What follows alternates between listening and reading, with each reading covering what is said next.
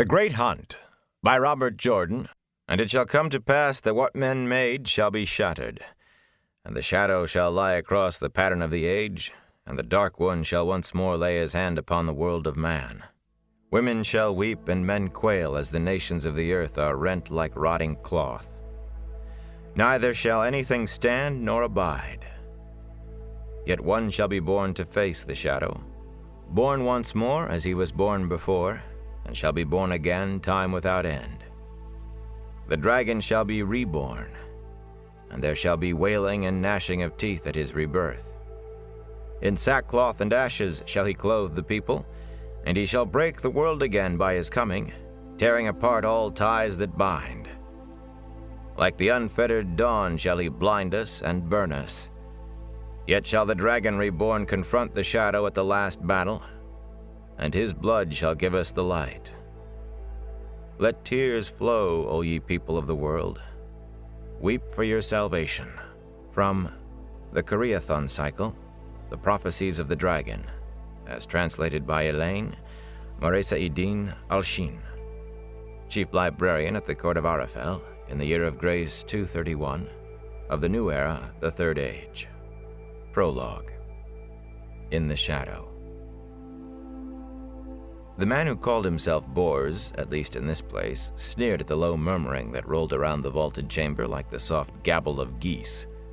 His grimace was hidden by the black silk mask that covered his face, though, just like the masks that covered the 100 other faces in the chamber.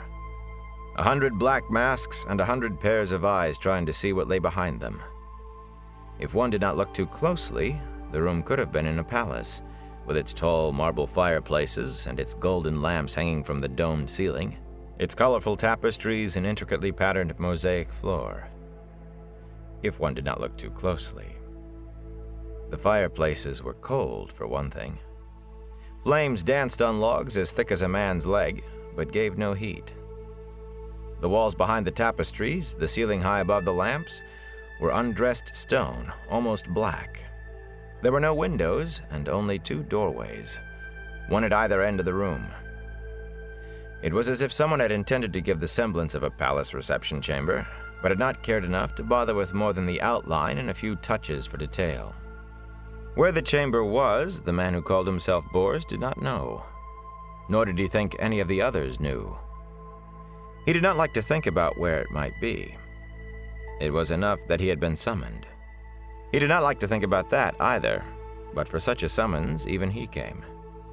He shifted his cloak, thankful that the fires were cold, else it would have been too hot for the black wool draping him to the floor. All his clothes were black. The bulky folds of the cloak hid the stoop he used to disguise his height, and bred confusion as to whether he was thin or thick. He was not the only one there enveloped in a tailor's span of cloth. Silently, he watched his companions. Patience had marked much of his life. Always, if he waited and watched long enough, someone made a mistake. Most of the men and women here might have had the same philosophy. They watched and listened silently to those who had to speak. Some people could not bear waiting or silence, and so gave away more than they knew. Servants circulated through the guests, slender, golden-haired youths, proffering wine with a bow and a wordless smile. Young men and young women alike, they wore tight white breeches and flowing white shirts. And male and female alike, they moved with disturbing grace. Each looked more than a mirror image of the others, the boys as handsome as the girls were beautiful. He doubted he could distinguish one from another, and he had an eye and a memory for faces. A smiling white-clad girl offered her tray of crystal goblets to him.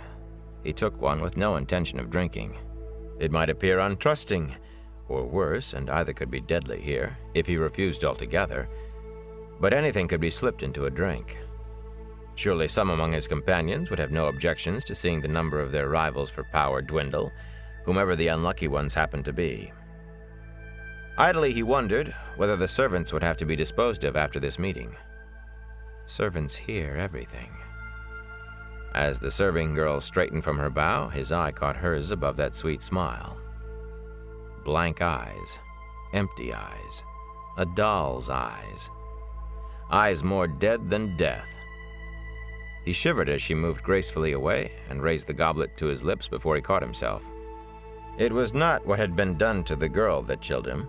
Rather, every time he thought he detected a weakness in those he now served, he found himself preceded, the supposed weakness cut out with a ruthless precision that left him amazed and worried. The first rule of his life had always been to search for weakness. For every weakness was a chink where he could probe and pry and influence. If his current masters, his masters for the moment, had no weakness. Frowning behind his mask, he studied his companions. At least there was plenty of weakness there. Their nervousness betrayed them, even those who had sense enough to guard their tongues. A stiffness in the way this one held himself, a jerkiness in the way that one handled her skirts. A good quarter of them, he estimated, had not bothered with disguise beyond the black masks. Their clothes told much. A woman standing before a gold and crimson wall hanging, speaking softly to a figure, impossible to say whether it was man or woman, cloaked and hooded in gray. She had obviously chosen the spot because the colors of the tapestry set off her garb. Doubly foolish to draw attention to herself, for her scarlet dress, cut low in the bodice, to show too much flesh and high at the hem to display golden slippers, marked her from Ilion, and a woman of wealth, perhaps even of noble blood. Not far beyond the Ilioner, another woman stood, alone and admirably silent. With a swan's neck and lustrous black hair falling in waves below her waist, she kept her back to the stone wall, observing everything. No nervousness there, only serene self-possession. Very admirable, that, but her coppery skin and her creamy high-necked gown, leaving nothing but her hands uncovered, yet clinging and only just barely opaque, so that it hinted at everything and revealed nothing, marked her just as clearly of the first blood of the Ara Doman. And unless the man who called himself Bors missed his guess entirely, the wide golden bracelet on her left wrist bore her house symbols. That would be for her own house. No Domani bloodborn would bend her stiff pride enough to wear the sigils of another house. Worse than foolishness. A man in a high-collared sky-blue Shinaran coat passed him with a wary head-to-toe glance through the eye-holes of his mask. The man's carriage named him Soldier. The set of his shoulders, the way his gaze never rested in one place for long, and the way his hand seemed ready to dart for a sword that was not there, all proclaimed it. The Shinaran wasted little time on the man who called himself Bors. Stooped shoulders and a bent back held no threat. The man who called himself Bors snorted as the Shinaran moved on, right hand clenching and eyes already studying elsewhere for danger. He could read them all, to class and country. Merchant and warrior, commoner and noble. From Kandor and Kyrian, Saldaea and Giladan. From every nation and nearly every people. His nose wrinkled in sudden disgust. Even a tinker, in bright green breeches and a virulent yellow coat. We can do without those come the day. The disguised ones were no better, many of them cloaked and shrouded as they were. He caught sight under the edge of one dark robe of the silver-worked boots of a High Lord of Tyr, and under another a glimpse of golden lion head spurs worn only by high officers in the Andorran Queen's Guards. A slender fellow, slender even in a floor-dragging black robe and an anonymous gray cloak caught with a plain silver pin, watched from the shadows of his deep cowl. He could be anyone from anywhere, except for the six-pointed star tattooed on the web between thumb and forefinger of his right hand. One of the sea folk, then, and a look at his left hand would show the marks of his clan and line. The man who called himself Bors did not bother to try. Suddenly his eyes narrowed, fixing on a woman, enveloped in black till nothing showed but her fingers. On her right hand rested a gold ring in the shape of a serpent eating its own tail. Aes Sedai, or at least a woman trained in Tar Valon by Aes Sedai. None else would wear that ring. Either way made no difference to him.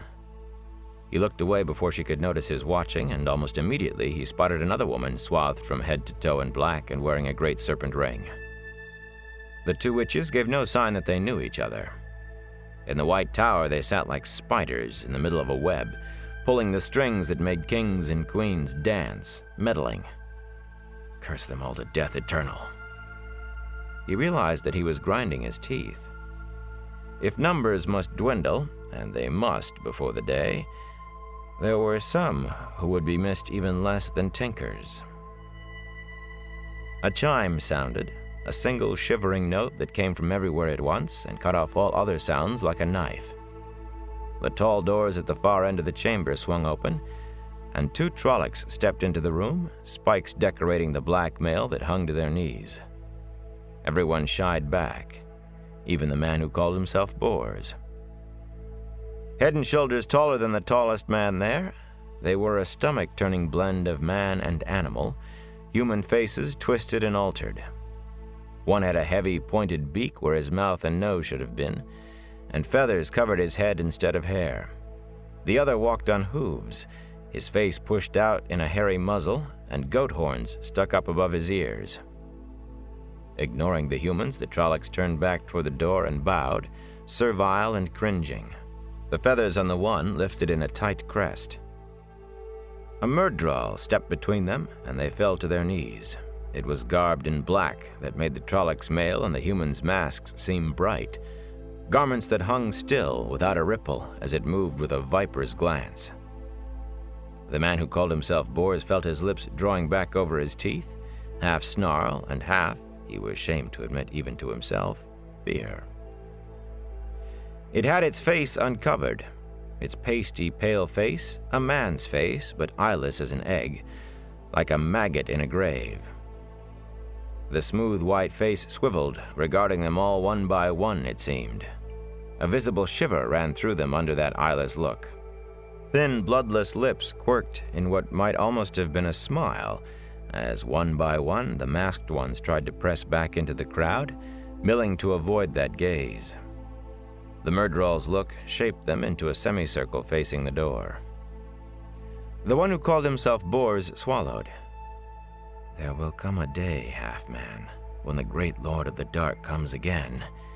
He will choose his new Dreadlords, and you will cower before them. You will cower before men, before me. Why doesn't it speak? Stop staring at me and speak. Your master comes. The Myrddraal's voice rasped like a dry snakeskin crumbling. To your bellies, worms. Grovel lest his brilliance blind and burn you. Rage filled the man who called himself Bors at the tone as much as the words. But then the air above the Halfman shimmered, and the import drove home. It can't be. It can't. The Trollocs were already on their bellies, writhing as if they wanted to burrow into the floor.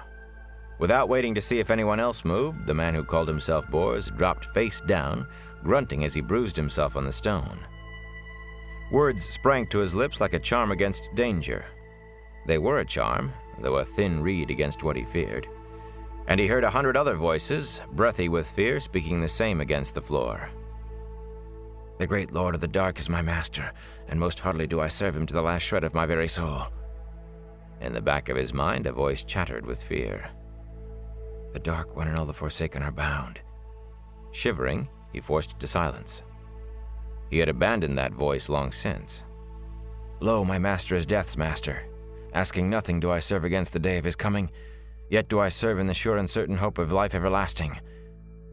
Bound in Shale Ghul, bound by the Creator at the moment of creation. No, I serve a different master now. Surely the faithful shall be exalted in the land, exalted above the unbelievers, exalted above thrones. Yet do I serve humbly against the day of his return. The hand of the Creator shelters us all, and the light protects us from the shadow. No, a different master. Swift come the day of return. Swift come the great Lord of the Dark to guide us and rule the world forever and ever.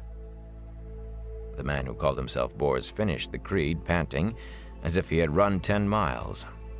The rasp of breath all around him told him he was not the only one. Rise, all of you, rise. The mellifluous voice took him by surprise. Surely none of his companions, lying on their bellies with their masked faces pressed to the mosaic tiles, would have spoken. But it was not the voice he expected from. Cautiously, he raised his head enough to see with one eye. The figure of a man floated in the air above the Myrddraal, the hem of his blood-red robe hanging a span over the half-man's head, masked and blood-red too. Would the great Lord of the Dark appear to them as a man, and masked besides? Yet the Myrddraal, its very gaze sphere, trembled and almost cowered where it stood in the figure's shadow. The man who called himself Bors grasped for an answer his mind could contain without splitting. One of the Forsaken, perhaps. That thought was only a little less painful. Even so, it meant the day of the Dark One's return must be close at hand, if one of the Forsaken was free. The Forsaken. 13 of the most powerful wielders of the One Power in an age filled with powerful wielders had been sealed up in Shayol Ghul along with the Dark One, sealed away from the world of men by the Dragon and the 100 Companions. And the backblast of that sealing had tainted the male half of the true source. And all the male Aes Sedai, those cursed wielders of the power, went mad and broke the world, tore it apart like a pottery bowl smashed on rocks, ending the age of legends before they died, rotting while they still lived. A fitting death for Aes Sedai, to his mind. Too good for them. He regretted only that the women had been spared. Slowly, painfully, he forced the panic to the back of his mind, confined it and held it tight, though it screamed to get out. It was the best he could do. None of those on their bellies had risen, and only a few had even dared raise their heads. "Rise!" There was a snap in the red-masked figure's voice this time. He gestured with both hands. "Stand!" The one who called himself Bors scrambled up awkwardly, but halfway to his feet he hesitated. Those gesturing hands were horribly burned, crisscrossed by black fissures, the raw flesh between as red as the figure's robes. Would the Dark One appear so? Even one of the Forsaken? The eye holes of that blood-red mask swept slowly across him, and he straightened hastily. He thought he could feel the heat of an open furnace in that gaze. The others obeyed the command with no more grace and no less fear in their rising. When all were on their feet, the floating figure spoke. "I have been known by many names, but the one by which you shall know me is Baalzamon." The man who called himself Bors clamped his teeth to keep them from chattering. Baalzamon. In the Trolloc tongue, it meant Heart of the Dark, and even unbelievers knew it was the Trolloc name for the great Lord of the Dark. He whose name must not be uttered. Not the true name, Shaitan, but still forbidden. Among those gathered here, and others of their kind, to sully either with a human tongue was blasphemy. His breath whistled through his nostrils, and all around him he could hear others panting behind their masks. The servants were gone, and the Trollocs as well, though he had not seen them go. "The place where you stand lies in the shadow of Shayol Ghul." More than one voice moaned at that. The man who called himself Bors was not sure his own was not among them. A touch of what might almost be called mockery entered Baalzamon's voice as he spread his arms wide. "Fear not, for the day of your master's rising upon the world is near at hand. The day of return draws nigh. Does it not tell you so that I am here, to be seen by you, favored few, among your brothers and sisters? Soon the wheel of time will be broken. Soon the great serpent will die, and with the power of that death, the death of time itself, your master will remake the world in his own image for this age and for all ages to come. And those who serve me, faithful and steadfast, will sit at my feet above the stars in the sky and rule the world of men forever. So have I promised, and so shall it be without end. You shall live and rule forever." A murmur of anticipation ran through the listeners, and some even took a step forward toward the floating crimson shape, their eyes lifted, rapturous. Even the man who called himself Bors felt the pull of that promise, the promise for which he had dealt away his soul 100 times over. "The day of return comes closer," Baalzamon said. "but there is much yet to do. Much to do." The air to Baalzamon's left shimmered and thickened, and the figure of a young man hung there, a little lower than Baalzamon. The man who called himself Bors could not decide whether it was a living being or not. A country lad, by his clothes, with a light of mischief in his brown eyes and the hint of a smile on his lips, as if in memory or anticipation of a prank. The flesh looked warm, but the chest did not move with breath. The eyes did not blink. The air to Baalzamon's right wavered as if with heat, and a second country-clad figure hung suspended a little below Baalzamon. A curly-haired youth, as heavily muscled as a blacksmith. And an oddity. A battle-axe hung at his side, a great steel half-moon, balanced by a thick spike. The man who called himself Bors suddenly leaned forward, intent on an even greater strangeness. A youth with yellow eyes. For the third time, air solidified into the shape of a young man, this time directly under Baalzamon's eye, almost at his feet. A tall fellow, with eyes now gray, now almost blue as the light took them, and dark reddish hair. Another villager or farmer. The man who called himself Bors gasped. Yet another thing out of the ordinary, though he wondered why he should expect anything to be ordinary here. A sword swung from the figure's belt, a sword with a bronze heron on the scabbard, and another inset into the long two-handed hilt. A village boy with a heron-mark blade? Impossible. What can it mean? And a boy with yellow eyes? He noticed the Myrddraal looking at the figures, trembling. And unless he misjudged entirely, its trembling was no longer fear, but hatred. Dead silence had fallen, silence that Baalzamon let deepen before he spoke. "There is now one who walks the world. One who was and will be, but is not yet, the dragon." A startled murmur ran through his listeners. "The Dragonborn! We are to kill him, great lord!" That from the Shienaran, hand grasping eagerly at his side where his sword would hang. "Perhaps," Baalzamon said simply. "and perhaps not. Perhaps he can be turned to my use. Sooner or later it will be so, in this age or another." The man who called himself Bors blinked. In this age or another? I thought the day of return was near. What mattered to me what happens in another age if I grow old and die waiting in this one? But Baalzamon was speaking again. "Already a bend is forming in the pattern, one of many points where he who will become the dragon may be turned to my service. Must be turned. Better that he serve me alive than dead, but alive or dead, serve me he must and will.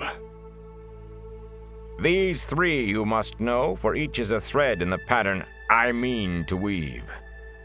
And it will be up to you to see that they are placed as I command. Study them well, that you will know them." Abruptly, all sound was gone.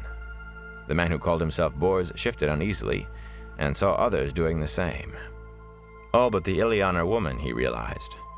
With her hands spread over her bosom, as if to hide the rounded flesh she exposed, eyes wide, half frightened and half ecstatic, she was nodding eagerly as though to someone face to face with her. Sometimes she appeared to give a reply, but the man who called himself Bors heard not a word. Suddenly she arched backwards, trembling and rising on her toes. He could not see why she did not fall, unless something unseen held her. Then, just as abruptly, she settled back to her feet and nodded again, bowing, shivering. Even as she straightened, one of the women wearing a great serpent ring gave a start and began nodding. So each of us hears his own instructions, and none hears another's. The man who called himself Bors muttered in frustration. If he knew what even one other was commanded, he might be able to use the knowledge to advantage. But this way... Impatiently he waited for his turn, forgetting himself enough to stand straight. One by one the gathering received their orders, each walled in silence, yet still giving tantalizing clues, if only he could read them. The man of the Atha An Mier, the sea folk, stiffening with reluctance as he nodded. The Shainaran, his stance bespeaking confusion even while he acquiesced. The second woman of Tar Valon giving a start, as of shock, and the gray-swathed figure, whose sex he could not determine, shaking its head, before falling to its knees and nodding vigorously. Some underwent the same convulsion as the Ilianer woman, as if pain itself lifted them to toe tips. Bors. The man who called himself Bors jerked as a red mask filled his eyes. He could still see the room, still see the floating shape of Baalzamon and the three figures before him, but at the same time, all he could see was the red-masked face. Dizzy, he felt as if his skull were splitting open and his eyes were being pushed out of his head. For a moment, he thought he could see flames through the eye holes of the mask. Are you faithful, Bors? The hint of mocking in the name sent a chill down his backbone. I am faithful, great lord. I cannot hide from you. I am faithful, I swear it. No, you cannot. The certainty in Baalzamon's voice dried his mouth, but he forced himself to speak. Command me, great lord, and I obey. Firstly, you are to return to Taraban and continue your good works. In fact, I command you to redouble your efforts. He stared at Baalzamon in puzzlement, but then fires flared again behind the mask, and he took the excuse of a bow to pull his eyes away. As you command, great lord, so shall it be. Secondly, you will watch for the three young men and have your followers watch. Be warned, they are dangerous. The man who called himself Bors glanced at the figures floating in front of Baalzamon. How can I do that? I can see them, but I can't see anything except his face. His head felt about to burst. Sweat slicked his hands under his thin gloves, and his shirt clung to his back. Dangerous, great lord. Farm boys. Is one of them the... A sword is dangerous to the man at the point, but not to the man at the hilt. Unless the man holding the sword is a fool, or careless, or unskilled. In which case, it is twice as dangerous to him as to anyone else. It is enough that I have told you to know them. It is enough that you obey me. As you command, great lord, so shall it be. Thirdly, regarding those who have landed at Toman Head and the Domani, of this you will speak to no one. When you return to Taraban, the man who called himself Bors realized as he listened that his mouth was sagging open. The instructions made no sense. If I knew what some of the others were told, perhaps I could piece it together. Abruptly, he felt his head grasped as though by a giant hand, crushing his temples, felt himself being lifted, and the world blew apart in 1,000 starbursts, each flash of light becoming an image that fled across his mind or spun and dwindled into the distance before he could more than barely grasp it. An impossible sky of striated clouds, red and yellow and black, racing as if driven by the mightiest wind the world had ever seen. A woman, a girl, dressed in white, receded into blackness and vanished as soon as she appeared. A raven stared him in the eye, knowing him, and was gone. An armored man in a brutal helm, shaped and painted and gilded like some monstrous poisonous insect, raised a sword and plunged to one side beyond his view. A horn, curled and golden, came hurtling out of the far distance. One piercing note it sounded as it flashed toward him, tugging his soul. At the last instant, it flashed into a blinding golden ring of light that passed through him, chilling him beyond death. A wolf leaped from the shadows of lost sight and ripped out his throat. He could not scream. The torrent went on, drowning him, burying him. He could barely remember who he was or what he was. The skies rained fire and the moon and stars fell. Rivers ran in blood and the dead walked. The earth split open and fountained molten rock. The man who called himself Bors found himself half crouching in the chamber with the others, most watching him, all silent. Wherever he looked, up or down or in any direction, the masked face of Baalzamon overwhelmed his eyes. The images that had flooded into his mind were fading. He was sure many were already gone from memory. Hesitantly, he straightened, Baalzamon always before him. Great Lord, what? Some commands are too important to be known, even by he who carries them out. The man who called himself Bors bent almost double in his bow. As you command, great Lord, he whispered hoarsely. So shall it be. When he straightened, he was alone in silence once more. Another, the Terran High Lord, nodded and bowed to someone none else saw. The man who called himself Bors put an unsteady hand to his brow, trying to hold on to something of what had burst through his mind, though he was not completely certain he wanted to remember. The last remnant flickered out, and suddenly he was wondering what it was that he was trying to recall. I know there was something, but what? There was something, wasn't there? He rubbed his hands together, grimacing at the feel of sweat under his gloves, and turned his attention to the three figures hanging suspended before Baalzamon's floating form. The muscular, curly-haired youth, the farmer with the sword, and a lad with a look of mischief on his face. Already in his mind, the man who called himself Bors had named them the blacksmith, the swordsman, and the trickster. What is their place in the puzzle? They must be important, or Baalzamon would not have made them the center of this gathering. But from his orders alone, they could all die at any time, and he had to think that some of the others, at least, had orders as deadly for the three. How important are they? Blue eyes could mean the nobility of Andor, unlikely in those clothes, and there were borderlanders with light eyes, as well as some Terrans, not to mention a few from Gillidan, and of course, no help there. But yellow eyes? Who are they? What are they? He started at a touch on his arm and looked around to find one of the white-clad servants, a young man, standing by his side. The others were back too, more than before, one for each of the masked. He blinked. Baalzamon was gone. The Myrddraal was gone too, and only rough stone was where the door it had used had been. The three figures still hung there, though. He felt as if they were staring at him. If it please you, my Lord Bors, I will show you to your room. Avoiding those dead eyes, he glanced once more at the three figures, then followed.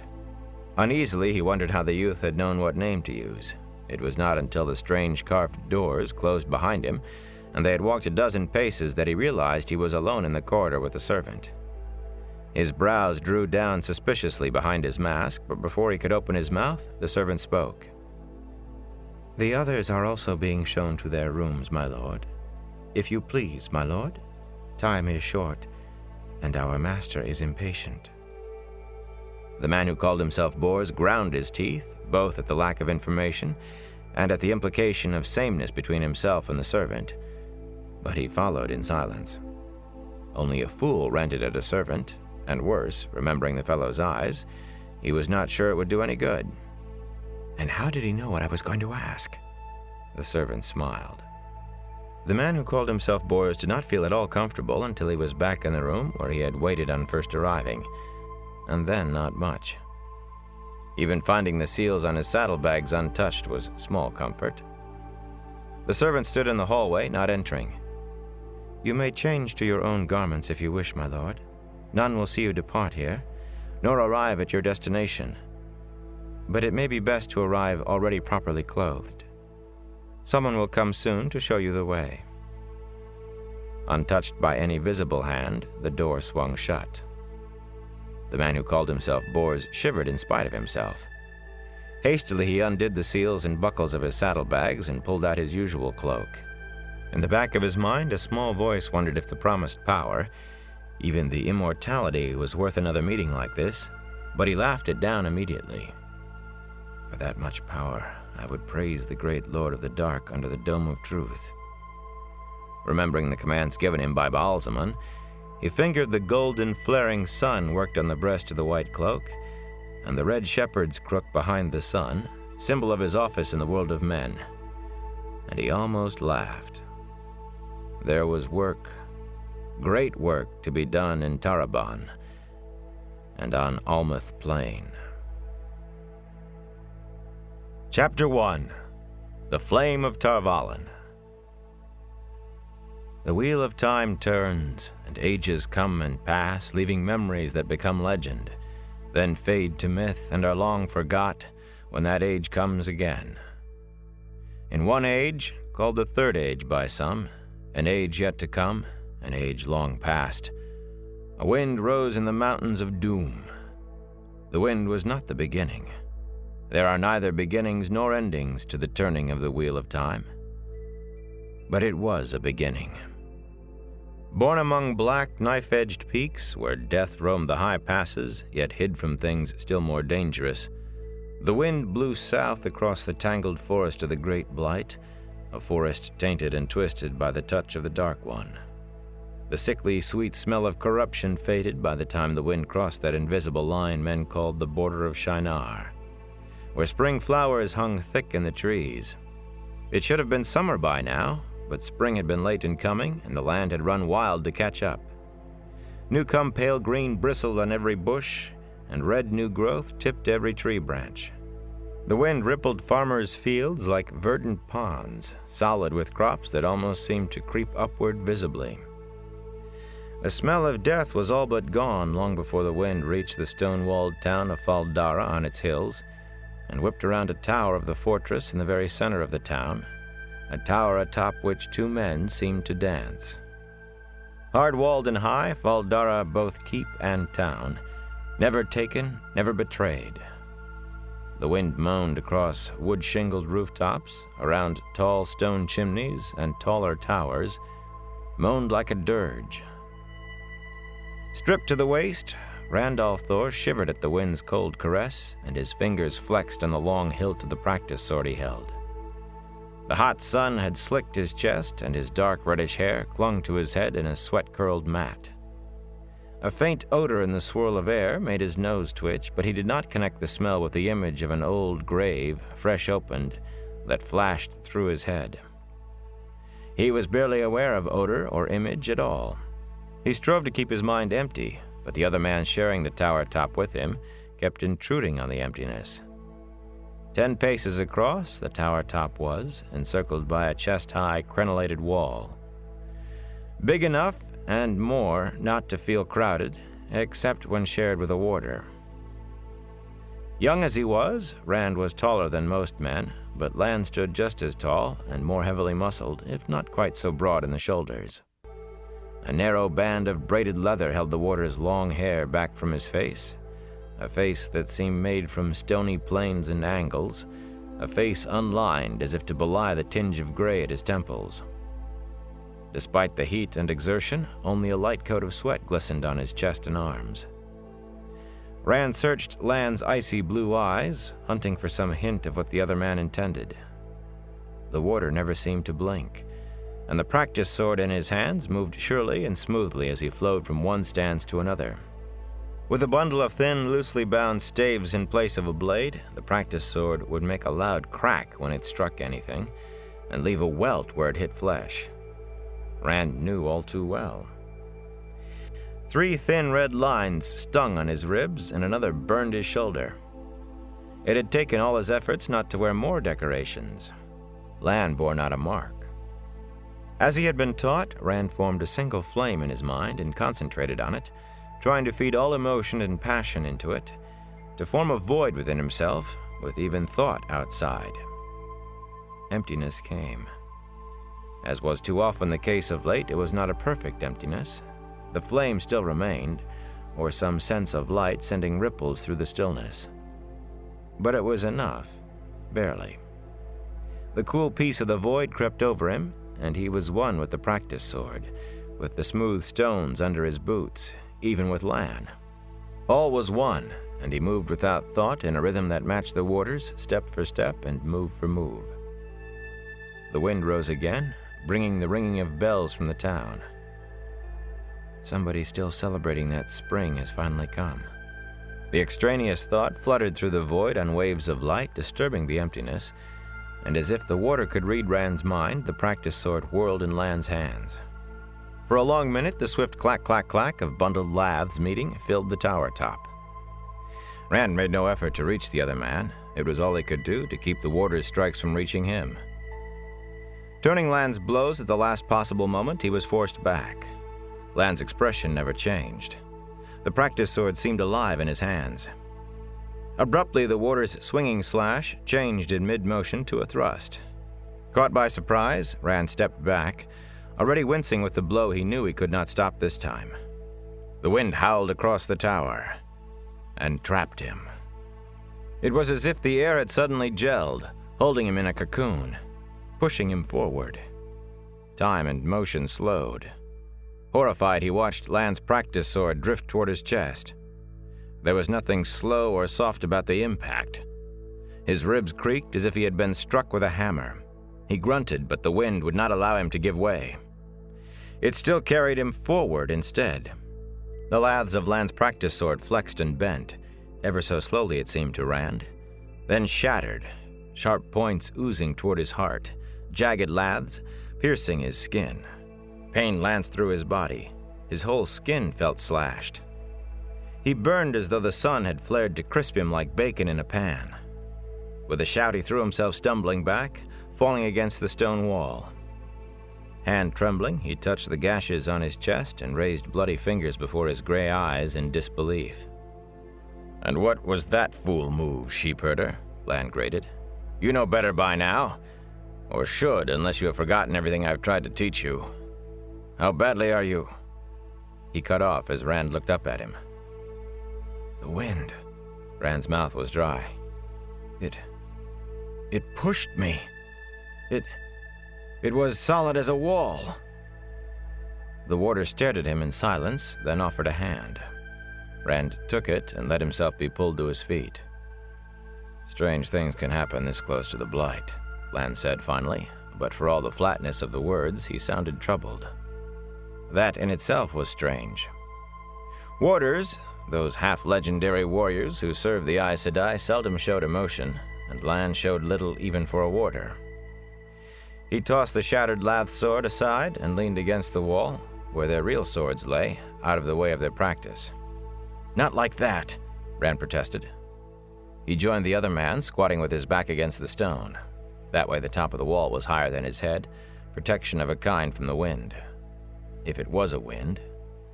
No wind had ever felt solid like that. Peace. Maybe not even in the Blight. "For someone like you," Lan shrugged, as if that explained everything. "How long before you leave, sheepherder? A month since you said you were going, and I thought you'd be 3 weeks gone by now."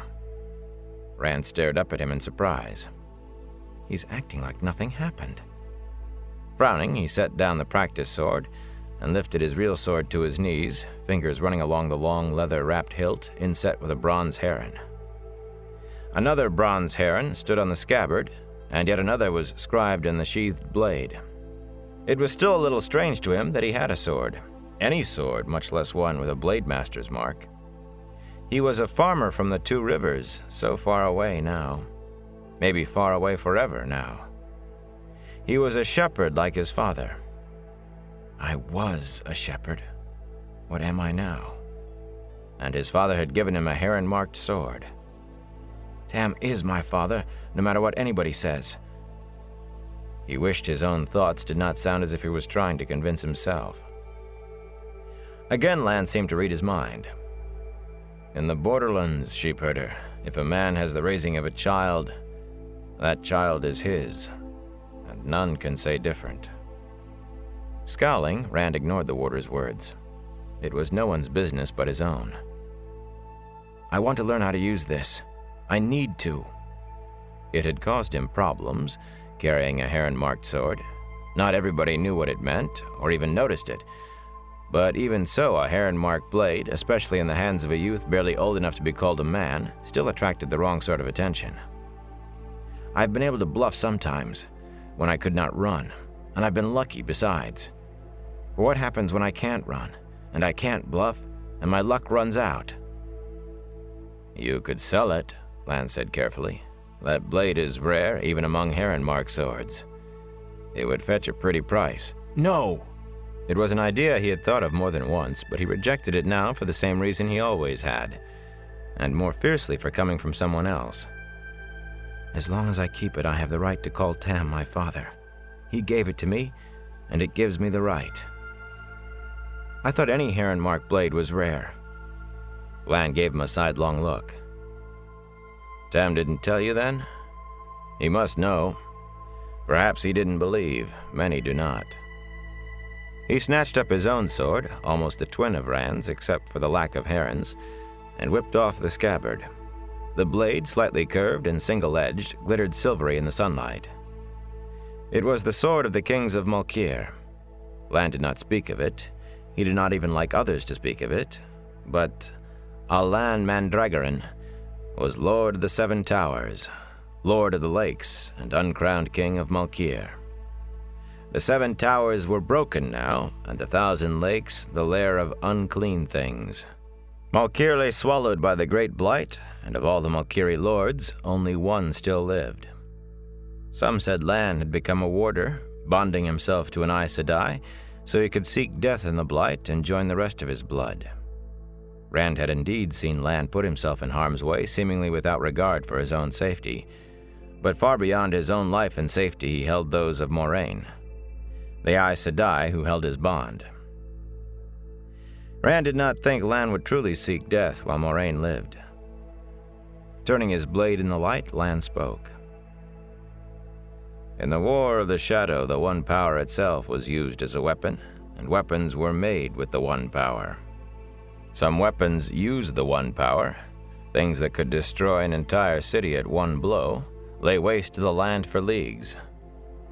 Just as well those were all lost in the breaking, just as well no one remembers the making of them. But there were simpler weapons too, for those who would face Myrddraal, and worse things the Dreadlords made, blade to blade. With the One Power, Aes Sedai drew iron and other metals from the earth, smelted them, formed and wrought them, all with the power. Swords and other weapons too. Many that survived the breaking of the world were destroyed by men who feared and hated Aes Sedai work, and others have vanished with the years. Few remain, and few men truly know what they are. There have been legends of them, swollen tales of swords that seem to have a power of their own. You've heard the Gleeman's tales. The reality is enough. Blades that will not shatter or break and never lose their edge. I've seen men sharpening them, playing at sharpening, as it were, but only because they could not believe a sword did not need it after use. All they ever did was wear away their oil stones. Those weapons the Aes Sedai made, and there will never be others. When it was done, war and age ended together, with the world shattered, with more dead unburied than were alive, and those alive fleeing, trying to find some place, any place, of safety, with every second woman weeping because she'd never see her husband or sons again. When it was done, the Aes Sedai who still lived swore they would never again make a weapon for one man to kill another. Every Aes Sedai swore it, and every woman of them since has kept that oath. Even the Red Ajah. And they care little what happens to any male. One of those swords, a plain soldier's sword, with a faint grimace, almost sad if the warder could be said to show emotion, he slid the blade back into its sheath, became something more. On the other hand, those made for Lord Generals, with blades so hard no bladesmith could mark them, yet marked already with a heron, those blades became sought after. Rand's hands jerked away from the sword propped on his knees. It toppled, and instinctively he grabbed it before it hit the floor stones. You mean Aes Sedai made this? I thought you were talking about your sword. Not all heron-marked blades are Aes Sedai work. Few men handle a sword with the skill to be named Blade Master and be awarded a heron-marked blade, but even so, not enough Aes Sedai blades remain for more than a handful to have one. Most come from master bladesmiths, the finest steel men can make, yet still wrought by a man's hands. But that one sheepherder, that one could tell a tale of 3,000 years or more. I can't get away from them, Rand said. Can I? He balanced the sword in front of him on scabbard point. It looked no different than it had before he knew. Aes Sedai work. But Tam gave it to me. My father gave it to me. He refused to think of how a Two Rivers shepherd had come by a heron-marked blade. There were dangerous currents in such thoughts, deeps he did not want to explore. Do you really want to get away, sheepherder? I'll ask again. Why are you not gone then? The sword? In 5 years I could make you worthy of it, make you a blade master. You have quick wrists, good balance, and you don't make the same mistake twice. But I do not have 5 years to give over to teaching you, and you do not have 5 years for learning. You have not even 1 year, and you know it. As it is, you will not stab yourself in the foot. You hold yourself as if the sword belongs at your waist, sheepherder, and most village bullies will sense it. But you've had that much almost since the day you put it on. So why are you still here? Mat and Perrin are still here, Rand mumbled. I don't want to leave before they do. I won't ever... I might not see them again for years, maybe. His head dropped back against the wall. Blood and ashes. At least they just think I'm crazy not to go home with them. Half the time Nynaeve looks at me like I'm 6 years old and I've skinned my knee and she's going to make it better. The other half she looks like she's seeing a stranger. One she might offend if she looks too closely at that. She's a wisdom, and besides that, I don't think she's ever been afraid of anything, but she... He shook his head. And Egwene? Burn me. She knows why I have to go, but every time I mention it, she looks at me, and I nod up inside and... He closed his eyes, pressing the sword hilt against his forehead, as if he could press what he was thinking out of existence. I wish... You wish everything could be the way it was, sheepherder? Or you wish the girl would go with you instead of to Tar Valon? You think she'll give up becoming an Aes Sedai for a life of wandering? With you? If you put it to her in the right way, she might. Love is an odd thing. Lan sounded suddenly weary. As odd a thing as there is. No. It was what he had been wishing, that she would want to go with him. He opened his eyes and squared his back and made his voice firm. No, I wouldn't let her come with me if she did ask. He could not do that to her. But Light, wouldn't it be sweet, just for a minute, if she said she wanted to? She gets muley stubborn if she thinks I'm trying to tell her what to do, but I can still protect her from that. He wished she were back home in Emond's Field, but all hope of that had gone the day Moraine came to the Two Rivers. Even if it means she does become an Aes Sedai. The corner of his eye caught Lan's raised eyebrow, and he flushed. And that is all the reason? You want to spend as much time as you can with your friends from home before they go? That's why you're dragging your feet. You know what's sniffing at your heels. Rand surged angrily to his feet. All right, it's Moraine. I wouldn't even be here if not for her, and she won't as much as talk to me. You'd be dead if not for her, sheepherder, Lan said flatly. But Rand rushed on. She tells me horrible things about myself. His knuckles whitened on the sword. That I'm going to go mad and die. And then suddenly, she won't even say 2 words to me. She acts as if I'm no different from the day she found me, and that smells wrong too. You want her to treat you like what you are? No, I don't mean that. Burn me, I don't know what I mean half the time. I don't want that. And I'm scared of the other. Now she's gone off somewhere, vanished.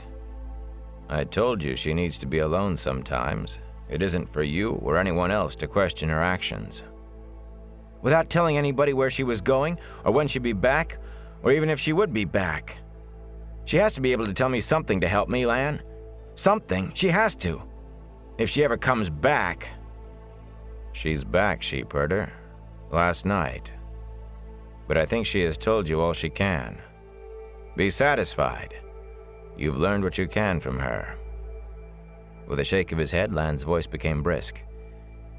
You certainly aren't learning anything standing there. Time for a little balance work. Go through parting the silk, beginning from heron waiting in the rushes. Remember that heron form is only for practicing balance. Anywhere but doing forms, it leaves you wide open. You can strike home from it if you wait for the other man to move first, but you'll never avoid his blade. She has to be able to tell me something, Lan. That wind, it wasn't natural, and I don't care how close to the Blight we are. Heron waiting in the rushes, sheepherder. And mind your wrists. From the south came a faint peal of trumpets, a rolling fanfare suddenly growing louder, accompanied by the steady thrum-thrum-thrum-thrum of drums. For a moment, Rand and Lan stared at each other. Then the drums drew them to the tower wall to stare southward. The city stood on high hills, the land around the city walls cleared to ankle height for a full mile in all directions, and the keep covered the highest hill of all. From the tower top, Rand had a clear view across the chimneys and roofs to the forest.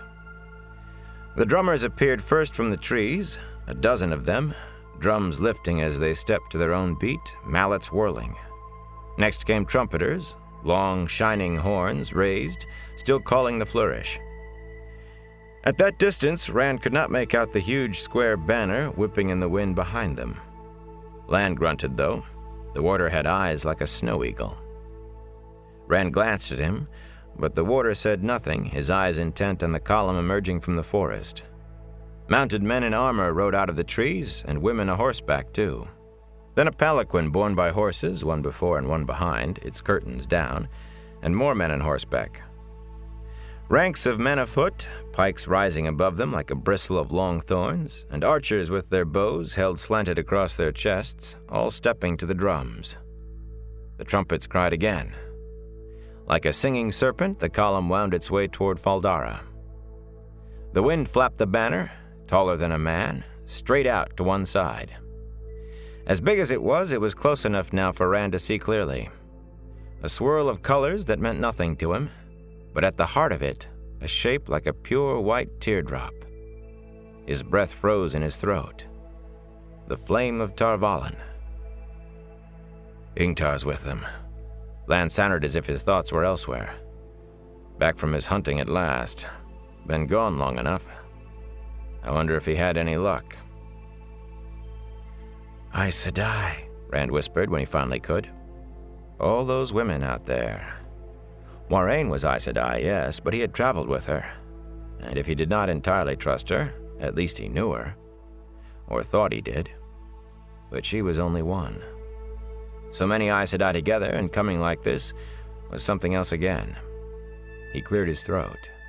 When he spoke, his voice grated. Why so many, Lan? Why any at all? And with drums and trumpets and a banner to announce them. Aes Sedai were respected in Shinar, at least by most people, and the rest respectfully feared them. But Rand had been in places where it was different, where there was only the fear and often hate. Where he had grown up, some men at least spoke of Tar Valon witches as they would speak of the Dark One. He tried to count the women, but they kept no ranks or order, moving their horses around to converse with one another or with whoever was in the palanquin. Goosebumps covered him. He had traveled with Moiraine, and met another Aes Sedai, and he had begun to think of himself as worldly. Nobody ever left the Two Rivers, or almost nobody, but he had. He had seen things no one back in the Two Rivers had ever laid eyes on, done things they had only dreamed of, if they had dreamed so far. He had seen a queen and met the daughter heir of Andor, faced a Myrddraal and traveled the ways, and none of it had prepared him for this moment. Why so many? He whispered again. The Amyrlin seats come in person. Lan looked at him, his expression as hard and unreadable as a rock. Your lessons are done, sheepherder. He paused then, and Rand almost thought there was sympathy on his face. That could not be, of course. Better for you if you were a week gone. With that, the warder snatched up his shirt and disappeared down the ladder into the tower. Rand worked his mouth, trying to get a little moisture. He stared at the column approaching Faldara as if it really were a snake, a deadly viper.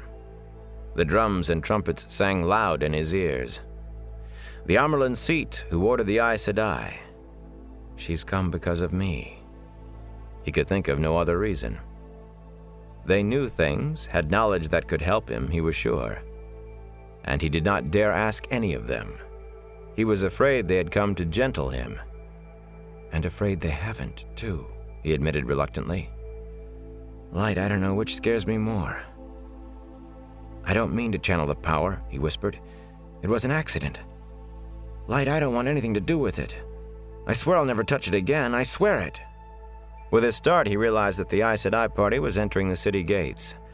The wind swirled up fiercely, chilling his sweat like droplets of ice, making the trumpets sound like sly laughter. He thought he could smell an opened grave strong in the air. My grave if I keep standing here. Grabbing his shirt, he scrambled down the ladder and began to run. Chapter 2. The Welcome. The halls of Fal Dara Keep, their smooth stone walls sparsely decorated with elegantly simple tapestries and painted screens, bustled with news of the Amyrlin Seat's imminent arrival. Servants in black and gold darted about their tasks, running to prepare rooms or carry orders to the kitchens, moaning that they could not have everything ready for so great a personage when they had had no warning. Dark-eyed warriors, their heads shaven except for a topknot bound with a leather cord, did not run, but haste filled their steps, and their faces shone with an excitement normally reserved for battle. Some of the men spoke as Rand hurried past. "Ah, there you are, Randalthor.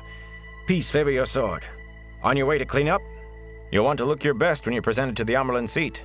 She'll want to see you and your two friends as well as the women. You can count on it." He trotted toward the broad stairs, wide enough for 20 men abreast, that led up to the men's apartments. "The Amyrlin herself, come with no more warning than a pack peddler. Must be because of Moraine Sedai and you Southerners, eh? What else?" The wide, iron-bound doors of the men's apartments stood open and half jammed with top-knotted men buzzing with the Amyrlin's arrival. "Ho, Southlander! The Amyrlin's here. Come for you and your friends, I suppose. Peace, what honor for you. She seldom leaves Tar Valon, and she's never come to the Borderlands in my memory." He fended them all off with a few words. He had to wash, find a clean shirt, no time to talk. They thought they understood and let him go. Not a one of them knew a thing except that he and his friends traveled in company with an Aes Sedai, that two of his friends were women who were going to Tar Valon to train as Aes Sedai, but their words stabbed at him as if they knew everything. "She's come for me." He dashed through the men's apartments, darted into the room he shared with Mat and Perrin, and froze, his jaw dropping in astonishment. The room was filled with women wearing the black and gold, all working purposefully. It was not a big room, and its windows, a pair of tall, narrow arrow slits looking down on one of the inner courtyards, did nothing to make it seem larger. 3 beds on black and white tiled platforms, each with a chest at the foot, 3 plain chairs, a washstand by the door, and a tall, wide wardrobe crowded the room. The 8 women in there seemed like fish in a basket. The women barely glanced at him and went right on clearing his clothes, and Mat and Perrin's, out of the wardrobe and replacing them with new. Anything found in the pockets was put atop the chests, and the old clothes were bundled up carelessly like rags. "What are you doing?" he demanded when he caught his breath. "Those are my clothes." One of the women sniffed and poked a finger through a tear in the sleeve of his only coat, then added it to the pile on the floor. Another, a black-haired woman with a big ring of keys at her waist, set her eyes on him. That was Elan Su, Chatayan of the Keep. He thought of the sharp-faced woman as a housekeeper, though the house she kept was a fortress and scores of servants did her bidding. "Moraine Sedai said all of your clothes are worn out, and the Lady Amalisa had new made to give you. Just keep out of our way," she added firmly, "and we will be done the quicker." There were few men the Chatayan could not bully into doing as she wished. Some said even Lord Agilmar, and she plainly did not expect any trouble with one man young enough to be her son. He swallowed what he had been going to say. There was no time for arguing. The Amyrlin Seat could be sending for him at any minute. "Honor to the Lady Amalisa for her gift," he managed, after the Shienaran way. "And honor to you, Elan Su Chatayan. Please convey my words to the Lady Amalisa, and tell her I said, heart and soul to serve." That ought to satisfy the Shienaran love of ceremony for both women. "But now, if you'll pardon me, I want to change." "That is well," Elan Su said comfortably. "Moraine Sedai said to remove all the old, every stitch. Small clothes, too." Several of the women eyed him sideways. None of them made a move toward the door. He bit his cheek to keep from laughing hysterically. Many ways were different in Shinar from what he was used to, and there were some to which he would never become accustomed if he lived forever. He had taken to bathing in the small hours of the morning, when the big, tiled pools were empty of people, after he discovered that at any other time a woman might climb into the water with him. It could be a scullion or the Lady Amalisa, Lord Agelmar's sister herself. The baths were one place in Shinar where there was no rank. Expecting him to scrub her back in return for the same favor, asking him why his face was so red, had he taken too much sun? They had soon learned to recognize his blushes for what they were, and not a woman in the keep, but seemed fascinated by them. I might be dead or worse in another hour, and they're waiting to see me blush. He cleared his throat. If you'll wait outside, I'll pass the rest out to you. On my honor. One of the women gave a soft chortle, and even Elansu's lips twitched, but the Chatayan nodded and directed the other women to gather up the bundles they had made. She was the last to leave, and she paused in the doorway to add, "The boots, too. Moraine Sedai said everything." He opened his mouth, then closed it again. His boots, at least, were certainly still good, made by Alwyn Alvan, the cobbler back in Emond's Field, and well broken in and comfortable. But if giving up his boots would make the Chatayan leave him alone so he could go, he would give her the boots and anything else she wanted. He had no time. Yes, of course. On my honor." He pushed on the door, forcing her out. Alone, he dropped onto his bed to tug off his boots. They were still good, a little worn, the leather cracked here and there, but still wearable and well broken in to fit his feet. Then hastily stripped off, piling everything atop the boots, and washed at the basin just as quickly. The water was cold. The water was always cold in the men's apartments. The wardrobe had 3 wide doors carved in the simple Shinaran manner, suggesting more than showing a series of waterfalls and rocky pools. Pulling open the center door, he stared for a moment at what had replaced the few garments he had brought with him. A dozen high-collared coats of the finest wool, and as well cut as any he had ever seen on a merchant's back or a lord's, most embroidered like feast day clothes. A dozen! 3 shirts for every coat, both linen and silk, with wide sleeves and tight cuffs. 2 cloaks. 2, when he had made do with one at a time all his life. One cloak was plain, stout wool and dark green, the other deep blue with a stiff standing collar embroidered in gold with herons. And high on the left breast, where a lord would wear his sign, his hand drifted to the cloak of its own accord. As if uncertain what they would feel, his fingers brushed the stitching of a serpent, curled almost into a circle, but a serpent with 4 legs and a lion's golden mane, scaled in crimson and gold, its feet each tipped with 5 golden claws. His hand jerked back as if burned. Light, help me. Was it Amalisa had this made, or Moraine? How many saw it? How many know what it is, what it means? Even one is too many. Burn me, she's trying to get me killed. Bloody Moraine won't even talk to me, but now she's giving me bloody fine new clothes to die in. A rap at the door sent him leaping half out of his skin. Are you done? Came Elansu's voice. Every stitch now. Perhaps I had better... A creak as if she were trying the knob. With a start, Rand realized he was still naked. I'm done, he shouted. Peace! Don't come in! Hurriedly, he gathered up what he had been wearing, boots and all. I'll bring them! Hiding behind the door, he opened it just wide enough to shove the bundle into the arms of the Chatayan. That's everything. She tried to peer through the gap. Are you sure? Moraine Sedai said everything. Perhaps I had better just look. It's everything, he growled. On my honor. He shouldered the door shut in her face and heard laughter from the other side. Muttering under his breath, he dressed hurriedly. He would not put it past any of them to find some excuse to come bulling in anyway. The gray breeches were snugger than he was used to, but still comfortable, and the shirt with its billowy sleeves was wide enough to satisfy any good wife in Emond's Field on laundry day. The knee-high boots fit as if he had worn them a year. He hoped it was just a good cobbler, and not more Aes Sedai work. All of these clothes would make a pack as big as he was. Yet he had grown used to the comfort of clean shirts again, of not wearing the same breeches day after day until sweat and dirt made them as stiff as his boots, then wearing them still. He took his saddlebags from his chest and stuffed what he could into them, then reluctantly spread the fancy cloak out on the bed and piled a few more shirts and breeches on that. Folded with the dangerous sigil inside and tied with a cord, looped so it could be slung on a shoulder, it looked not much different from the packs he had seen carried by other young men on the road. A peal of trumpets rolled through the arrow slits, trumpets calling the fanfare from outside the walls, trumpets answering from the keep towers. "I'll pick out the stitching when I get a chance," he muttered.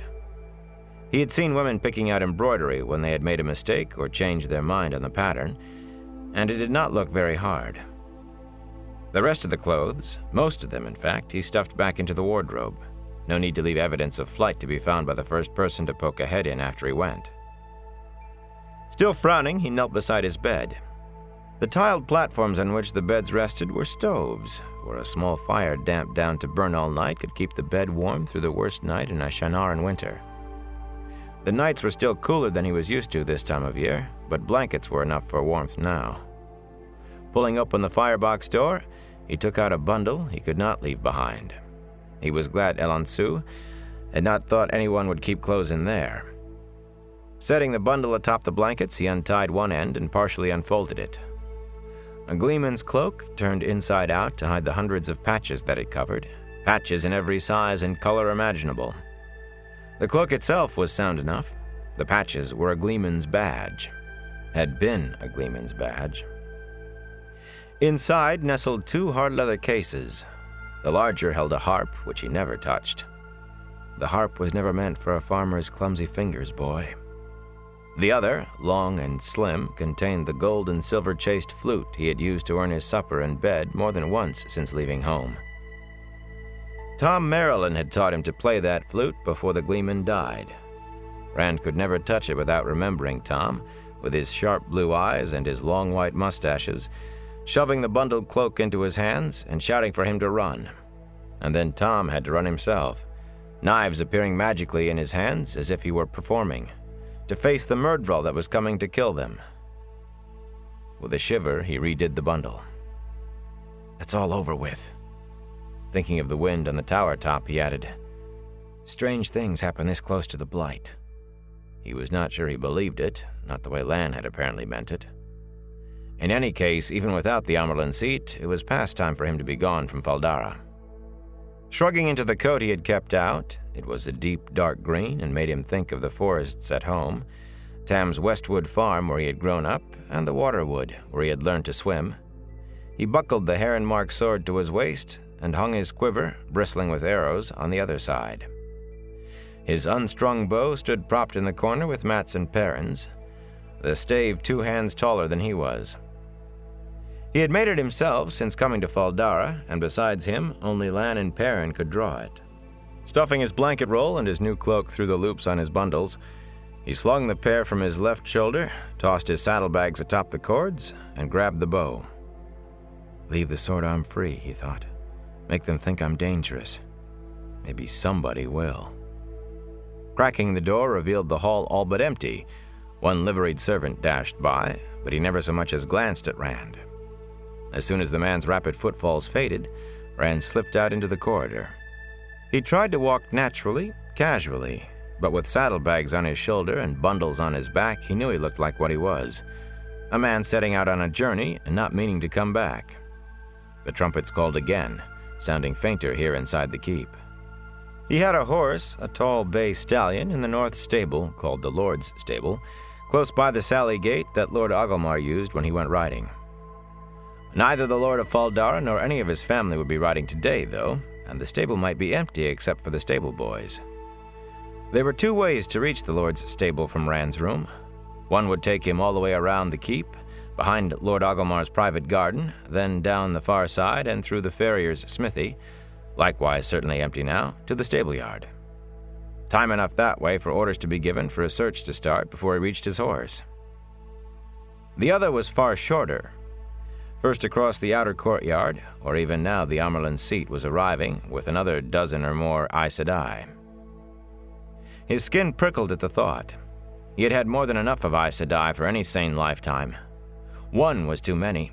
All the stories said it, and he knew it for fact. But he was not surprised when his feet took him toward the outer courtyard.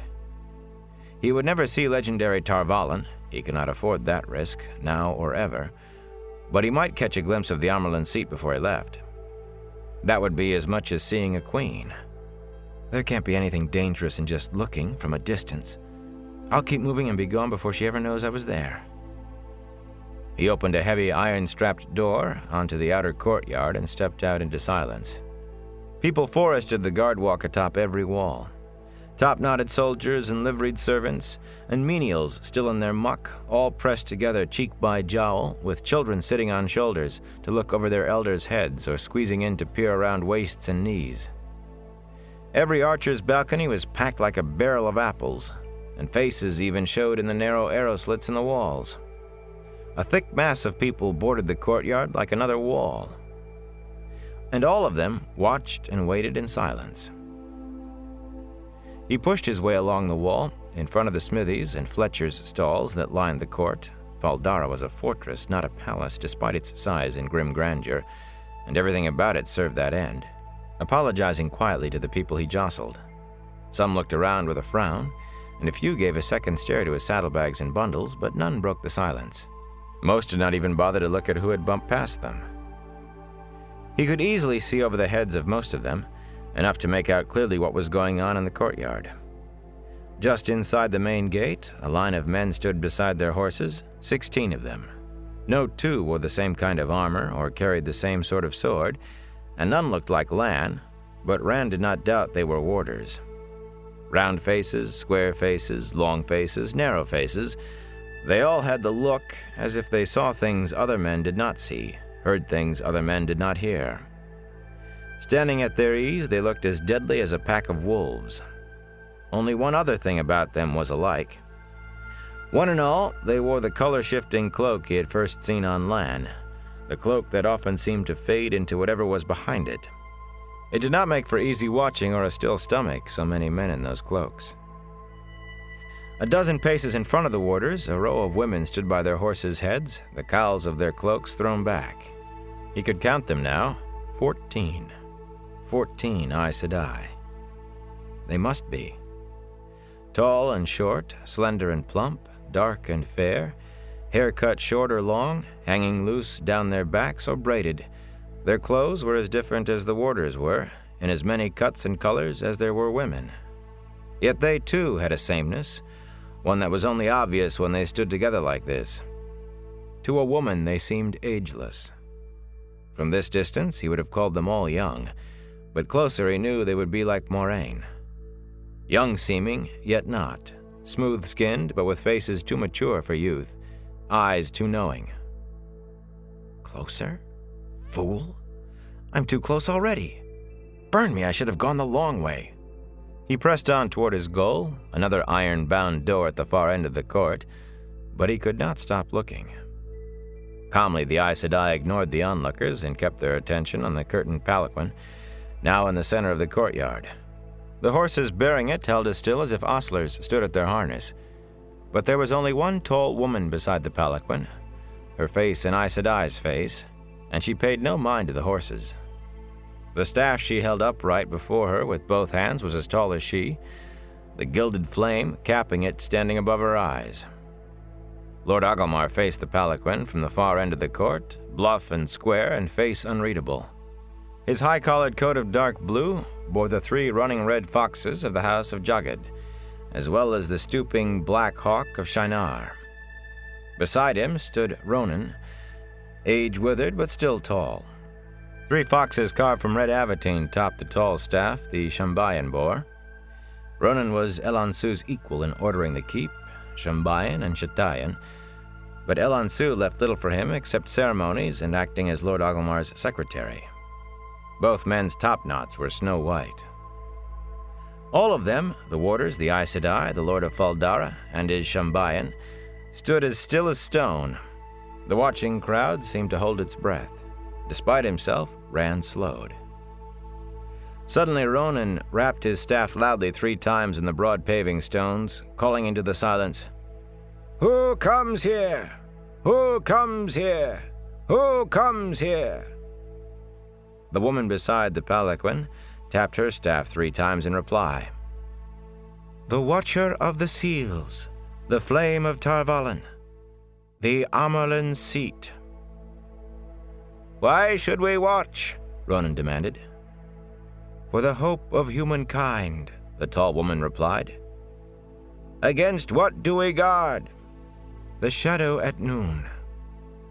"How long shall we guard?" "From rising sun to rising sun, so long as the wheel of time turns." Agelmar bowed, his white topknot stirring in the breeze.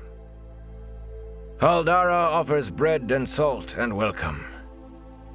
Welcome is the Amyrlin Seat to Fal Dara, for here is the watch kept, here is the pact maintained. Welcome." The tall woman drew back the curtain of the palanquin, and the Amyrlin Seat stepped out. Dark-haired, ageless as all Aes Sedai were ageless, she ran her eyes over the assembled watchers as she straightened. Rand flinched when her gaze crossed him.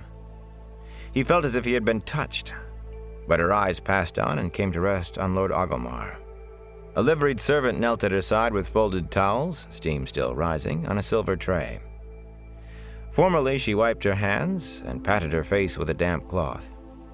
"I offer thanks for your welcome, my son. May the light illumine House Jagad. May the light illumine Fal Dara and all her people." Agelmar bowed again. "You honor us, Mother." It did not sound odd, her calling him son or him calling her mother, though comparing her smooth cheeks to his craggy face made him seem more like her father or even grandfather. She had a presence that more than matched his. "House Jagad is yours. Fal Dara is yours."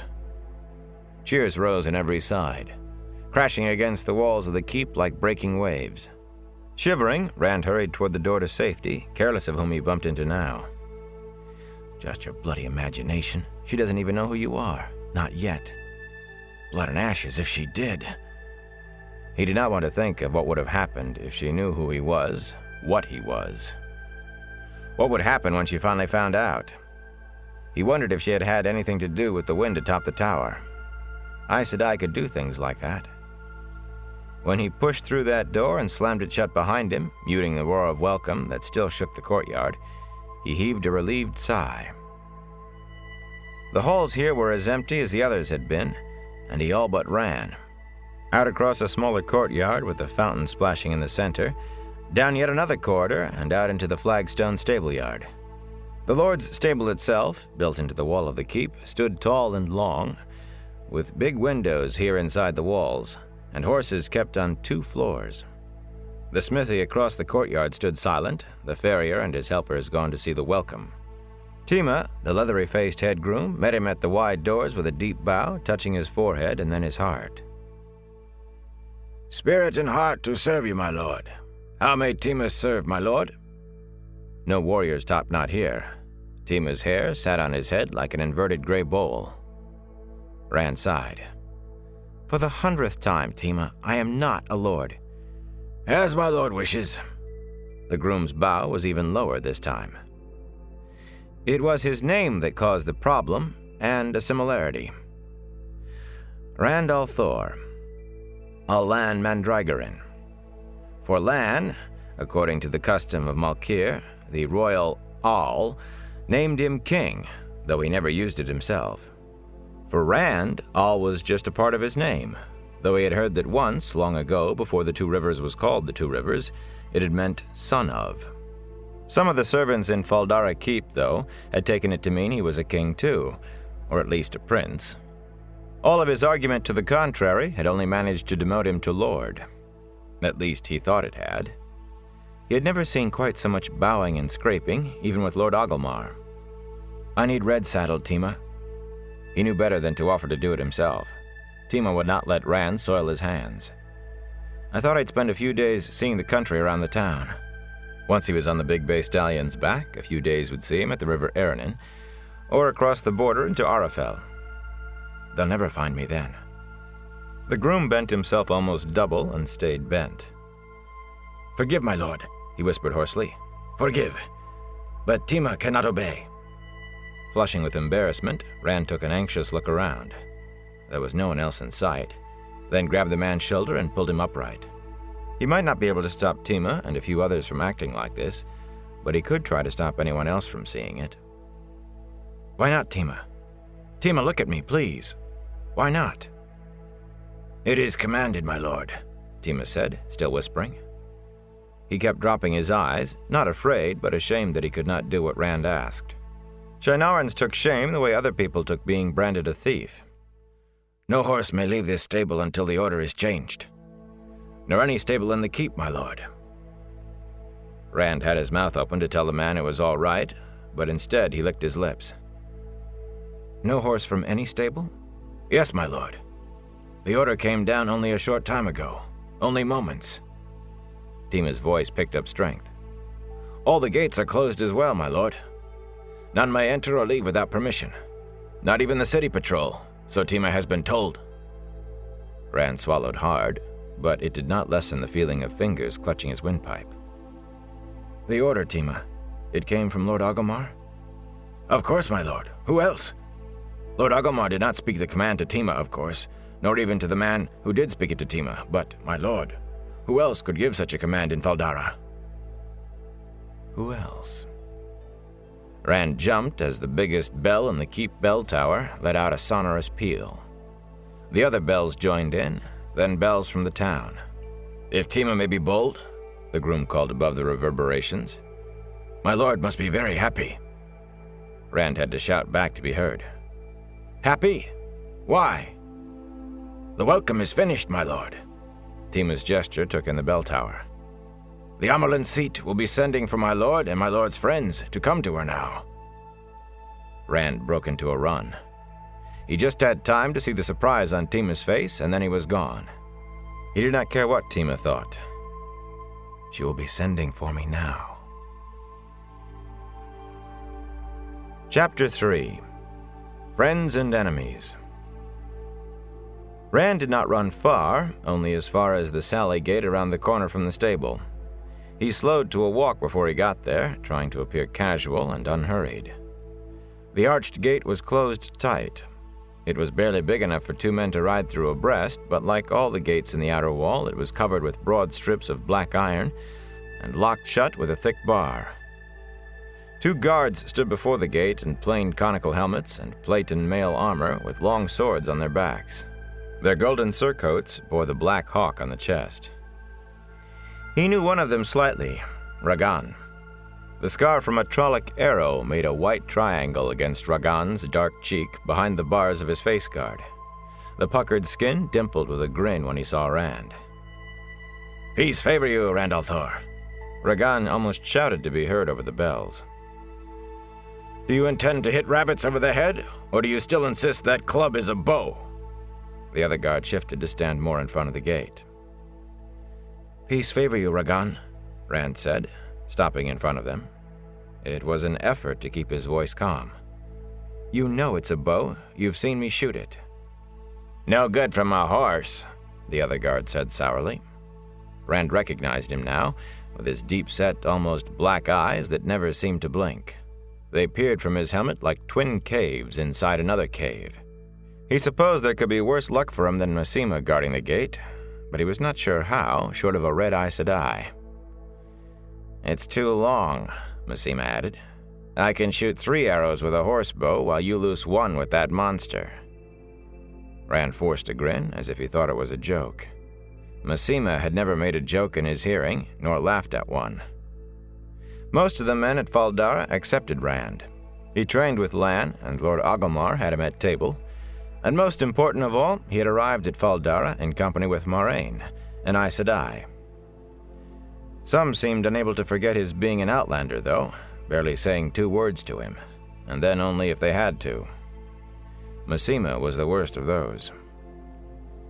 "It's good enough for me," Rand said. "Speaking of rabbits, Ragan, how about letting me out? All this noise and bustle is too much for me. Better to be out hunting rabbits even if I never see one." Ragan half turned to look at his companion, and Rand's hopes began to lift. Ragan was an easygoing man, his manner belying his grim scar, and he seemed to like Rand. But Masema was already shaking his head. Ragan sighed. "It cannot be, Rand al'Thor." He gave a tiny nod toward Masema as if to explain. If it were up to him alone. "No one is to leave without a written pass. Too bad you did not ask a few minutes ago. The command just came down to bar the gates." "But why would Lord Oglomar want to keep me in?" Masema was eyeing the bundles on Rand's back and his saddlebags. Rand tried to ignore him. "I'm his guest," he went on to Ragan. "By my honor, I could have left any time these past weeks. Why would he mean this order for me? It is Lord Oglomar's order, isn't it?" Masema blinked at that, and his perpetual frown deepened. He almost appeared to forget Rand's packs. Ragan laughed. "Who else could give such an order, Rand al'Thor? Of course it was Uno who passed it to me, but whose order could it have been?" Masema's eyes, fixed on Rand's face, did not blink. "I just want to go out by myself, that's all," Rand said. "I'll try one of the gardens then. No rabbits, but at least there won't be a crowd. The light illumine you and peace favor you." He walked away without waiting for an answering blessing, resolving not to go near any of the gardens on any account. Burn me. Once the ceremonies are done, there could be Aes Sedai in any of them. Aware of Masema's eyes on his back, he was sure it was Masema, he kept his pace normal. Suddenly the bells stopped ringing and he skipped a step. Minutes were passing, a great many of them. Time for the Amyrlin Seat to be shown to her chambers. Time for her to send for him. To start a search when he was not found. As soon as he was out of sight of the Sally Gate, he began to run again. Near the barracks kitchens, the Carter's Gate, where all the foodstuffs for the keep were brought in, stood closed and barred behind a pair of soldiers. He hurried past across the kitchen yard as if he had never meant to stop. The dog gate at the back of the keep, just high enough and wide enough for one man on foot, had its guards too. He turned around before they saw him. There were not many gates, even as big as the keep was, but if the dog gate was guarded, they all would be. Perhaps he could find a length of rope. He climbed one of the stairs to the top of the outer wall, to the wide parapet with its crenellated walls. It was not comfortable for him being so high and exposed if that wind came again, but from there he could see across the tall chimneys and sharp roofs of the town all the way to the city wall. Even after nearly a month, the houses still looked odd to his Two Rivers eyes, eaves reaching almost to the ground, as if the houses were all wood-shingled roof, and chimneys angled to let heavy snow slide past. A broad paved square surrounded the keep, but only 100 paces from the wall lay streets full of people going about their daily business, aproned shopkeepers out under the awnings in front of their shops, rough-clothed farmers in town to buy and sell, hawkers and tradesmen and townspeople gathered in knots, no doubt to talk about the surprise visit from the Amyrlin Seat. He could see carts and people flowing through one of the gates in the town wall. Apparently the guards there had no orders about stopping anyone. He looked up at the nearest guard tower. One of the soldiers raised a gauntleted hand to him. With a bitter laugh, he waved back. Not a foot of the wall but was under the eyes of guards.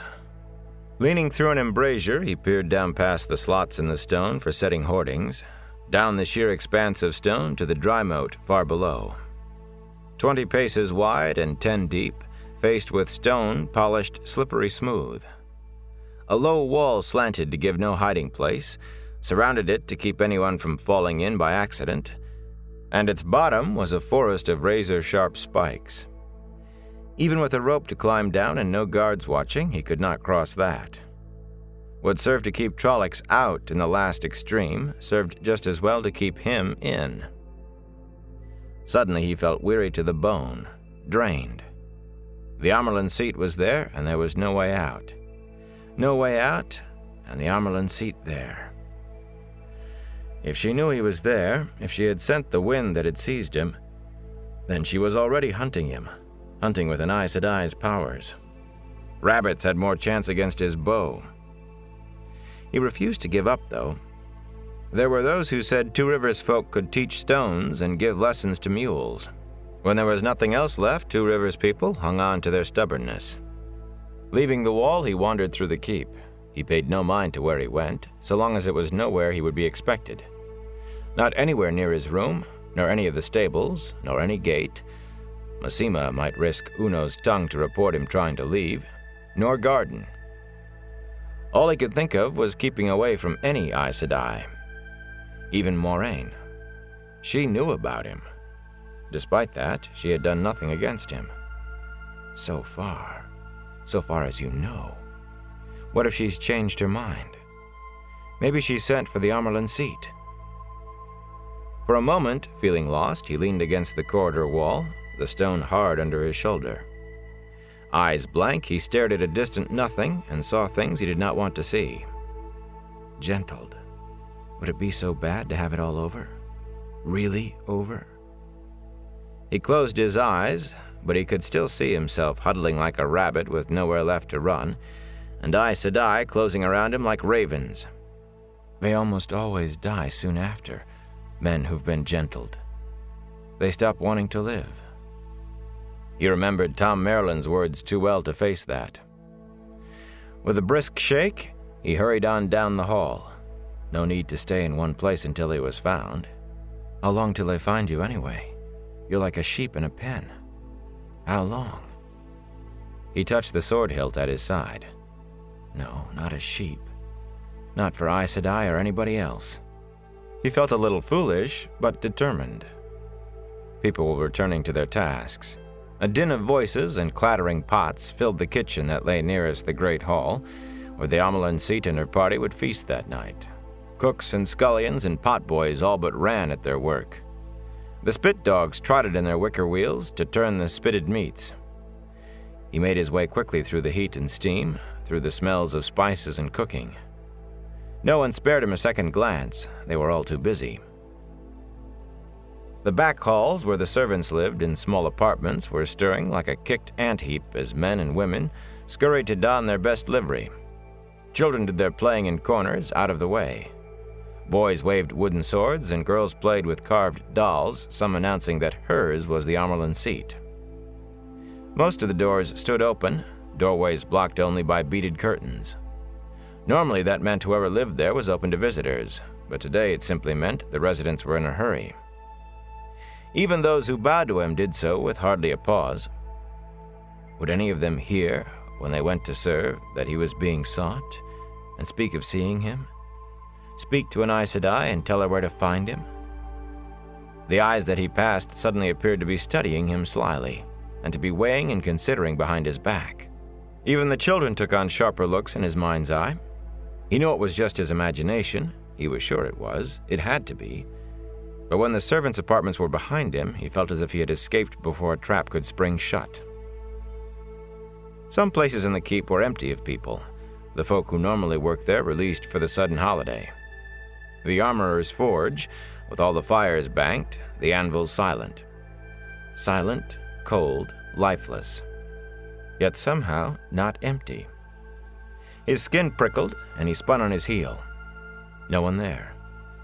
Just the big square tool chests and the quenching barrels full of oil. The hair on the back of his neck stirred, and he whipped round again. The hammers and tongs hung in their places on the wall. Angrily, he stared around the big room. There's nobody there. It's just my imagination. That wind and the Amyrlin. That's enough to make me imagine things. Outside in the armorer's yard, the wind swirled up around him momentarily. Despite himself, he jumped, thinking it meant to catch him. For a moment, he smelled the faint odor of decay again, and heard someone behind him laughing slyly. Just for a moment. Frightened, he edged in a circle, peering warily. The yard, paved with rough stone, was empty except for him. Just your bloody imagination. He ran away, and behind him he thought he heard the laughter again, this time without the wind. In the woodyard, the presence returned, the sense of someone there, the feel of eyes peering at him around tall piles of split firewood under the long sheds, darting glances over the stacks of seasoned planks and timbers waiting on the other side of the yard for the carpenter's shop, now closed up tight.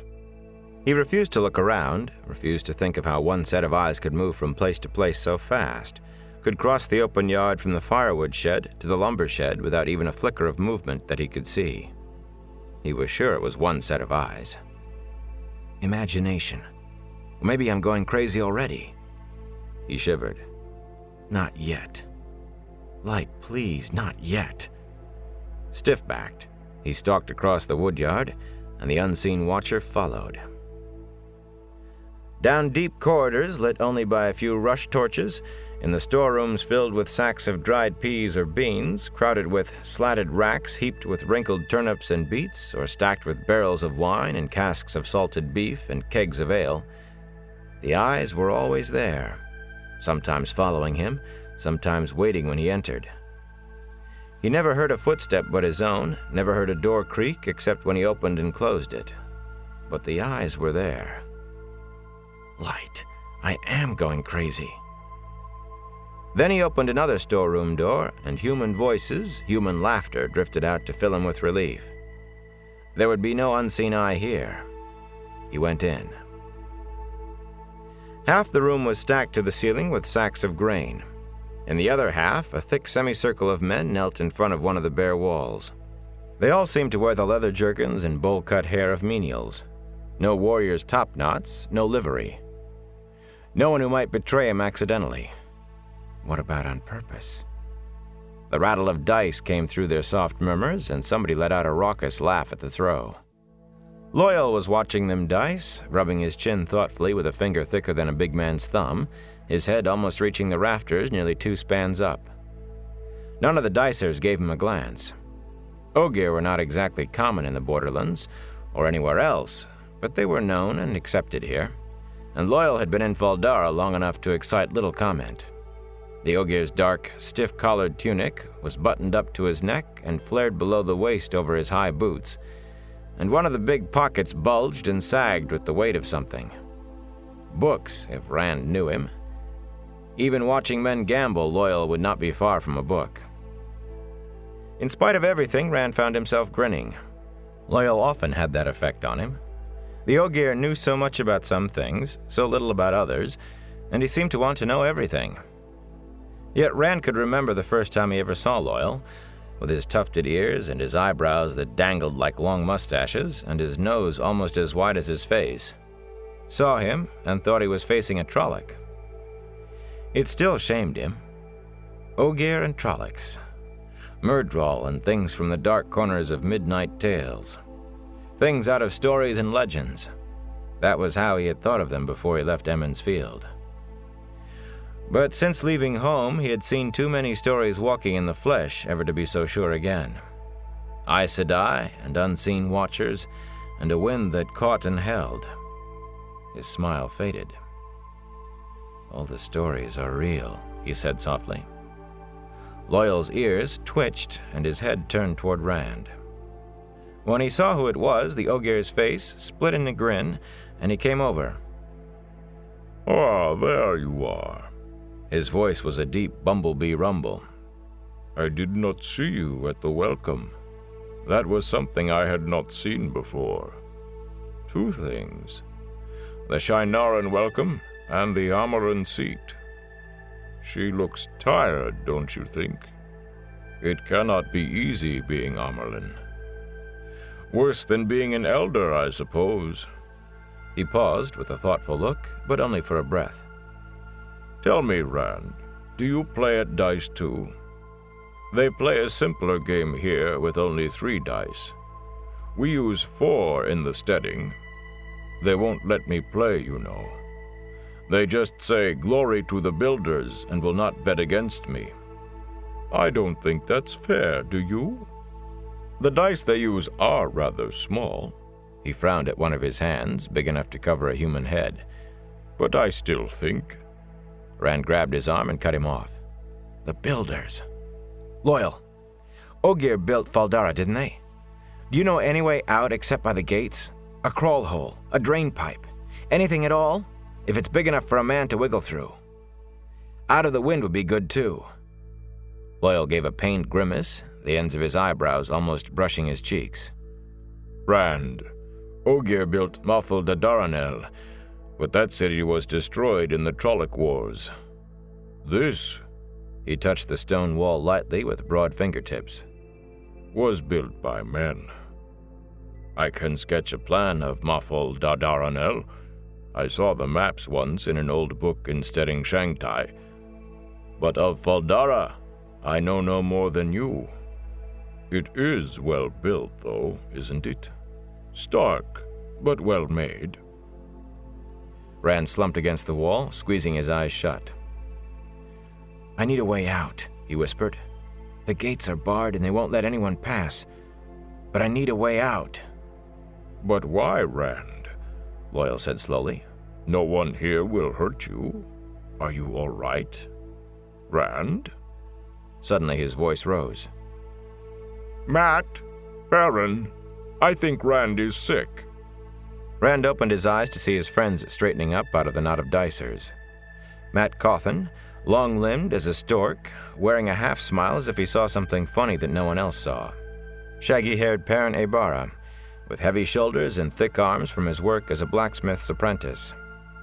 They both still wore their Two Rivers garb, plain and sturdy but travel-worn. Mat tossed the dice back into the semicircle as he stepped out, and one of the men called, Here, Southlander, you can't quit while you're winning. Better than when I'm losing, Mat said with a laugh. Unconsciously, he touched his coat at the waist, and Rand winced. Mat had a dagger with a ruby in its hilt under there, a dagger he was never without, a dagger he could not be without.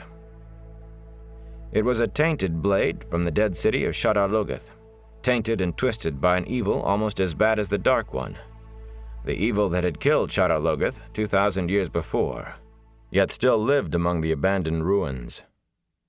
That taint would kill Mat if he kept the dagger. It would kill him even faster if he put it aside. You'll have another chance to win it back. Wry snorts from the kneeling men indicated they did not think there was much chance of that. Perrin kept his eyes down as he followed Mat across to Rand. Perrin always kept his eyes down these days, and his shoulders sagged as if he carried a weight too heavy even for their width. What's the matter, Rand? Mat asked. You're as white as your shirt. Hey, where did you get those clothes? You turning Shienaran? Maybe I'll buy myself a coat like that and a fine shirt. He shook his coat pocket, producing a clink of coins. I seem to have luck with the dice. I can hardly touch them without winning. You don't have to buy anything, Rand said tiredly. Moraine had all our clothes replaced. They're burned already for all I know. All but what you two are wearing. Elan Su will probably be around to collect those too, so I'd change fast if I were you, before she takes them off your back. Perrin still did not look up, but his cheeks turned red. Mat's grin deepened, though it looked forced. They too had had encounters in the baths, and only Mat tried to pretend it did not matter. And I'm not sick. I just need to get out of here. The Amerlin seat is here. Lan said... He said with her here, it would be better for me if I were gone a week. I need to leave, and all the gates are barred. He said that? Mat frowned. I don't understand. He'd never say anything against an Aes Sedai.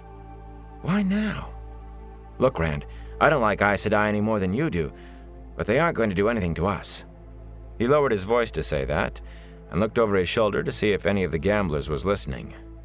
Feared the Aes Sedai might be, but in the Borderlands, they were far from being hated, and a disrespectful comment about them could land you in a fight or worse. Look at Moraine. She isn't so bad, even if she is Aes Sedai. You're thinking like old Sen Bui telling his tall tales back home in the Wine Spring Inn. I mean, she hasn't hurt us, and they won't. Why should they? Perrin's eyes lifted. Yellow eyes gleaming in the dim light like burnished gold. Moraine hasn't hurt us, Rand thought. Perrin's eyes had been as deep a brown as Mat's when they left the Two Rivers. Rand had no idea how the change had come about. Perrin did not want to talk about it or about very much of anything since it happened. But it had come at the same time as the slump in his shoulders and a distance in his manner as if he felt alone, even with friends around him. Perrin's eyes and Mat's dagger. Neither would have happened if they had not left Emmons Field, and it was Moraine who had taken them away. He knew that was not fair. They would probably all be dead at Trollocs' hands, and a good part of Emmons Field as well if she had not come to their village. But that did not make Perrin laugh the way he used to, or take the dagger from Mat's belt. And me, if I was home and still alive, would I still be what I am now? At least I wouldn't be worrying about what the Aes Sedai are going to do to me. Mat was still looking at him quizzically, and Perrin had raised his head enough to stare from under his eyebrows. Loial waited patiently. Rand could not tell them why he had to stay away from the Amyrlin seat. They did not know what he was. Lan knew, and Moraine, and Egwene and Nynaeve. He wished none of them knew, and most of all he wished Egwene did not. But at least Mat and Perrin, and Loial too, believed he was still the same.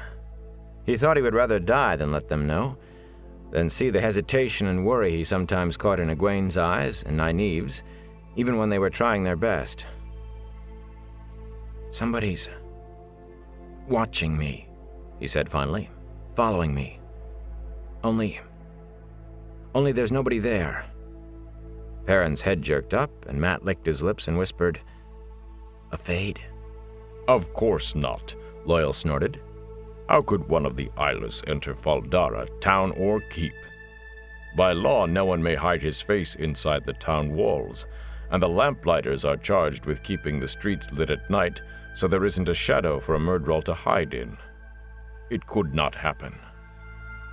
"Walls don't stop a Fade," Mat muttered. "Not when it wants to come in. I don't know as laws and lamps will do any better." He did not sound like someone who had half thought Fades were only Gleeman's tales less than half a year before. He had seen too much, too. "And there was the wind," Rand added. His voice hardly shook as he told what had happened on the tower top. Perrin's fists tightened until his knuckles cracked. "I just want to leave here," Rand finished. "I want to go south. Somewhere away. Just somewhere away." "But if the gates are barred," Mat said, "how do we get out?" Rand stared at him. "We?" He had to go alone. It would be dangerous for anyone near him eventually. He would be dangerous, and even Moraine could not tell him how long he had. "Mat, you know you have to go to Tar Valon with Moraine. She said that's the only place you can be separated from that bloody dagger without dying. And you know what will happen if you keep it." Mat touched his coat over the dagger, not seeming to realize what he was doing. "An Aes Sedai's gift is bait for a fish," he quoted. "Well, maybe I don't want to put the hook in my mouth. Maybe whatever she wants to do in Tar Valon is worse than if I don't go at all. Maybe she's lying. The truth an Aes Sedai tells is never the truth you think it is." "You have any more old sayings you want to rid yourself of?" Rand asked. "A south wind brings a warm guest, a north wind an empty house. A pig painted gold is still a pig. What about talk shears no sheep? A fool's words are dust." "Easy, Rand," Perrin said softly. "There is no need to be so rough." "Isn't there? Maybe I don't want you two going with me, always hanging around, falling into trouble and expecting me to pull you out. You ever think of that? Burn me, did it ever occur to you I might be tired of always having you there whenever I turn around? Always there, and I'm tired of it." The hurt on Perrin's face cut him like a knife, but he pushed on relentlessly. "There are some here think I'm a lord. A lord. Maybe I like that. But look at you, dicing with stable hands. When I go by myself. You two can go to Tar Valon or go hang yourselves. But I leave here alone." Mat's face had gone stiff, and he clutched the dagger through his coat till his knuckles were white. "If that is how you want it," he said coldly. "I thought we were... However you want it, Ulthor. But if I decide to leave at the same time you do, I'll go.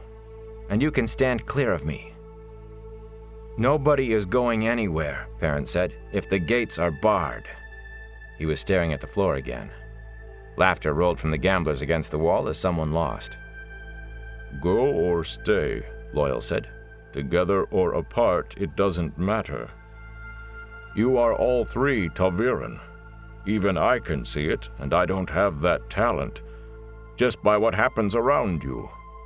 And Moraine Sedai says it too. Matt threw up his hands. No more, Loyal. I don't want to hear about that anymore. Loyal shook his head. Whether you hear it or not, it is still true. The Wheel of Time weaves the pattern of the age, using the lives of men for thread. And you three are ta'veren, center points of the weaving. No more, Loyal. For a time, the wheel will bend the pattern around you three, whatever you do. And whatever you do is more likely to be chosen by the wheel than by you.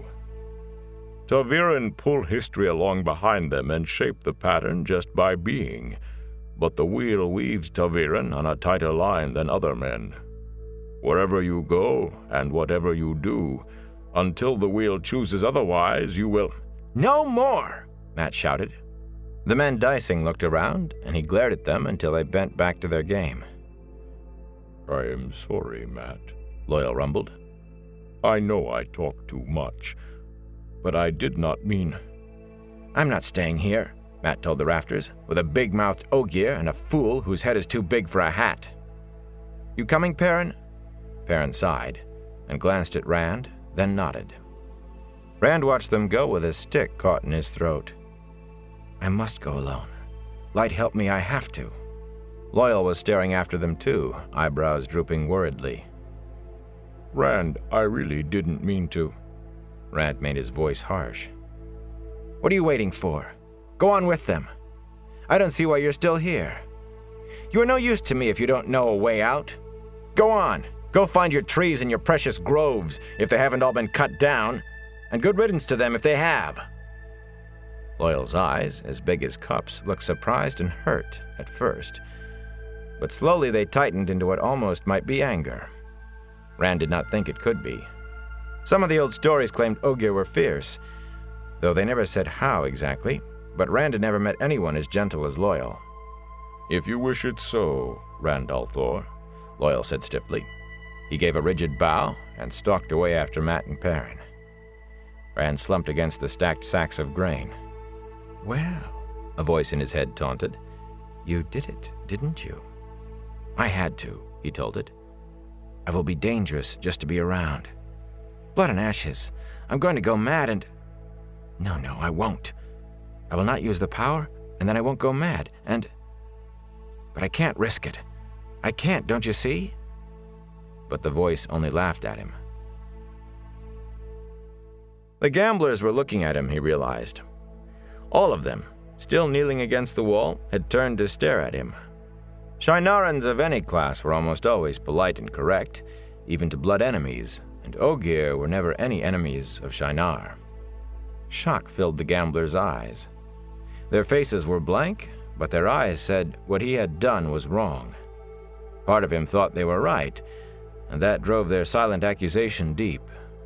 They only looked at him, but he stumbled out of the storeroom as if they were chasing him. Numbly, he went on through the storerooms, hunting a place to secret himself until some traffic was allowed through the gates again. Then he could hide in the bottom of a vittler's cart, maybe, if they did not search the carts on the way out. If they did not search the storerooms, search the whole keep for him. Stubbornly, he refused to think about that. Stubbornly concentrated on finding a safe place. But every place he found, a hollow in a stack of grain sacks, a narrow alley along the wall behind some wine barrels, an abandoned storeroom half filled with empty crates and shadows, he could imagine searchers finding him there.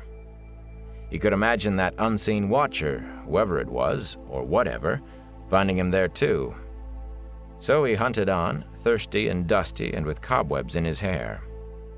And then he came out into a dimly torchlit corridor, and Egwene was creeping along it, pausing to peer into the storerooms she passed. Her dark hair hanging to her waist was caught back with a red ribbon, and she wore a goose-gray dress in the Shienaran fashion, trimmed in red. At the sight of her, sadness and loss rolled over him, worse than when he had chased Matt and Perrin and Loyal away. He had grown up thinking he would marry Egwene one day. They both had. But now...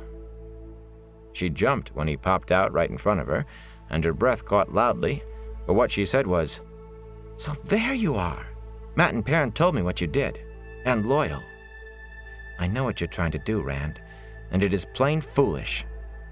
She crossed her arms under her breasts, and her big, dark eyes fixed him sternly. He always wondered how she managed to seem to be looking down at him. She did it at will, although she was only as tall as his chest, and 2 years younger besides. "Good," he said. Her hair suddenly made him angry. He had never seen a grown woman with her hair unbraided until he left the Two Rivers. There, every girl waited eagerly for the women's circle of her village to say she was old enough to braid her hair. Egwene certainly had.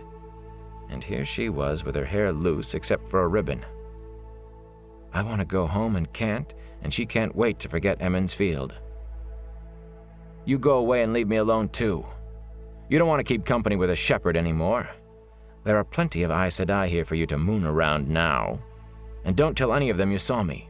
They're after me, and I don't need you helping them." Bright spots of color bloomed in her cheeks. "Do you think I would—" He turned to walk away, and with a cry she threw herself at him, flung her arms around his legs. They both tumbled to the stone floor, his saddlebags and bundles flying. He grunted when he hit, sword hilt digging into his side, and again when she scrabbled up and plopped herself down on his back as if he were a chair. "My mother," she said firmly, "always told me the best way to learn to deal with a man was to learn to ride a mule. She said they have about equal brains most of the time. Sometimes the mule is smarter." He raised his head to look over his shoulder at her. "Get off me, Egwene. Get off! Egwene, if you don't get off—" He lowered his voice ominously. "I'll do something to you. You know what I am." He added a glare for good measure. Egwene sniffed. "You wouldn't if you could. You would not hurt anybody, but you can't anyway. I know you cannot channel the one power whenever you want. It just happens, and you cannot control it. So you are not going to do anything to me or anybody else. I, on the other hand, have been taking lessons with Moiraine. So if you don't listen to some sense, Randall Thor, I might just set your britches on fire. I can manage that much. You keep on as you are and see if I cannot." Suddenly, for just a moment, the torch nearest them on the wall flared up with a roar. She gave a squeak and stared at it, startled. Twisting around, he grabbed her arm, pulled her off his back, and sat her against the wall. When he sat up himself, she was sitting there across from him, rubbing her arm furiously. "You really would have, wouldn't you?" he said angrily. "You're fooling with things you don't understand. You could have burned both of us to charcoal." Men. When you cannot win an argument, you either run away or resort to force. Hold on there. Who tripped who? Who sat on who? And you tried to... He raised both hands. "No, you don't. You do this to me all the time. Whenever you realize the argument isn't going the way you want, suddenly we are arguing about something else completely. Not this time." "I am not arguing," she said calmly, "and I am not changing the subject either. What is hiding except running away? And after you hide, you'll run away for true. And what about hurting Mat and Perrin and Loial? And me? I know why. You're afraid you will hurt somebody even worse if you let them stay near you. If you don't do what you shouldn't, then you don't have to worry about hurting anybody. All this running around and striking out, and you don't even know if there's a reason. Why should the Amyrlin, or any Aes Sedai but Moiraine, even know you exist?" For a moment, he stared at her. The longer she spent with Moiraine and Nynaeve, the more she took on their manner, at least when she wanted to. They were much alike at times, the Aes Sedai and the Wisdom, distant and knowing. It was disconcerting coming from Egwene. Finally, he told her what Lan had said. What else could he mean? Her hand froze on his arm, and she frowned with concentration. "Moiraine knows about you, and she hasn't done anything. So why should she now? But if Lan..." Still frowning, she met his eyes. "The storerooms are the first place they will look, if they do look. Until we find out if they are looking, we need to put you somewhere they would never think of searching." "I know. The dungeon." He scrambled to his feet. "The dungeon? Not in a cell, silly. I go there some evenings to visit Padan Fain. Nynaeve does too. No one will think it odd if I go early today. In truth, with everybody looking to the Amyrlin, no one will even notice us. But Moiraine, she doesn't go to the dungeons to question Master Fain. She has him brought to her. And she has not done that very much for weeks. Believe me, you'll be safe there." Still he hesitated. Padan Fain. Why do you visit the peddler anyway? He's a dark friend, admitted out of his own mouth, and a bad one. Burn me, Egwene, he brought the Trollocs to Emond's Field. The Dark One's hound, he called himself, and he has been sniffing on my trail since Winternight. Well, he is safe behind iron bars now, Rand. It was her turn to hesitate, and she looked at him, almost pleading. Rand, he has brought his wagon into the Two Rivers every spring since before I was born. He knows all the people I know, all the places. It's strange, but the longer he has been locked up, the easier in himself he has become. It's almost as if he is breaking free of the Dark One. He laughs again and tells funny stories about Emond's Field folk, and sometimes about places I never heard of before. Sometimes he is almost like his old self. I'd just like to talk to somebody about home. Since I've been avoiding you, he thought, and since Perrin's been avoiding everybody, and Matt's been spending all his time gambling and carousing. I shouldn't have kept to myself so much, he muttered, then sighed. Well, if Moraine thinks it's safe enough for you, I suppose it is safe enough for me. But there's no need for you to be mixed in it. Egwene got to her feet and concentrated on brushing off her dress, avoiding his eye. Moraine has said it's safe. Egwene? Moraine Sedai has never told me I could not visit Master Fain, she said carefully. He stared at her, then burst out. You never asked her. She doesn't know. Egwene, that's stupid. Padan Fain's a dark friend, and as bad as ever a dark friend was. He is locked in a cage, she said stiffly, and I do not have to ask Moraine's permission for everything I do. It is a little late for you to start worrying about doing what an Aes Sedai thinks, isn't it? Now are you coming? I can find the dungeon without you. They are looking for me, or will be, and it won't do any good to be found with me. Without me, she said dryly, you'll likely trip over your own feet and fall in the Amerlin Seat's lap, then confess everything while trying to talk your way out of it. Blood and ashes, you ought to be in the women's circle back home. If men were all as fumble-footed and helpless as you seem to think, we'd never... Are you going to stand here talking until they do find you? Pick up your things, Rand, and come with me. Not waiting for an answer, she spun around and started off down the hall. Muttering under his breath, he reluctantly obeyed. There were a few people, servants mainly, in the back ways they took, but Rand had the feeling that they all took special notice of him. Not notice of a man burdened for a journey, but of him, Randolph Thor in particular. He knew it was his imagination, he hoped it was, but even so he felt no relief when they stopped in a passageway, deep beneath the keep, before a tall door with a small iron grill set in it, as thickly strapped with iron as any in the outer wall. A clapper hung below the grill. Through the grill, Rand could see bare walls and two top-knotted soldiers sitting bareheaded at a table with a lamp on it. One of the men was sharpening a dagger with long, slow strokes of a stone. His strokes never faltered when Egwene rapped with the clapper, a sharp clang of iron on iron. The other man, his face flat and sullen, looked at the door as if considering, before he finally rose and came over. He was squat and stocky, barely tall enough to look through the cross-hatched bars. What do you want? Oh, it's you again, girl. Come to see your dark friend?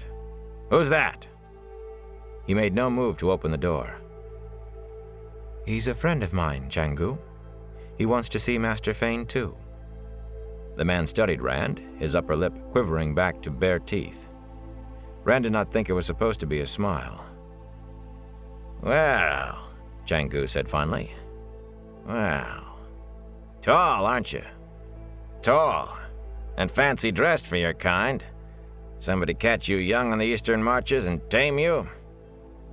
He slammed back the bolts and yanked open the door. Well, come in if you're coming. He took on a mocking tone. Take care not to bump your head, my lord. There was no danger of that. The door was tall enough for Loyal. Rand followed Egwene in, frowning and wondering if this Changu meant to make some sort of trouble. He was the first rude Shienaran Rand had met, and even Massimo was only cold, not really rude. But the fellow just banged the door shut and rammed the heavy bolts home. then went to some shelves beyond the end of the table and took one of the lamps there. The other man never ceased stropping his knife, never even looked up from it. The room was bare except for the table and benches and shelves, with straw on the floor, and another iron-bound door leading deeper in. "You'll want some light, won't you?" Chang-Gu said. "In there in the dark with your dark friend?" He laughed, coarse and humorless, and lit the lamp. "He's waiting for you." He thrust the lamp at Egwene and undid the inner door almost eagerly. "Waiting for you. In there. In the dark." Rand paused uneasily at the blackness beyond, and Chang-Gu grinning behind, but Egwene caught his sleeve and pulled him in. The door slammed, almost catching his heel. The latch bars clanged shut. There was only the light of the lamp, a small pool around them in the darkness. "Are you sure he'll let us out?" he asked. The man had never even looked at his sword or bow, he realized, never asked what was in his bundles. "They aren't very good guards. We could be here to break Fane free for all he knows." "They know me better than that," she said, but she sounded troubled, and she added, "They seem worse every time I come. All the guards do, meaner and more sullen. Chang-Gu told jokes the first time I came, and Adao never even speaks anymore. But I suppose working in a place like this can't give a man a light heart. Maybe it's just me. This place does not do my heart any good either." Despite her words, she drew him confidently into the black. He kept his free hand on his sword. The pale lamplight showed a wide hall, with flat iron grills to either side, fronting stone-walled cells. Only 2 of the cells they passed held prisoners. The occupants sat up on their narrow cots as the light struck them, shielding their eyes with their hands, glaring between their fingers. Even with their faces hidden, Rand was sure they were glaring. Their eyes glittered in the lamplight. "That one likes to drink and fight," Egwene murmured, indicating a burly fellow with sunken knuckles. "This time, he wrecked the common room of an inn in the town single-handed and hurt some men badly." The other prisoner wore a gold-embroidered coat with wide sleeves and low, gleaming boots. "He tried to leave the city without settling his inn bill." She sniffed loudly at that. Her father was an innkeeper as well as mayor of Emond's Field. "Nor paying half a dozen shopkeepers and merchants what he owed." The men snarled at them, guttural curses as bad as any Rand had heard from merchants' guards. "They grow worse every day, too," she said in a tight voice, and quickened her step. She was enough ahead of him when they reached Padan Fane's cell at the very end that Rand was out of the light entirely. He stopped there, in the shadows behind her lamp. Fane was sitting on his cot, leaning forward expectantly as if waiting, just as Chang-Gu had said. He was a bony, sharp-eyed man with long arms and a big nose, even more gaunt now than Rand remembered. Not gaunt from the dungeon. The food here was the same as the servants ate, and not even the worst prisoner was shorted. But from what he had done before coming to Fal Dara. The sight of him brought back memories Rand would just as soon have done without. Fane on the seat of his big peddler's wagon, wheeling across the wagon bridge, arriving in Emond's Field the day of winter night. And on winter night the Trollocs came, killing and burning, hunting. Hunting 3 young men, Moraine had said. Hunting me, if they only knew it, and using Fane for their trailhound. Fane stood at Egwene's approach, not shielding his eyes or even blinking at the light. He smiled at her, a smile that touched only his lips, then raised his eyes above her head. Looking straight at Rand, hidden in the blackness behind the light, he pointed a long finger at him. "I feel you there, hiding, Rand al'Thor," he said, almost crooning. "You can't hide. Not from me, and not from them. You thought it was over, did you not? But the battle's never done, al'Thor. They are coming for me, and they are coming for you, and the war goes on. Whether you live or die, it's never over for you. Never." Suddenly he began to chant. "Soon comes the day all shall be free, even you and even me. Soon comes the day all shall die. Surely you, but never I." He let his arm fall, and his eyes rose to stare intently at an angle up into the darkness. A crooked grin twisting his mouth, he chuckled deep in his throat as if whatever he saw was amusing. Mordeth knows more than all of you. Mordeth knows. Egwene backed away from the cell until she reached Rand, and only the edge of the light touched the bars of Fane's cell. Darkness hid the peddler, but they could still hear his chuckles. Even unable to see him, Rand was sure Fane was still peering off at nothing. With a shiver, he pried his fingers off his sword hilt. "Light," he said hoarsely. "This is what you call being like he used to be. Sometimes he's better and sometimes worse." Egwene's voice was unsteady. "This is worse. Much worse than usual. What is he seeing, I wonder? He's mad, staring at a stone ceiling in the dark. If the stone weren't there, he'd be looking straight at the women's apartments, where Moiraine is, and the Amyrlin seat." He shivered again. "He's mad. This is not a good idea, Rand." Looking over her shoulder at the cell, she drew him away from it and lowered her voice as if afraid Fane might overhear. Fane's chuckles followed them. "Even if they don't look here, I cannot stay here with him like this. And I do not think you should either. There is something about him today that..." She drew a shaky breath. "There's one place even safer from search than here. I did not mention it before because it was easier to get you in here, but they will never look in the women's apartments. Never." "The women's...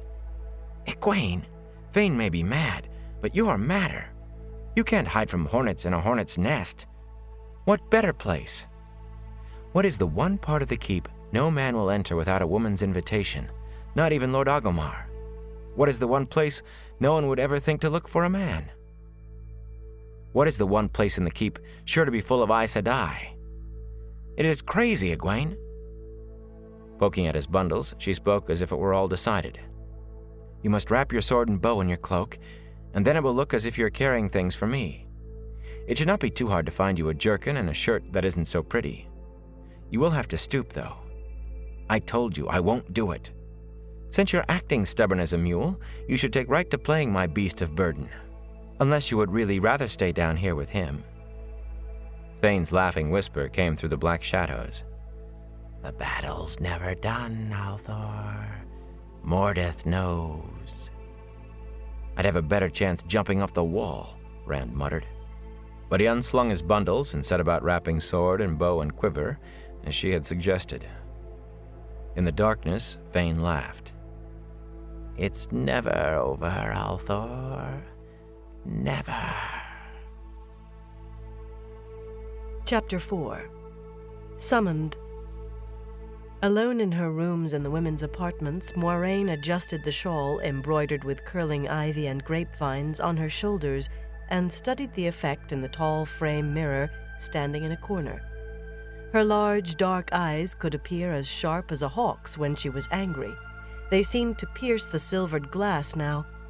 It was only happenstance that she had had the shawl in her saddlebags when she came to Fal Dara. With the blazing white flame of Tar Valon centered on the wearer's back and long fringe colored to show her Adja, Moiraine's was as blue as a morning sky. The shawls were seldom worn outside Tar Valon, and even there usually only inside the White Tower. Little in Tar Valon besides a meeting of the hall of the tower called for the formality of the shawls, and beyond the shining walls, a sight of the flame would send too many people running, to hide, or perhaps to fetch the children of the light. A white cloak's arrow was as fatal to an Aes Sedai as to anyone else, and the children were too wily to let an Aes Sedai see the bowman before the arrow struck, while she still might do something about it. Moiraine had certainly never expected to wear the shawl in Fal Dara, but for an audience with the Amyrlin, there were proprieties to observe.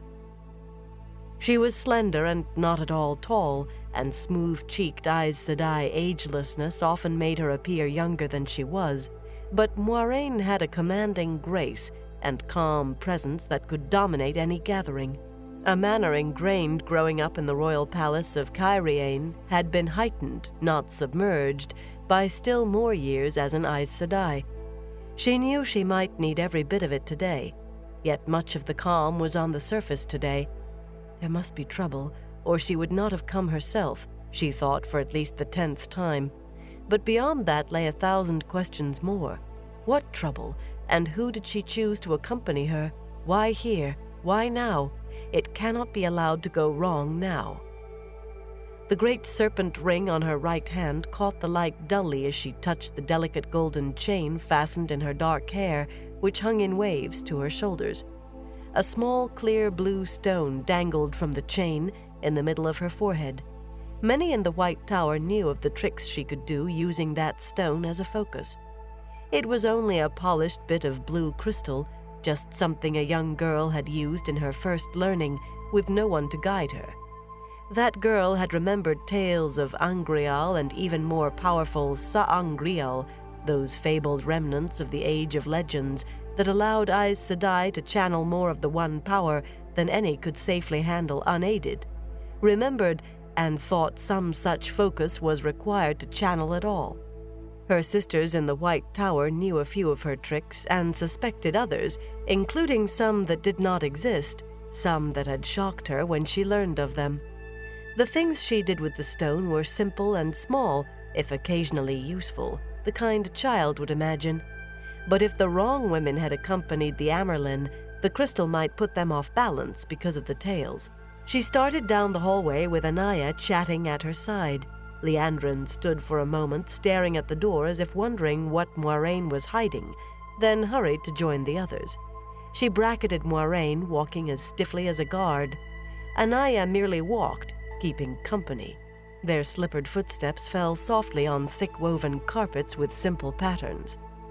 Liveried women curtsied deeply as they passed, many more deeply than they would have for the Lord of Faldara himself. Aes Sedai, 3 together, and the Amyrlin's seat herself in the keep. It was more honor than any woman of the keep had ever expected in her lifetime. A few women of noble houses were out in the halls, and they curtsied too, which they most certainly would not have done for Lord Agelmar. Moiraine and Anaya smiled and bowed their heads to acknowledge each reverence, from servant or noble equally.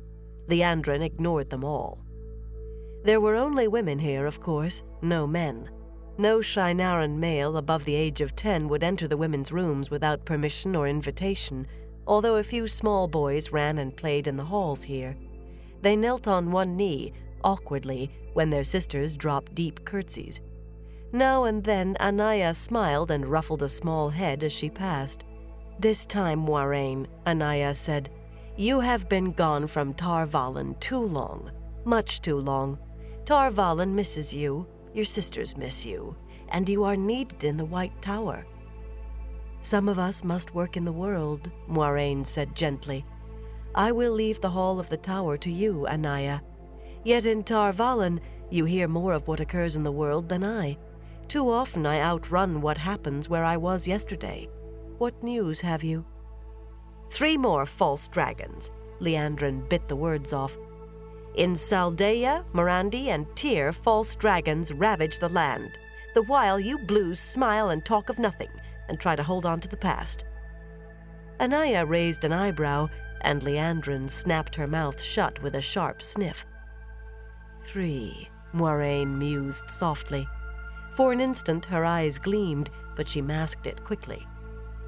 3 in the last 2 years, and now 3 more at once. "As the others were, these will be dealt with also. This male vermin and any ragtag rabble who follow their banners." Moiraine was almost amused by the certainty in Liandrin's voice. Almost. She was too aware of the realities, too aware of the possibilities. Moiraine was almost amused by the certainty in Liandrin's voice. Almost.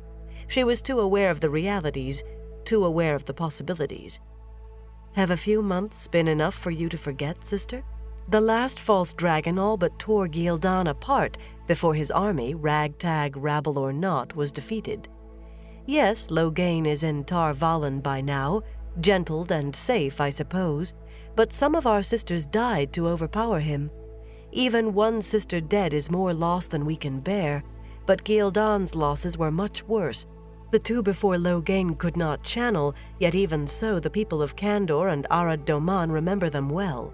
Villages burned and men dead in battle. How easily can the world deal with 3 at one time? How many will flock to their banners? There has never been a shortage of followers for any man claiming to be the Dragon Reborn. How great will the wars be this time? It isn't so grim as that, Anaya said. As far as we know, only the one in Saldeia can channel. He has not had time to attract many followers, and sisters should already be there to deal with him. The Tyrans are harrying their false dragon and his followers through Haddon Merk, while the fellow in Morandi is already in chains. She gave a short, wondering laugh. To think the Morandians of all people would deal with theirs so quickly. Ask, and they do not even call themselves Morandians, but Lugarders, or Inishlinni, or this or that lord's or lady's man. Yet for fear one of their neighbors would take the excuse to invade, the Morandians leaped on their false dragon almost as soon as he opened his mouth to proclaim himself. Still, Moiraine said, 3 at the same time cannot be ignored. Has any sister been able to do a foretelling? It was a slight chance. Few Aes Sedai had manifested any part of that talent, even the smallest part, in centuries, so she was not surprised when Anaya shook her head. Not surprised, but a little relieved. They reached a juncture of hallways at the same time as the Lady Amalisa. She dropped a full curtsy, bowing deep and spreading her pale green skirts wide. "Honor to Tar Valon," she murmured. "Honor to Aes Sedai." The sister of the Lord of Faldara required more than a nod of the head. Moiraine took Amalisa's hands and drew her to her feet. "You honor us, Amalisa. Rise, sister." Amalisa straightened gracefully with a flush on her face. She had never as much as been to Tar Valon, and to be called sister by an Aes Sedai was heady even for someone of her rank. Short and of middle years, she had a dark, mature beauty, and the color in her cheeks set it off. "You honor me too greatly, Moiraine Sedai." Moiraine smiled. "How long have we known each other, Amalisa? Must I now call you my Lady Amalisa, as if we had never sat over tea together?" "Of course not." Amalisa smiled back. The strength evident in her brother's face was in hers too, and no less for the softer line of cheek and jaw. There were those who said that as hard and renowned a fighter as Agelmar was, he was no better than an even match for his sister. But with the Amerlin seat here, when King Izar visits Faldara, in private I call him Magami, little uncle, as I did when I was a child and he gave me rides on his shoulder, but in public it must be different. Anaya tisked. "Sometimes formality is necessary, but men often make more of it than they must. Please, call me Anaya, and I will call you Amalisa if I may." From the corner of her eye, Moiraine saw Egwene, far down the side hall, disappearing hurriedly around a corner.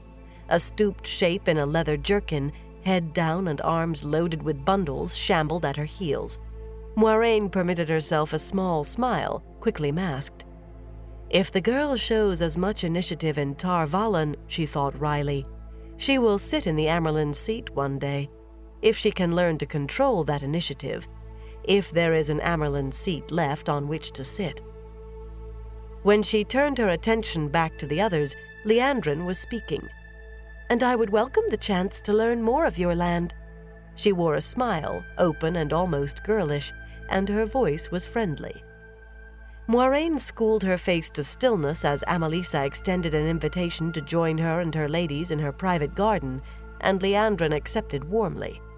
Liandrin made few friends, and none outside the Red Ajah.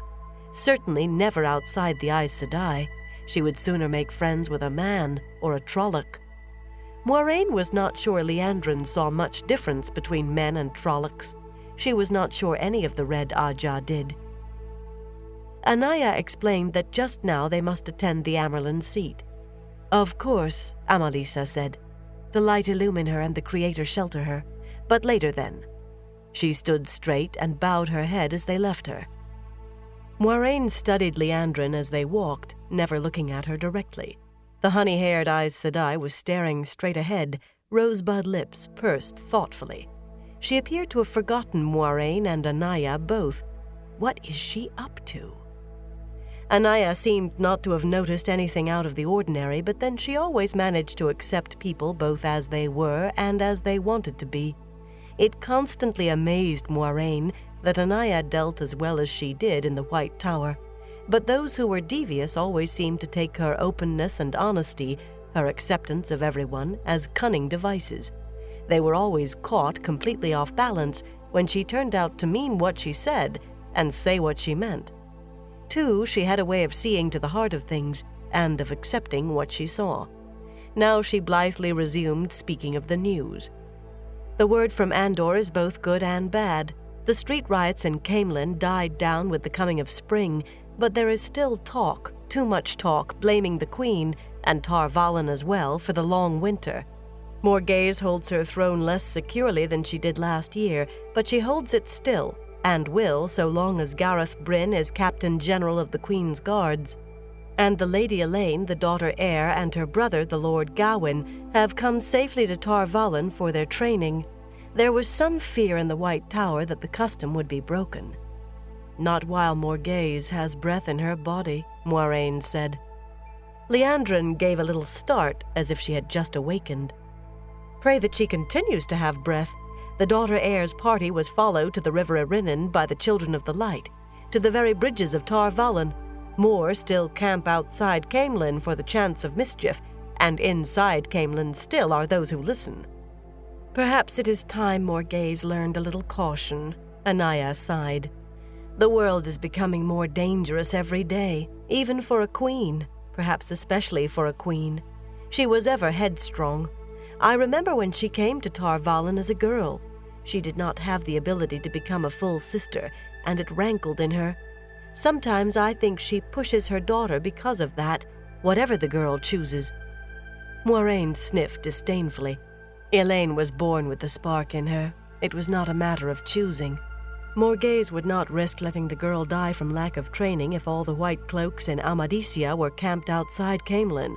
She would command Gareth Bryn and the Queen's Guards to cut a path through them to Tar Valon, and Gareth Bryn would do it if he had to do it alone. But she still must keep the full extent of the girl's potential secret.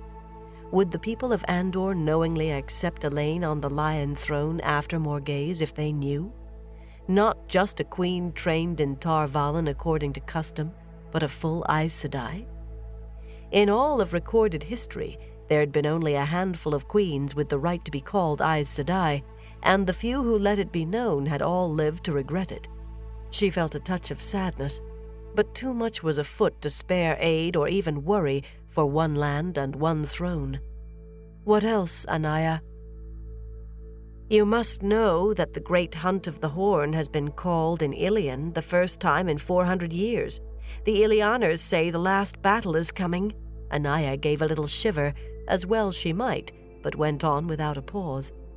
"And the Horn of Valere must be found before the final battle against the Shadow. Men from every land are already gathering, all eager to be part of the legend, eager to find the horn. Morandi and Altara are on their toes, of course, thinking it's all a mask for a move against one of them. That is probably why the Morandians caught their false dragon so quickly. In any case, there will be a new lot of stories for the bards and gleemen to add to the cycle. The light send it is only new stories." "Perhaps not the stories they expect," Moiraine said. Liandrin looked at her sharply, and she kept her face still. "I suppose not," Anaya said placidly. "The stories they least expect will be exactly the ones they will add to the cycle. Beyond that, I have only rumor to offer. The sea folk are agitated, their ships flying from port to port with barely a pause.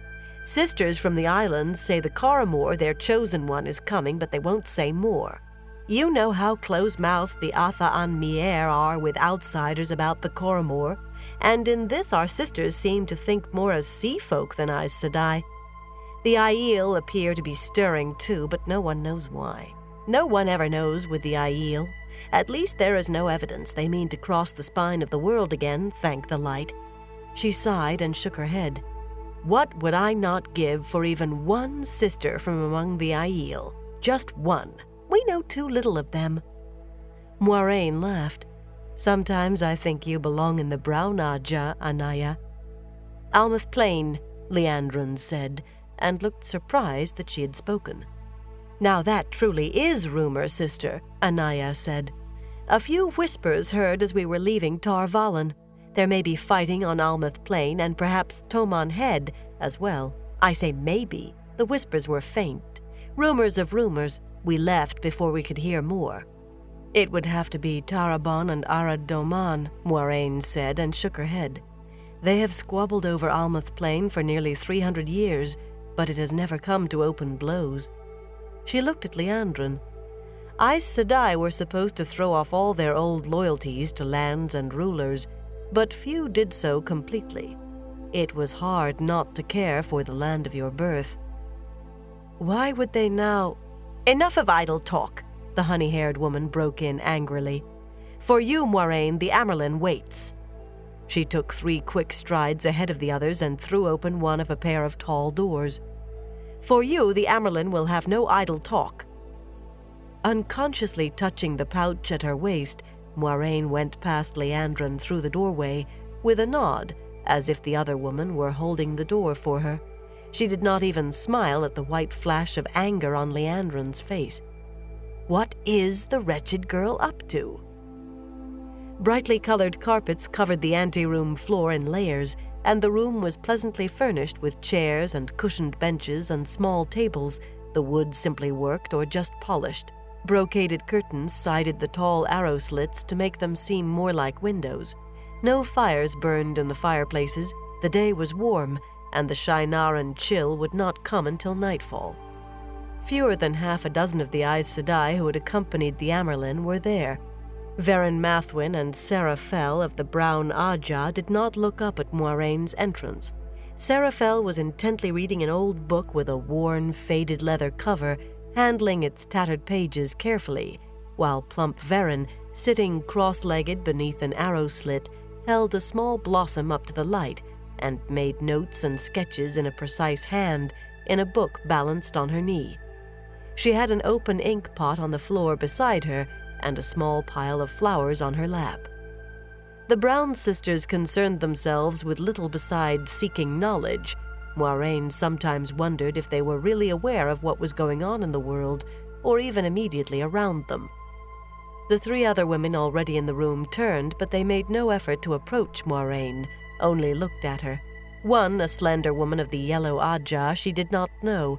She spent too little time in Tar Valon to know all the Aes Sedai, although their numbers were no longer very great. She was acquainted with the 2 remaining, however.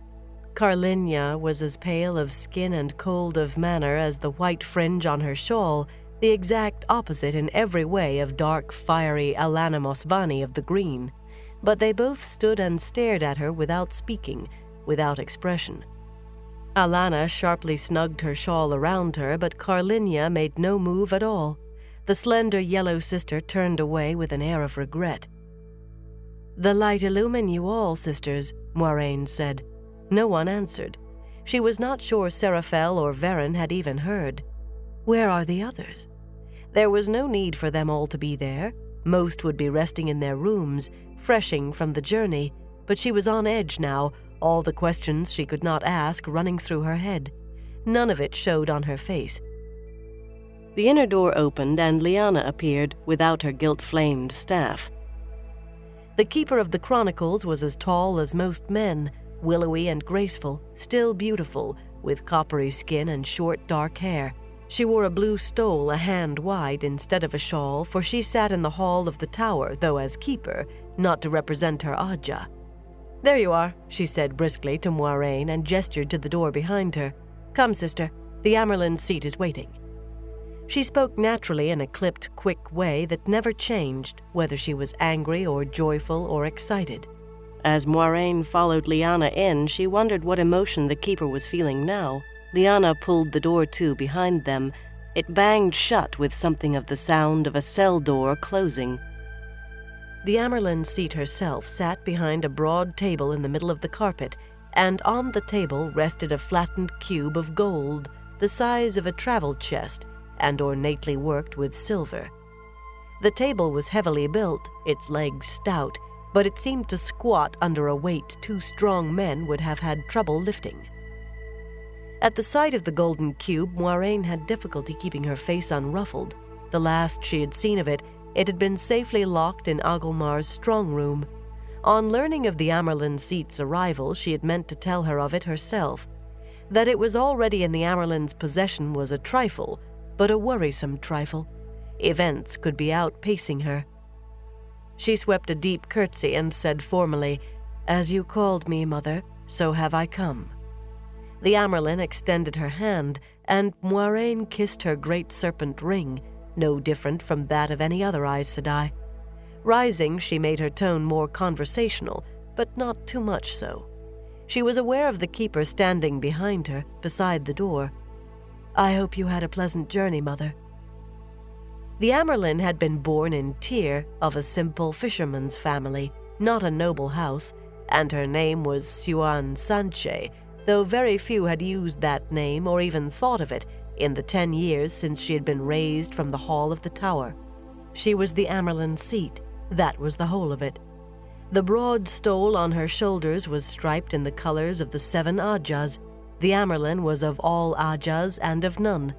She was only of medium height, and handsome rather than beautiful, but her face held a strength that had been there before her elevation, the strength of the girl who had survived the streets of the Mall, Tyr's port district, and her clear blue gaze had made kings and queens, and even the captain-commander of the Children of the Light, drop their eyes. Her own eyes were strained now, and there was a new tightness to her mouth. "We called the winds to speed our vessels up the Erenin, daughter, and even turned the currents to our aid." The Amyrlin's voice was deep and sad. "I have seen the flooding we caused in villages along the river, and the light only knows what we have done to the weather. We will not have endeared ourselves by the damage we've done and the crops we may have ruined, all to reach here as quickly as possible." Her eyes strayed to the ornate golden cube, and she half lifted a hand as if to touch it, but when she spoke it was to say, "Elaida is in Tar Valon, daughter. She came with Elayne and Gawain." Moiraine was conscious of Lyanna standing to one side, quiet as always in the presence of the Amyrlin, but watching and listening. "I am surprised, Mother," she said carefully. "This is no time for Morghese to be without Aes Sedai counsel." Morghese was one of the few rulers to openly admit to an Aes Sedai counselor. Almost all had one, but few admitted it. "Elaida insisted, daughter, and queen or not, I doubt Morghese is a match for Elaida in a contest of wills. In any case, perhaps this time she did not wish to be. Elayne has potential, more than I've ever seen before. Already she shows progress. The Red Sisters are swollen up like puffish with it. I don't think the girl leans to their way of thinking, but she is young and there is no telling. Even if they don't manage to bend her, it will make little difference. Elayne could well be the most powerful Aes Sedai in 1,000 years, and it is the Red Ajah who found her. They have gained much status in the hall from the girl." "I have 2 young women with me in Fal Dara, Mother," Moiraine said. "Both from the 2 rivers, where the blood of Manetheren still runs strong, though they do not even remember there was once a land called Manetheren. The old blood sings, Mother, and it sings loudly in the 2 rivers. Egwene, a village girl, is at least as strong as Elayne. I have seen the daughter heir, and I know. As for the other, Nynaeve was the wisdom in their village, yet she is little more than a girl herself. It says something of her that the women of her village chose her wisdom at her age. Once she gains conscious control of what she now does without knowing, she will be as strong as any in Tar Valon. With training, she will shine like a bonfire beside the candles of Elayne and Egwene. And there is no chance these 2 will choose the Red. They are amused by men, exasperated by them, but they do like them. They will easily counter whatever influence the Red Ajah gains in the White Tower from finding Elayne." The Amyrlin nodded as if it were all of no consequence. Moiraine's eyebrows lifted in surprise before she caught herself and smoothed her features. Those were the two main concerns in the hall of the tower, that fewer girls who could be trained to channel the one power were found every year, or so it seemed, and that fewer of real power were found. Worse than the fear in those who blamed Aes Sedai for the breaking of the world, worse than the hatred from the Children of the Light, worse even than the workings of Dark Friends, were the sheer dwindling of numbers and the lessening of abilities. The corridors of the White Tower were sparsely populated, where once they had been crowded, and what could once be done easily with the one power could now be done only with difficulty or not at all. Elaida had another reason for coming to Tar Valon, daughter. She sent the same message by 6 different pigeons to make sure I received it, and to whom else in Tar Valon she sent pigeons I can only guess. Then came herself. She told the hall of the tower that you are meddling with a young man who is Tarviran and dangerous. He was in Caemlyn, she said, but when she found the inn where he had been staying, she discovered you had spirited him away. The people at that inn served us well and faithfully, Mother. If she harmed any of them— Moiraine could not keep the sharpness out of her voice, and she heard Leanne shift. One did not speak to the Amyrlin seat in that tone. Not even a king on his throne did. You should know, daughter, the Amyrlin said dryly, that Elaida harms no one except those she considers dangerous, dark friends, or those poor fool men who try to channel the one power, or one who threatens Tar Valon. Everyone else who isn't Aes Sedai might as well be pieces on a stone's board as far as she is concerned. Luckily for him, the innkeeper, one Master Gil, as I remember, apparently thinks much of Aes Sedai, and so answered her questions to her satisfaction. Elaida actually spoke well of him, but she spoke more of the young man you took away with you. More dangerous than any man since Artur Hawkwing, she said. She has the foretelling sometimes, you know, and her words carried weight with the hall. For Lyanna's sake, Moiraine made her voice as meek as she could. That was not very meek, but it was the best she could do. I have 3 young men with me, Mother, but none of them is a king, and I doubt very much if any of them even dreams of uniting the world under one ruler. No one has dreamed Artur Hawkwing's dream since the War of the 100 Years. Yes, daughter, village youths, so Lord Agelmar tells me, but one of them is Ta'Viran. The Amyrlin's eyes strayed to the flattened cube again. It was put forward in the hall that you should be sent into retreat for contemplation. This was proposed by one of the sitters for the Green Ajah, with the other 2 nodding approval as she spoke. Lyanna made a sound of disgust, or perhaps frustration. She always kept in the background when the Amyrlin seat spoke, but Moiraine could understand the small interruption this time. The Green Ajah had been allied with the Blue for 1,000 years. Since Artur Hawkwing's time, they had all but spoken with one voice. I have no desire to hoe vegetables in some remote village, Mother, nor will I, whatever the hall of the tower says. It was further proposed also by the Greens that your care during your retreat should be given to the Red Ajah. The Red sitters tried to appear surprised, but they looked like fisher birds who knew the catch was unguarded. The Amyrlin sniffed. The Reds professed reluctance to take custody of one not of their Ajah, but said they would accede to the wishes of the hall. Despite herself, Moiraine shivered. That would be most unpleasant, Mother. It would be worse than unpleasant, much worse. The Reds were never gentle. She put the thought of it firmly to one side to deal with later. Mother, I cannot understand this apparent alliance between the Greens and the Reds. Their beliefs, their attitudes toward men, their views of our very purposes as Aes Sedai are completely opposite. A Red and a Green cannot even talk to each other without coming to shouts. Things change, daughter. 4 of the last 5 women raised Amyrlin have come from the Blue. Perhaps they feel that is too many, or that the Blue way of thinking no longer suffices in a world full of false dragons. After 1,000 years, many things change. The Amyrlin grimaced and spoke as if to herself. Old walls weaken, and old barriers fall. She shook herself and her voice firmed.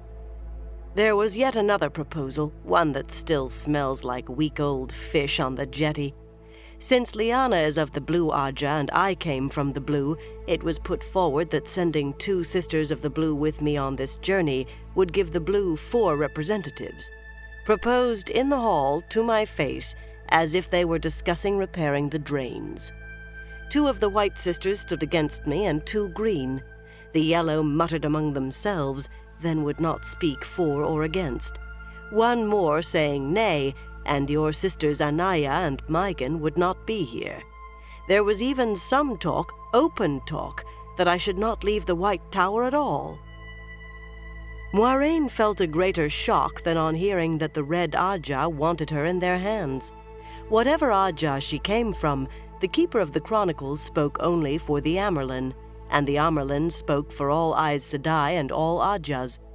That was the way it had always been, and no one had ever suggested otherwise, not in the darkest days of the Trolloc Wars, not when Arthur Hawkwing's armies had penned every surviving Aes Sedai inside Tar Valon. Above all, the Amyrlin seat was the Amyrlin seat. Every Aes Sedai was pledged to obey her. No one could question what she did or where she chose to go. This proposal went against 3,000 years of custom and law. Who would dare, Mother? The Amyrlin seat's laugh was bitter. Almost anyone, daughter. Riots in Caemlyn, the Great Hunt called without any of us having a hint of it until the proclamation, false dragons popping up like red bells after a rain, nations fading, and more nobles playing at the game of houses than at any time since Arthur Hawkwing cut all their plottings short. And worst of all, every one of us knows the Dark One is stirring again. Show me a sister who does not think the White Tower is losing its grip on events, and if she is not Brown Aja, she is dead. Time may be growing short for all of us, daughter. Sometimes I think I can almost feel it growing shorter. As you say, Mother, things change, but there are still worse perils outside the shining walls than within.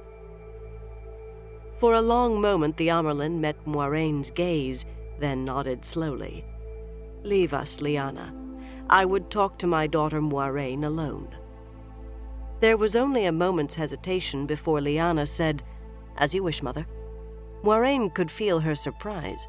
The Amyrlin gave few audiences without the Keeper present, especially not to a sister she had reason to chastise. The door opened and closed behind Lyanna. She would not say a word in the anteroom of what had occurred inside, but the news that Moiraine was alone with the Amyrlin would spread through the Aes Sedai and Fal Dara like wildfire through a dry forest, and the speculation would begin. As soon as the door closed, the Amyrlin stood, and Moiraine felt a momentary tingle in her skin as the other woman channeled the one power. For an instant, the Amyrlin seat seemed to her to be surrounded by a nimbus of bright light. I don't know that any of the others have your old trick, the Amyrlin seat said, lightly touching the blue stone on Moiraine's forehead with one finger. But most of us have some small tricks remembered from childhood. In any event, no one can hear what we say now. Suddenly she threw her arms around Moiraine, a warm hug between old friends. Moiraine hugged back as warmly. You are the only one, Moiraine, with whom I can remember who I was. Even Lyanna always acts as if I had become the stole and the staff, even when we are alone, as if we'd never giggled together as novices. Sometimes I wish we still were novices, you and I, still innocent enough to see it all as a gleeman's tale come true, still innocent enough to think we would find men. They would be princes, remember, handsome and strong and gentle, who could bear to live with women of an Aes Sedai's power. Still innocent enough to dream of the happy ending to the gleeman's tale, of living our lives as other women do, just with more than they. We are Aes Sedai, Siuan. We have our duty. Even if you and I had not been born to channel, would you give it up for a home and a husband, even a prince? I do not believe it. That is a village goodwife's dream. Not even the Greens go so far. The Amyrlin stepped back. No, I would not give it up. Most of the time, no. But there have been times I envied that village goodwife. At this moment, I almost do. Moiraine, if anyone, even Lyanna, discovers what we plan, we will both be stilled. And I can't say they would be wrong to do it. Chapter 5. The Shadow in Shinar. Stilled. The word seemed to quiver in the air, almost visible. When it was done to a man who could channel the power, who must be stopped before madness drove him to the destruction of all around him, it was called gentling. But for Aes Sedai it was stilling. Stilled. No longer able to channel the flow of the one power. Able to sense saidar, the female half of the true source, but no longer having the ability to touch it. Remembering what was gone forever. So seldom had it been done that every novice was required to learn the name of each Aes Sedai since the breaking of the world who had been stilled, and her crime, but none could think of it without a shudder. Women bore being stilled no better than men did being gentled. Moiraine had known the risk from the first, and she knew it was necessary. That did not mean it was pleasant to dwell on. Her eyes narrowed, and only the gleam in them showed her anger and her worry. Lyanna would follow you to the slopes of Shayol Ghul, Siuan, and into the pit of doom. You cannot think she would betray you. No. But then would she think it betrayal? Is it betrayal to betray a traitor? Do you never think of that? Never. What we do, Siuan, is what must be done. We have both known it for nearly 20 years. The wheel weaves as the wheel wills, and you and I were chosen for this by the pattern. We are a part of the prophecies, and the prophecies must be fulfilled. Must. The prophecies must be fulfilled. We were taught that they will be and must be, and yet that fulfillment is treason to everything else we were taught. Some would say to everything we stand for. Rubbing her arms, the Amyrlin Seat walked over to peer through the narrow arrow slit at the garden below. She touched the curtains. Here in the women's apartments they hang draperies to soften the rooms, and they plant beautiful gardens, but there is no part of this place not purpose-made for battle, death, and killing. She continued in the same pensive tone. Only twice since the breaking of the world has the Amyrlin Seat been stripped of stole and staff. Tetsuan, who betrayed Manetheren for jealousy of Elisanne's powers, and Bonwyn, who tried to use Arthur Hawkwing for a puppet to control the world, and so nearly destroyed Tar Valon. The Amyrlin continued her study of the garden. Both of the red, and both replaced by Amyrlin from the blue. The reason there has not been an Amyrlin chosen from the red since Bonwyn, and the reason the red Aja will take any pretext to pull down an Amyrlin from the blue, all wrapped neatly together. I have no wish to be the third to lose the stole and the staff, Moiraine. For you, of course, it would mean being stilled and put outside the shining walls. Elida, for one, would never let me off so easily. Moiraine watched her friend's back intently. Light, what has come over her? She has never been like this before. Where is her strength, her fire? But it will not come to that, Siuan. The other woman went on as if she had not spoken. For me, it would be different. Even stilled, an Amyrlin who has been pulled down cannot be allowed to wander about loose. She might be seen as a martyr, become a rallying point for opposition. Tetsuan and Bonwyn were kept in the White Tower as servants, scullery maids, who could be pointed to as cautions as to what can happen to the mightiest. No one can rally around a woman who must scrub floors and pots all day. Pity her, yes, but not rally to her. Eyes blazing, Moiraine leaned her fists on the table. Look at me, Siuan. Look at me. Are you saying that you want to give up after all these years, after all we have done? Give up and let the world go? And all for fear of us switching for not getting the pots clean enough. She put into it all the scorn she could summon, and was relieved when her friend spun to face her. The strength was still there, strained, but still there.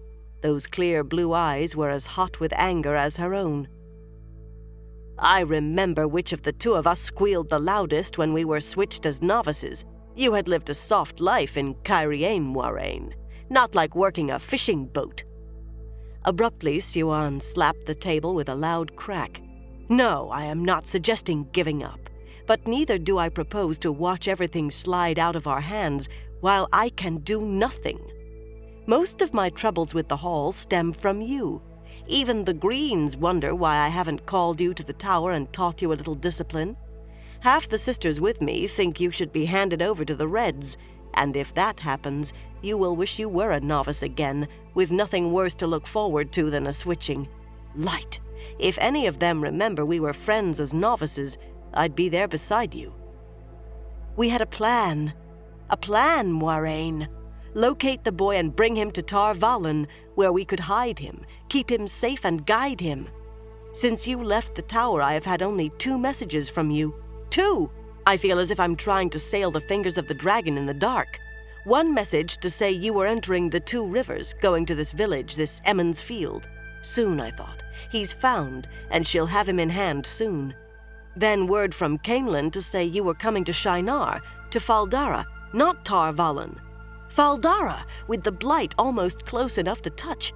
Fal Dara, where Trollocs raid and Myrddraal ride as near every day as makes no difference.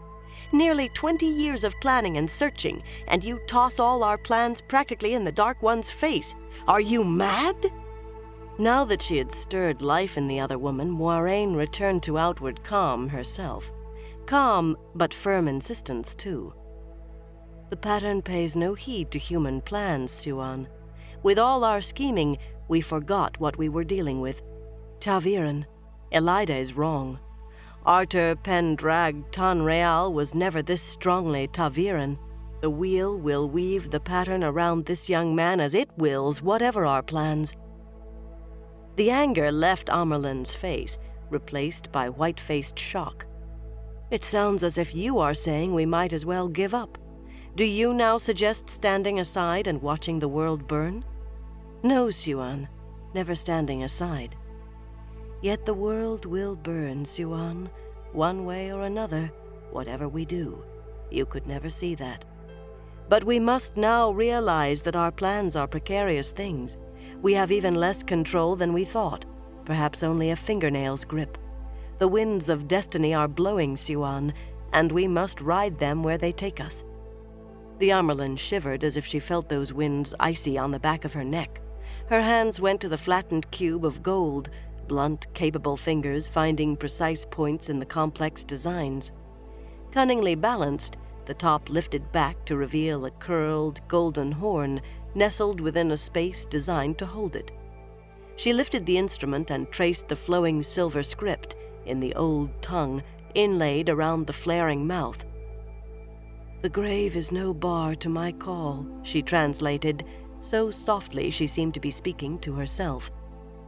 "The horn of Valir, made to call dead heroes back from the grave, and prophecy said it would only be found just in time for the last battle." Abruptly she thrust the horn back into its niche and closed the lid as if she could no longer bear the sight of it.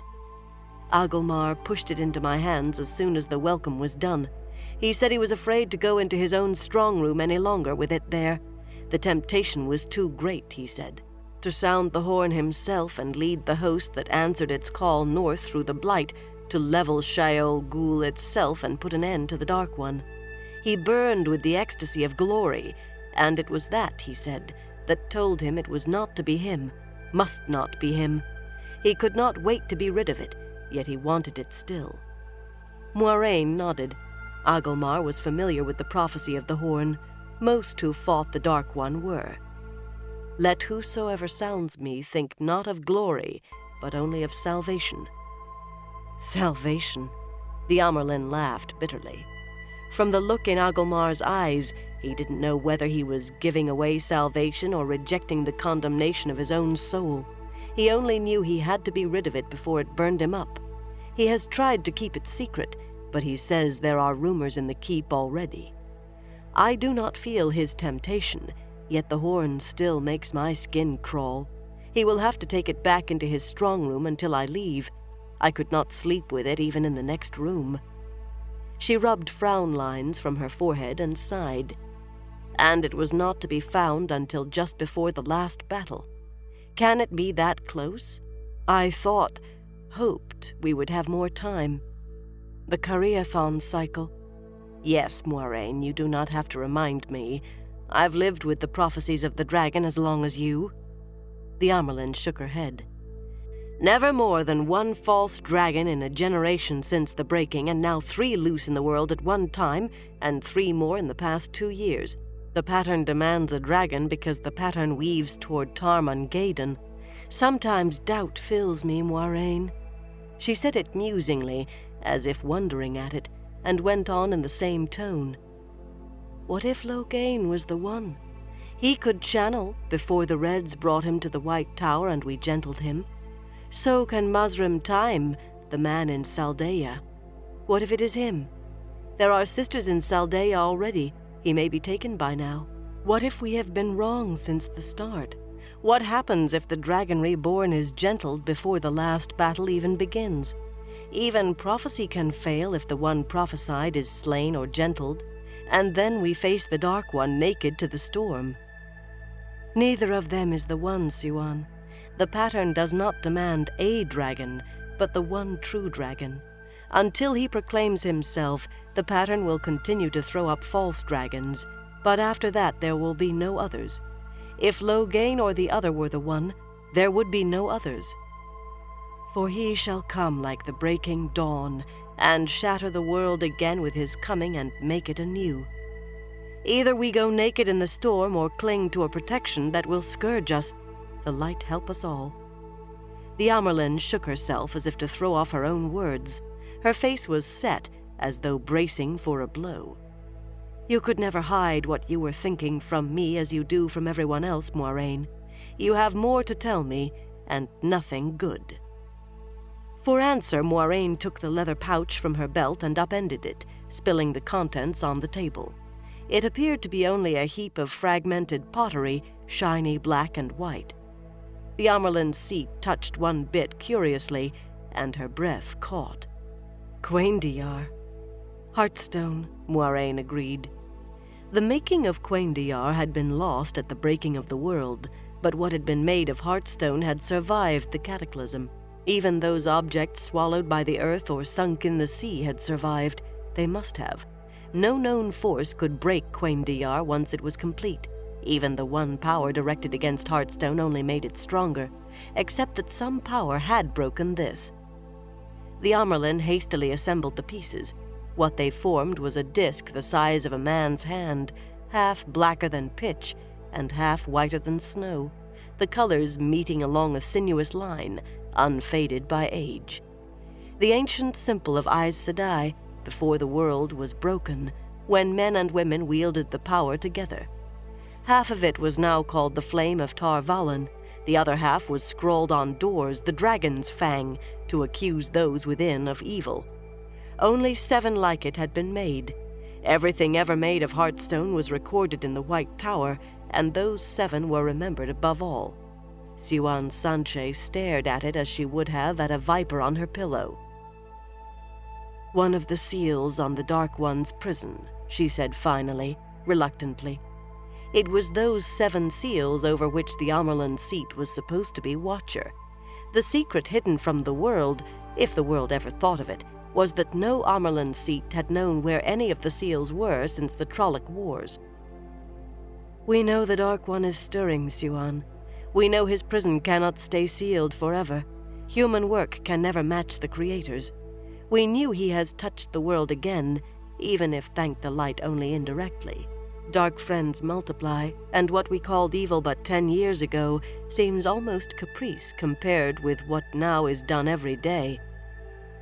If the seals are already breaking, we may have no time at all. Little enough. But that little may be enough. It will have to be. The Amyrlin touched the fractured seal, and her voice grew tight, as if she were forcing herself to speak. I saw the boy, you know, in the courtyard during the welcome. It is one of my talents, seeing ta'veren. A rare talent these days. even more rare than Taviran, and certainly not of much use. A tall boy, a fairly handsome young man, not much different from any young man you might see in any town. She paused to draw breath. Moiraine, he blazed like the sun. I've seldom been afraid in my life, but the sight of him made me afraid right down to my toes. I wanted to cower, to howl. I could barely speak. Agelmar thought I was angry with him, I said so little. That young man, he's the one we have sought these 20 years? There was a hint of question in her voice. Moiraine answered it. He is. Are you certain? Can he channel the One Power? Her mouth strained around the words, and Moiraine felt the tension too, a twisting inside, a cold clutching at her heart. She kept her face smooth, though. He can. A man wielding the One Power. That was a thing no Aes Sedai could contemplate without fear. It was a thing the whole world feared, and I will loose it on the world. Rand al'Thor will stand before the world as the Dragon Reborn. The Amyrlin shuddered. Rand al'Thor. It does not sound like a name to inspire fear and set the world on fire. She gave another shiver and rubbed her arms briskly, but her eyes suddenly shone with a purposeful light. If he is the one, then we truly may have time enough. But is he safe here? I have 2 red sisters with me, and I can no longer answer for green or yellow either. The light consume me, I can't answer for any of them, not with this. Even Varen and Seraphel would leap on him the way they would a scarlet adder in a nursery. He is safe, for the moment. The Amyrlin waited for her to say more. The silence stretched until it was plain she would not. Finally, the Amyrlin said, You say our old plan is useless. What do you suggest now? I have purposely let him think I no longer have any interest in him, that he may go where he pleases for all of me.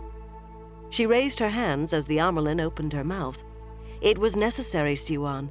Rand al'Thor was raised in the 2 rivers, where Manetherin's stubborn blood flows in every vein, and his own blood is like rock beside clay compared to Manetherin's. He must be handled gently, or he will bolt in any direction but the one we want. Then we'll handle him like a newborn babe. We'll wrap him in swaddling clothes and play with his toes if that's what you think we need. But to what immediate purpose? His 2 friends, Matrim Cauthon and Perine Bara, are ripe to see the world before they sink back into the obscurity of the 2 rivers. If they can sink back, they are Taviran too, if lesser than he. I will induce them to carry the horn of Valir to Ilion. She hesitated, frowning. There is a problem with Mat. He carries a dagger from Shadar Logoth. Shadar Logoth? Light! Why did you ever let them get near that place? Every stone of it is tainted. There isn't a pebble safe to carry away. Light, help us. If Mordeth touched the boy... The Amyrlin sounded as though she were strangling. If that happened, the world would be doomed. But it did not, Siuan. We do what we must from necessity, and it was necessary. I have done enough so that Mat will not infect others, but he had the dagger too long before I knew. The link is still there. I had thought I must take him to Tar Valon to cure it, but with so many sisters present, it might be done here. So long as there are a few you can trust not to see dark friends, where there are none. You and I and 2 others will suffice, using my Angreal. Lyanna will do for one, and I can find another. Suddenly, the Amyrlin's seat gave a wry grin. The Hall wants that Angreal back, Moiraine. There are not very many of them left, and you are now considered unreliable.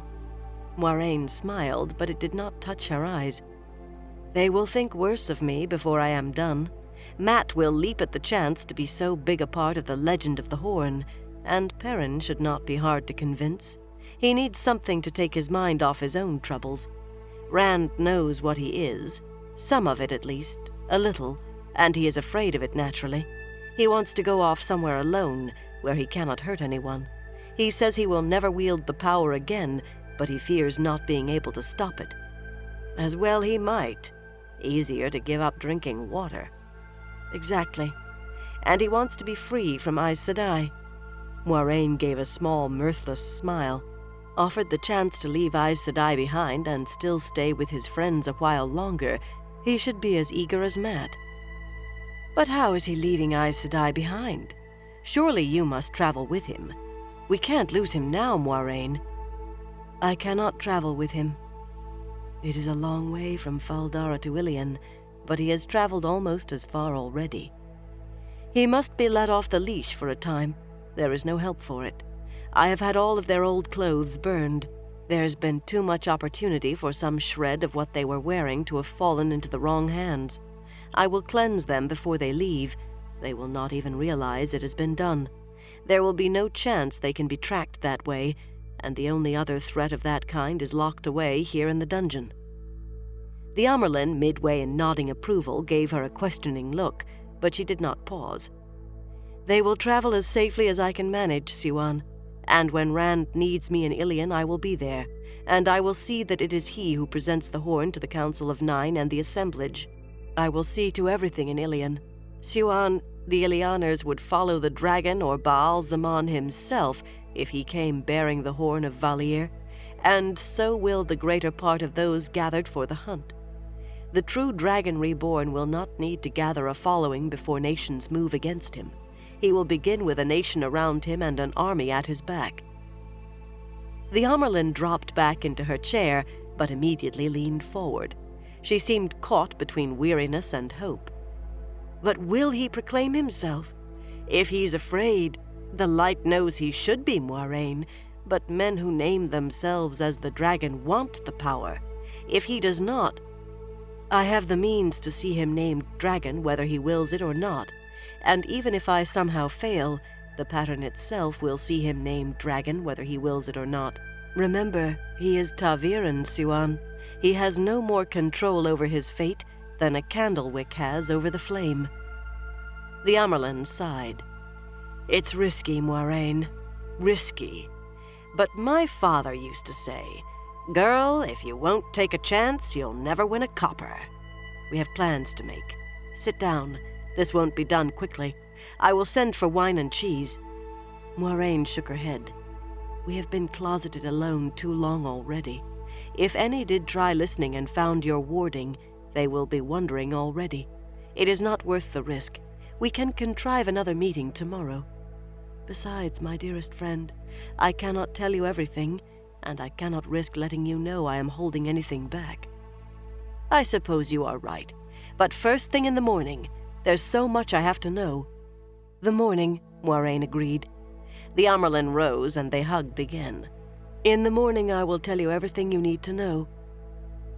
Lyanna gave Moiraine a sharp look when she came out into the anteroom, then darted into the Amyrlin's chamber. Moiraine tried to put on a chastened face, as if she had endured one of the Amyrlin's infamous upbraidings. Most women, however strong-willed, returned from those big-eyed and weak-kneed, but the expression was foreign to her. She looked more angry than anything else, which served much the same purpose. She was only vaguely aware of the other women in the outer room. She thought some had gone and others come since she went in, but she barely looked at them. The hour was growing late, and there was much to be done before the morning came. Much before she spoke to the Amyrlin's seat again. Quickening her step, she moved deeper into the keep. The column would have made an impressive sight under the waxing moon, moving through the Taraban night to the jangle of harness, had there been anyone to see it. A full 2,000 Children of the Light, well-mounted, in white tabards and cloaks, armor burnished, with their train of supply wagons and farriers and grooms with the strings of remounts. There were villages in this sparsely forested country, but they had left roads behind, and stayed clear of even farmers' crofts. They were to meet someone at a fly-speck village near the northern border of Taraban, at the edge of Almuth Plain. Jeffron Bornhold, riding at the head of his men, wondered what it was all about. He remembered too well his interview with Pedron Niall, Lord Captain Commander of the Children of the Light, in Amador. But he had learned little there. "We are alone, Jeffram," the white-haired man had said. His voice was thin and reedy with age. "I remember giving you the oath. 36 years ago it must be now?" Bornhold straightened. "My Lord Captain Commander, may I ask why I was called back from Camelin, and with such urgency? A push and Morghese could be toppled. There are houses in Andor that see dealing with Tar Valon as we do, and they were ready to lay claim to the throne. I left Eamon Valda in charge, but he seemed intent on following the daughter heir to Tar Valon. I would not be surprised to learn the man has kidnapped the girl, or even attacked Tar Valon." And Dane, Bornhold's son, had arrived just before Bornhold was recalled. Dane was full of zeal. Too much zeal sometimes. Enough to fall in blindly with whatever Valda proposed. "Valda walks in the light, Jeffram. But you are the best battle commander among the children. You will assemble a full legion, the best men you can find, and take them into Tarabon, avoiding any eyes attached to a tongue that may speak. Any such tongue must be silenced if the eyes see." Bornhold hesitated. 50 children together, or even 100, could enter any land without question, at least without open question. But an entire legion? "Is it war, my Lord Captain Commander? There is talk in the streets. Wild rumors, mainly, about Arthur Hawkwing's armies come back." The old man did not speak. "The king does not command the children, Lord Captain Bornhold." For the first time, there was a sharp snap in the Lord Commander's voice. "I do. Let the king sit in his palace and do what he does best. Nothing. You will be met at a village called Alcruna, and there you will receive your final orders. I expect your legion to ride in 3 days. Now go, Jeffram. You have work to do." Bornhold frowned. "Pardon, my Lord Captain Commander, but who will meet me? Why am I risking war with Tarabon?" "You will be told what you must know when you reach Alcruna." The Lord Captain Commander suddenly looked more than his age. Absently he plucked at his white tunic, with the golden sunburst of the children large on the chest. "There are forces at work beyond what you know, Jeffram. Beyond what even you can know. Choose your men quickly. Now go. Ask me no more. And the light ride with you."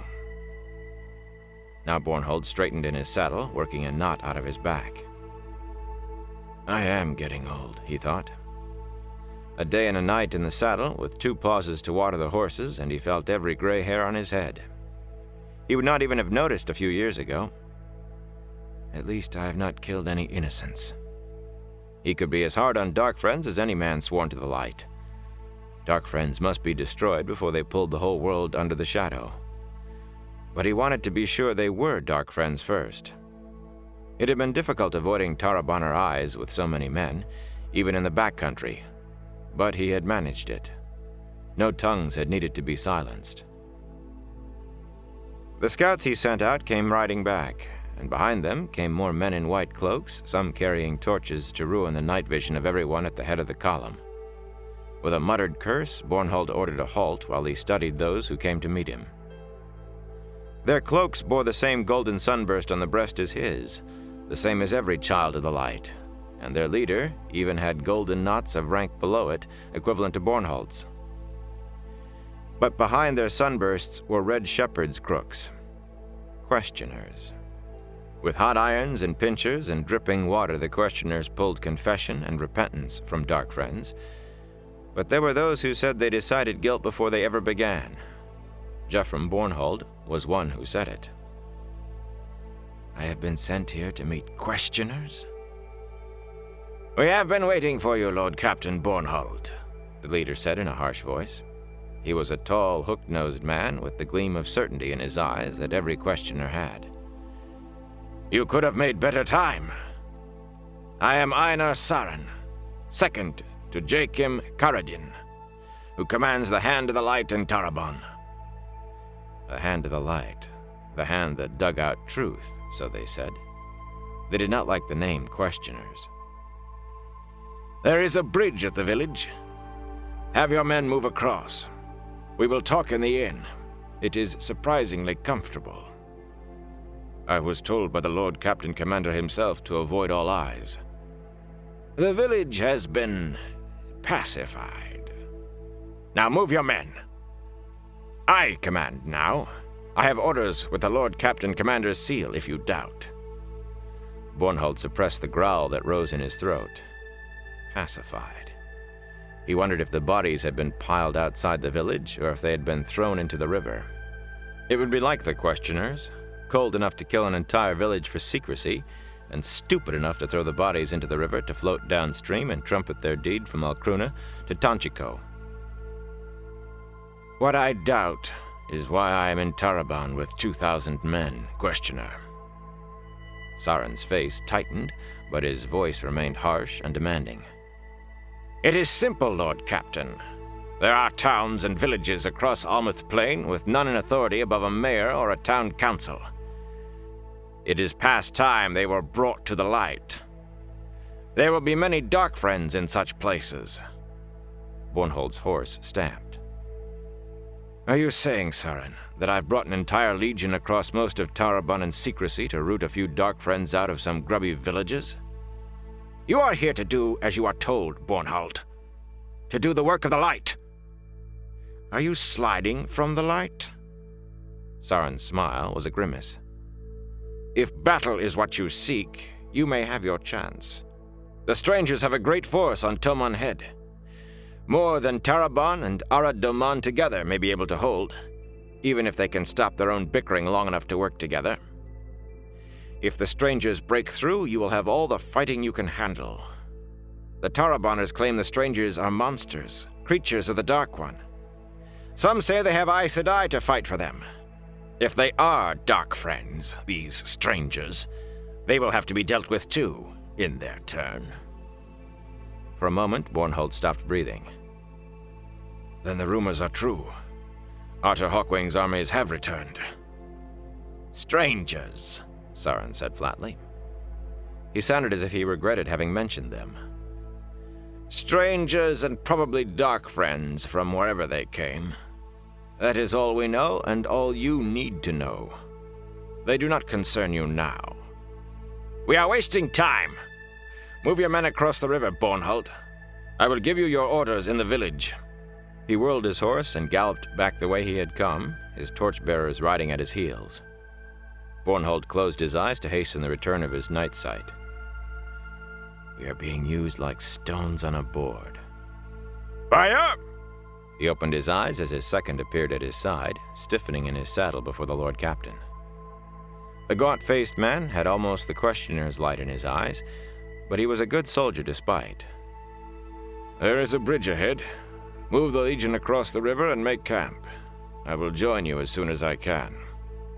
He gathered his reins and rode in the direction the questioner had taken. Stones on a board. But who is moving us? And why? Afternoon shadows gave way to evening as Liandrin made her way through the women's apartments. Beyond the arrow slits, darkness grew and pressed on the light from the lamps in the corridor. Twilight was a troubled time for Liandrin of late, that and dawn. At dawn the day was born, just as twilight gave birth to night. But at dawn night died, and at twilight day. The Dark One's power was rooted in death. He gained power from death, and at those times she thought she could feel his power stirring. Something stirred in the half-dark at least, something she almost thought she could catch if she turned quickly enough, something she was sure she could see if she looked hard enough. Serving women in black and gold curtsied as she passed, but she did not respond. She kept her eyes fixed straight ahead and did not see them. At the door she sought, she paused for a quick glance up and down the hall. The only women in sight were servants. There were no men, of course. She pushed open the door and went in without knocking. The outer room of the Lady Amalisa's chambers were brightly lit, and a blazing fire on the hearth held back the chill of the Shinaran night. Amalisa and her ladies sat about the room in chairs and on the layered carpets, listening while one of their number, standing, read aloud to them. It was The Dance of the Hawk and the Hummingbird by Tevin Erwin, which purported to set forth the proper conduct of men toward women and women toward men.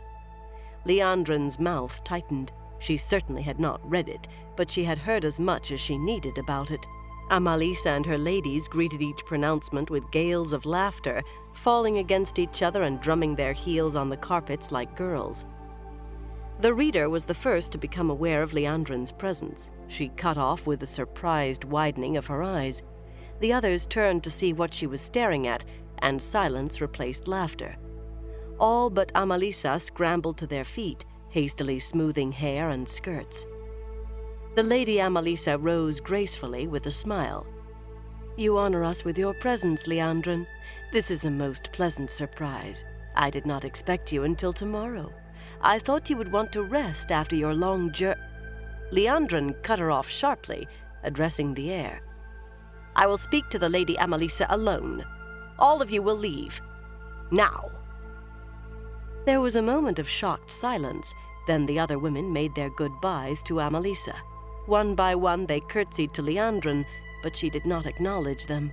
She continued to stare straight ahead at nothing, but she saw them and heard. Honorifics offered with breathy unease at the Aes Sedai's mood, eyes falling when she ignored them. They squeezed past her to the door, pressing back awkwardly so their skirts did not disturb hers. As the door closed behind the last of them, Amalisa said, "Liandrin, I do not understand. Do you walk in the light, my daughter?"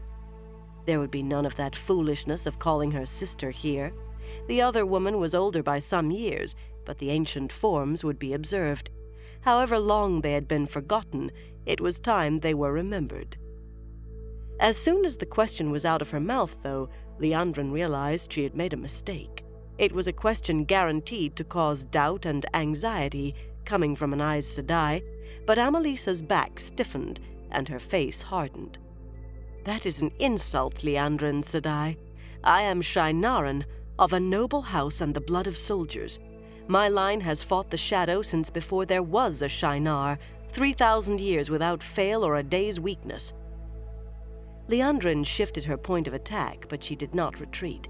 Striding across the room, she took the leather-bound copy of The Dance of the Hawk and the Hummingbird from the mantelpiece and hefted it without looking at it.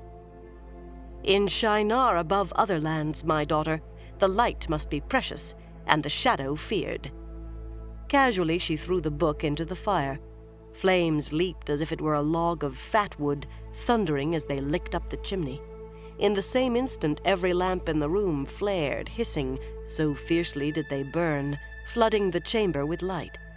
Here above all. Here, so close to the cursed blight, where corruption waits. Here, even one who thinks he walks in the light may still be corrupted by the shadow. Beads of sweat glistened on Amalisa's forehead. The hand she had raised in protest for her book fell slowly to her side.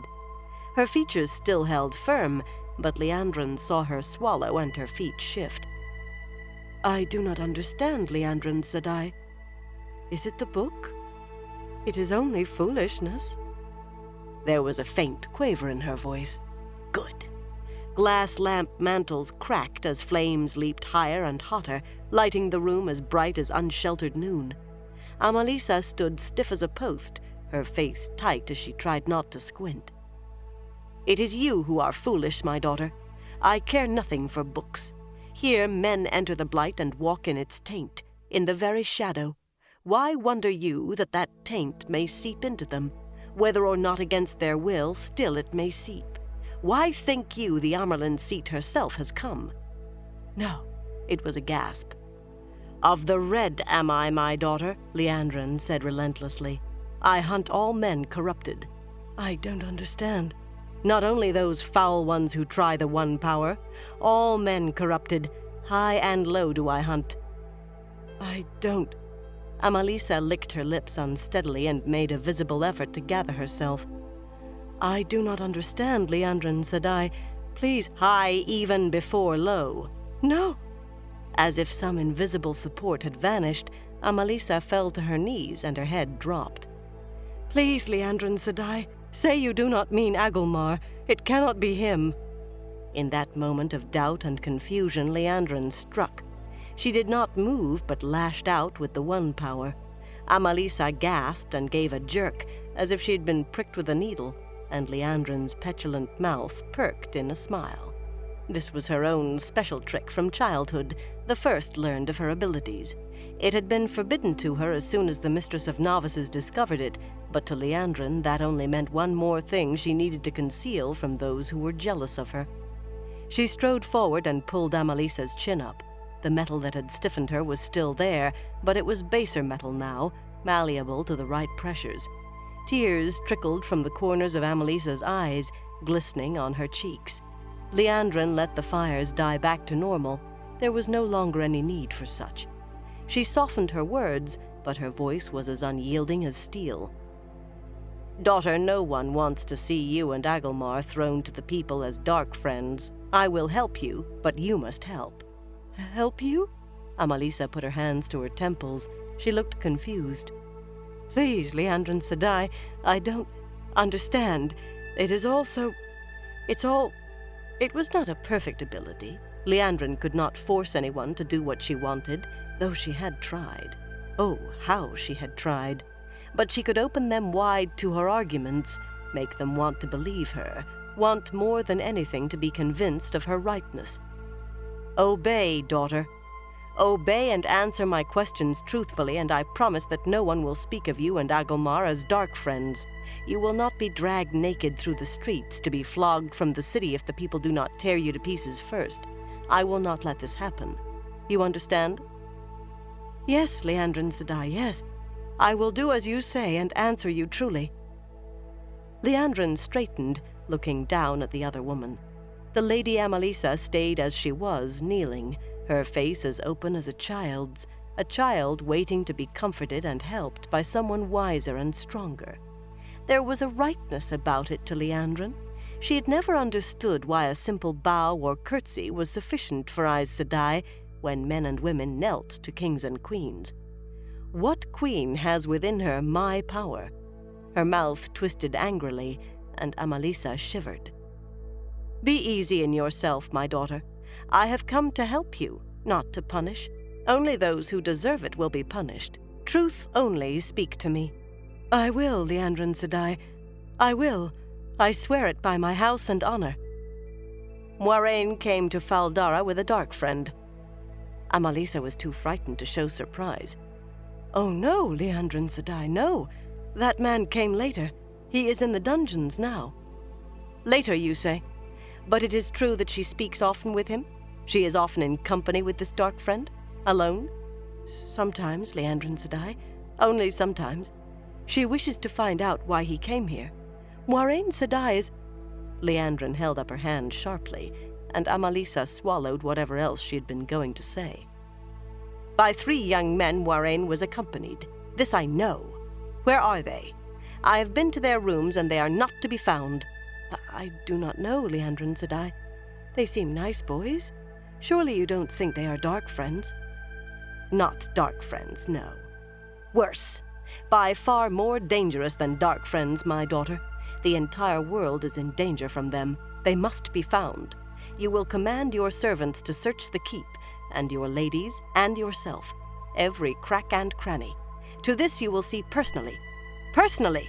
And to no one will you speak of it save those I name. None else may know. None. From Fal Dara in secrecy these young men must be removed, and to Tar Valon taken. In utter secrecy." "As you command, Liandrin Sedai. But I do not understand the need for secrecy. No one here will hinder Aes Sedai." "Of the Black Ajah you have heard?" Amalisa's eyes bulged, and she leaned back away from Liandrin, raising her hands as though to shield herself from a blow. "A vile rumor, Liandrin Sedai. Vile. There are no Aes Sedai who serve the Dark One. I do not believe it. You must believe me. Under the light, I swear I do not believe it. By my honor and my house, I swear." Coolly, Liandrin let her go on, watching the last remaining strength leach out of the other woman with her own silence. Aes Sedai had been known to become angry, very angry, with those who even mentioned the Black Ajah, much less those who said they believed in its hidden existence. After this, with her will already weakened by that little childhood trick, Amalisa would be as clay in her hands, after one more blow. The Black Ajah is real, child. Real, and here within Faldara's walls. Amalisa knelt there, her mouth hanging open. The Black Ajah, Aes Sedai, who were also Dark Friends. Almost as horrible to learn the Dark One himself walked Faldara Keep. But Liandrin would not let up now. Any Aes Sedai in the halls you pass, a Black Sister could be. This I swear. I cannot tell you which they are, but my protection you can have, if in the light you walk and me obey. I will, Amalisa whispered hoarsely. I will. Please, Liandrin Sedai, please say you will protect my brother and my ladies. Who deserves protection, I will protect. Concern yourself with yourself, my daughter, and think only of what I have commanded of you. Only that. The fate of the world rides on this, my daughter. All else you must forget. Yes, Liandrin Sedai. Yes, yes. Liandrin turned and crossed the room, not looking back until she reached the door. Amalisa was still on her knees, still watching her anxiously. Rise, my lady Amalisa. Liandrin made her voice pleasant, with only a hint of the mocking she felt. Sister indeed. Not one day as a novice would she last, and power to command she has. Rise. Amalisa straightened in slow, stiff jerks, as if she had been bound hand and foot for hours. As she finally came upright, Liandrin said, the steel back in full strength, And if you fail the world, if you fail me, that wretched dark friend in the dungeon will be your envy. From the look on Amalisa's face, Liandrin did not think failure would come from any lack of effort on her part. Pulling the door shut behind her, Liandrin suddenly felt a prickling across her skin. Breath catching, she whirled about, looking up and down the dimly lit hall. Empty. It was full night beyond the arrow slits. The hall was empty, yet she was sure there had been eyes on her. The vacant corridor, shadowy between the lamps on the walls, mocked her. She shrugged uneasily, then started down the hall determinedly. Fancies take me, nothing more. Full night already, and there was much to do before dawn. Her orders had been explicit. Pitch blackness covered the dungeons, whatever the hour, unless someone brought in a lantern. But Padan Fain sat on the edge of his cot, staring into the dark with a smile on his face. He could hear the other two prisoners grumbling in their sleep, muttering in nightmares. Padan Fain was waiting for something. Something he had been awaiting for a long time. For too long, but not much longer. The door to the outer guard room opened, spilling in a flood of light, darkly outlining a figure in the doorway. Fain stood. You, not who I expected. He stretched with a casualness he did not feel. Blood raced through his veins. He thought he could leap over the keep if he tried. Surprises for everyone, eh? Well, come on. The night's getting old, and I want some sleep sometime. As a lamp came into the cell chamber, Fain raised his head, grinning at something unseen yet felt, beyond the dungeon's stone ceiling. It isn't over yet, he whispered. The battle's never over. Chapter 6. Dark Prophecy. The farmhouse door shook under furious blows from outside. The heavy bar across the door jumped in its brackets. Beyond the window next to the door moved the heavy-muzzled silhouette of a Trolloc. There were windows everywhere, and more shadowy shapes outside. Not shadowy enough, though. Rand could still make them out. The windows, he thought desperately. He backed away from the door, clutching his sword before him in both hands.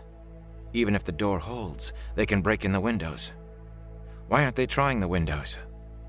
With a deafening metallic screech, one of the brackets pulled partly away from the doorframe, hanging loose on nails ripped a finger's width out of the wood. The bar quivered from another blow, and the nails squealed again. We have to stop them, Rand shouted. Only we can't. We can't stop them. He looked around for a way to run, but there was only the one door. The room was a box. Only one door and so many windows. We have to do something. Something. It's too late, Matt said. Don't you understand? His grin looked odd on a bloodless pale face, and the hilt of a dagger stood out from his chest, the ruby that capped it blazing as if it held fire. The gem had more life than his face. It's too late for us to change anything. I've finally gotten rid of them, Perrin said, laughing. Blood streamed down his face like a flood of tears from his empty sockets. He held out red hands, trying to make Rand look at what he held. I'm free now. It's over. It's never over, Althor, Podon Fane cried, capering in the middle of the floor. The battle's never done. The door exploded in splinters, and Rand ducked away from the flying shards of wood. 2 red-clad Aes Sedai stepped through, bowing their master in. A mask the color of dried blood covered Ba'alzamon's face, but Rand could see the flames of his eyes through the eye slits. He could hear the roaring fires of Ba'alzamon's mouth. It is not yet done between us, Althor, Ba'alzamon said, and he and Fane spoke together as one. For you, the battle is never done. With a strangled gasp, Rand sat up on the floor, clawing his way awake. It seemed he could still hear Fane's voice, as sharp as if the peddler were standing beside him. It's never over. The battle's never done. Bleary-eyed, he looked around to convince himself that he was still hidden away where Egwene had left him, bedded down on a pallet in a corner of her room. The dim light of a single lamp suffused the room, and he was surprised to see Nynaeve knitting in a rocking chair on the other side of the lone bed, its covers still in place. It was night outside. Dark-eyed and slender, Nynaeve wore her hair in a fat braid pulled over one shoulder and hanging almost to her waist. She had not given up on home. Her face was calm, and she seemed aware of nothing except her knitting as she rocked gently. The steady click-click of her knitting needles was the only sound. The rug silenced the rocking chair. There had been nights of late when he had wished for a carpet on the cold stone floor of his room, but in Shinar, men's rooms were always bare and stark. The walls here had 2 tapestries, mountain scenes with waterfalls, and flower-embroidered curtains alongside the arrow slits.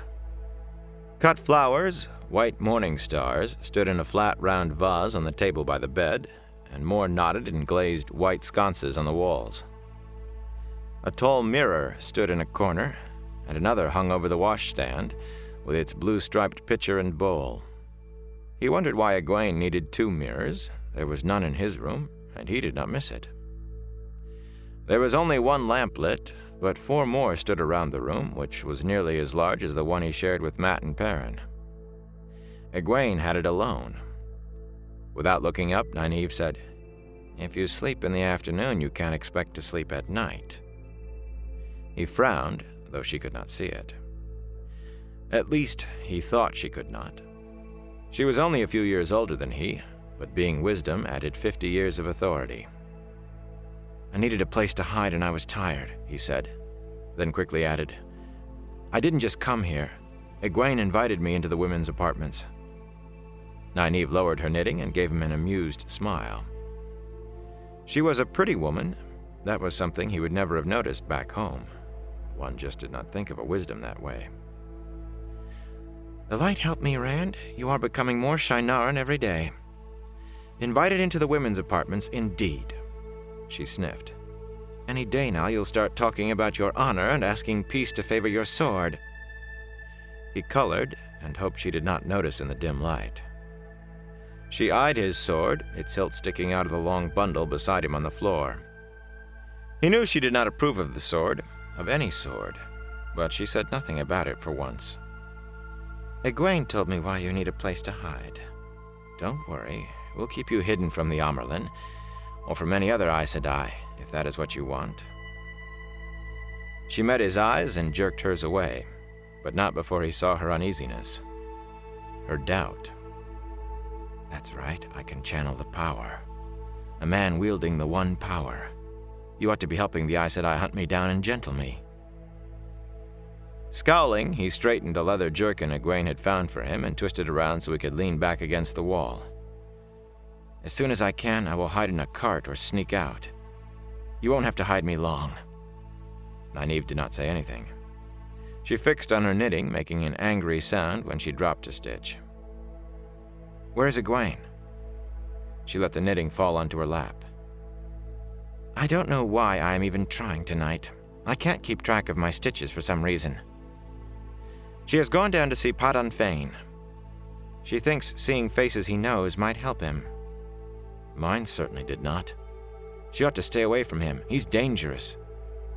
"She wants to help him," Nynaeve said calmly. "Remember, she was training to be my assistant, and being a wisdom is not all predicting the weather. Healing is part of it, too. Egwene has the desire to heal, the need to. And if Padan Fain is so dangerous, Moiraine would have said something." He barked a laugh. "You didn't ask her. Egwene admitted it, and I can just see you asking permission for anything." Her raised eyebrow wiped the laugh off his face. He refused to apologize, though. They were a long way from home, and he did not see how she could go on being Wisdom of Emond's Field if she was going to Tar Valon. "Have they started to search for me yet?" "Egwene is not sure they will, but Lance says the Amerlin seed is here because of me, and I think I'll take his opinion over hers." For a moment, Nynaeve did not answer. Instead, she fussed with her skeins of yarn. Finally, she said, "I am not sure. One of the serving women came a little while ago to turn down the bed, she said, as if Egwene would be going to sleep already with the feast for the Amerlin tonight. I sent her away. She didn't see you. Nobody turns your bed down for you in the men's quarters." She gave him a level look, one that would have set him stammering a year ago. He shook his head. "They wouldn't use the maids to look for me, Nynaeve. When I went to the buttery for a cup of milk earlier, there were too many women in the halls. Those who are attending the feast should have been getting dressed, and the others should either have been helping them or getting ready to serve, or to—" She frowned worriedly. "There's more than enough work for everybody with the Amerlin here, and they were not just here in the women's apartments. I saw the Lady Amalisa herself coming out of a storeroom near the buttery with her face all over dust. That's ridiculous. Why would she be a part of a search? Or any of the women, for that matter. They'd be using Lord Agelmar's soldiers, and the warders, and the Aes Sedai. They must just be doing something for the feast. Burn me if I know what a Shienaran feast takes." "You are a woolhead sometimes, Rand. The men I saw didn't know what the women were doing either. I heard some of them complaining about having to do all the work by themselves. I know it makes no sense that they were looking for you. None of the Aes Sedai seemed to be taking any interest. But Amalisa was not readying herself for the feast by dirtying her dress in a storeroom. They were looking for something important. Even if she began right after I saw her, she would barely have time to bathe and change. Speaking of which, if Egwene doesn't come back soon, she'll have to choose between changing and being late." For the first time, he realized that Nynaeve was not wearing the Two Rivers woolens he was used to. Her dress was pale blue silk, embroidered in snowdrop blossoms around the neck and down the sleeves. Each blossom centered on a small pearl, and her belt was tooled in silver with a silver buckle set with pearls. He had never seen her in anything like that. Even feast day clothes back home might not match it. "You're going to the feast?" "Of course. Even if Moiraine had not said I should, I would never let her think I was—" Her eyes lit up fiercely for a moment, and he knew what she meant. Nynaeve would never let anyone think she was afraid, even if she was. Certainly not Moiraine, and especially not Lan. He hoped she did not know he was aware of her feelings for the warder. After a moment, her gaze softened as it fell on the sleeve of her dress. "The Lady Amalisa gave me this," she said so softly he wondered if she was speaking to herself. She stroked the silk with her fingers, outlining the embroidered flowers, smiling, lost in thought. "It's very pretty on you, Nynaeve. You're pretty tonight." He winced as soon as he said it. Any wisdom was touchy about her authority, but Nynaeve was touchier than most. The women's circle back home had always looked over her shoulder because she was young, and maybe because she was pretty, and her fights with the mayor and the village council had been the stuff of stories. She jerked her hand away from the embroidery and glared at him, brows lowering. He spoke quickly to forestall her. "They can't keep the gates barred forever. Once they are opened, I will be gone and the Aes Sedai will never find me. Perrin says there are places in the Black Hills and the Carling Grass. You can go for days without seeing a soul. Maybe I can figure out what to do about..."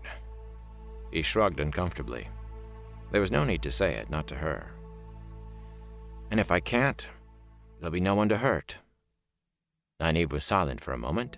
Then she said slowly, "I am not so sure, Rand.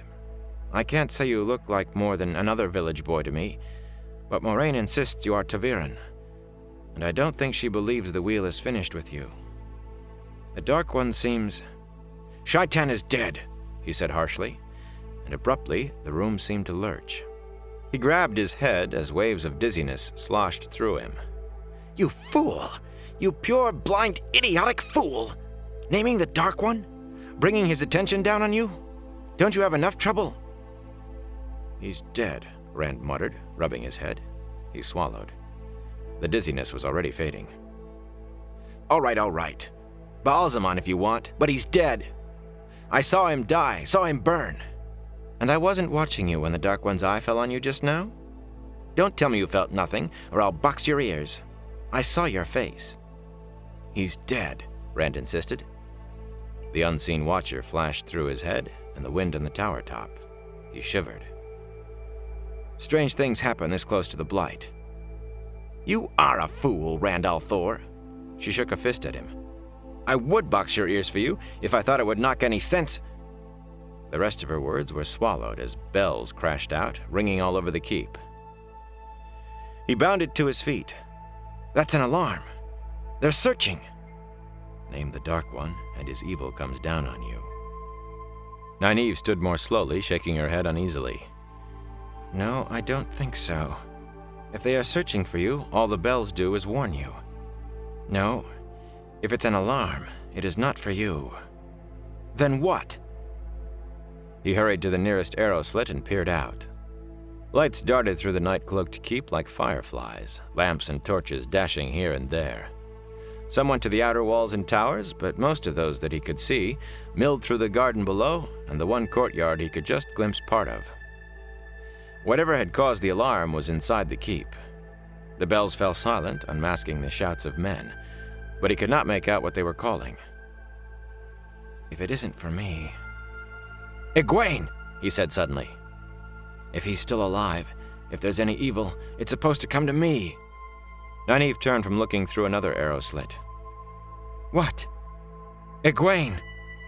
He crossed the room in quick strides and snatched his sword and scabbard free of the bundle. "Light, it's supposed to hurt me, not her. She's in the dungeon with Fain. What if he's loose somehow?" She caught him at the door, grabbing his arm. She was not as tall as his shoulder, but she held on like iron. "Don't be a worse goat-brained fool than you've already been, Rand al'Thor. If this doesn't have anything to do with you, the women are looking for something. Lightman, this is the women's apartments. There will be Aes Sedai out there in the halls, likely as not. Egwene will be all right. She was going to take Mat and Perrin with her. Even if she met trouble, they would look after her. What if she couldn't find them, Nynaeve? Egwene would never let that stop her. She would go alone, the same as you, and you know it. Light, I told her Fain is dangerous. Burn me, I told her." Pulling free, he jerked open the door and dashed out. "Light, burn me. It's supposed to hurt me." A woman screamed at the sight of him, in a laborer's coarse shirt and jerkin with a sword in his hand. Even invited men did not go armed in the women's apartments unless the keep was under attack. Women filled the corridor, serving women in the black and gold, ladies of the keep in silks and laces, women in embroidered shawls with long fringes, all talking loudly at the same time, all demanding to know what was happening. Crying children clung to skirts everywhere.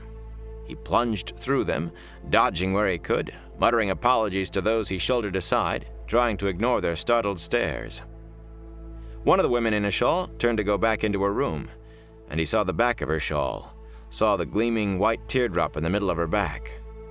Suddenly he recognized faces he had seen in the outer courtyard. Aes Sedai staring at him in alarm now. "Who are you? What are you doing here? Is the keep under attack? Answer me, man!" He's no soldier. Who is he? What's happening? It's the young Southland Lord. Someone stop him! Fear pushed his lips back, baring his teeth, but he kept moving and tried to move faster. Then a woman came out into the hall, face to face with him, and he stopped in spite of himself. He recognized that face above the rest. He thought he would remember it if he lived forever. The Amyrlin seat. Her eyes widened at the sight of him, and she started back. Another Aes Sedai, the tall woman he had seen with the staff, put herself between him and the Amyrlin, shouting something at him that he could not make out over the increasing babble. She knows. Light, help me, she knows. Moiraine told her. Snarling, he ran on. Light, just let me make sure Egwene's safe before they... He heard shouting behind him, but he did not listen. There was enough turmoil around him out in the keep. Men running for the courtyards with swords in hand, never looking at him. Over the clamor of alarm bells, he could make out other noises now. Shouts, screams, metal ringing on metal. He had just time to realize that they were the sounds of battle. Fighting? Inside Fal Dara? When 3 Trollocs came dashing around a corner in front of him. Hairy snouts distorted otherwise human faces, and one of them had ram's horns. They bared teeth, raising scythe-like swords as they sped toward him. The hallway that had been full of running men a moment before was empty now except for the 3 Trollocs and himself. Caught by surprise, he unsheathed his sword awkwardly, tried hummingbird kisses the honey rose.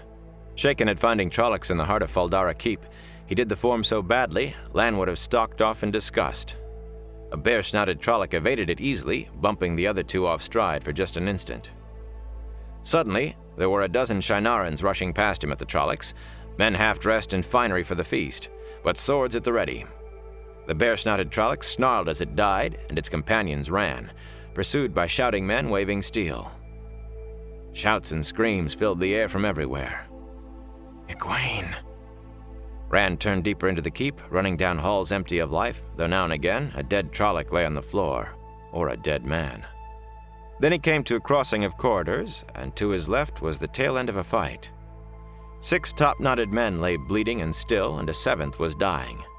The Myrddraal gave its sword an extra twist as it pulled the blade free of the man's belly, and the soldier screamed as he dropped his sword and fell. The Fade moved with viperous grace, the serpent illusion heightened by the armor of black overlapping plates that covered its chest. It turned, and that pale, eyeless face studied Rand. It started toward him, smiling a bloodless smile, not hurrying. It had no need to hurry for one man alone. He felt rooted where he stood, his tongue stuck to the roof of his mouth. The look of the eyeless is fear. That was what they said along the border. His hands shook as he raised his sword. He never even thought of assuming the void. Light had just killed 7 armed soldiers together. Light, what am I going to do? Light! Abruptly, the Myrddraal stopped, its smile gone. This one is mine, Rand! Rand gave a start as Ingtar stepped up beside him, dark and stocky in a yellow feast day coat, sword held in both hands. Ingtar's dark eyes never left the Fade's face. If the Shiennaran felt the fear of that gaze, he gave no sign. Try yourself on a Trolloc or 2, he said softly, before you face one of these. I was coming down to see if Egwene is safe. She was going to the dungeon to visit Fane and... Then go see to her. Rand swallowed. We'll take it together, Ingtar. You aren't ready for this. Go see to your girl. Go! You want Trollocs to find her unprotected? For a moment, Rand hung there, undecided. The Fade had raised its sword for Ingtar. A silent snarl twisted Ingtar's mouth, but Rand knew it was not fear. And Egwene could be alone in the dungeon with Fane, or worse. Still, he felt ashamed as he ran for the stairs that led underground. He knew a Fade's look could make any man afraid, but Ingtar had conquered the dread. His stomach still felt knotted. The corridors beneath the keep were silent and feebly lit by flickering, far-spaced lamps on the walls.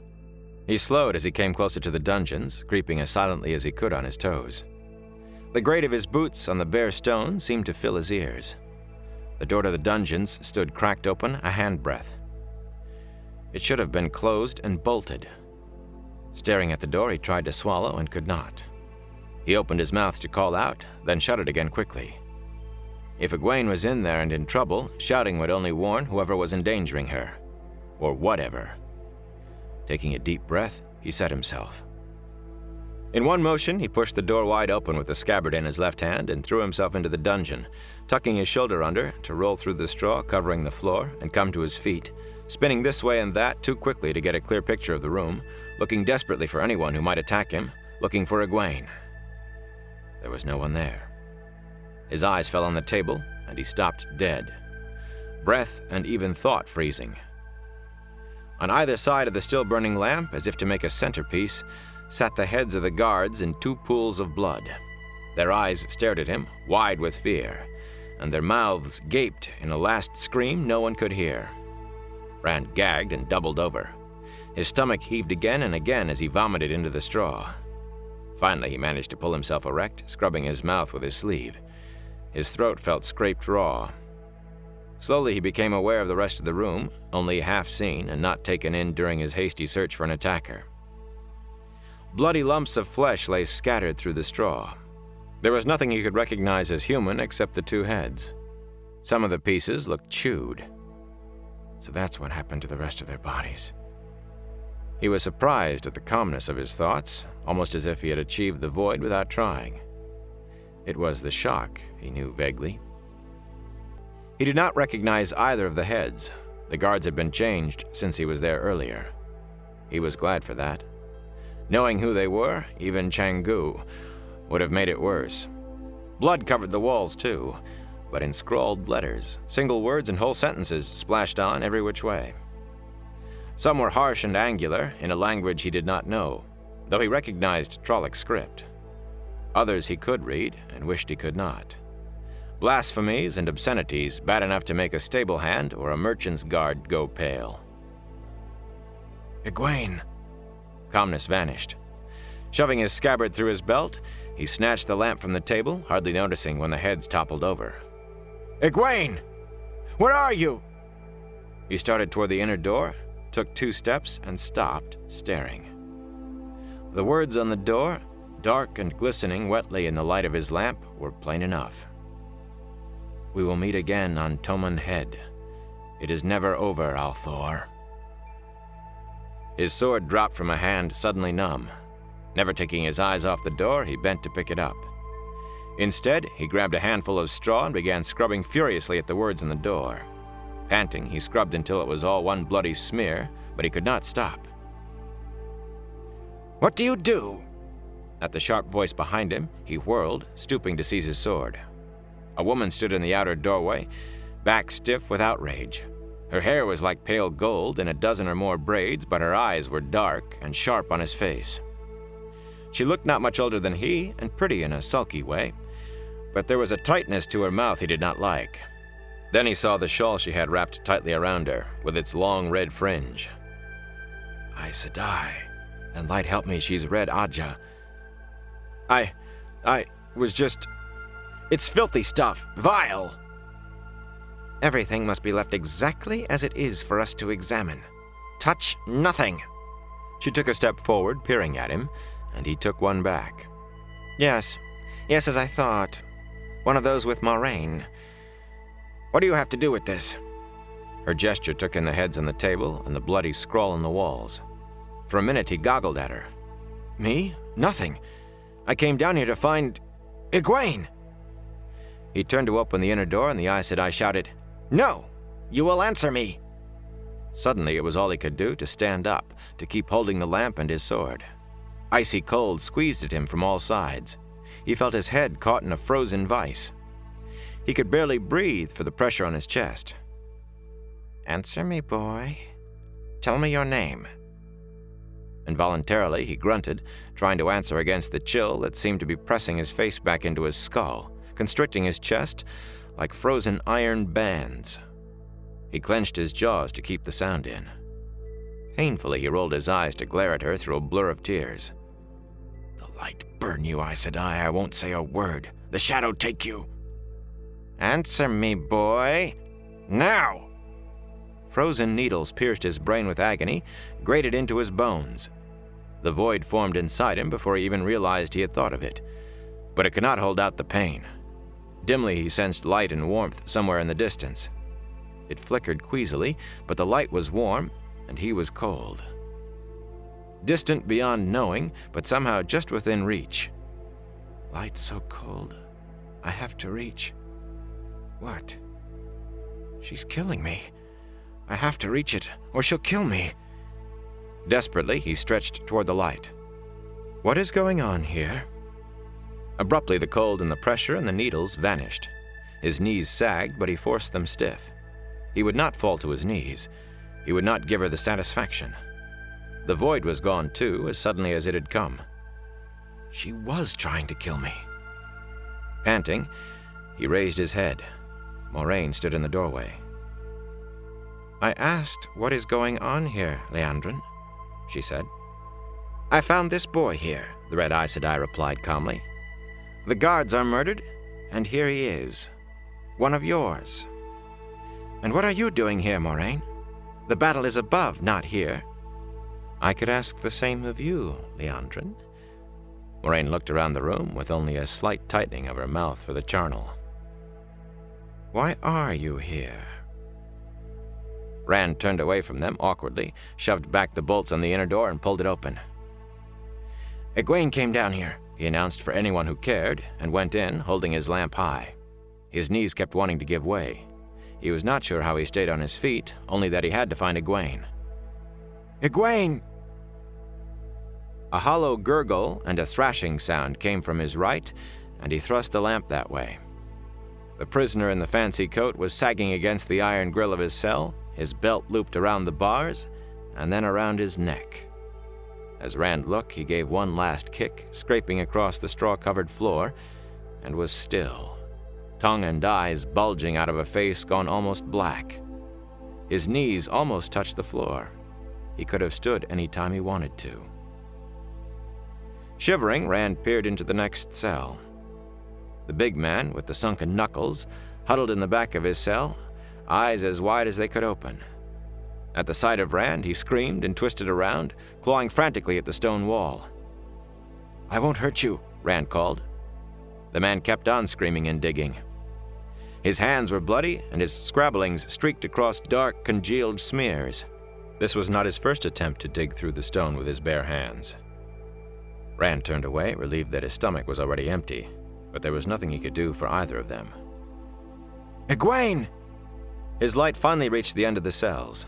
The door to Fane's cell stood open, and the cell was empty, but it was the two shapes on the stone in front of the cell that made Rand leap forward and drop to his knees between them. Egwene and Mat lay sprawled, bonelessly, unconscious, or dead. With a flood of relief, he saw their chests rise and fall. There did not seem to be a mark on either of them. Egwene? Mat? Setting the sword down, he shook Egwene gently. Egwene. She did not open her eyes. Moraine! Egwene's hurt! And Mat! Mat's breathing sounded labored, and his face was deathly pale. Rand felt almost like crying. It was supposed to hurt me. I named the Dark One me. Do not move them. Moraine did not sound upset or even surprised. The chamber was suddenly flooded with light as the two Aes Sedai entered. Each balanced a glowing ball of cool light floating in the air above her hand. Liandrin marched straight down the middle of the wide hall, holding her skirts up out of the straw with her free hand, but Moraine paused to look at the two prisoners before following. There is nothing to do for the one, she said, and the other can wait. Liandrin reached Rand first and began to bend toward Egwene, but Moraine darted in ahead of her and laid her free hand on Egwene's head. Liandrin straightened with a grimace. She is not badly hurt, Moraine said after a moment. She was struck here. She traced an area on the side of Egwene's head, covered by her hair. Rand could see nothing different about it. That is the only injury she has taken. She will be all right. Rand looked from one Aes Sedai to the other. What about Mat? Liandrin arched an eyebrow at him and turned to watch Moraine with a wry expression. Be quiet, Moraine said. Fingers still lying on the area where she said Egwene had been hit, she closed her eyes. Egwene murmured and stirred, then lay still. Is she? She is sleeping, Rand. She will be well, but she must sleep. Moraine shifted to Mat, but here she only touched him for a moment before drawing back. "This is more serious," she said softly. She fumbled at Matt's wrist, pulling his coat open, and made an angry sound. "The dagger is gone." "What dagger?" Leandrin asked. Voices suddenly came from the outer room, men exclaiming in disgust and anger. "In here," Moraine called. "Bring 2 litters. Quickly!" Someone in the outer room raised a cry for litters. "Thane is gone," Rand said. The 2 Aes Sedai looked at him. He could read nothing on their faces. Their eyes glittered in the light. "So I see," Moraine said in a flat voice. "I told her not to come. I told her he was dangerous." "When I came," Leandrin said in a cold voice, "he was destroying the writing in the outer chamber." He shifted uneasily on his knees. The Aes Sedai's eyes seemed alike now, measuring and weighing him, cool and terrible. It was filth," he said. "Just filth." They still looked at him, not speaking. "You don't think Moraine, you can't think I had anything to do with what happened out there." "Light, did I? I named the Dark One." She did not answer, and he felt a chill that was not lessened by men rushing in with torches and lamps. Moraine and Leandrin let their glowing balls wink out. The lamps and torches did not give as much light. Shadows sprang up in the depths of the cells. Men with litters hurried to the figures lying on the floor. Ingtar led them. His topknot almost quivered with anger, and he looked eager to find something on which to use his sword. "So the Dark Friend is gone too," he growled. "Well, it's the least of what has happened this night." "The least even here," Moraine said sharply. She directed the men putting Egwene and Mat on the litters. "The girl is to be taken to her room. She needs a woman to watch in case she wakes in the night. She may be frightened, but more than anything else, she needs sleep now. The boy..." She touched Mat as 2 men lifted his litter and pulled her hand back quickly. "Take him to the Amelin Seats chambers. Find the Amelin wherever she is and tell her he is there. Tell her his name is Matrim Cauthon. I will join her as soon as I am able." "The Amelin?" Leandrin exclaimed. "You think to have the Amelin as healer for your pet? You are mad, Moraine." "The Amelin Seat," Moraine said calmly, "does not share your Red Ajah prejudices, Leandrin. She will heal a man without need of a special use for him. Go ahead," she told the litter-bearers. Leandrin watched them leave, Moraine and the men carrying Mat and Egwene, then turned to stare at Rand. He tried to ignore her. He concentrated on scabbarding his sword and brushing off the straw that clung to his shirt and breeches. When he raised his head, though, she was still studying him, her face as blank as ice. Saying nothing, she turned to consider the other men thoughtfully. One held the body of the hanged man up, while another worked to unfasten the belt. Ingtar and the others waited respectfully. With a last glance at Rand, she left, head held like a queen. "A hard woman," Ingtar muttered, then seemed surprised that he had spoken. "What happened here, Rand al'Thor?" Rand shook his head. "I don't know, except that Fane escaped somehow, and heard Egwene and Mat doing it. I saw the guard room," he shuddered. "But in here, whatever it was, Ingtar, it scared that fellow bad enough that he hung himself. I think the other one's gone mad from seeing it." "We're all going mad tonight." "The Fade, you killed it?" "No!" Ingtar slammed his sword into its sheath. The hilt stuck up above his right shoulder.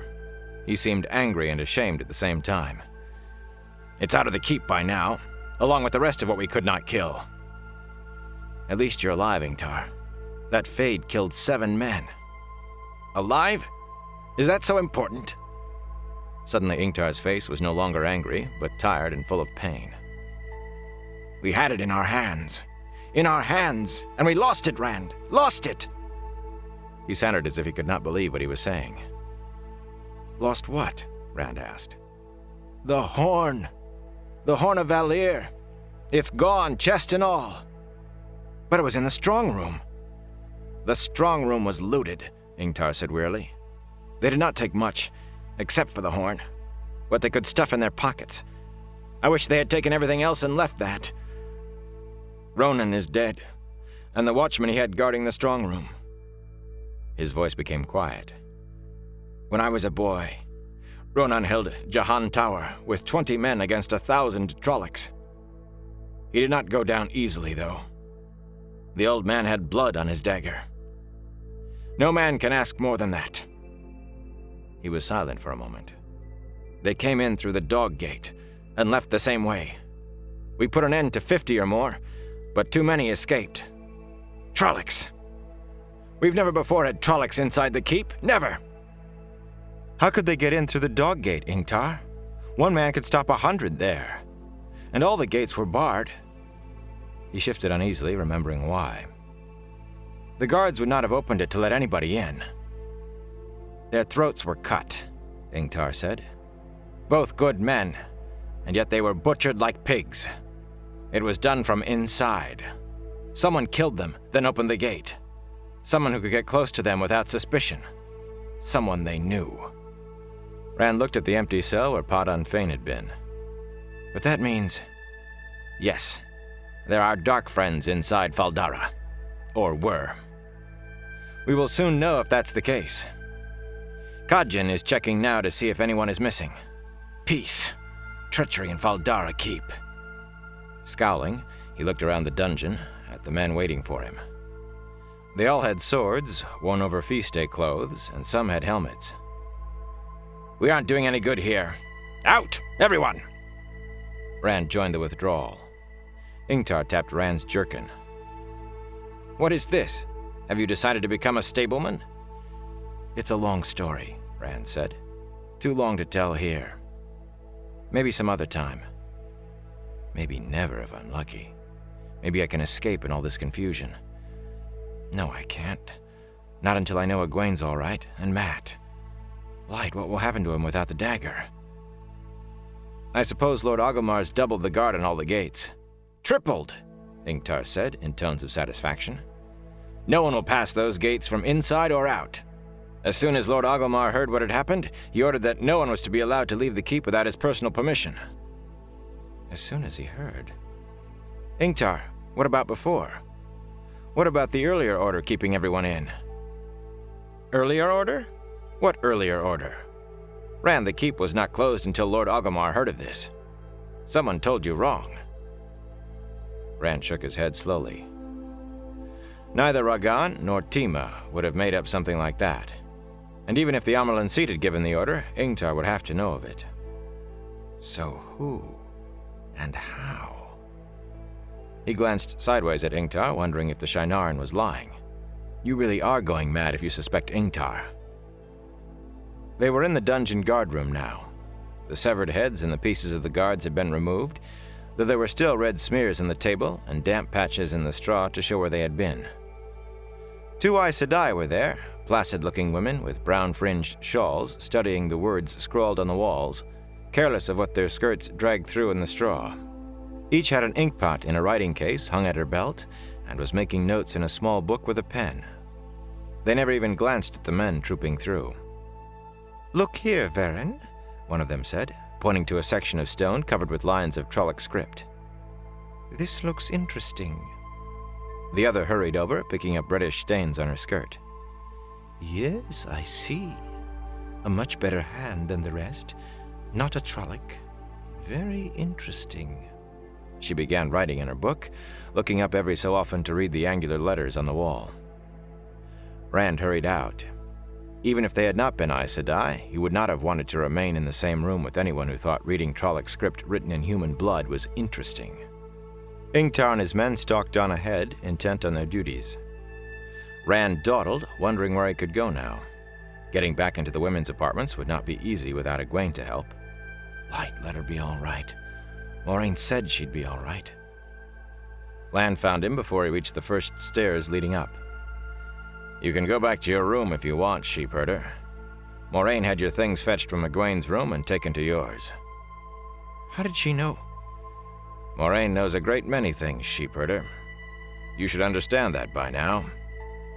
You had better watch yourself. The women are all talking about you running through the walls waving a sword. Staring down the Amerlin, so they say." "Light, I am sorry they're angry, Lan, but I was invited in. And when I heard the alarm... Burn me, Egwene was down here." Lan pursed his lips thoughtfully. It was the only expression on his face. Oh, they're not angry exactly, though most of them think you need a strong hand to settle you down some. Fascinated is more like it. Even the Lady Amalisa can't stop asking questions about you. Some of them are starting to believe the servants' tales. They think you're a prince in disguise, sheepherder. Not a bad thing. There is an old saying here in the Borderlands. Better to have one woman on your side than 10 men. The way they are talking among themselves, they're trying to decide whose daughter is strong enough to handle you. If you don't watch your step, sheepherder, you will find yourself married into a Shienaran house before you realize what has happened. Suddenly he burst out laughing. It looked odd, like a rock laughing. Running through the halls of the women's apartments in the middle of the night wearing a laborer's jerkin and waving a sword. If they don't have you flogged at the very least, they'll talk about you for years. They have never seen a male as peculiar as you.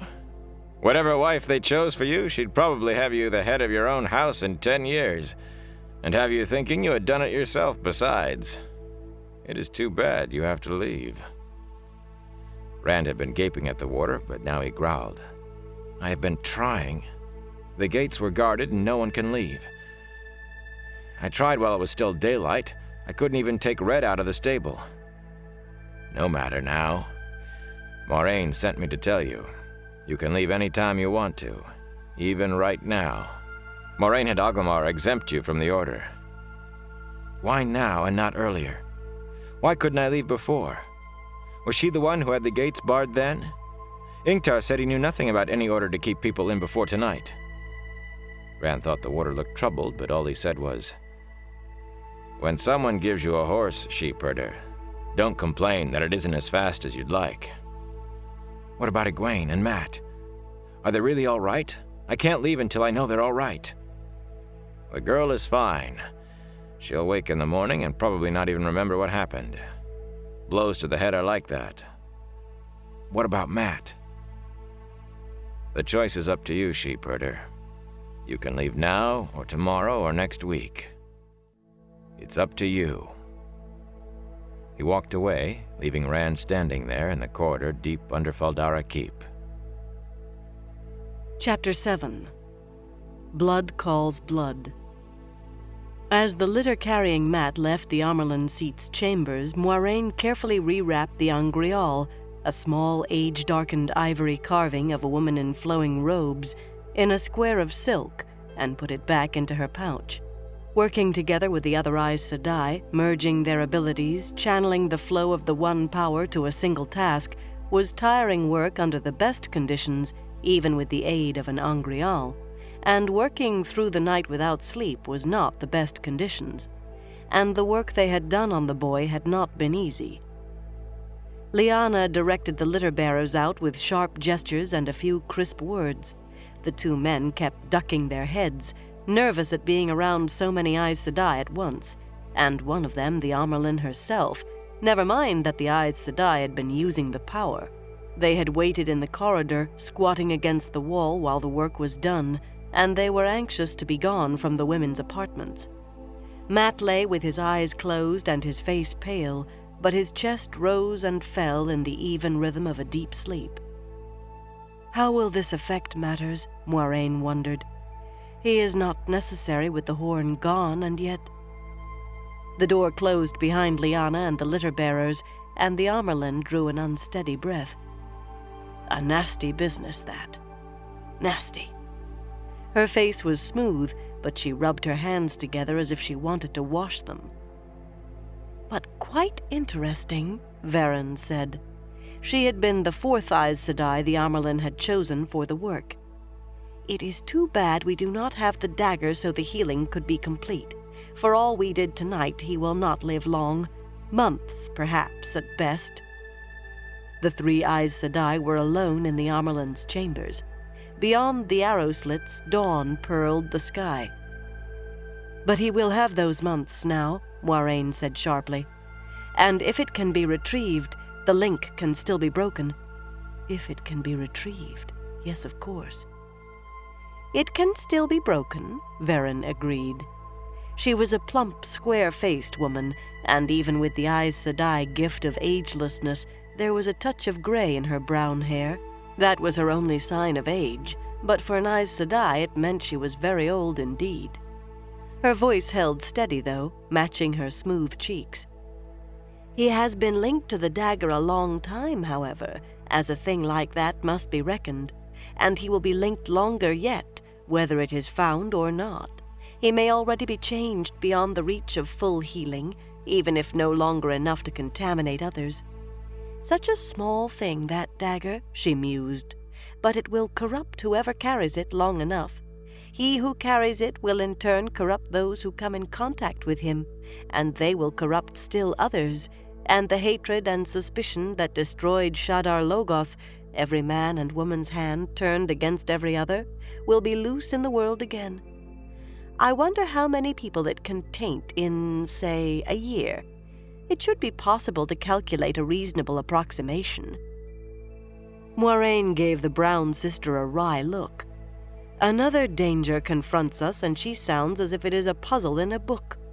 Light, the Browns truly are not aware of the world at all." "Then we must find the dagger, sister. Agelmar is sending men to hunt those who took the horn and slew his Oath-men, the same who took the dagger. If one is found, the other will be." Varen nodded, but frowned at the same time. "Yet, even if it is found, who can return it safely? Whoever touches it risks the taint if they handle it long, perhaps in a chest, well wrapped and padded, but it would still be dangerous to those nearby for any great time. Without the dagger itself to study, we cannot be sure how much it must be shielded. But you saw it, and more, Moiraine. You dealt with it, enough for that young man to survive carrying it, and to stop him infecting others. You must have a good idea of how strong its influence is." "There is one," Moiraine said, "who can retrieve the dagger without being harmed by it. One whom we have shielded and buffered against that taint as much as anyone can be. Mat Cauthon." The Amyrlin nodded. "Yes, of course. He can do it, if he lives long enough. The light only knows how far it will be carried before Agelmar's men find it, if they do find it. And if the boy dies first, well, if the dagger is loose that long, we have another worry." She rubbed her eyes tiredly. "I think we must find this Padan Fain, too. Why is this dark friend important enough for them to risk what they did to rescue him? Much easier for them just to steal the horn. Still risky as a winter gale in the Sea of Storms coming into the very keep like that, but they compounded their risk to free this dark friend. If the Lurks think he is that important—" She paused, and Moiraine knew she was wondering if it truly was still only the Myrddraal giving commands. "Then so must we." "He must be found," Moiraine agreed, hoping that none of the urgency she felt showed. "But it is likely he will be found with the horn." "As you say, daughter." The Amyrlin pressed fingers to her lips to stifle a yawn. "And now, Varen, if you will excuse me, I will just say a few words to Moiraine and then sleep a little. I suppose Agelmar will insist on feasting tonight, since last night was spoiled. Your help was invaluable, daughter. Please remember, say nothing of the nature of the boy's hurt to anyone. There are some of your sisters who would see the shadow in him instead of a thing men made on their own." There was no need to name the Red Ajah, and perhaps, Moiraine thought, the Reds were no longer the only ones of whom it was necessary to be wary. "I will say nothing, of course, Mother." Varen bowed, but made no move toward the door. "I thought you might wish to see this, Mother." She pulled a small notebook, bound in soft brown leather, from her belt. "What was written on the walls in the dungeon? There were few problems with translation. Most was the usual, blasphemy and boasting. Trollocs seemed to know little else, but there was one part done in a better hand. An educated dark friend, or perhaps a Myrddraal. It could be only taunting, yet it has the form of poetry or song and the sound of prophecy. We know little of prophecies from the Shadow Mother." The Amerlin hesitated only a moment before nodding. Prophecies from the shadow, dark prophecies, had an unfortunate way of being fulfilled as well as prophecies from the light. "Read it to me." Varen ruffled through the pages, then cleared her throat and began in a calm, level voice.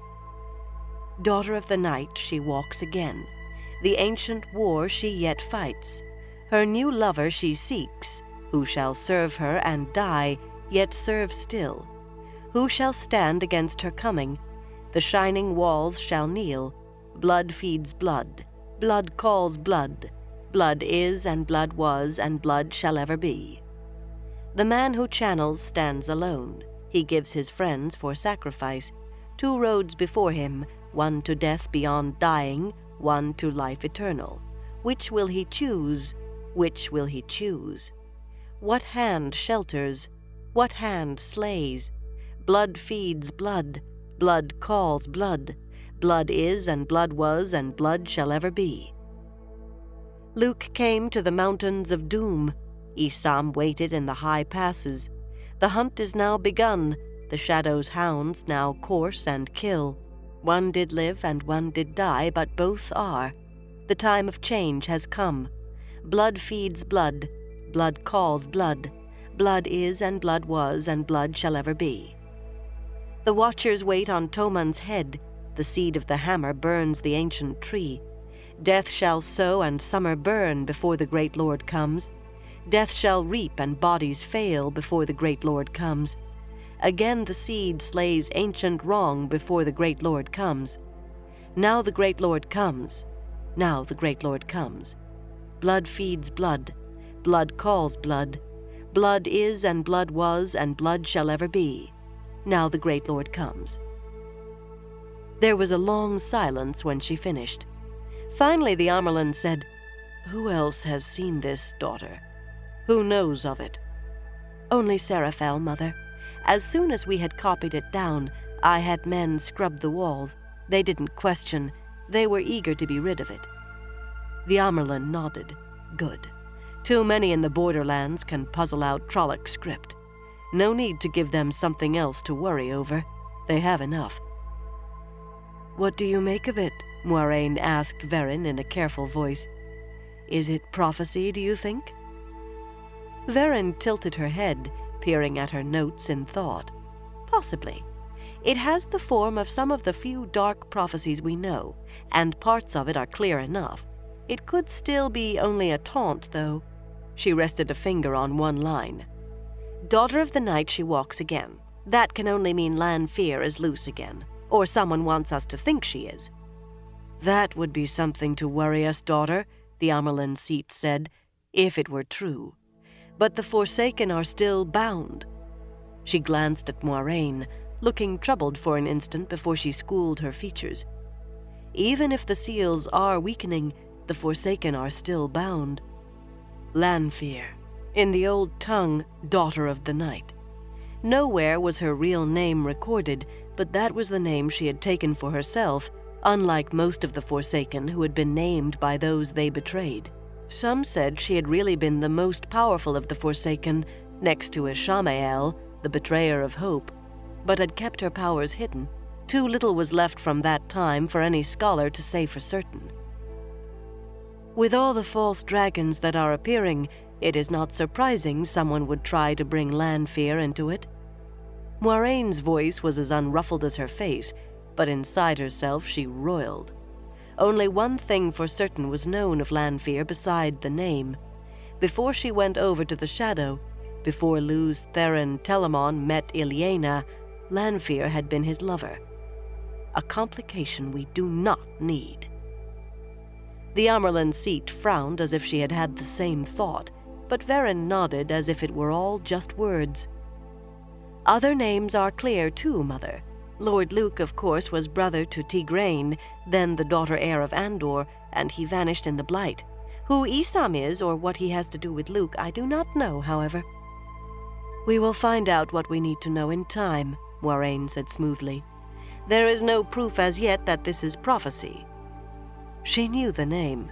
Isam had been the son of Brean, wife of Lane Mandragoran, whose attempt to seize the throne of Malkir for her husband had brought the Trolloc hordes crashing down. Brean and her infant son had both vanished when the Trollocs overran Malkir, and Isam had been blood kin to Lan.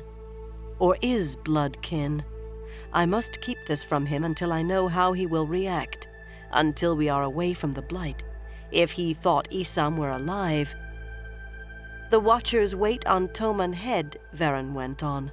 There are a few who still cling to the old belief that the armies Arthur Hawkwing sent across the Areth Ocean will return one day, though after all this time, she gave a disdainful sniff. The Domier Avron, the Watchers over the waves, still have a... community is the best word, I suppose, on Toman Head at Falma, and one of the old names for Arthur Hawkwing was Hammer of the Light.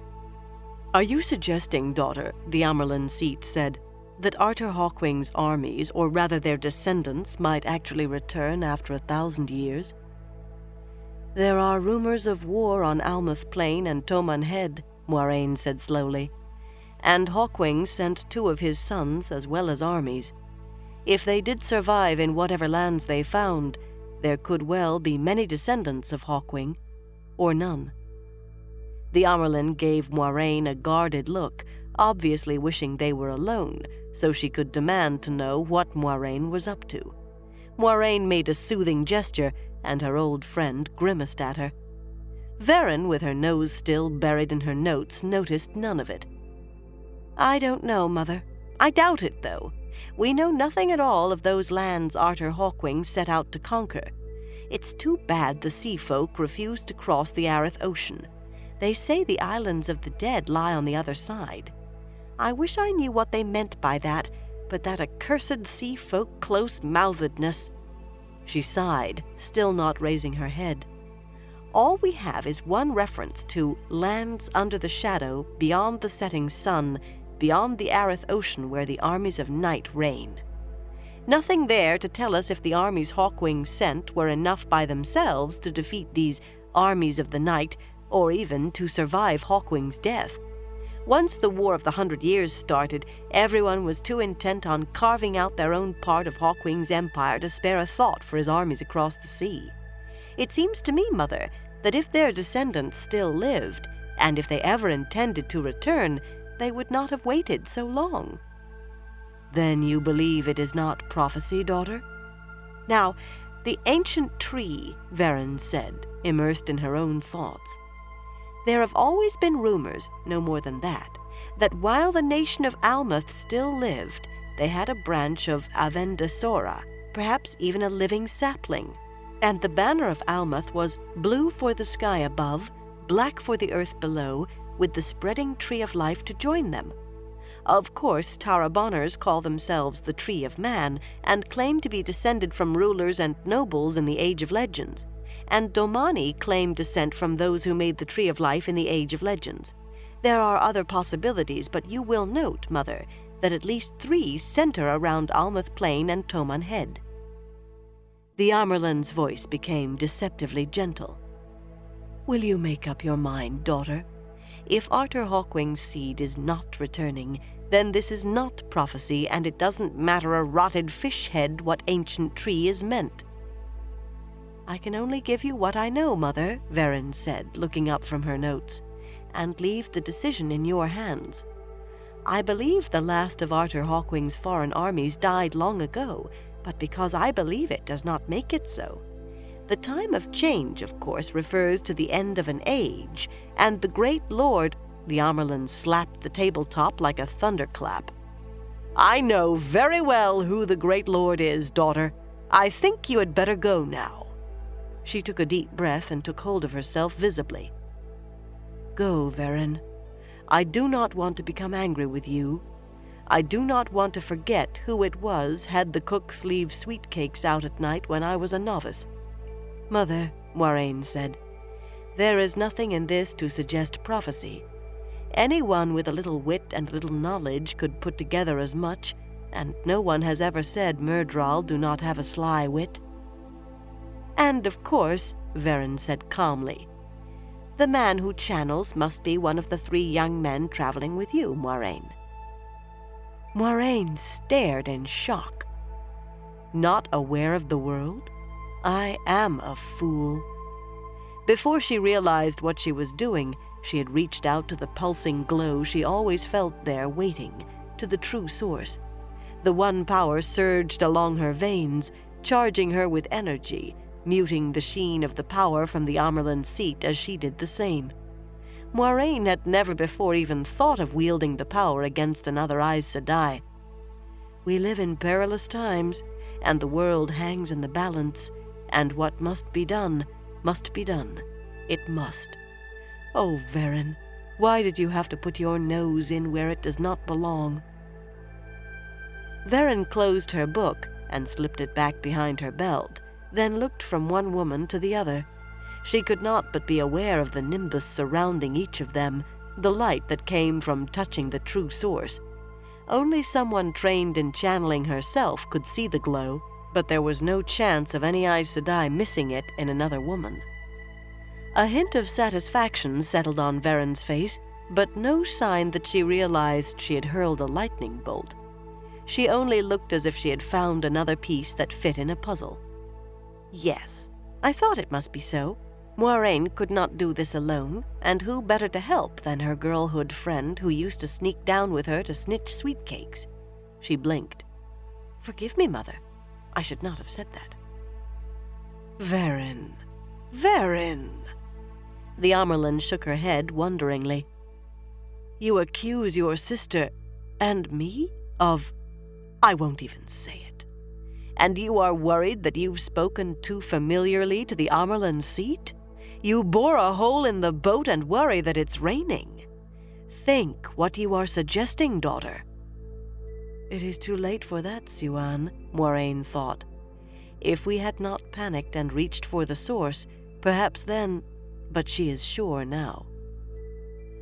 Why are you telling us this, Verin? She said aloud. If you believe what you say, you should be telling it to the other sisters, to the Reds in particular. Verin's eyes widened in surprise. Yes? Yes, I suppose I should. I hadn't thought of that. But then, if I did, you would be stilled, Moiraine, and you, Mother, and the man gentled. No one has ever recorded the progression in a man who wields the power. When does the madness come, exactly? And how does it take him? How quickly does it grow? Can he still function with his body rotting around him? For how long?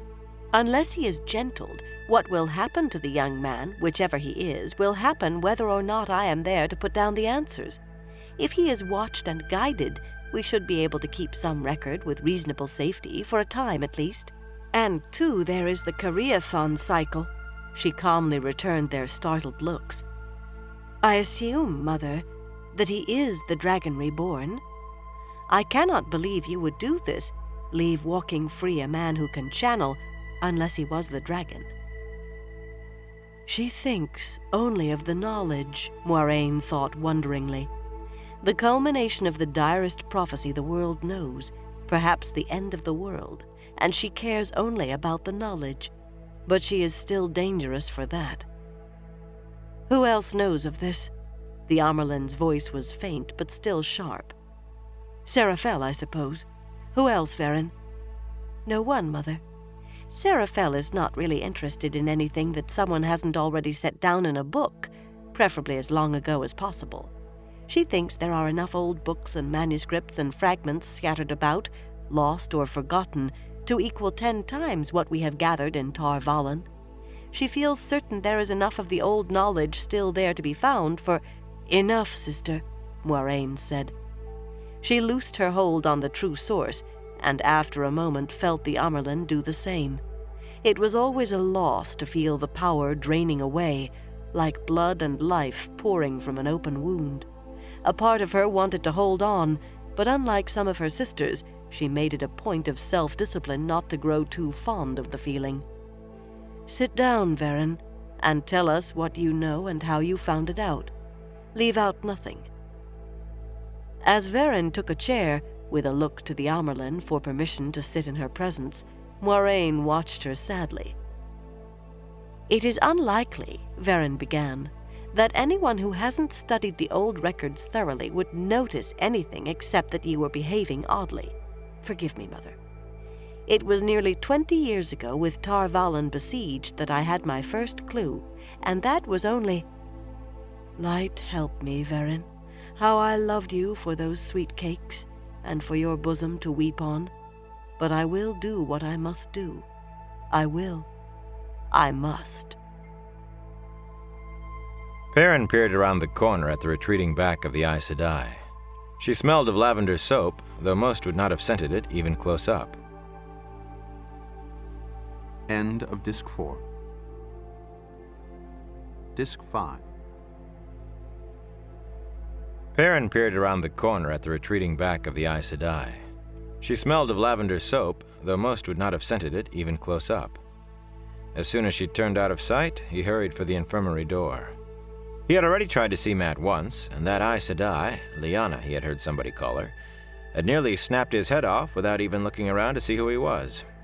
He felt uneasy around Aes Sedai, especially if they started looking at his eyes. Pausing at the door to listen, he could hear no footsteps down the corridor either way, and nothing on the other side of the door. He went in and closed it softly behind him.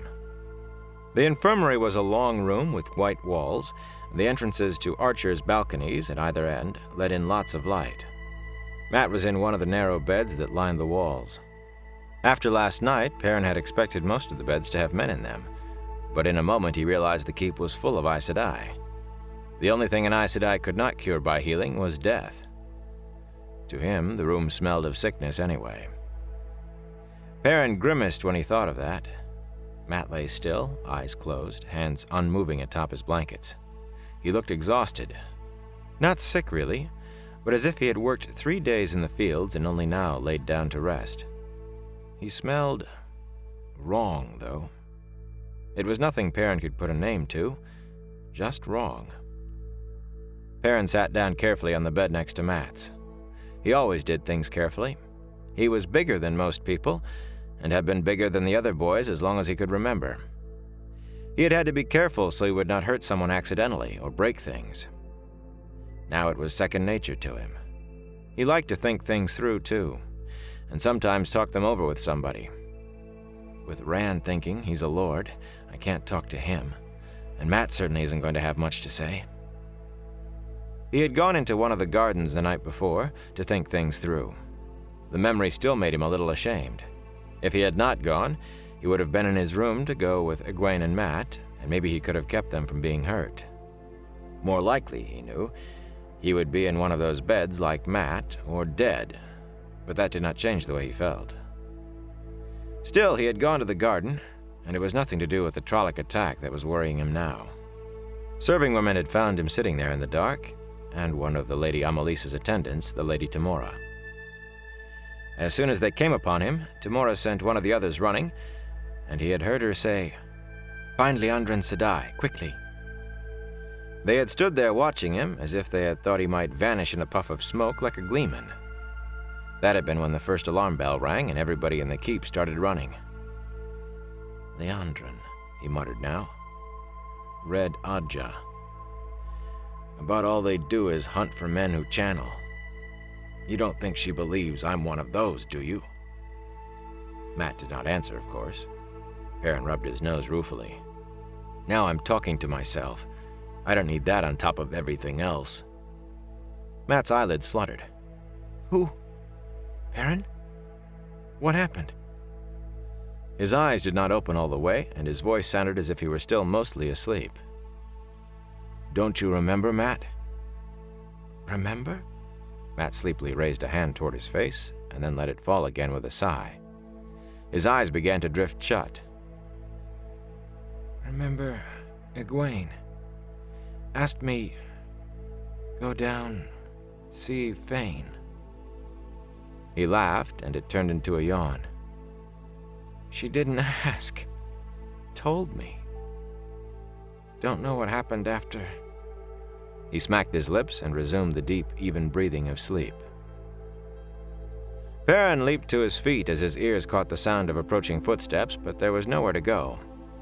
He was still standing there beside Mat's bed when the door opened, and Lyanna came in. She stopped, put her fists on her hips, and looked him slowly up and down. She was nearly as tall as he was. "Now you," she said, in tones quiet yet brisk, "are almost a pretty enough boy to make me wish I was a green. Almost. But if you've disturbed my patient, well, I dealt with brothers almost as big as you before I went to the tower, so you needn't think those shoulders will help you any." Perrin cleared his throat.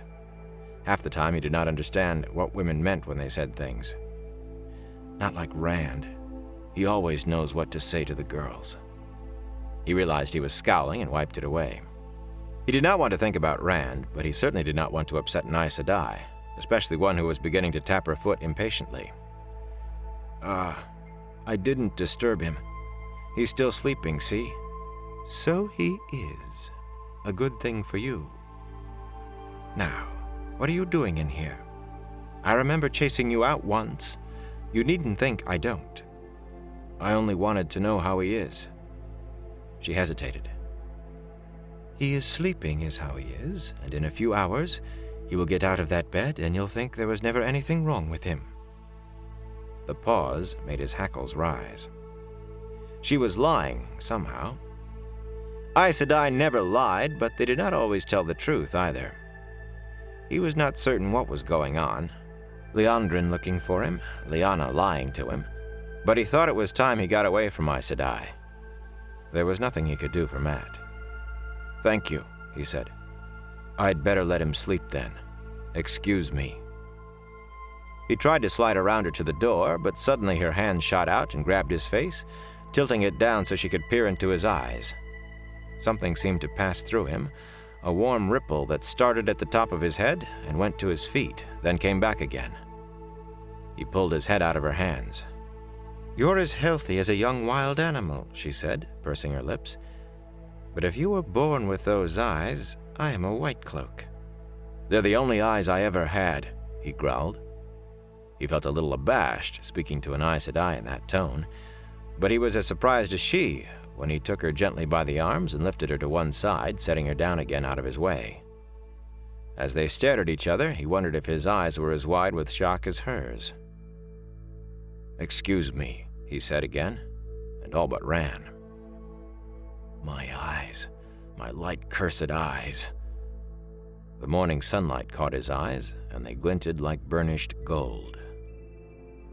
Rand twisted on his bed, trying to find a comfortable position on the thin mattress. Sunlight streamed through the arrow slits, painting the bare stone walls. He had not slept during the remainder of the night, and tired as he was sure he could not sleep now. The leather jerkin lay on the floor between his bed and the wall, but aside from that, he was fully dressed, even to his new boots. His sword stood propped beside the bed, and his bow and quiver rested in a corner across the bundled cloaks. He could not rid himself of the feeling that he should take the chance Moiraine had given him and leave immediately. The urge had been with him all night. 3 times he had risen to go. Twice he had gone as far as opening the door. The halls had been empty except for a few servants doing late chores. The way had been clear. But he had to know. Perrin came in, head down and yawning, and Rand sat up. "How is Egwene and Mat?" "She's asleep, so they tell me. They wouldn't let me into the women's apartments to see her. Mat is..." Suddenly Perrin scowled at the floor. "If you're so interested, why haven't you gone to see him yourself? I thought you were not interested in us anymore. You said you weren't." He pulled open his door of the wardrobe and began rummaging for a clean shirt. "I did go to the infirmary, Perrin. There was an Aes Sedai there, that tall one who's always with the Amerlin seat. She said Mat was asleep, and I was in the way, and I could come back some other time. She sounded like Master Thane ordering the men at the mill. You know how Master Thane is, all full of snap and do it right the first time and do it right now." Perrin did not answer. He just shucked off his coat and pulled his shirt off over his head. Rand studied his friend's back for a moment, then dug up a laugh. "You want to hear something? You know what she said to me? The Aes Sedai in the infirmary, I mean. You saw how tall she is, as tall as most men. A hand taller, and she could almost look me in the eyes. Well, she stared me up and down, and then she muttered, 'Tall, aren't you? Where were you when I was 16? or even 30.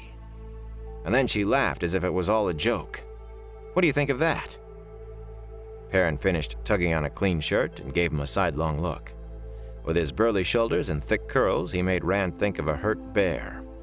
A bear that did not understand why he had been hurt. Perrin, If you want to make jokes with Aes Sedai, Perrin broke in, that's up to you, my lord. He began stuffing his shirt tail into his breeches. I don't spend much time being witty, is that the word? Witty with Aes Sedai. But then, I'm only a clumsy blacksmith, and I might be in somebody's way, my lord. Snatching his coat from the floor, he started for the door. Burn me, Perrin, I'm sorry. I was afraid and I thought I was in trouble. Maybe I was, maybe I still am. I don't know. And I didn't want you and Mat to be in it with me. Light, all the women were looking for me last night. I think that's part of the trouble I'm in. I think so. And Liandrin, she... He threw up his hands. Perrin, believe me, you don't want any part of this. Perrin had stopped, but he stood facing the door and only turned his head enough for Rand to see one golden eye. Looking for you. Maybe they were looking for all of us. No, they were looking for me. I wish they hadn't been, but I know better. Perrin shook his head. Liandrin wanted me anyway, I know. I heard. Rand frowned. Why would she? It doesn't change anything. Look, I opened my mouth and said what I shouldn't. I didn't mean it, Perrin. Now please, would you tell me about Mat? He's asleep. Lyanna, that's the Aes Sedai, said he would be on his feet in a few hours. He shrugged uncomfortably. I think she was lying. I know Aes Sedai never lie, not so you can catch them, but she was lying or keeping something back. He paused, looking at Rand sideways. You didn't mean all that? We will leave here together? You and me and Mat? I can't, Perrin. I can't tell you why, but I really do have to go by my... Perrin, wait! The door slammed behind his friend. Rand fell back on the bed. I can't tell you, he muttered. He pounded his fist on the side of the bed. I can't. But you can go now, a voice said in the back of his head. Egwene's going to be all right, and Mat will be up and around in an hour or two. You can go now, before Moiraine changes her mind. He started to sit up when a pounding on the door made him leap to his feet. If it was Perrin come back, he would not knock. The pounding came again. Who is it? Lan strode in, pushing the door to behind him with his boot heel. As usual, he wore his sword over a plain coat of green that was nearly invisible in the woods. This time, though, he had a wide golden cord tied high around his left arm, the fringed ends hanging almost to his elbow. On the knot was pinned a golden crane in flight, the symbol of Malkir. The Amyrlin Seat wants you, sheepherder. You can't go like that. Out of that shirt and brush your hair. You look like a haystack. He jerked open the wardrobe and began pawing through the clothes Rand meant to leave behind. Rand stood stiff where he was. He felt as though he had been hit in the head with a hammer. He had expected it, of course, in a way, but he had been sure he would be gone before the summons came. She knows. Light, I'm sure of it. What do you mean, she wants me? I'm leaving, Lan. You were right. I'm going to the stable right now, get my horse, and leave. You should have done that last night. The warder tossed a white silk shirt onto the bed. No one refuses an audience with the Amyrlin Seat, sheepherder. Not the Lord Captain Commander of the White Cloaks himself. Pedron Niall might spend the trip planning how to kill her, if he could do it and get away, but he would come. He turned around with one of the high-collared coats in his hands and held it up. This one will do. Tangled, long-thorned briars climbed each red sleeve in a thick gold-embroidered line and ran around each cuff. Golden herons stood on the collars, which were edged with gold. The color is right, too. He seemed to be amused at something or satisfied. Come on, sheepherder. Change your shirt. Move! Reluctantly, Rand pulled the coarse wool workman's shirt over his head. I'll feel like a fool, he muttered. A silk shirt? I never wore a silk shirt in my life.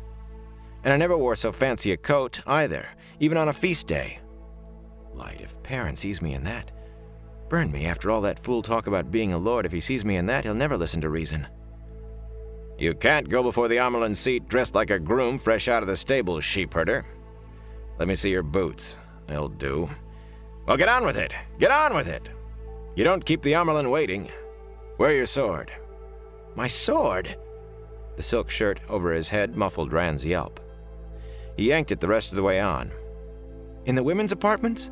Lan, if I go for an audience with the Amerlin seat, wearing a sword, she'll... Do nothing, Lan cut him off dryly.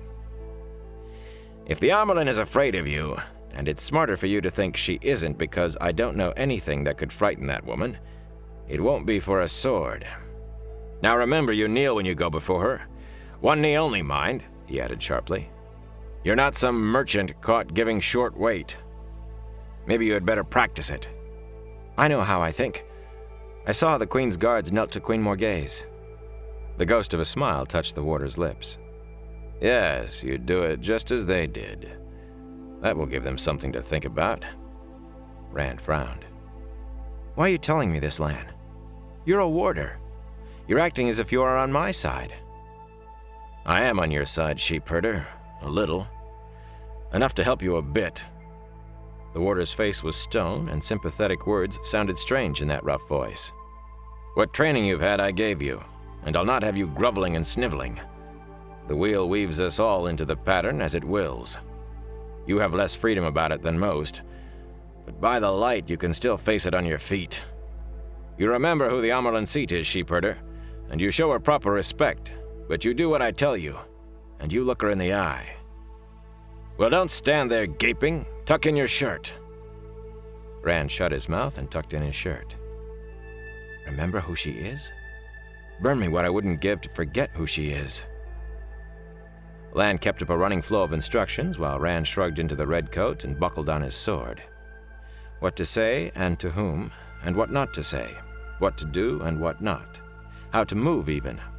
He was not sure he could remember it all. Most of it sounded odd and easy to forget.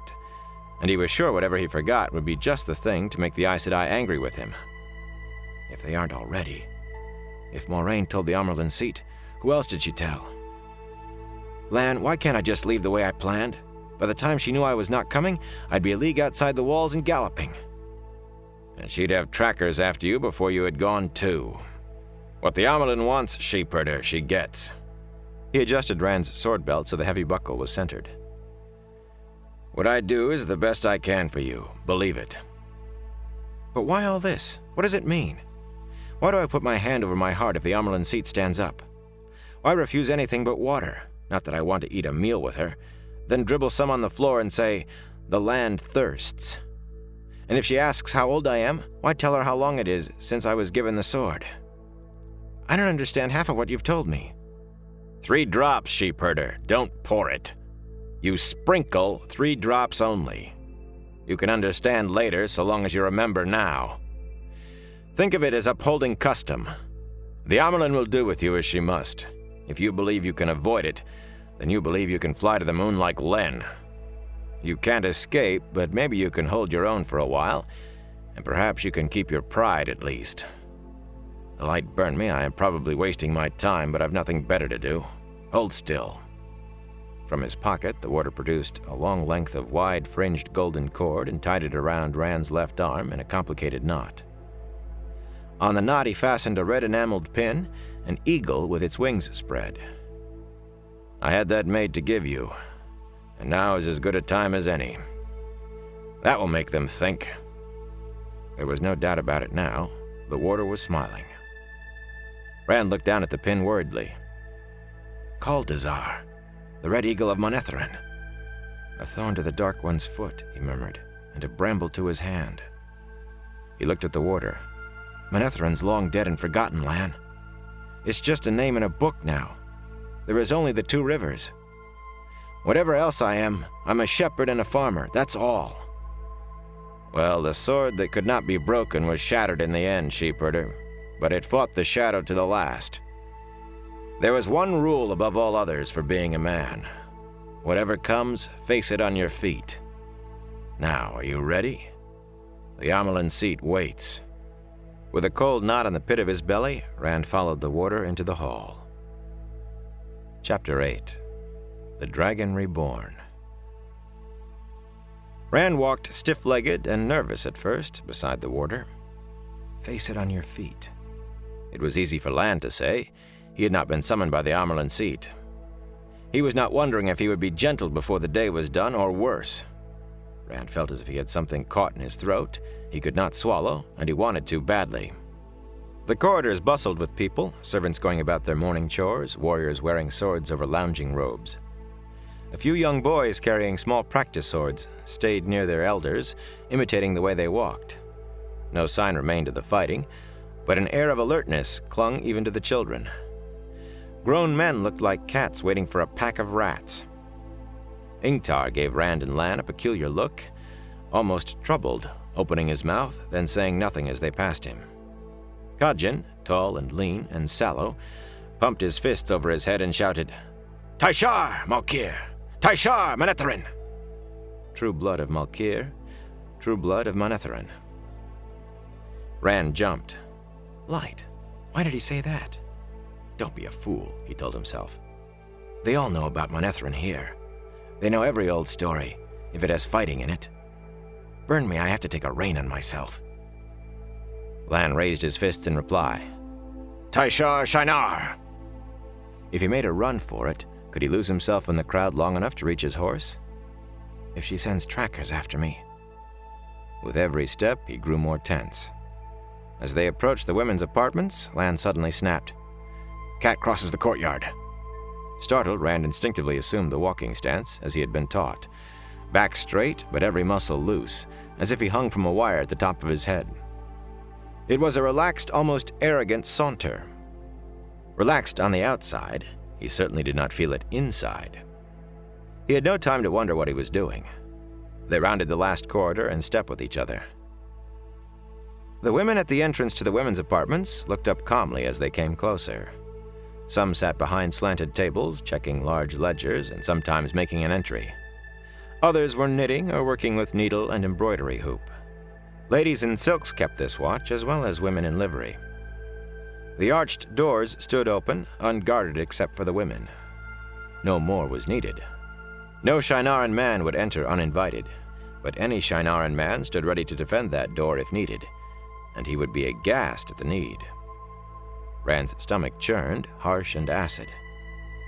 They'll take one look at our swords and turn us away. Well, that's what I want, isn't it? If they turn us back, maybe I can still get away. If they don't call the guards down on us. He clung to the stance Lan had given him, as he would to a floating branch in a flood. Holding it was the only thing that kept him from turning tail and running. One of the Lady Amalisa's attendants, Nasira, a round-faced woman, put aside her embroidery and stood as they came to a stop. Her eyes flickered across their swords, and her mouth tightened, but she did not mention them. All the women stopped what they were doing to watch, silent and intent. "Honor to you both," Nasira said, bowing her head slightly. She glanced at Rand so quickly he was almost not sure he had seen it. It reminded him of what Perrin had said. "The Amelin seat awaits you." She motioned, and two other ladies, not servants, they were being honored, stepped forward for escorts. The women bowed, a hair more than Nasira had, and motioned them through the archway. They both gave Rand a sidelong glance, then did not look at him again. Were they looking for all of us, or just me? Why all of us? Inside, they got the looks Rand expected. Two men in the women's apartments, where men were rare, and their swords caused more than one raised eyebrow, but none of the women spoke. The two men left knots of conversation in their path, soft murmurs too low for Rand to make out. Lan strode along as if he did not even notice. Rand kept pace behind their escorts and wished he could hear. And then they reached the Amelin seat's chambers, with 3 Aes Sedai in the hall outside the door. The tall Aes Sedai, Liana, held her gold-flamed staff. Rand did not know the other two, one of the white Ajah, and one yellow by their fringe. He remembered their faces, though, staring at him as he had run through these same halls. Smooth Aes Sedai faces with knowing eyes. They studied him with arched eyebrows and pursed lips. The women who had brought Lan and Rand curtsied, handing them over to the Aes Sedai. Lyanna looked Rand over with a slight smile. Despite the smile, her voice had a snap to it. "What have you brought the Amyrlin seat today, Lan Gaidin? A young lion? Better you don't let any Greens see this one, or one of them will bond him before he can take a breath. Greens like to bond them young." Rand wondered if it was really possible to sweat inside your skin. He felt as if he was. He wanted to look at Lan, but he remembered this part of the warder's instructions. "I am Rand al'Thor, son of Tam al'Thor, of the Two Rivers, which once was Manetheren. As I have been summoned by the Amyrlin seat, Lyanna Sedai, so do I come. I stand ready." He was surprised that his voice did not shake once. Lyanna blinked, and her smile faded to a thoughtful look. "This is supposed to be a shepherd, Lan Gaidin. He was not so sure of himself this morning." "He is a man, Lyanna Sedai," Lan said firmly. "No more and no less. We are what we are." The Aes Sedai shook her head. "The world grows stranger every day. I suppose the blacksmith will wear a crown and speak in high chant. Wait here." She vanished inside to announce them. She was only gone a few moments, but Rand was uncomfortably aware of the eyes of the remaining Aes Sedai. He tried to return their gaze levelly, the way Lan had told him to, and they put their heads together, whispering. What are they saying? What do they know?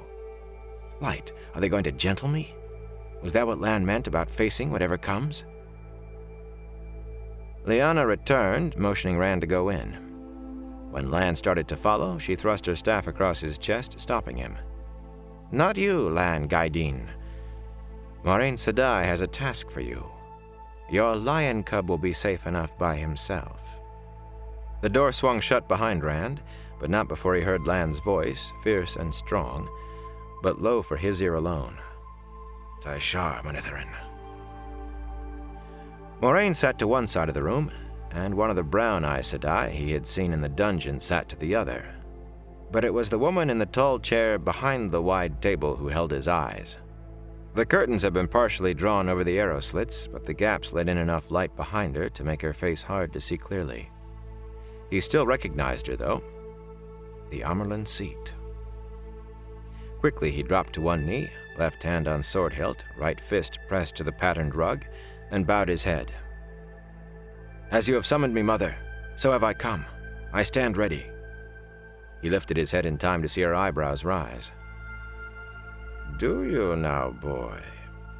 She sounded almost amused, and something else he could not make out. She certainly did not look amused. "Stand up, boy, and let me have a look at you." He straightened and tried to keep his face relaxed. It was an effort not to clench his hands. 3 Aes Sedai. How many does it take to gentle a man? They sent a dozen or more after Loghain. Would Moiraine do that to me? He met the Amyrlin seat's look, eye to eye. She did not blink. "Sit, boy," she said finally, gesturing to a ladder-backed chair that had been pulled around squarely in front of the table. "This will not be short, I fear." "Thank you, Mother." He bowed his head, then, as Lan had told him, glanced at the chair and touched his sword. "By your leave, Mother, I will stand. The watch is not done." The Amyrlin seat made an exasperated sound and looked at Moiraine. "Have you let Lan at him, daughter? This will be difficult enough without him picking up warder ways." "Lan has been teaching all the boys, Mother," Moiraine replied calmly. "He has spent a little more time with this one than the others because he carries a sword." The brown Aes Sedai shifted on her chair. "The Gaidin are stiff-necked and proud, Mother, but useful. I would not be without Tomas, as you would not lose Ulrich. I have even heard a few Reds say they sometimes wish for a warder. And the Greens, of course." The 3 Aes Sedai were all ignoring him now. "This sword," the Amyrlin seat said, "it appears to be a heron-mark blade. How did he come by that, Moiraine?" "Tam al'Thor left the Two Rivers as a boy, Mother. He joined the army of Ilion. and served in the White Cloak War and the last 2 wars with Tyr. In time he rose to be a blade master and the 2nd captain of the Companions. After the Aiel War, Tam Othor returned to the 2 Rivers with a wife from Caemlyn and an infant boy. It would have saved much had I known this earlier, but I know it now. Rand stared at Moraine. He knew Tam had left the 2 Rivers and come back with an Outlander wife and the sword, but the rest... Where did you learn all that? Not in Emond's Field. Unless Nynaeve told you more than she's ever told me. An infant boy? She doesn't say his son, but I am. Against Tyr. The Amerlin seat frowned slightly. Well, there was blame enough on both sides in those wars. Fool men who would rather fight than talk. Can you tell if the blade is authentic, Varen? There are tests, Mother. Then take it and test it, daughter. The 3 women were not even looking at him.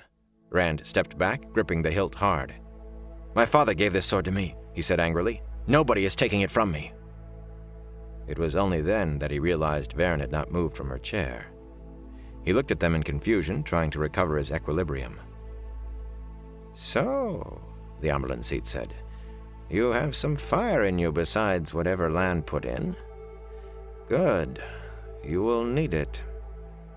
I am what I am, Mother, he managed smoothly enough. I stand ready for what comes. The Amerlin seat grimaced. Lan has been at you. Listen to me, boy. In a few hours, Ingtar will leave to find the stolen horn. Your friend Mat will go with him. I expect that your other friend, Perrin, will go also. Do you wish to accompany them? Mat and Perrin are going? Why? Belatedly, he remembered to add a respectful, Mother. You know of the dagger your friend carried? A twist of her mouth showed what she thought of the dagger. That was taken too. Unless it is found, the link between him and the blade cannot be broken completely, and he will die. You can ride with them if you want, or you can stay here. No doubt Lord Ogelmar will let you remain as a guest as long as you wish. I will be leaving today as well. Moraine Sedai will accompany me, and so will Egwene and Nynaeve. So you will stay alone if you stay. The choice is yours. Rand stared at her. She is saying I can go as I want. Is that what she brought me here for? Mat is dying. He glanced at Moraine, sitting impassively with her hands folded in her lap. She looked as if nothing in the world could concern her less than where he went. Which way are you trying to push me, Aes Sedai? Burn me, but I'll go another. But if Mat's dying, I can't abandon him. Light, how are we going to find that dagger? You do not have to make the choice now, the Amerlin said. She did not seem to care either. But you will have to choose before Ingtar leaves. I will ride with Ingtar, Mother. The Amerlin seat nodded absently. Now that that is dealt with, we can move on to important matters. I know you can channel, boy. What do you know? Rand's mouth fell open. Caught up in worrying about Mat, her casual words hit him like a swinging barn door. All of Lan's advice and instructions went spinning. He stared at her, licking his lips. It was one thing to think she knew, entirely another to find out she really did. The sweat finally seeped out on his forehead. She leaned forward in her seat, waiting for his answer, but he had the feeling she wanted to lean back. He remembered what Lan had said. If she's afraid of you, he wanted to laugh. If she was afraid of him. No, I can't. I mean, I didn't do it on purpose. It just happened. I don't want to channel the power. I won't ever do it again. I swear it. You don't want to, the Amerlin seat said. Well, that's wise of you. And foolish, too. Some can be taught to channel. Most cannot. A few, though, have the seed in them at birth. Sooner or later, they wield the one power whether they want to or not, as surely as roe makes fish. You will continue to channel, boy. You can't help it. And you had better learn to channel. Learn to control it. or you will not live long enough to go mad. The one power kills those who cannot control its flow. How am I supposed to learn? He demanded. Moraine and Varen just sat there, unruffled, watching him. Like spiders. How? Moraine claims she can't teach me anything, and I don't know how to learn or what. I don't want to anyway. I want to stop. Can't you understand that? To stop! I told you the truth, Rand, Moraine said. She sounded as if they were having a pleasant conversation. Those who could teach you, the male Aes Sedai, are 3,000 years dead. No Aes Sedai living can teach you to touch saidin any more than you could learn to touch saidar. A bird cannot teach a fish to fly, nor a fish teach a bird to swim.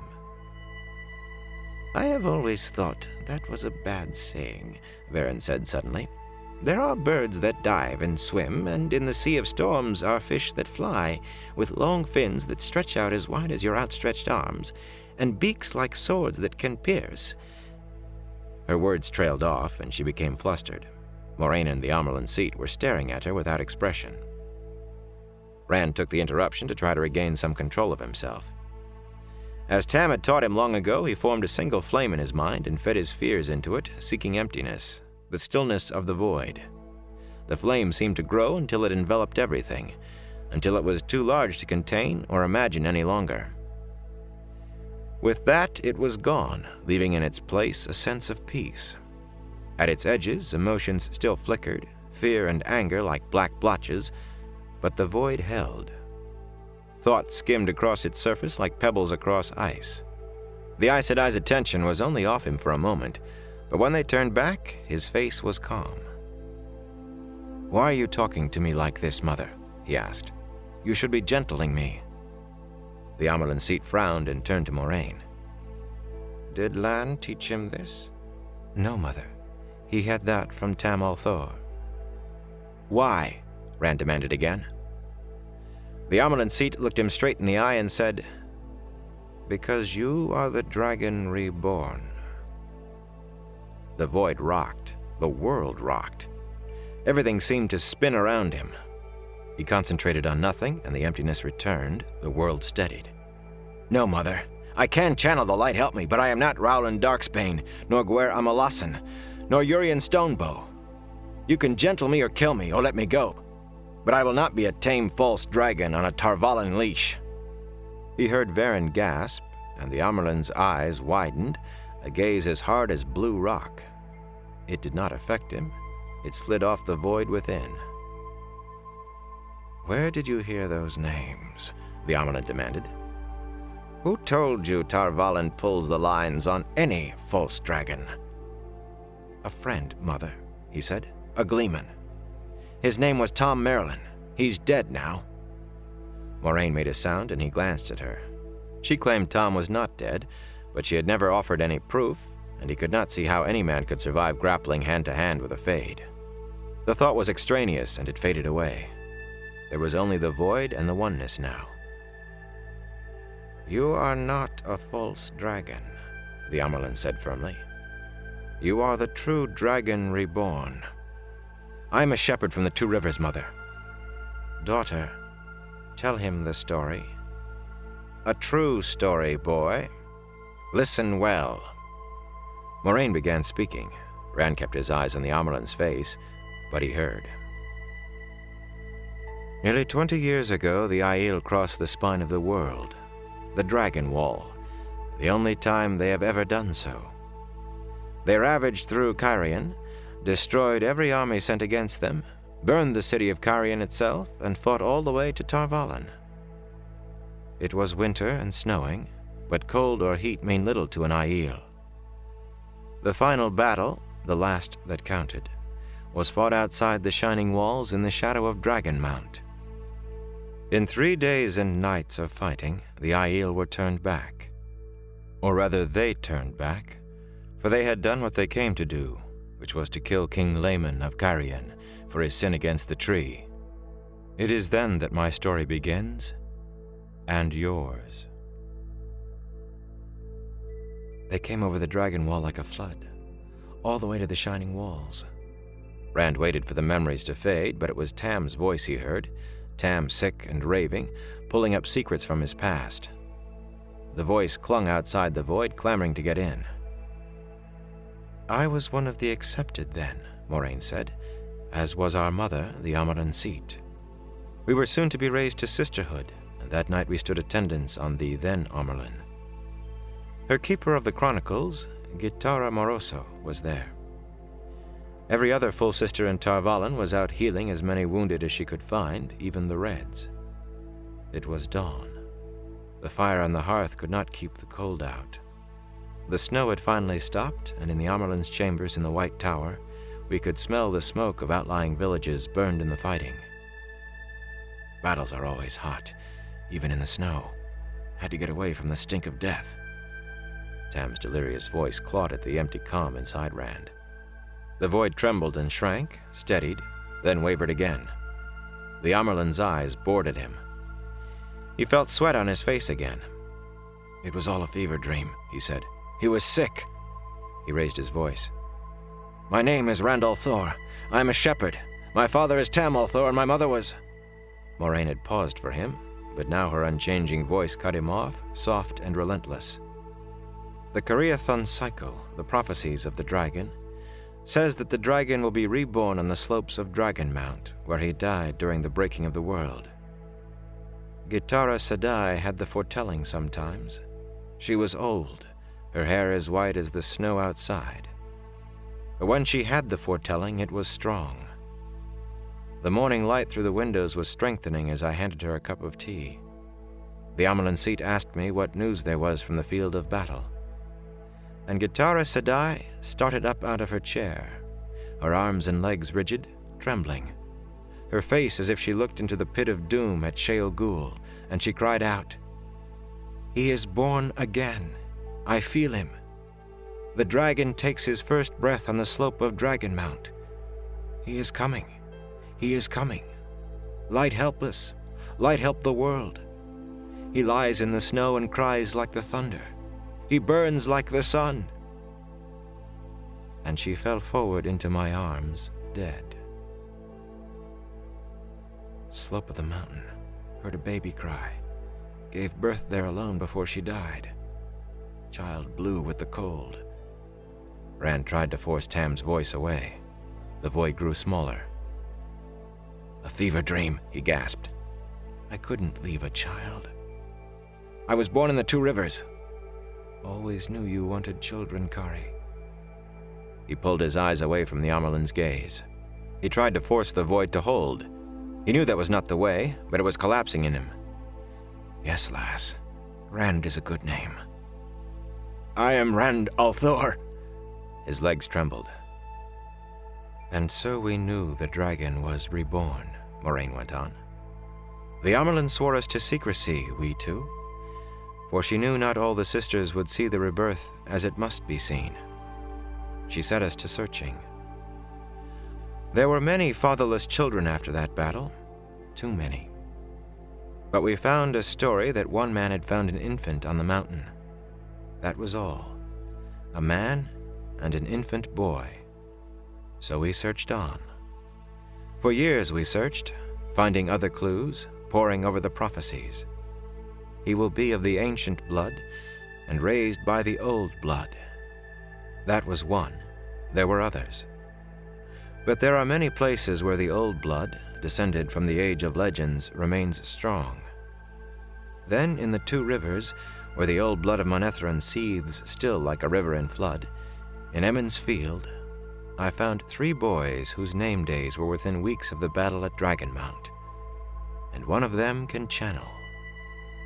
Do you think Trollocs came after you just because you are ta'veren? You are the dragon reborn.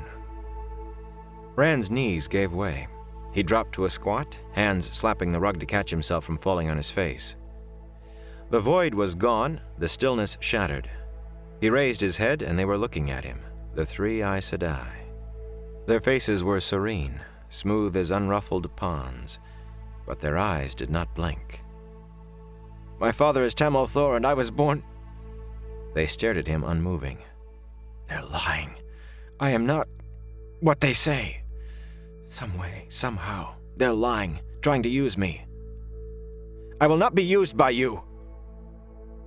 An anchor is not demeaned by being used to hold a boat, the Amyrlin said. You were made for a purpose, Randall Thor. When the winds of Tarmangaden scour the earth, he will face the shadow and bring forth light again in the world. The prophecies must be fulfilled, or the Dark One will break free and remake the world in his image.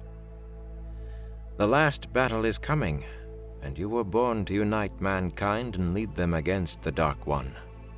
Balsamon is dead, Rand said hoarsely, and the Amyrlin snorted like a stable hand. If you believe that, you are as much a fool as the Domani. Many there believe he is dead, or say they do, but I notice they still won't risk naming him. The Dark One lives, and he is breaking free. You will face the Dark One. It is your destiny. It is your destiny. He had heard that before, in a dream, that had maybe not been entirely a dream. He wondered what the Amyrlin would say if she knew Baalzamon had spoken to him in dreams. That's done with. Baalzamon is dead. I saw him die. Suddenly it came to him that he was crouching like a toad, huddling under their eyes. He tried to form the void again, but voices whirled through his head, sweeping away every effort. It is your destiny. Babe lying in the snow. You are the dragon reborn. Baalzamon is dead. Rand is a good name, Kari. I will not be used. Drawing on his own native stubbornness, he forced himself back upright. Face it on your feet. You can keep your pride, at least. The three Aes Sedai watched with no expression. What? With an effort, he steadied his voice. What are you going to do to me? Nothing, the Amyrlin said, and he blinked.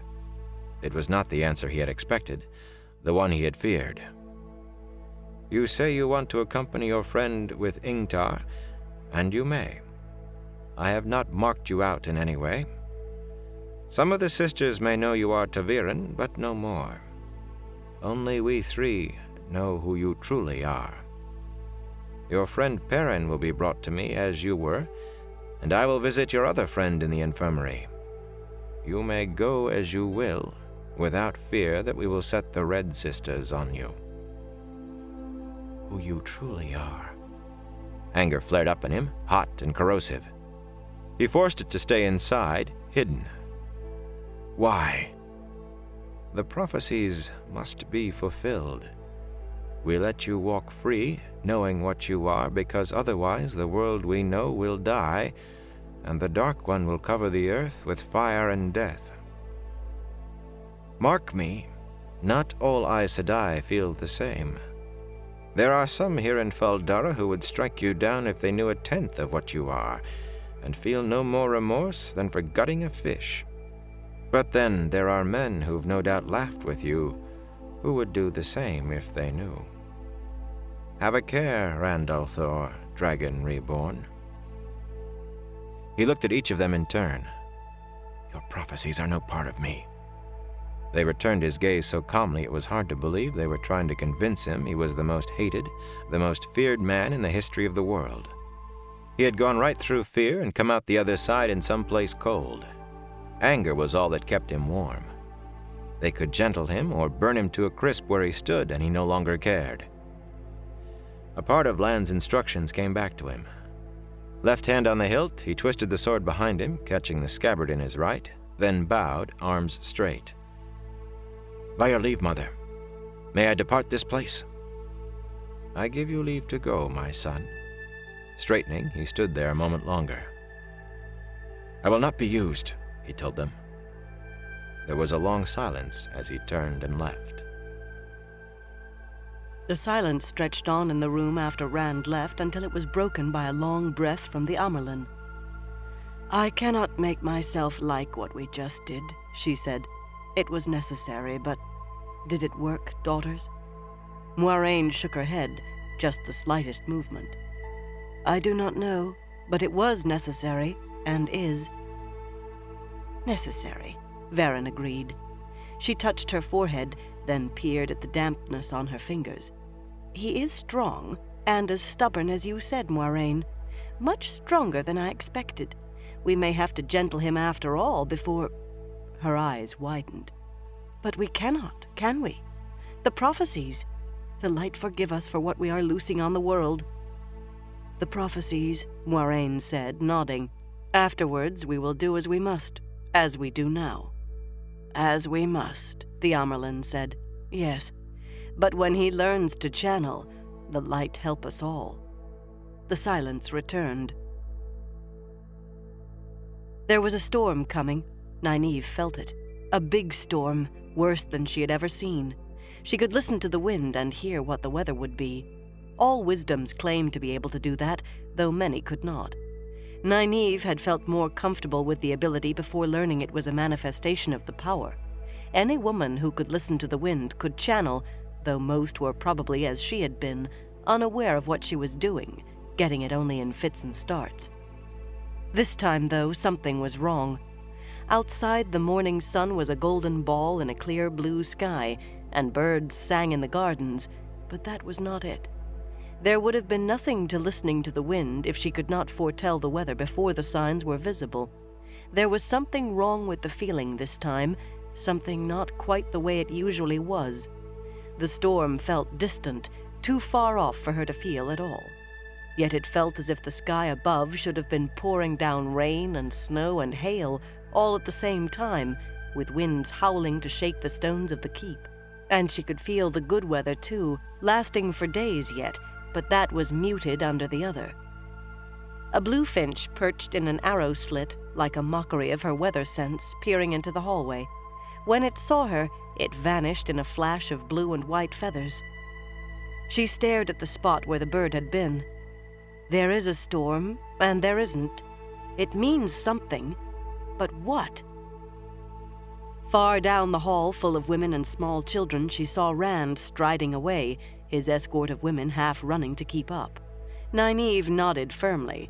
If there was a storm that was not a storm, he would be the center of it. Gathering her skirts, she hurried after him. Women with whom she had grown friendly since coming to Fal Dara tried to speak to her. They knew Rand had come with her and that they were both from the Two Rivers, and they wanted to know why the Amyrlin had summoned him. The Amyrlin's seat. Ice in the pit of her belly, she broke into a run, but before she left the women's apartments, she had lost him around too many corners and beyond too many people. "Which way did he go?" she asked Nisura. There was no need to say who. She heard Rand's name in the conversation of the other women clustered around the arched doors. "I don't know, Nynaeve. He came out as fast as if he had Heartsbane himself at his heels. As well he might, coming here with a sword at his belt. The Dark One should be the least of his worries after that. What is the world coming to? And him presented to the Amyrlin in her chambers, no less. Tell me, Nynaeve, is he really a prince in your land?"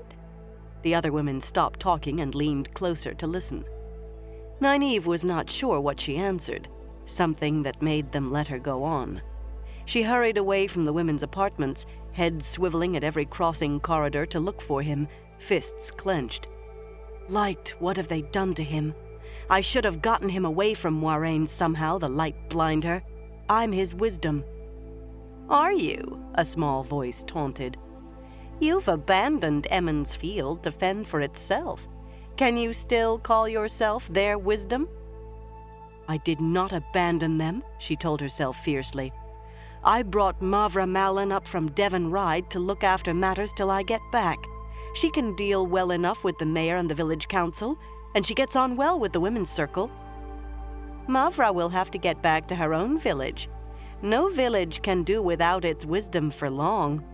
Nynaeve cringed inside. She had been gone months from Emond's Field. "I am the wisdom of Emond's Field," she said aloud. A liveried servant carrying a bolt of cloth blinked at her, then bowed low before scurrying off. By his face, he was eager to be anywhere else. Blushing, Nynaeve looked around to see if anyone had noticed. There were only a few men in the hall, engrossed in their own conversations, and some women in black and gold going about their business, giving her a bow or curtsy as she passed. She had had that argument with herself 100 times before, but this was the first time it had come to talking to herself out loud. She muttered under her breath, then pressed her lips firmly together when she realized what she was doing. She was finally beginning to realize her search was futile when she came on Lan, his back to her, looking down on the outer courtyard through an arrow slit. The noise from the courtyard was all horses and men, neighing and shouting. So intent was Lan that he did not for once seem to hear her. She hated the fact that she could never sneak up on him, however softly she stepped. She'd been accounted good at woodscraft back in Emond's Field, though it was not a skill in which many women took any interest. She stopped in her tracks, pressing her hands to her stomach to quiet a flutter. I ought to dose myself with rannel and sheep's tongue root, she thought sourly. It was the mixture she gave anyone who moped about and claimed they were sick or behaved like a goose. Rannel and sheep's tongue root would perk you up a little and did no harm, but mainly it tasted horrible, and the taste lasted all day. It was a perfect cure for acting the fool. Safe from his eyes, she studied the length of him, leaning against the stone and fingering his chin as he studied what was going on below.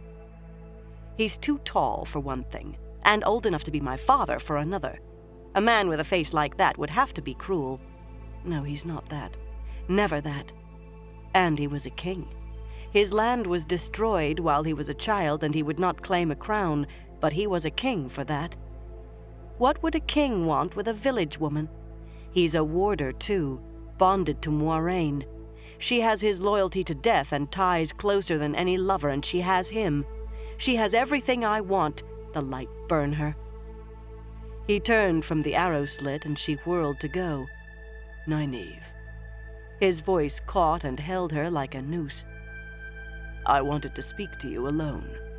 You always seem to be in the women's apartments, or in company. It took an effort to face him, but she was sure her features were calm when she looked up at him. I'm looking for Rand. She was not about to admit to avoiding him. We said all we need to say long ago, you and I. I shamed myself, which I will not do again, and you told me to go away. I never said... He took a deep breath. I told you I had nothing to offer for bride price but widow's clothes. Not a gift any man could give a woman. Not a man who can call himself a man. I understand, she said coolly. In any case, a king does not give gifts to village women, and this village woman would not take them. Have you seen Rand? I need to talk to him. He was to see the Amyrlin. Do you know what she wanted with him? His eyes blazed like blue ice in the sun. She stiffened her legs to keep from stepping back, and met him glare for glare. The Dark One take Rand al'Thor and the Amyrlin seat both, he grated, pressing something into her hand. I will make you a gift, and you will take it if I have to chain it around your neck. She pulled her eyes away from his. He had a stare like a blue-eyed hawk when he was angry. In her hand was a signet ring, heavy gold and worn with age, almost large enough for both her thumbs to fit through. On it a crane flew above a lance and crown, all carefully wrought in detail. Her breath caught.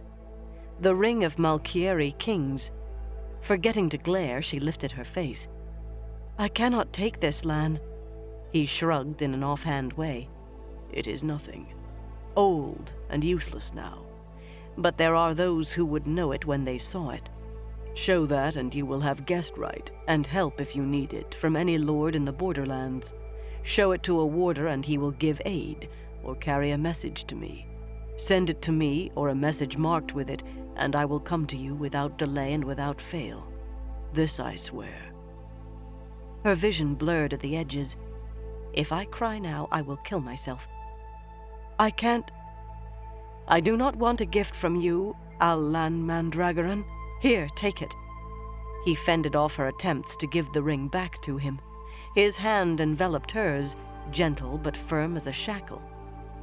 Then take it for my sake as a favor to me, or throw it away if it displeases you. I've no better use for it. He brushed her cheek with a finger and she gave a start. I must go now, Nynaeve Mashiara.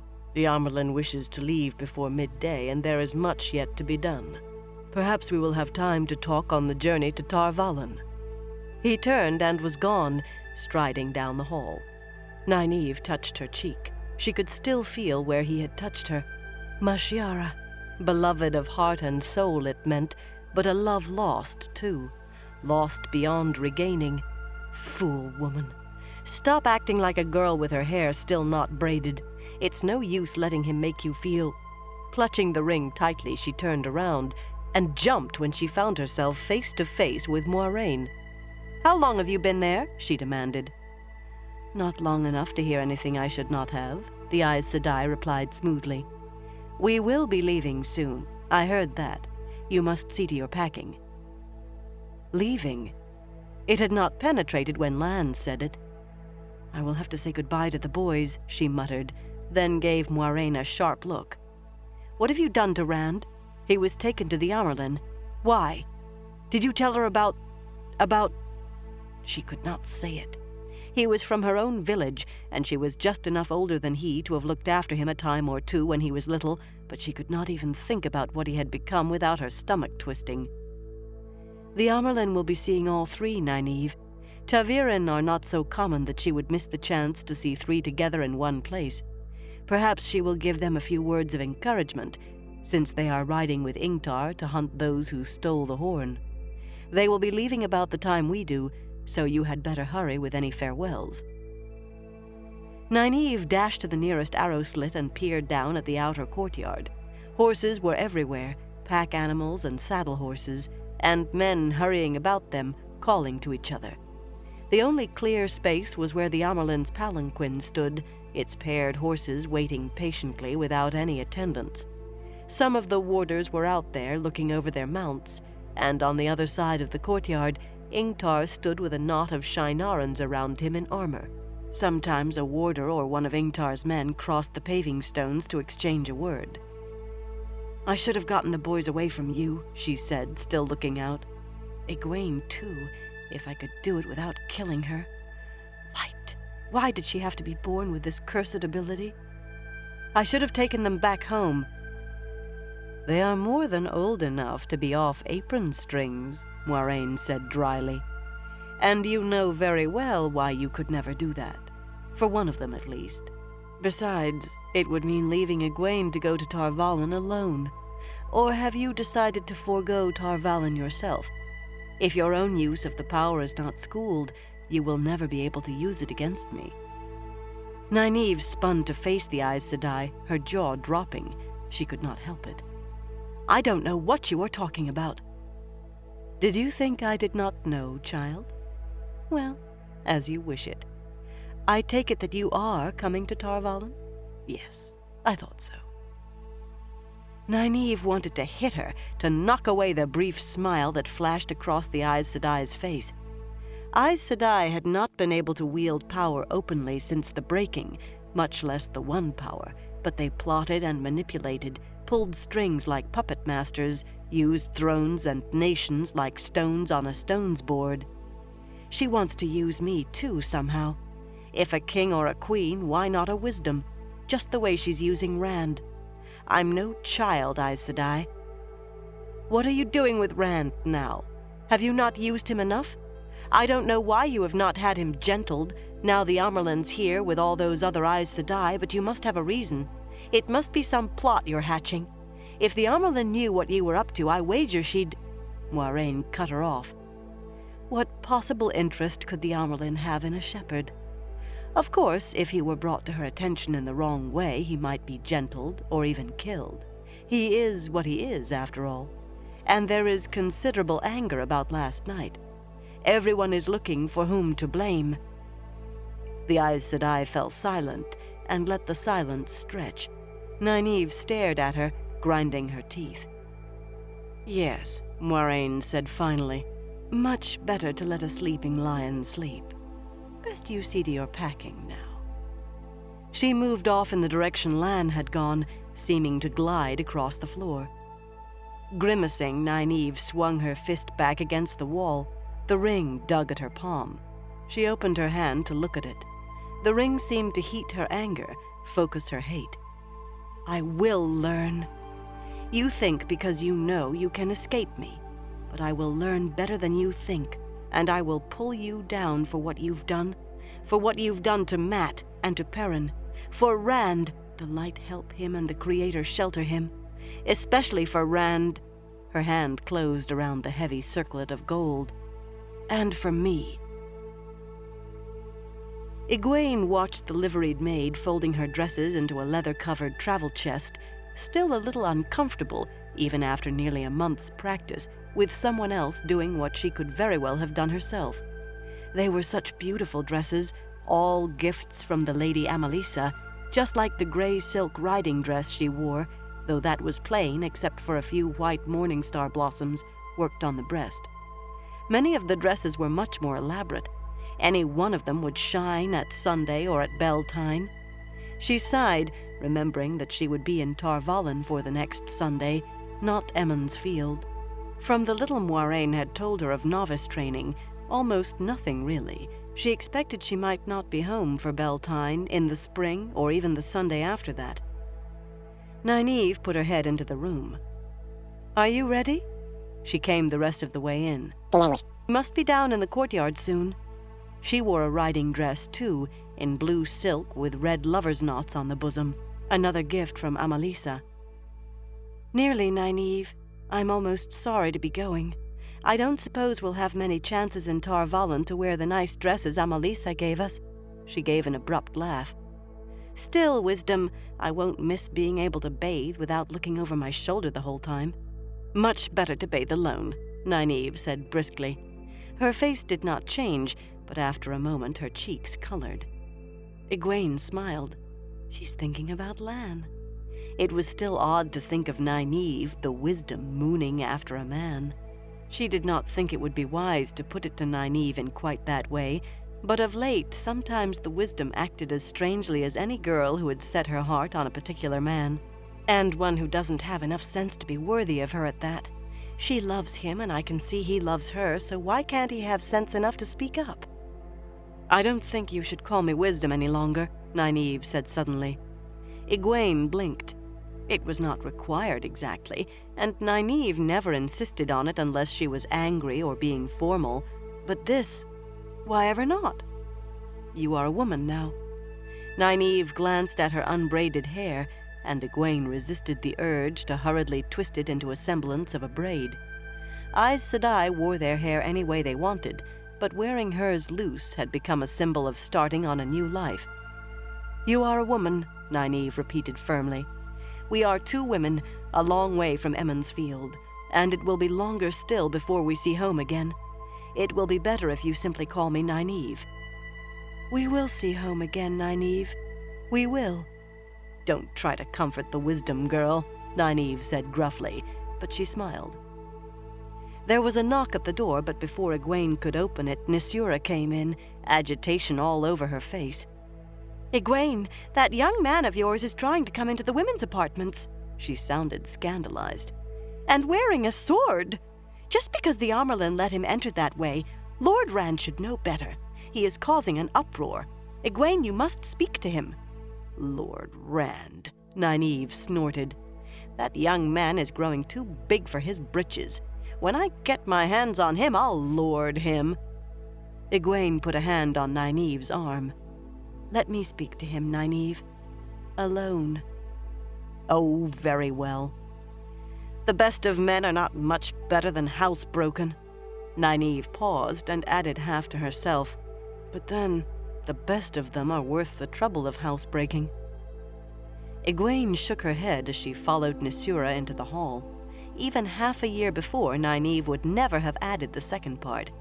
But she'll never housebreak Lan. Her thoughts turned to Rand. Causing an uproar, was he? "Housebreak him," she muttered. "If he hasn't learned manners by this time, I'll skin him alive." "Sometimes that is what it takes," Nisura said, walking quickly. "Men are never more than half civilized until they're wedded." She gave Egwene a sidelong glance. "Do you intend to marry Lord Rand? I do not mean to pry, but you are going to the White Tower, and Aes Sedai seldom wed. None but some of the green Ajah that I've ever heard, and not many of them, and—" Egwene could supply the rest. She had heard the talk in the women's apartments about a suitable wife for Rand. At first it had caused stabs of jealousy and anger. He had been all but promised to her since they were children. but she was going to be an Aes Sedai, and he was what he was, a man who could channel. She could marry him and watch him go mad, watch him die. The only way to stop it would be to have him gentled. I can't do that to him. I can't. I do not know, she said sadly. Nisura nodded. No one will poach where you have a claim, but you are going to the tower, and he will make a good husband, once he has been trained. There he is. The women gathered around the entrance to the women's apartments, both inside and out, were all watching 3 men in the hallway outside. Rand, with his sword buckled over his red coat, was being confronted by Agelmar and Khajiit. Neither of them wore a sword. Even after what had happened in the night, these were still the women's apartments. Egwene stopped at the back of the crowd. "You understand why you cannot go in," Agelmar was saying. "I know that things are different in Andor, but you do understand." "I didn't try to go in." Rand sounded as if he had explained all this more than once already. "I told the Lady Nisura I wanted to see Egwene, and she said Egwene was busy and I'd have to wait. All I did was shout for her from the door. I did not try to enter. You'd have thought I was naming the Dark One the way they all started in on me." "Women have their own ways," Khajiit said. He was tall for a Shienaran, almost as tall as Rand, lanky and sallow. His topknot was black as pitch. "They set the rules for the women's apartments, and we abide by them even when they are foolish." A number of eyebrows were raised among the women, and he hastily cleared his throat. "You must send a message in if you wish to speak to one of the women, but it will be delivered when they choose, and until it is, you must wait. That is our custom." "I have to see her," Rand said stubbornly. "We're leaving soon. Not soon enough for me, but I still have to see Egwene.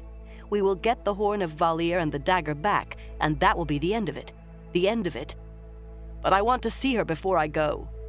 Egwene frowned. He sounded odd. "No need to be so fierce," Khajiit said. "You and Ingtar will find the horn or not, and if not, then another will retrieve it. The wheel weaves as the wheel wills, and we are but threads in the pattern." "Do not let the horn seize you, Rand," Agelmar said. "It can take hold of a man. I know how it can, and that is not the way. A man must seek duty, not glory. What will happen will happen. If the Horn of Valere is meant to be sounded for the light, then it will be." "Here is your Egwene," Khajiit said, spotting her. Agelmar looked around and nodded when he saw her with Nisura. "I will leave you in her hands, Rand al'Thor. Remember, here, her words are law, not yours. Lady Nisura, do not be too hard on him. He only wished to see his young woman, and he does not know our ways." Egwene followed Nisura as the Shienaran woman threaded her way through the watching women. Nisura inclined her head briefly to Agelmar and Khajiit. She pointedly did not include Rand. Her voice was tight. "Lord Agelmar, Lord Khajiit, he should know this much of our ways by now, but he is too big to spank, so I will let Egwene deal with him." Agelmar gave Rand a fatherly pat on the shoulder. "You see, you will speak with her, if not exactly in the way you wished. Come, Khajiit, we have much to see to yet. The Amyrlin still insists on—" His voice trailed away as he and the other man left. Rand stood there, looking at Egwene. The women were still watching, Egwene realized, watching her as well as Rand, waiting to see what she would do. "So I'm supposed to deal with him, am I?" Yet she felt her heart going out to him. His hair needed brushing. His face showed anger, defiance, and weariness. "Walk with me," she told him. A murmur started up behind them as he walked down the hall beside her, away from the women's apartments. Rand seemed to be struggling with himself, hunting for what to say. "I've heard about your exploits," she said finally.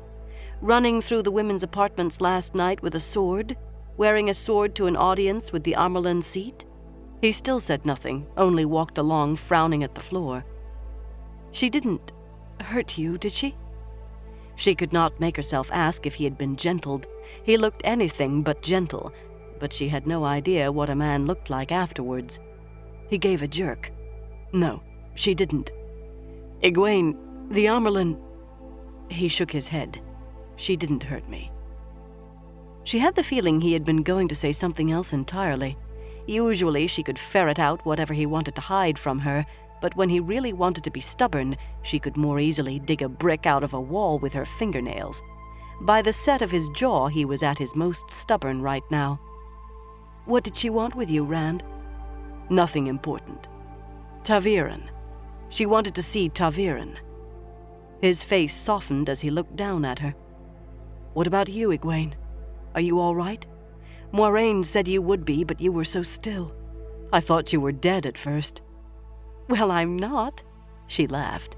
She could not remember anything that had happened after she had asked Mat to go to the dungeons with her, not until waking in her own bed that morning.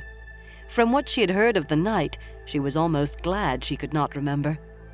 Moiraine said she would have left me a headache for being foolish if she could have healed the rest and not that, but she couldn't. I told you Fain was dangerous, he muttered. I told you, but you wouldn't listen. If that's the way you are going to talk, she said firmly, I will give you back to Nisura. She won't talk to you the way I am. The last man who tried to push his way into the women's apartments spent a month up to his elbows in soapy water, helping with the women's laundry, and he was only trying to find his betrothed and make up an argument. At least he knew enough not to wear his sword. The light knows what they do to you.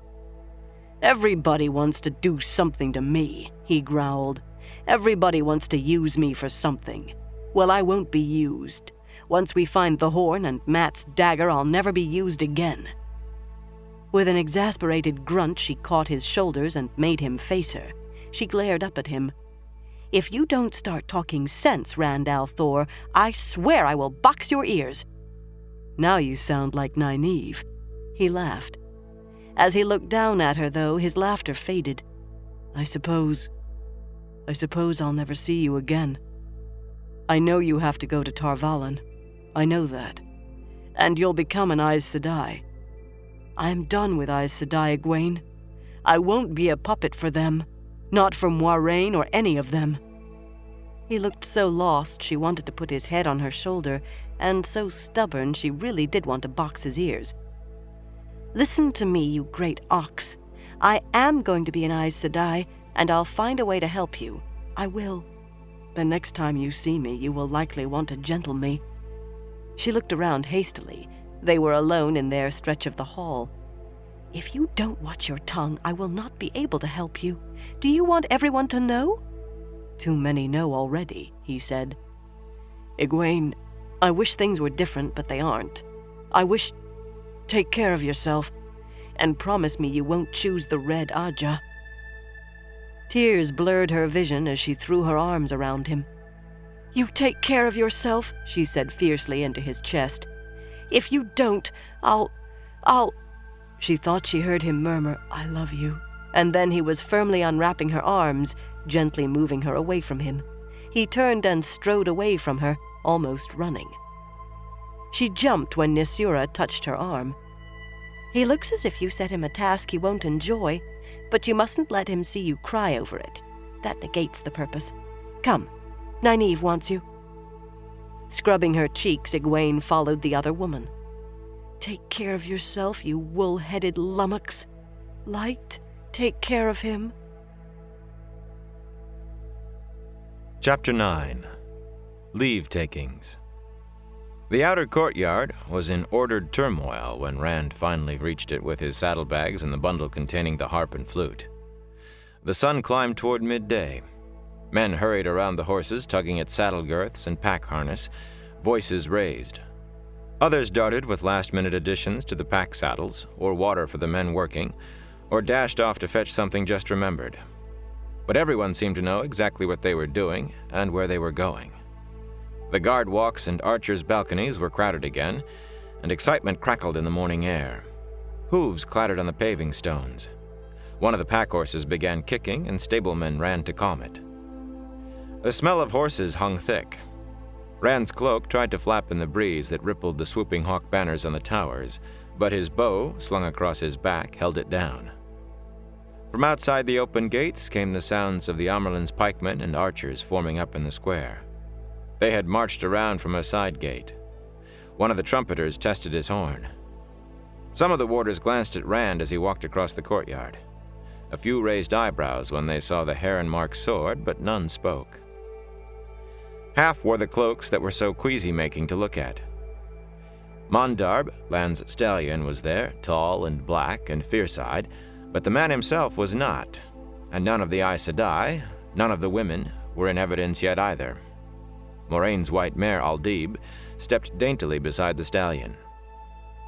Rand's bay stallion was with the other group on the far side of the courtyard with Ingtar, and a bannerman holding Ingtar's Grey Owl banner, and 20 other armored men with lances tipped with 2 feet of steel, all mounted already. The bars of their helmets covered their faces, and golden surcoats with the black hawk on the chest hid their plate and mail. Only Ingtar's helmet had a crest, a crescent moon above his brow, points up. Rand recognized some of the men. Rough-tongued Uno with a long scar down his face and only one eye. Ragan and Masima. Others who had exchanged a word or played a game of stones. Ragan waved to him, and Uno nodded. But Masima was not the only one who gave him a cold stare and turned away. Their pack horses stood placidly, tails swishing. The big bay danced as Rand tied his saddlebags and bundle behind the high-cantled saddle. He put his foot in the stirrup and murmured, "Easy, Red," as he swung into the saddle. But he let the stallion frisk away some of his stable-bound energy. To Rand's surprise, Loyal appeared from the direction of the stables, riding to join them. The Ogier's hairy fetlocked mount was as big and heavy as a prime Duran stallion. Beside it, all the other animals looked the size of Bella. But with Loyal in the saddle, the horse seemed almost a pony.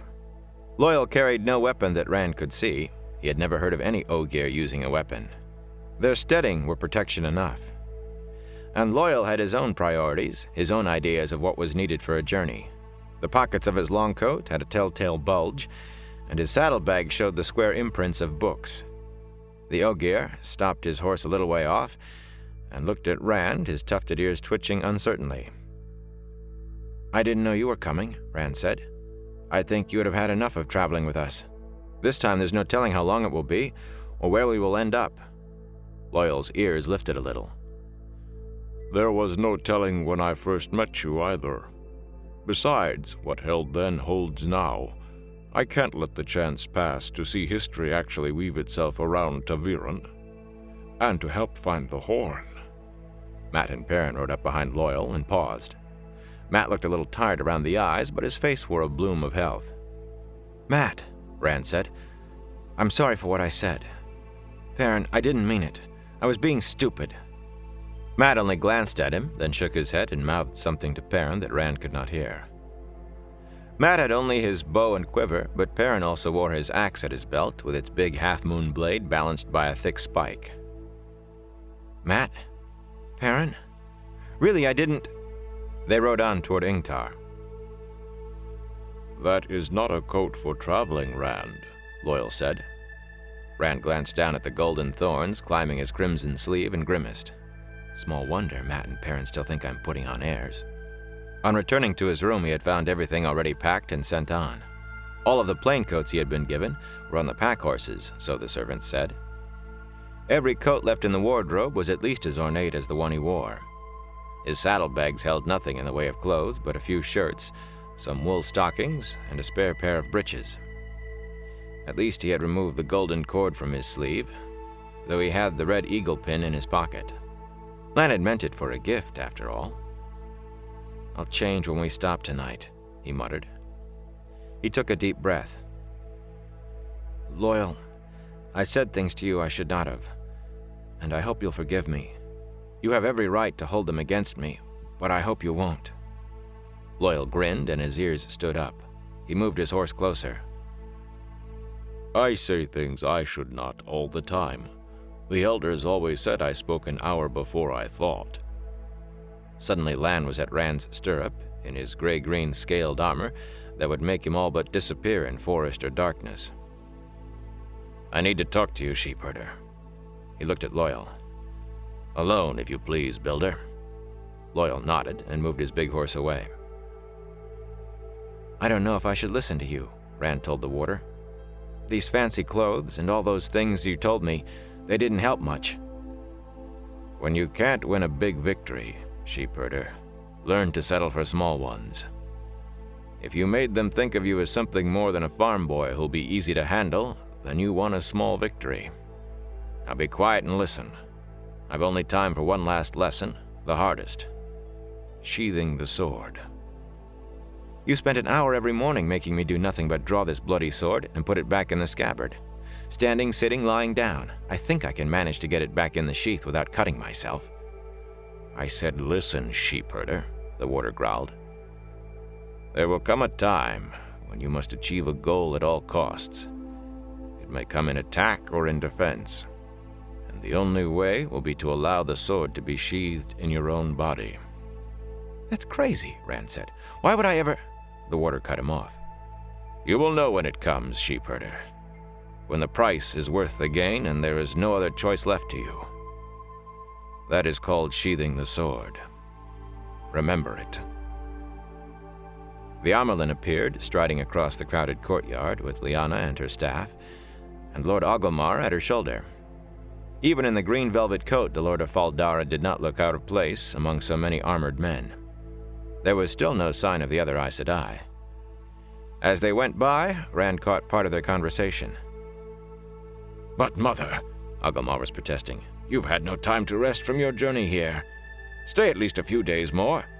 I promise you a feast tonight such as you could hardly get in Tar Valon. The Amyrlin shook her head without breaking stride. I cannot, Oglomar. You know I would if I could.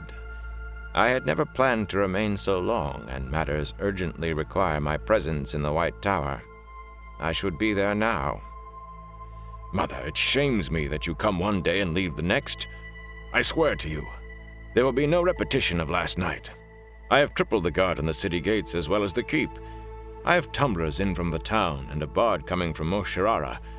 Why, King Esau will be on his way from Falmoran. I sent word as soon as... Their voices faded as they crossed the courtyard, swallowed up by the din of preparation. The Amyrlin never as much as glanced in Rand's direction. When Rand looked down, the warder was gone and nowhere to be seen. Loial brought his horse back to Rand's side. That is a hard man to catch and hold, isn't he, Rand? He's not here, then he's here, then he's gone, and you don't see him coming or going. Sheathing the sword. Rand shivered. Warders must all be crazy. The warder the Amyrlin was speaking to suddenly sprang into his saddle. He was at a dead gallop before he reached the wide-standing gates. She stood watching him go, and her stance seemed to urge him to go faster. Where is he headed in such a hurry? Rand wondered aloud. I heard, Loial said, that she was sending someone out today, all the way to Arad Doman. There is word of some sort of trouble on Almoth Plain, and the Amyrlin seat wants to know exactly what. What I don't understand is why now. From what I hear, the rumors of this trouble came from Tar Valon with the Aes Sedai. Rand felt cold. Egwene's father had a big map back at home, a map Rand had pored over more than once, dreaming before he found out what the dreams were like when they came true. It was old, that map, showing some lands and nations the merchants from outside said no longer existed.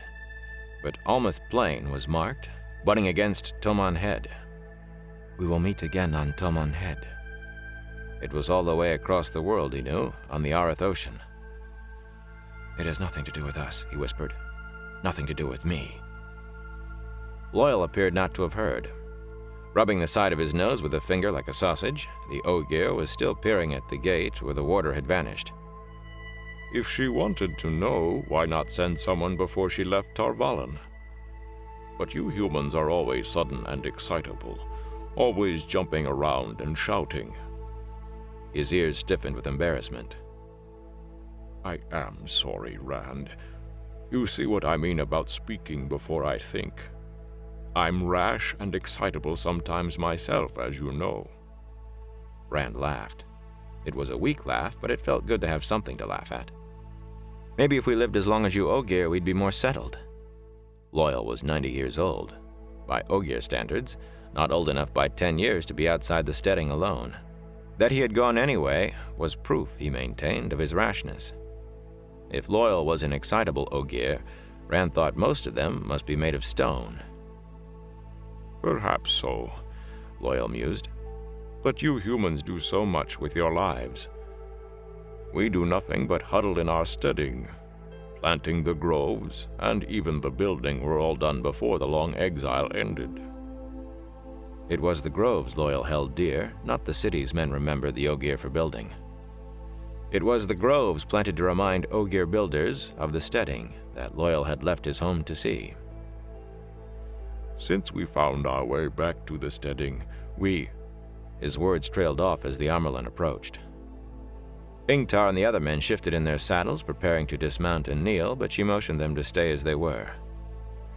Lyanna stood at her shoulder, and Agumar a pace back. From his glum face, he appeared to have given up trying to convince her to remain longer. The Amyrlin looked at them one by one before she spoke. Her gaze stayed on Rand no longer than on any other. "Peace favor your sword, Lord Ingtar," she said finally. "Glory to the builders, loyal Kisaran." "You honor us, Mother. May peace favor Tavalon." Ingtar bowed in his saddle, and the other Shienarans did too. "All honor to Tarvalon," Loyal said, bowing. Only Rand and his two friends on the other side of the party stayed upright. He wondered what she had said to them. Lyanna's frown took in all three of them, and Agumar's eyes widened, but the Amyrlin took no notice. "You ride to find the Horn of Valir," she said, "and the hope of the world rides with you. The horn cannot be left in the wrong hands, especially in Dark Friend hands. Those who come to answer its call will come whoever blows it, and they are bound to the horn, not to the light." There was a stir among the listening men. Everyone believed that those heroes called back from the grave would fight for the light. If they could fight for the shadow instead. The Amyrlin went on, but Rand was no longer listening. The Watcher was back. The hair stood on the back of his neck. He peered up at the packed archers' balconies overlooking the courtyard, at the rows of people jammed along the guard walks atop the walls. Somewhere among them was the set of eyes that had followed him unseen. The gaze clung to him like dirty oil. It can't be a fade, not here. Then who, or what? He twisted in his saddle, pulling Red around, searching. The bay began to dance again. Suddenly, something flashed across in front of Rand's face. A man passing behind the Amyrlin cried out and fell, a black-fletched arrow jutting from his side. The Amyrlin stood calmly looking at a rent in her sleeve. Blood slowly stained the gray silk. A woman screamed, and abruptly the courtyard rang with cries and shouts. The people on the walls milled furiously, and every man in the courtyard had his sword out. Even Rand, he was surprised to realize. Agumar shook his blade at the sky. "Find him!" he roared. "Bring him to me!" His face went from red to white when he saw the blood on the Amyrlin's sleeve. He fell to his knees, head bowed. "Forgive me, Mother. I have failed your safety. I am ashamed." "Nonsense, Agumar," the Amyrlin said. "Lyanna, stop fussing over me and see to that man. I've cut myself worse than this, more than once, cleaning fish, and he needs help now. Agumar, stand up. Stand up, Lord of Faldara. You have not failed me, and you have no reason for shame. Last year in the White Tower, with my own guards at every gate and warders all around me, a man with a knife came within 5 steps of me. A white cloak, no doubt, though I've no proof. Please stand up, or I will be ashamed." As Agumar slowly rose, she fingered her sliced sleeve. A poor shot for a white-cloaked bowman, or even a Dark Friend. Her eyes flickered up to touch Rand's. If it was at me he aimed. Her gaze was gone before he could read anything on her face, but he suddenly wanted to dismount and hide. It wasn't aimed at her, and she knows it. Lyanna straightened from where she had been kneeling. Someone had laid a cloak over the face of the man who had taken the arrow. "He is dead, Mother." She sounded tired. "He was dead when he struck the ground. Even if I had been at his side, you did what you could, daughter. Death cannot be healed." Agumar moved closer. "Mother, if there are White Cloak killers about or Dark Friends, you must allow me to send men with you. as far as the river at least. I could not live if harm came to you in Shinar. Please return to the women's apartments. I will see them guarded with my life until you are ready to travel." "Be at ease," she told him. "This scratch will not delay me a moment. Yes, I will gladly accept your men as far as the river, if you insist. But I will not let this delay Lord Ingtar a moment either. Every heartbeat counts until the horn is found again. Your leave, Lord Agomar, to order your oathman?" He bowed his head in assent. At that moment, he would have given her Faldara had she asked. The Amerlin turned back to Ingtar, and the men gathered behind him. She did not look at Rand again. He was surprised to see her smile suddenly. "I wager Ilion does not give its great hunt of the horn so rousing a send-off," she said. "But yours is the true great hunt. You are few, so you may travel quickly, yet enough to do what you must. I charge you, Lord Ingtar of House Shinoa. I charge all of you, find the Horn of Val'ir, and let nothing bar your way." Ingtar whipped his sword from his back and kissed the blade. "By my life and soul, by my house and honor, I swear it, mother." "Then ride." Ingtar swung his horse toward the gate. Rand dug his heels into Red's flanks and galloped after the column already disappearing through the gates. Unaware of what had occurred within, the Amerlin's pikemen and archers stood walling a path from the gates to the city proper, the flame of Tar Valon on their chests. Her drummers and trumpeters waited near the gates, ready to fall in when she left. Behind the rows of armored men, people packed the square in front of the keep. Some cheered Ingtar's banner, and others no doubt thought this was the start of the Amerlin seat's departure. A swelling roar followed Rand across the square. He caught up with Ingtar, where low-eaved houses and shops stood to either side, and more people thickly lined the stone-paved street. Some of them cheered too. Mat and Perrin had been riding at the head of the column with Ingtar and Loyal, but the two of them fell back when Rand joined them. "How am I ever going to apologize if they won't stay near me long enough for me to say anything? Burn me, he doesn't look like he's dying." "Chenggu and Nedao are gone," Ingtar said abruptly. He sounded cold and angry, but shaken too. "We counted every head in the keep, alive or dead, last night and again this morning. They are the only ones not accounted for." "Chenggu was on guard in the dungeon yesterday," Rand said slowly. "And Nedao. They had the second watch. They always stayed together, even if they had to trade or do extra duty for it. They were not on guard when it happened, but they fought at Tarwin's Gap a month ago and saved Lord Agomar when his horse went down with Trollocs all around him. Now this. Dark friends." He drew a deep breath. "Everything is breaking apart." A man on horseback forced his way through the throng lining the street and joined in behind Ingtar. He was a townsman, by his clothes, lean, with a lined face and graying hair cut long. A bundle and water bottles were lashed behind his saddle, and a short-bladed sword and a notched sword-breaker hung at his belt, along with a cudgel. Ingtar noticed Rand's glances. "This is Hurin, our sniffer. There was no need to let the Aes Sedai know about him. Not that what he does is wrong, you understand. The king keeps a sniffer in Falmoran, and there's another in Angkor Dayul. It's just that Aes Sedai seldom like what they do not understand, and with him being a man, it's nothing to do with the power, of course." "Ah, you tell him, Hurin." "Yes, Lord Ingtar," the man said. He bowed low to Rand from his saddle. "Honor to serve, my lord." "Call me Rand." Rand stuck out his hand, and after a moment, Hurin grinned and took it. "As you wish, my Lord Rand. Lord Ingtar and Lord Khajiit don't mind a man's ways, and Lord Agomar, of course. But they say in the town you're an outland prince from the south, and some outland lords are strict for every man in his place." "I'm not a lord. At least I'll get away from that now. Just Rand." Hurin blinked.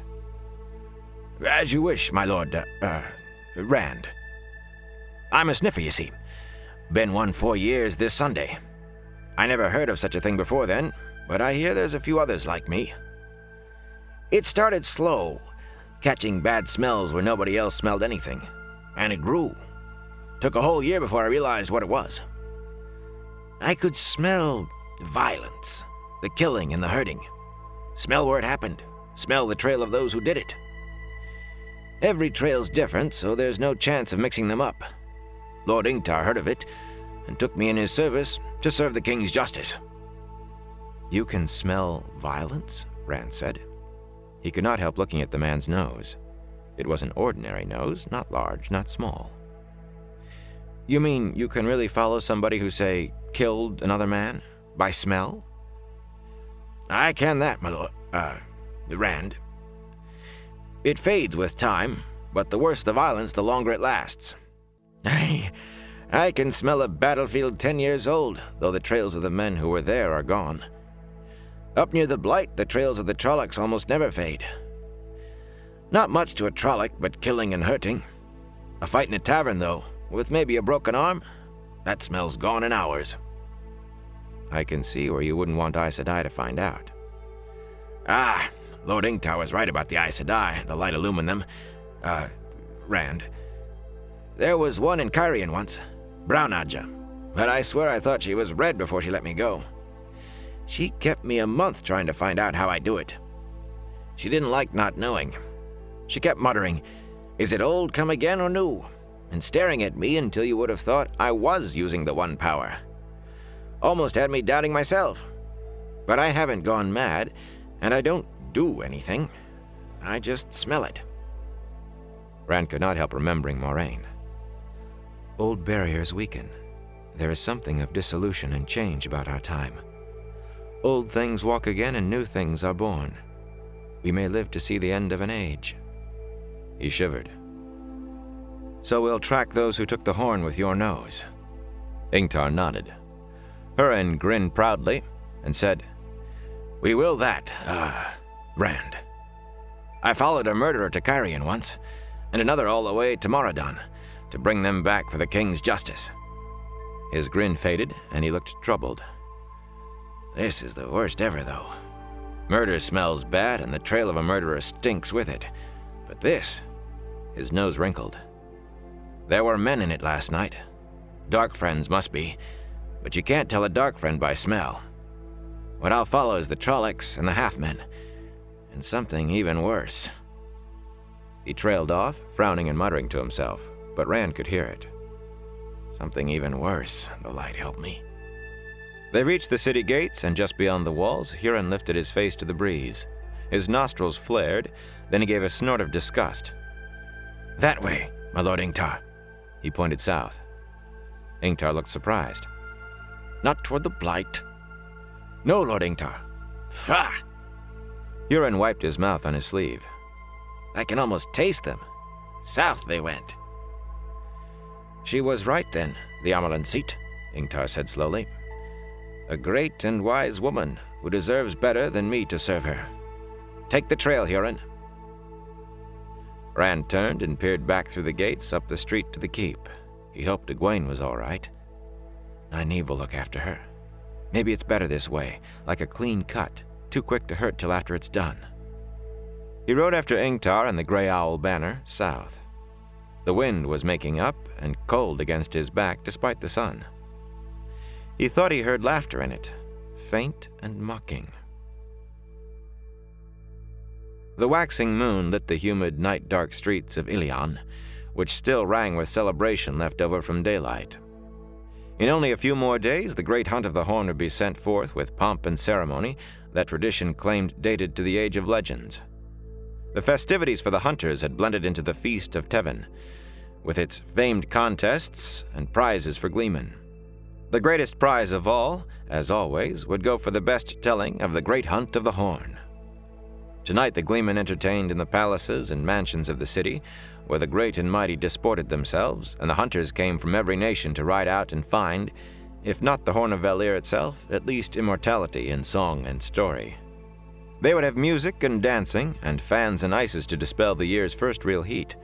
But carnival filled the streets, too, in the moon-bright, muggy night. Every day was a carnival until the hunt departed, and every night. People ran past Baal Domin in masks and costumes bizarre and fanciful, many showing too much flesh. Shouting and singing they ran, a half-dozen together, then scattered pairs giggling and clutching each other, then 20 in a raucous knot. Fireworks crackled in the sky, gold and silver bursts against the black. There were almost as many illuminators in the city as there were gleemen. Doman spared little thought for fireworks or for the hunt. He was on his way to meet men he thought might be trying to kill him. He crossed the Bridge of Flowers over one of the city's many canals into the perfumed quarter, the port district of Ilion. The canal smelled of too many chamber pots, with never a sign that there had ever been flowers near the bridge. The quarter smelled of hemp and pitch from the shipyards and docks, and sour harbor mud, all of it made fiercer by heated air that seemed nearly damp enough to drink. Doman breathed heavily. Every time he returned from the North Country, he found himself surprised, for all he had been born there, at the early summer heat in Ilion. In one hand he carried a stout cudgel, and the other hand rested on the hilt of the short sword he had often used in defending the decks of his river trader from brigands.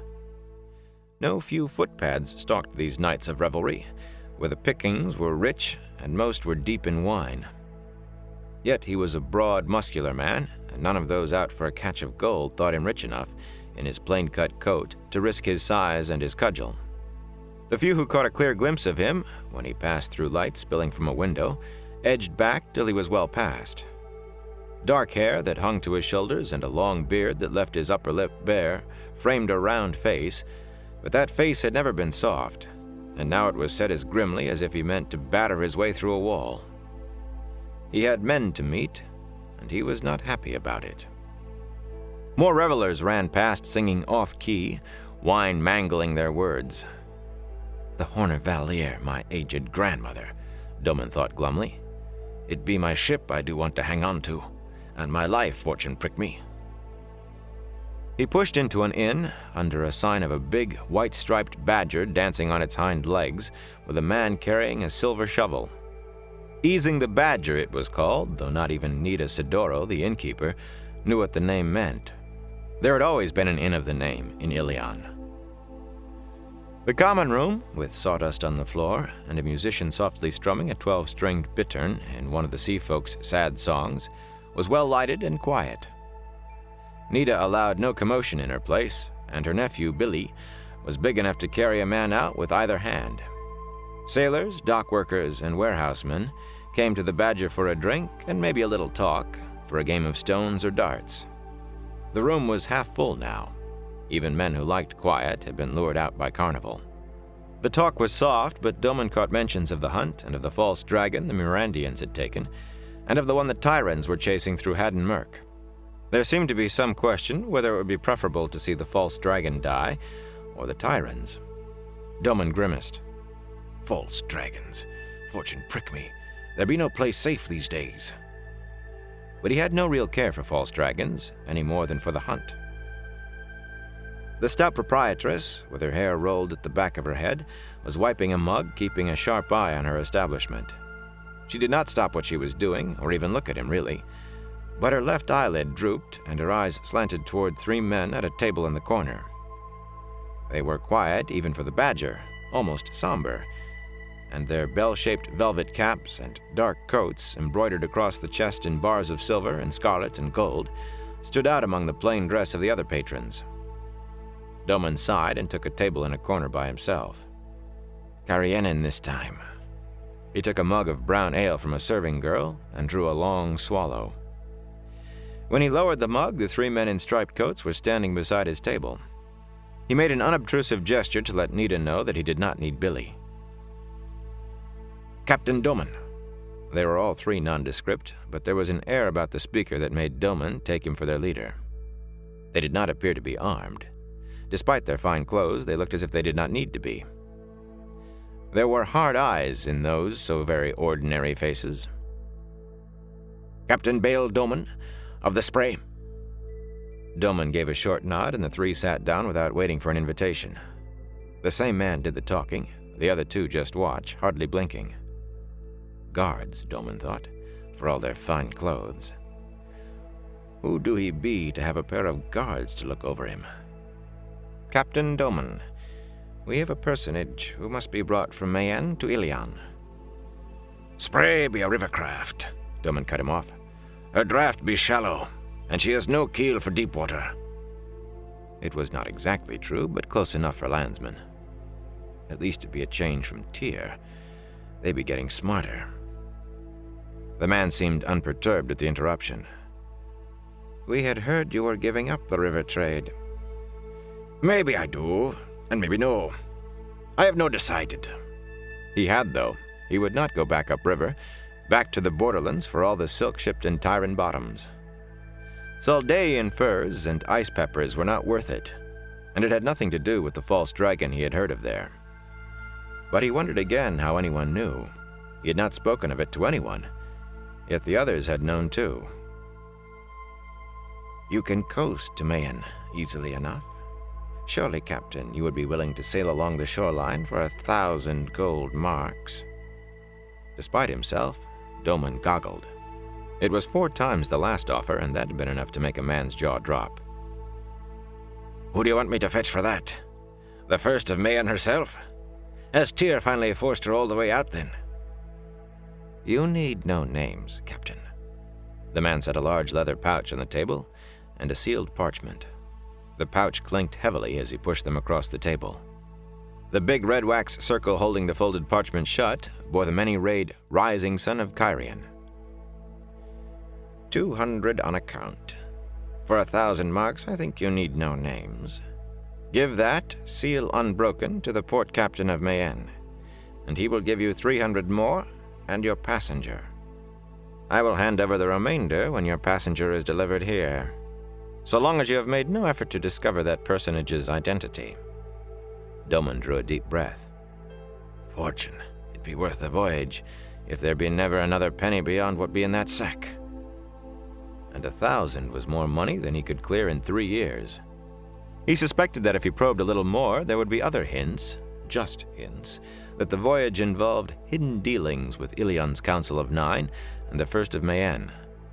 The First's city-state was a province of Tyr in all but name, and she would no doubt like Ilion's aid. And there were many in Ilion who said it was time for another war, that Tyr was taking more than a fair share of the trade on the Sea of Storms. A likely net to snare him if he had not seen 3 like it in the past month. He reached to take the pouch, and the man who had done all the talking caught his wrist. Doman glared at him, but he looked back undisturbed. You must sail as soon as possible, Captain. At first light, Doman growled, and the man nodded and released his hold. At first light, then, Captain Doman. Remember, discretion keeps a man alive to spend his money. Doman watched the 3 of them leave, then stared sourly at the pouch and the parchment on the table in front of him. Someone wanted him to go east. Tyr or Mayen, it did not matter so long as he went east. He thought he knew who wanted it. And then again, I have no clue to them. Who could know who was a dark friend? But he knew that dark friends had been after him since before he left Marabon, to come back downriver. Dark friends and Trollocs, of that he was sure. The real question, the one he had not even a glimmer of an answer for, was why. Trouble, Bale? Nita asked. You do look as if you had seen a Trolloc.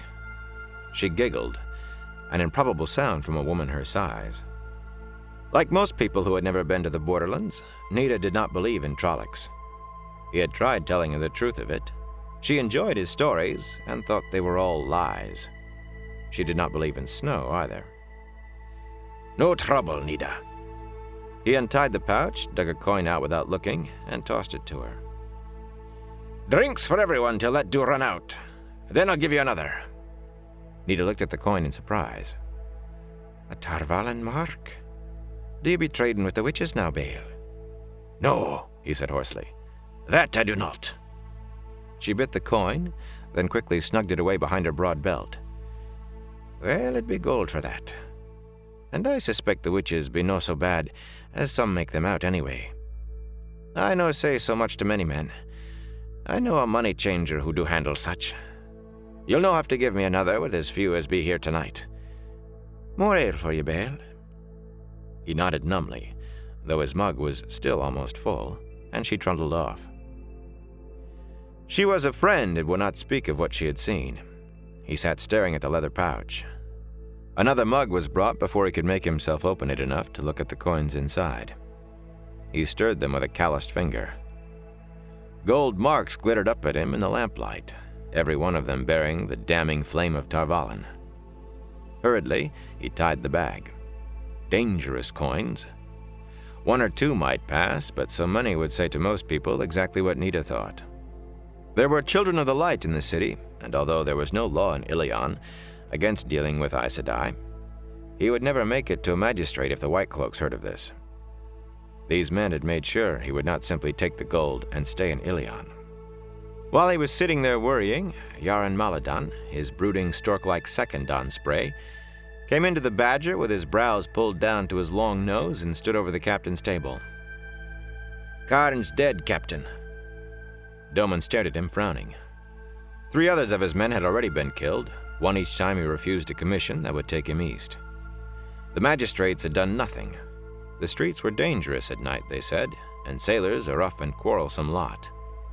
Magistrates seldom troubled themselves with what happened in the perfumed quarter, as long as no respectable citizens were injured. "But this time I did accept them," he muttered. "'Tisn't all, Captain," Yaron said. "They worked Karn with knives, like they wanted him to tell them something. And some more men tried to sneak aboard Spray not an hour gone. The dock watch ran them off. 3rd time in 10 days. And I never knew wharf rats to be so persistent. They like to let an alarm die down before they try again. And somebody tossed my room at the Silver Dolphin last night. Took some silver, so I'd think it was thieves, but they left that belt buckle of mine, the one set with garnets and moonstones, lying right out in plain sight. What's going on, Captain? The men are afraid, and I'm a little nervous myself." Doman reared to his feet. "Rouse the crew, Yaron. Find them and tell them Spray sails as soon as there do be men enough aboard to handle her." Stuffing the parchment into his coat pocket, he snatched up the bag of gold and pushed his second out the door ahead of him. "Rouse them, Yaron, for I'll leave any man who no makes it, standing on the quay as he is." Doman gave Yaron a shove to start him running, then stalked off toward the docks. Even footpads who heard the clinking of the pouch he carried steered clear of him, for he walked now like a man going to do murder. There were already crewmen scrambling aboard Spray when he arrived, and more running barefoot down the stone quay. They did not know what he feared was pursuing him, or even that anything did pursue him, but they knew he made good profits, and after the Illianer way, he gave shares to the crew. Spray was 80 feet long with 2 masts and broad in beam, with room for deck cargo as well as in the holds. Despite what Doman had told the Cairhienin, if they had been Cairhienin, he thought she could stand the open water. The Sea of Storms was quieter in the summer. "She'll have to," he muttered, and strode below to his cabin. He tossed the sack of gold on his bed, built neatly against the hull like everything else in the stern cabin, and dug out the parchment. Lighting a lantern, hanging its swivel from the overhead, he studied the sealed document, turning it as if he could read what was inside without opening it. A rap on the door made him frown. "Come!" Yaron stuck his head in. "They're all aboard but 3 I couldn't find, Captain. But I've spread the word through every tavern, hell, and crib in the quarter. They'll be aboard before it's light enough to start upriver. Spray do sail now. To sea." Doman cut off Yaron's protests about light and tides, and Spray not being built for the open sea.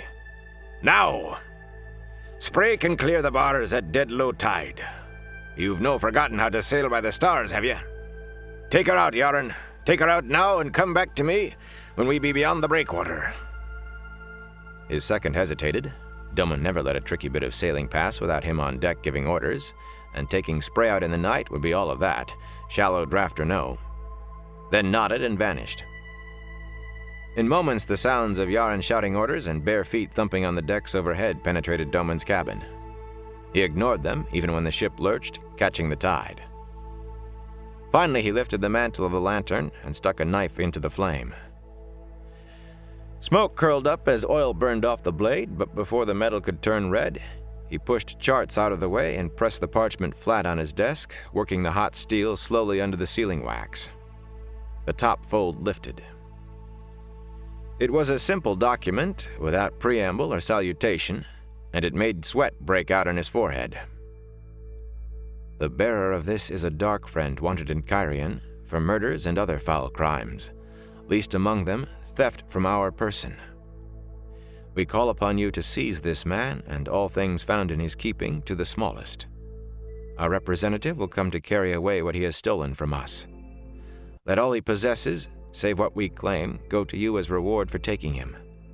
Let the vile miscreant himself be hanged immediately, that his shadow-spawned villainy no longer taint the light. Sealed by our hand, Galdrian Suriatan Ree, King of Cairhien, Defender of the Dragon Wall. In thin red wax below the signature were impressed the rising sun seal of Cairhien and the 5 stars of House Rieton. Defender of the Dragon Wall, my aged grandmother, Doman croaked. Fine right the man do have to call himself that any longer. He examined the seals and signature minutely, holding the document close to the lamp, with his nose all but brushing the parchment. But he could find no flaw in the one, and for the other he had no idea what Galdrian's hand looked like. If it was not the king himself who had signed it, he suspected that whoever had made a good imitation of Galdrian's scrawl. In any case, it made no real difference. In Tyr, the letter would be instantly damning in the hands of any Illianer. Or in Mayen, with Tyrant influence so strong. There was no war now, and men from either port came and went freely, but there was as little love for Illianers in Tyr as the other way round, especially with an excuse like this. For a moment he thought of putting the parchment into the lantern's flame. It was a dangerous thing to have, in Tyr or Ilion or anywhere he could imagine. But finally he tucked it carefully into a secret cubbyhole behind his desk, concealed by a panel only he knew how to open.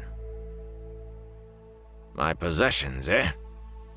He collected old things as much as he could living on shipboard.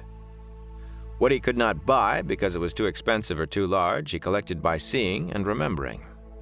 All those remnants of times gone, those wonders scattered around the world that had first pulled him aboard a ship as boy. He had added 4 to his collection in Maradan this last trip, and it had been then that the Darkfriend pursuit began. And Trollocs too, for a time. He had heard that Whitebridge had been burned to the ground right after he sailed from there, and there had been rumors of Myrddraal as well as Trollocs. It was that, all of it together, that had first convinced him he was not imagining things, that had had him on guard when that first odd commission was offered, too much money for a simple voyage to Tyr, and a thin tale for a reason. Digging into his chest, he set out on the desk what he had bought in Maradan. A light stick left from the Age of Legends, or so it was said. Certainly no one knew the making of them any longer. Expensive, that, and rarer than an honest magistrate. It looked like a plain glass rod, thicker than his thumb and not quite as long as his forearm. But when held in the hand, it glowed as brightly as a lantern. Light sticks shattered like glass, too. He had nearly lost spray in the fire caused by the first he had owned. A small, age-dark ivory carving of a man holding a sword. The fellow who sold it claimed if you held it long enough, you started to feel warm. Doman never had, and neither had any of the crew he let hold it. But it was old, and that was enough for Doman.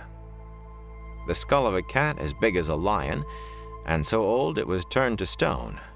But no lion had ever had fangs, almost tusks, a foot long. And a thick disc the size of a man's hand, half white and half black. A sinuous line separating the colors. The shopkeeper in Maradan had said it was from the Age of Legends, thinking he lied. But Doman had haggled only a little before paying, because he recognized what the shopkeeper did not. The ancient symbol of Aes Sedai from before the breaking of the world. Not a safe thing to have, precisely, but neither a thing to be passed up by a man with a fascination for the old. And it was Heartstone. The shopkeeper had never dared add that to what he thought were lies. No riverfront shopkeeper in Maradan could afford even one piece of Cuendillar. The disc felt hard and smooth in his hand and not at all valuable except for its age. But he was afraid it was what his pursuers were after. Light sticks and ivory carvings and even bones turned to stone he had seen other times, other places. Yet even knowing what they wanted, if he did know, he still had no idea why, and he could no longer be sure who his pursuers were. Tar Valon marks and an ancient Aes Sedai symbol. He scrubbed a hand across his lips. The taste of fear lay bitter on his tongue. A knock at the door. He set the disc down and pulled an unrolled chart over what lay on his desk. Come! Yaran entered. We're beyond the breakwater, Captain. Doman felt a flash of surprise, then anger with himself. He should never have gotten so engrossed that he failed to feel spray lifting on the swells. Make west, Yaran. See to it. Abu Dar, Captain. No far enough. No by 500 leagues. We'll put in long enough for me to get charts and top the water barrels. Then we do sail west. West, Captain? Tremalking. The sea folk are tight with any traders but their own. The Arath Ocean, Yaran. Plenty of trade between Taraban and Arad Doman, and hardly a Tarabaner or Domani bottom to worry about. They do not like the sea, I have heard. And all those small towns on Toman Head, everyone holding itself free of any nation at all. We can even pick up Saldaean furs and ice peppers brought down to Bandar Eban. Yaran shook his head slowly. He always looked at the dark side, but he was a good sailor. Furs and peppers will cost more than running upriver for them, Captain. And I hear there's some kind of war. If Taraban and Arad Doman are fighting, there may be no trade. I doubt we'll make much off the towns on Toman Head alone, even if they are safe. Falma's the largest, and it is not big. The Tarabaners and the Domani have always squabbled over Almuth Plain and Toman Head. Even if it has come to blows this time, a careful man can always find trade. West, Yaran. When Yaran had gone topside, Doman quickly added the black and white disc to the cubbyhole and stowed the rest back in the bottom of his chest. Dark friends or Aes Sedai, I'll no run the way they want me. Fortune prick me, I'll know. Feeling safe for the first time in months, Doman went on deck as Spray heeled to catch the wind and put her bow west into the night-dark sea. Chapter 10. The hunt begins. Ingtar set a fast pace for the beginning of a long journey, fast enough that Rand worried a little about the horses. The animals could keep up the trot for hours, but there was still most of the day ahead, and likely days more beyond that. The way Ingtar's face was set, though, Rand thought he might intend to catch those who had stolen the horn in the first day, in the first hour. Remembering his voice when he swore his oath to the Amerlin seat, Rand would not have been surprised. He kept his mouth shut, though. It was Lord Ingtar's command.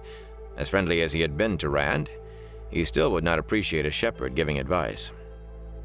Huron rode a pace behind Ingtar, but it was the sniffer who led them south, pointing the way for Ingtar. The land was rolling, forested hills, thick with fir and leatherleaf and oak, but the path Huron set led almost straight as an arrow, never wavering except to go around a few of the taller hills, where the way was clearly quicker around than over. The gray owl banner rippled in the wind. Rand tried to ride with Mat and Perrin, but when Rand let his horse drop back to them, Mat nudged Perrin, and Perrin reluctantly galloped to the head of the column with Mat. Telling himself there was no point riding at the back by himself, Rand rode back to the front. They fell to the rear again, Mat again urging Perrin. Burn them. I only want to apologize. He felt alone. It did not help that he knew it was his own fault. Atop one hill, Uno dismounted to examine ground churned by hooves. He poked at some horse droppings and grunted. Bloody well moving fast, my lord. He had a voice that sounded as if he were shouting when he was just speaking. We've not made up an hour on them. Burn me, we may have lost a flaming hour. They'll kill the bloody horses the way they're going. He fingered a hoofed track. No horse, that. Bloody Trolloc. Some flaming goat feet over there. We will catch them, Ingtar said grimly. Our horses, my lord. There's no good to ride them into the bloody ground before we do catch up, my lord. Even if they do kill their horses, bloody Trollocs can keep going longer than horses. We will catch them. Mount, Uno. Uno looked at Rand with his one eye, then shrugged and climbed into his saddle. Ingtar took them down the far slope at a run, half sliding all the way to the bottom, and galloped up the next. Why did he look at me that way? Rand wondered.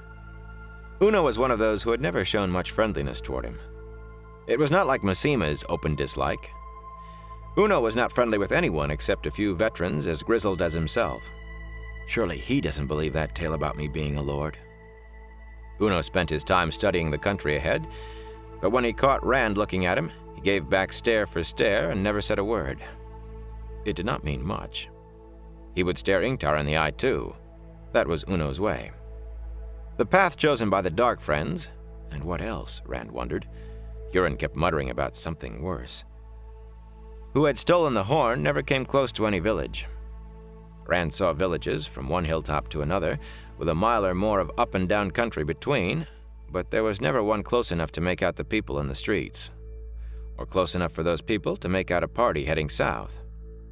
There were farms, too, with low-eaved houses and tall barns and smoking chimneys, on hilltops and on hillsides and in the bottoms, but never one close enough for the farmer to have seen their quarry. Eventually, even Ingtar had to realize that the horses could not keep on as they were going. Rand heard muttered curses, and Ingtar pounded his thigh with a gauntleted fist, but finally he ordered everyone to dismount. They trotted, leading their horses uphill and down for a mile, then mounted and rode again. Then it was down again and trot. Trot a mile, then ride a mile. Trot, then ride. Rand was surprised to see Loial grinning when they were down on the ground, toiling up a hill. The Ogier had been uneasy about riding in horses when they first met, preferring to trust to his own feet, but Rand thought he had long gotten over that. Do you like to run, Rand? Loial laughed. I do. I was the fastest in steading Shangtai. I outran a horse once. Rand only shook his head. He did not want to waste breath on talk. He looked for Mat and Perrin, but they were still at the back. Too many men between for Rand to make them out.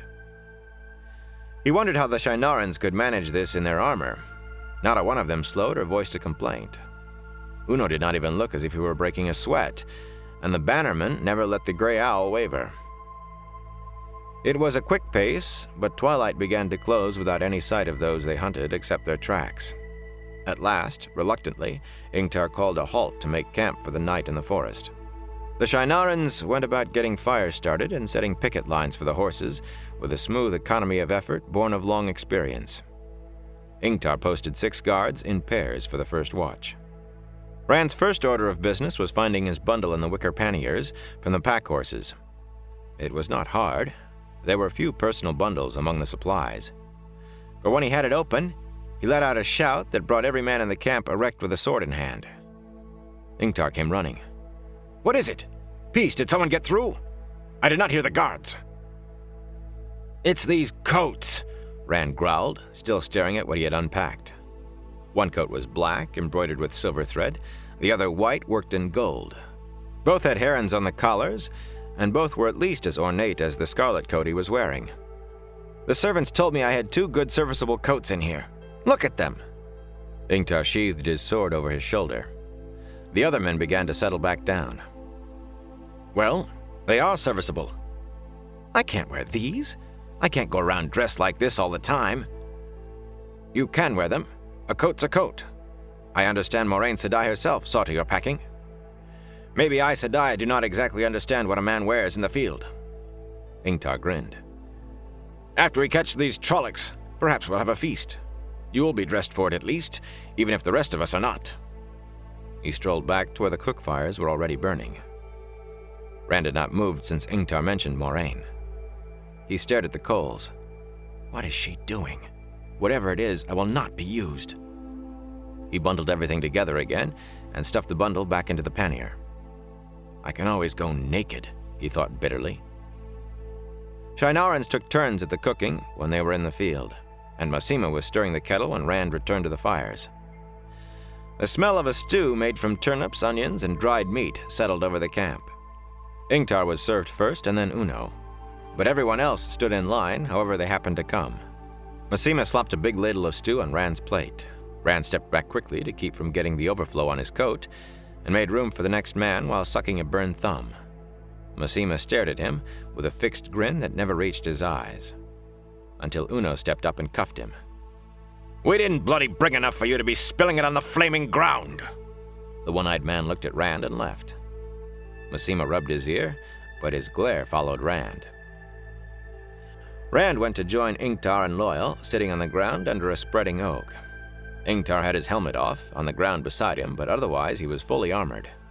Matt and Perrin were already there, eating hungrily. Matt gave a broad sneer at Rand's coat, but Perrin barely looked up, golden eyes shining in the half-light from the fires before bending back to his plate. At least they didn't leave this time. He sat cross-legged on the other side of Ingtar from them. I wish I knew why Uno keeps looking at me. It's probably this bloody coat. Ingtar paused thoughtfully around a mouthful of stew. Finally he said, Uno no doubt wonders if you are worthy of a heron-marked blade. Matt snorted loudly, but Ingtar went on unperturbed. Do not let Uno upset you. He would treat Lord Agomar like a raw recruit if he could. Well, perhaps not Agomar, but anyone else.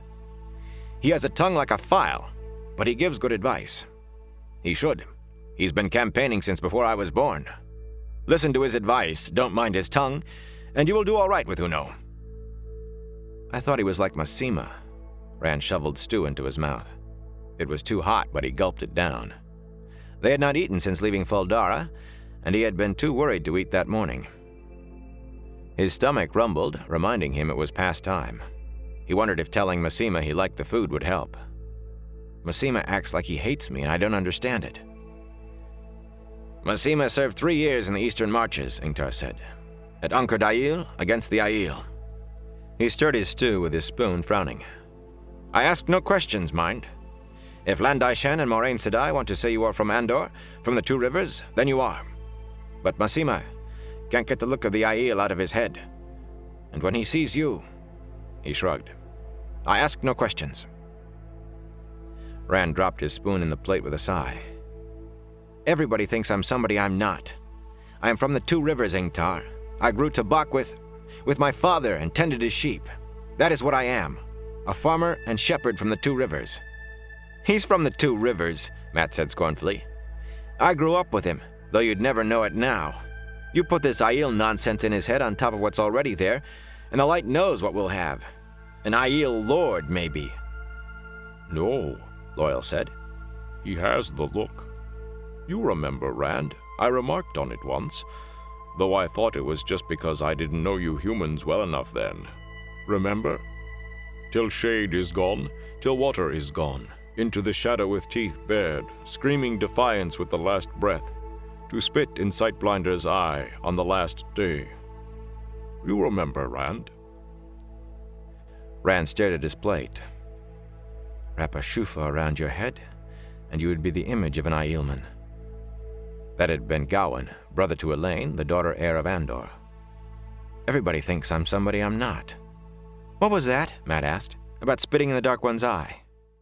That's how long the Aiel say they'll fight, Ingtar said. And I don't doubt they will. Except for peddlers and gleemen, Aiel divide the world in two. Aiel and enemies. They changed that for Cairhien 500 years ago. For some reason no one but an Aiel could understand. But I do not think they will ever do so again. I suppose not, Loyal said. But they do let the Tuathawan, the traveling people, cross the waste. And they don't see Ogier as enemies either, though I doubt any of us would want to go out into the waste. Aiel come to Steading Shangtai sometimes to trade for Sung wood. A hard people, though. Ingtar nodded. I wish I had some as hard, half as hard. Is that a joke? Matt laughed. If I ran a mile wearing all the iron you're wearing, I would fall down and sleep a week. You've done it mile after mile all day. Aiel are hard, Ingtar said. Man and woman hard. I fought them and I know. They will run 50 miles and fight a battle at the end of it. They're death walking with any weapon or none, except a sword. They will not touch a sword for some reason. Or ride a horse, not that they need to. If you have a sword and the Aielman has his bare hands, it is an even fight, if you're good. They herd cattle and goats where you and I would die of thirst before the day was done. They dig their villages into huge rock spires out in the waste. They've been there since the breaking, near enough. Arthur Hawkwing tried to dig them out and was bloodied, the only major defeats he ever suffered. By day, the air in the Aiel waste shimmers with heat, and by night it freezes. And an Aiel will give you that blue-eyed stare and tell you there is no place on earth he would rather be. He won't be lying either. If they ever tried to come out, we would be hard-pressed to stop them. The Aiel War lasted 3 years, and that was only 4 out of 13 clans. Gray eyes from his mother doesn't make him Aiel, Matt said. Ingtar shrugged. As I said, I asked no questions. When Rand finally settled down for the night, his head hummed with unwanted thoughts. Image of an Aielman. Moraine Sedai wants to say you're from the Two Rivers. Aiel ravaged all the way to Tar Valon. Born on the slopes of Dragonmount. The dragon reborn. Play? I will not be used, he muttered, but sleep was a long time coming. Ingtar broke camp before the sun was up in the morning. They had breakfasted and were riding south while the clouds in the east were still red with sunrise to come, and dew still hung on the leaves. This time Ingtar put out scouts, and though the pace was hard, it was no longer horse-killing. Rand thought maybe Ingtar had realized they were not going to do it all in a day. The trail still led south, Huron said. Until, 2 hours after the sun rose, one of the scouts came galloping back. Abandoned camp ahead, my lord. Just on that hilltop there. Must have been at least 30 or 40 of them there last night, my lord. Ingtar put spurs to horse as if he had been told the Dark Friends were still there. And Rand had to keep pace or be trampled by the Shienarans who galloped up the hill behind him. There was not much to see. The cold ashes of campfires, well hidden in the trees, with what looked like the remnants of a meal tossed in them. A refuse heap too near the fires and already buzzing with flies. Ingtar kept the others back and dismounted to walk through the campsite with Uno, examining the ground. Huron rode the circumference of the site, sniffing. Rand sat his stallion with the other men. He had no desire for any closer look at a place where Trollocs and Dark Friends had camped. And a Fade. And something worse. Matt scrambled up the hill afoot and stalked into the campsite. Is this what a Dark Friend camp looks like? Smells a bit, but I can't say it looks any different from anybody else's. He kicked at one of the ash heaps, knocking out a piece of burned bone, and stooped to pick it up. What do Dark Friends eat? Doesn't look like a sheep bone, or a cow. There was murder done here, Huron said mournfully.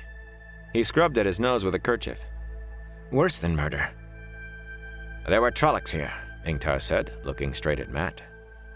I suppose they got hungry, and the Dark Friends were handy. Matt dropped the blackened bone. He looked as if he were going to be sick. They are not going south any longer, my lord, Huron said. That took everybody's attention. He pointed back to the northeast. Maybe they've decided to break for the Blight after all. Go around us. Maybe they were just trying to put us off by coming south. He did not sound as if he believed it. He sounded puzzled. Whatever they were trying, Ingtar snarled, I'll have them now. Mount! Little more than an hour later, though, Huron drew rein. They changed again, my lord. South again. And they killed someone else here. There were no ashes there, in the gap between two hills, but a few minutes' search found the body. A man curled up and stuffed under some bushes. The back of his head was smashed in, and his eyes still bulged with the force of the blow. No one recognized him, though he was wearing Shiennaran clothes. We'll waste no time burying Dark Friends, Ingtar growled. We ride south. He suited his own words almost before they were out of his mouth. The day was the same as the day before had been, though. Uno studied tracks and droppings and said they had gained a little ground on their quarry.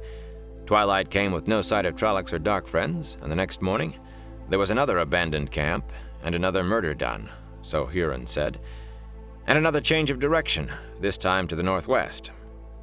Less than 2 hours on that track found another body, a man with his skull split open by an axe, and another change of direction, south again. Again gaining ground by Uno's reading of the tracks. Again seeing nothing but distant farms until nightfall. And the next day was the same, changes in direction, murders and all. And the next.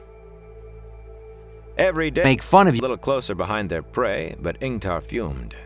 He suggested cutting straight across when the trail changed direction of a morning. Surely they would come on the trail heading south again and gain more time.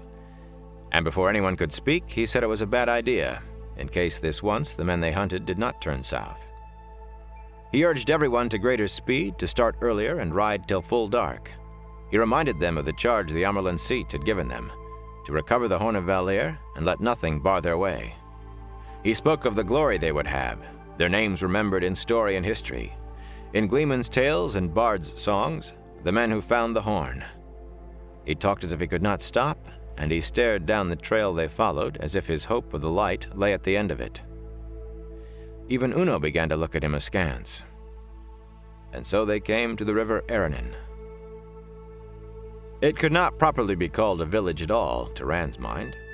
He sat his horse among the trees, peering up at half a dozen small houses with wood-shingled roofs and eaves almost to the ground, on a hilltop overlooking the river beneath the morning sun. Few people passed this way. It was only a few hours since they had broken camp, but past time for them to have found the remains of the Dark Friends' resting place if the pattern held. They had seen nothing of the sort, however. The river itself was not much like the mighty Aranin of story, here so far toward its source in the spine of the world. Perhaps 60 paces of swift water to the far bank, lined with trees, and a barge-like ferry on a thick rope spanning the distance. The ferry sat snugged against the other side. For once, the trail had led straight to human habitation, straight to the houses on the hill. No one moved on the single dirt street around which the dwellings clustered. "Ambush, my lord," Uno said softly. Ingtar gave the necessary orders, and the Shinarans unlimbered their lances, sweeping around to encircle the houses. At a hand signal from Ingtar, they galloped between the houses from 4 directions, thundering in with eyes searching, lances ready, dust rising under their hooves. Nothing moved but them. They drew rein, and the dust began to settle. Rand returned to his quiver the arrow he had knocked, and slung his bow on his back again. Mat and Perrin did the same. Loyal and Hurin had just waited there, where Ingtar had left them, watching uneasily.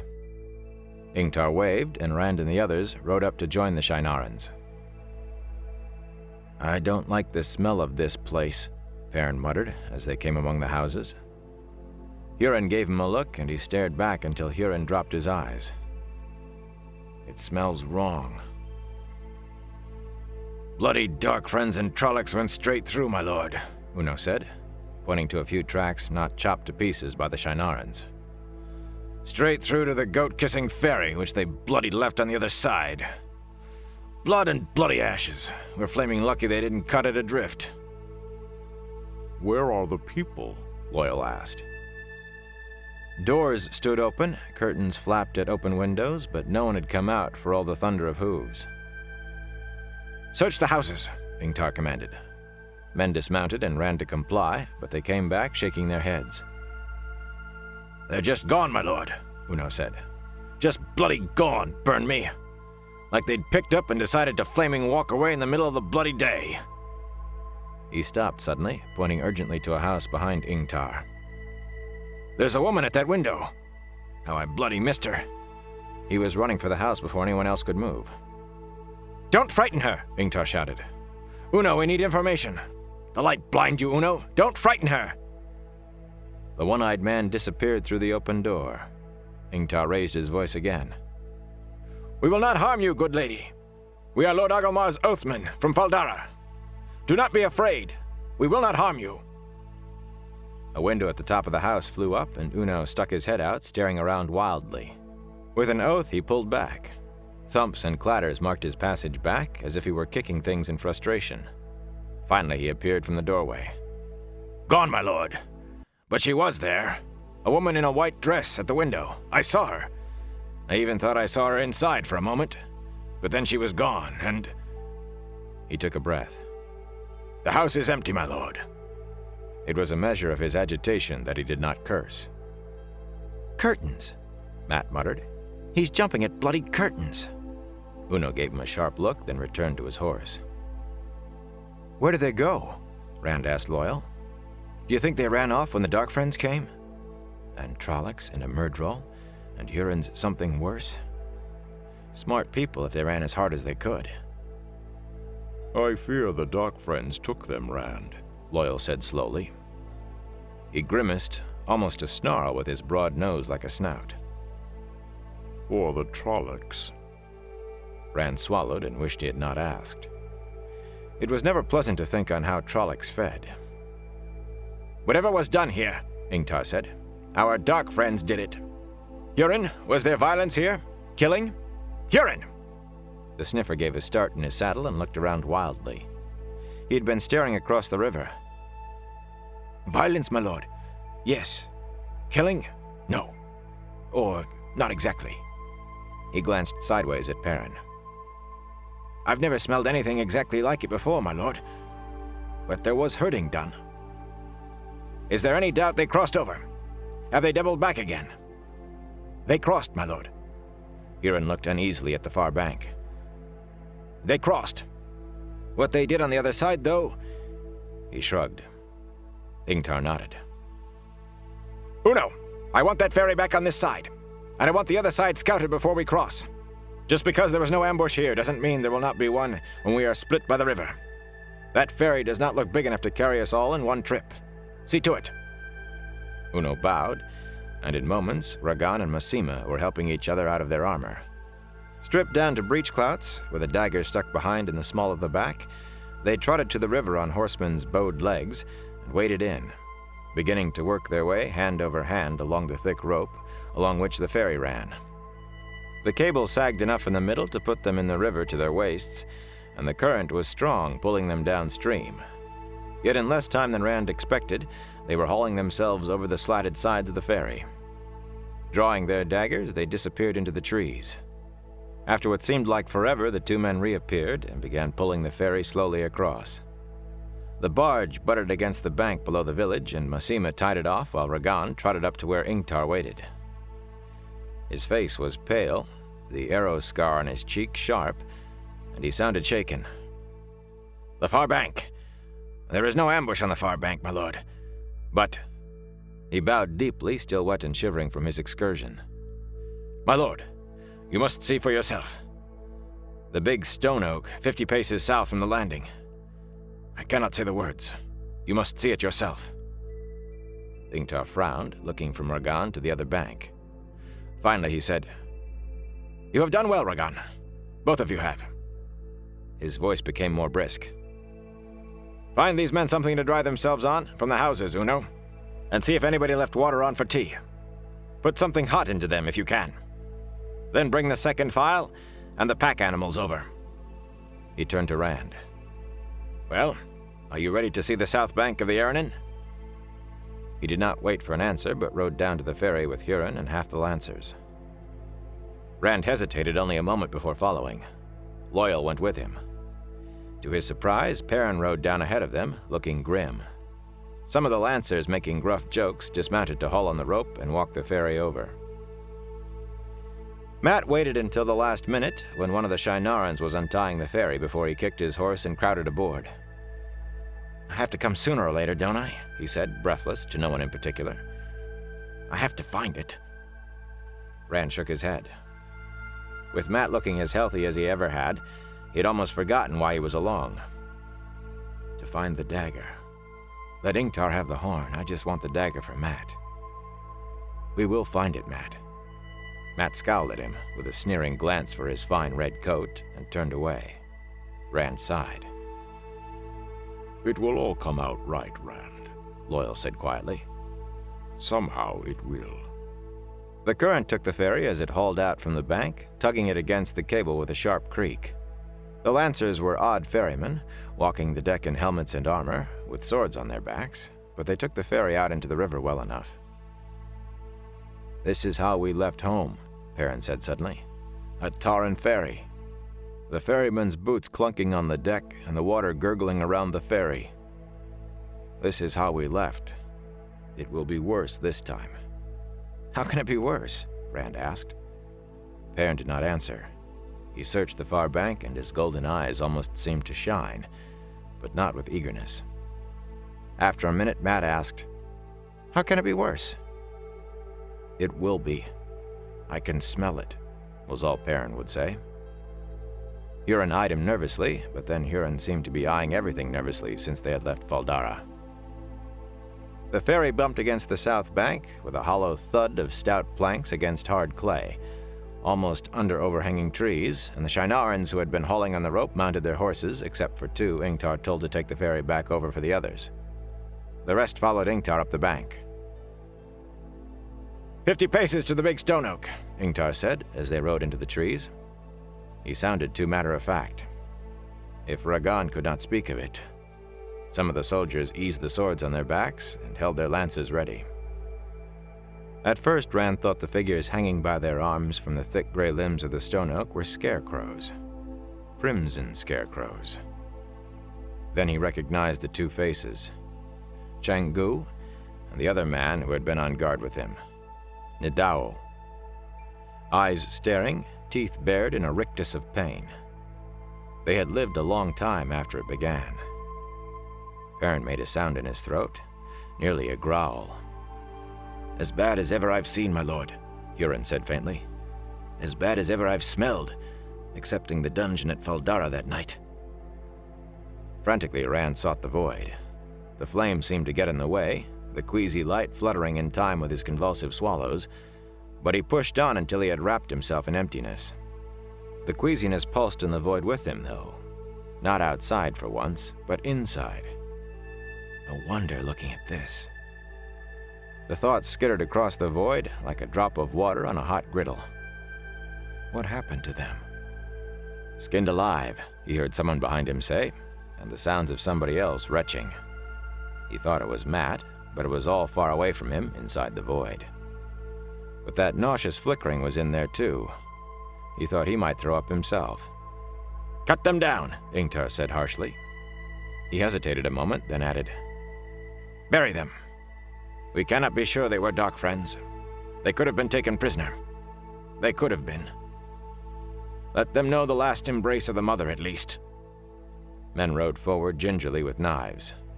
Even for battle-hardened Shinarans, it was no easy task, cutting down the flayed corpses of men they knew. "Are you all right, Rand?" Ingtar said. "I am not used to this either." "I am all right, Ingtar." Rand let the void vanish. He felt less sick without it. His stomach still curdled, but it was better. Ingtar nodded and turned his horse so he could watch the men working. The burial was simple. 2 holes dug in the ground, and the bodies laid in as the rest of the Shinarans watched in silence. The gravediggers began shoveling earth into the graves with no more ado. Rand was shocked, but Loyal explained softly. Shinarans believe we all came from Earth and must return to Earth. They never use coffins or shrouds, and the bodies are never clothed. The Earth must hold the body. The last embrace of the mother, they call it. And there are never any words except, "The light shine on you, and the Creator shelter you. The last embrace of the mother welcome you home." Loyal sighed and shook his huge head. "I do not think anyone will say them this time. No matter what Ingtar says, Rand, there cannot be much doubt that Changgu and Nidao slew the guards at the Dog Gate and let the Dark Friends into the keep. It had to be they who were responsible for all of it." "Then who shot the arrow at the Amyrlin?" Rand swallowed. "Who shot at me?" Loyal said nothing. Uno arrived with the rest of the men and the pack horses as the last earth was being shoveled onto the graves. Someone told him what they had found, and the one-eyed man spat. Goat-kissing Trollocs do that along the Blight sometimes, when they want to shake your bloody nerve, or flaming warn you not to follow. Burn me if it works here, either. Before they rode away, Ingtar paused on his horse beside the unmarked graves, 2 mounds of bare earth that looked too small to hold men. After a moment, he said, "The light shine on you, and the Creator shelter you. The last embrace of the mother welcome you home." When he raised his head, he looked at each man in turn. There was no expression on any face, least of all on Ingtar's. "They saved Lord Agomar at Tarwin's Gap," he said.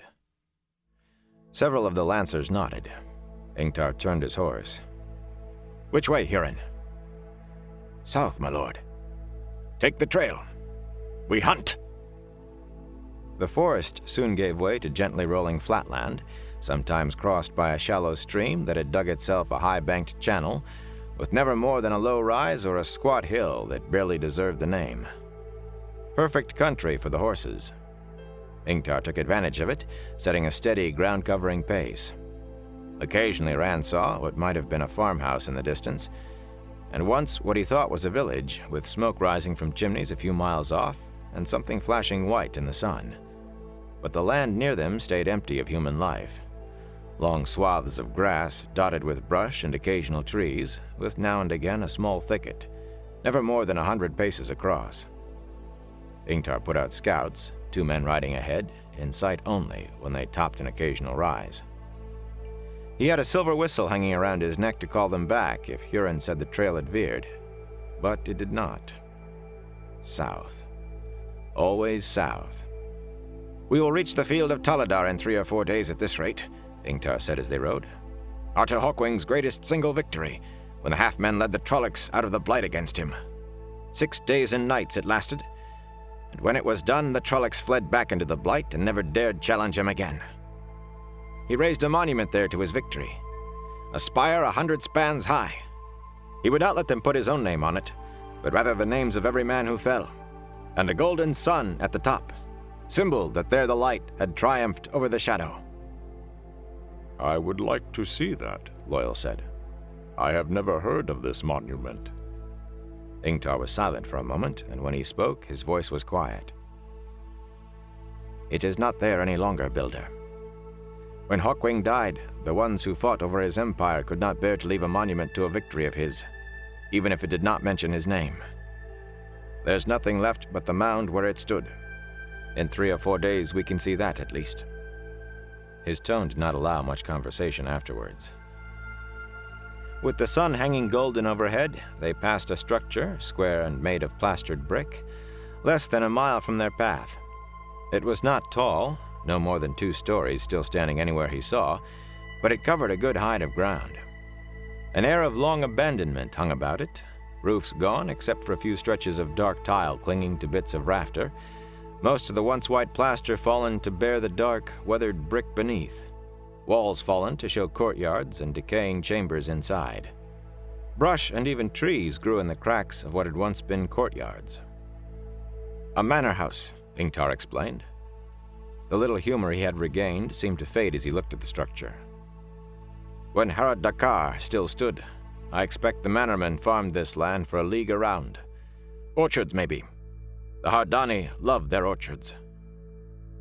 "Harad Dakar?" Rand said, and Ingtar snorted. "Does no one learn history any longer? Harad Dakar, the capital city of Harden, which nation this once was that we are riding across." "I've seen an old map," Rand replied in a tight voice. "I know about the nations that aren't there anymore. Marado, and Goaban, and Karalane. But there wasn't any Harden on it." "There were once others that are gone now too," Loyal said. "Marhaden, which is now Haden Merk, and Almuth, Kintara.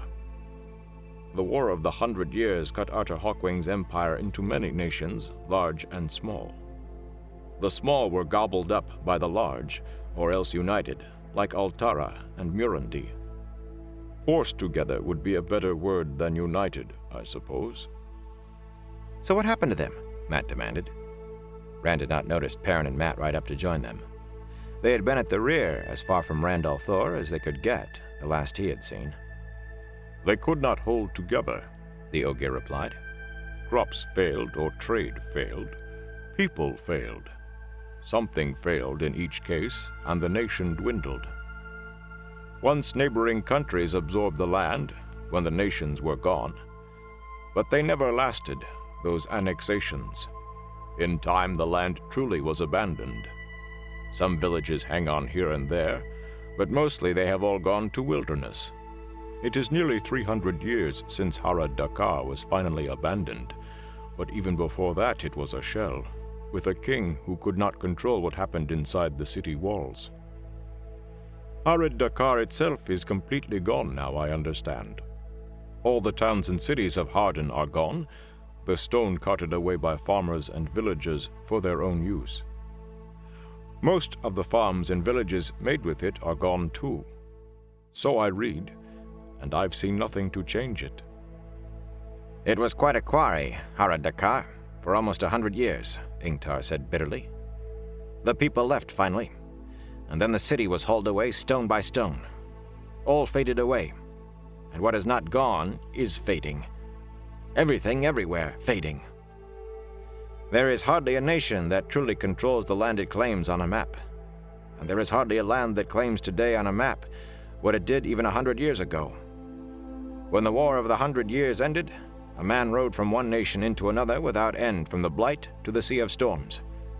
Now we ride through wilderness claimed by no nation for almost the whole of the land. We in the borderlands have our battle with the Blight to keep us strong and whole. Perhaps they did not have what they needed to keep them strong. You say they failed, Builder. Yes, they failed. And what nation standing whole today will fail tomorrow?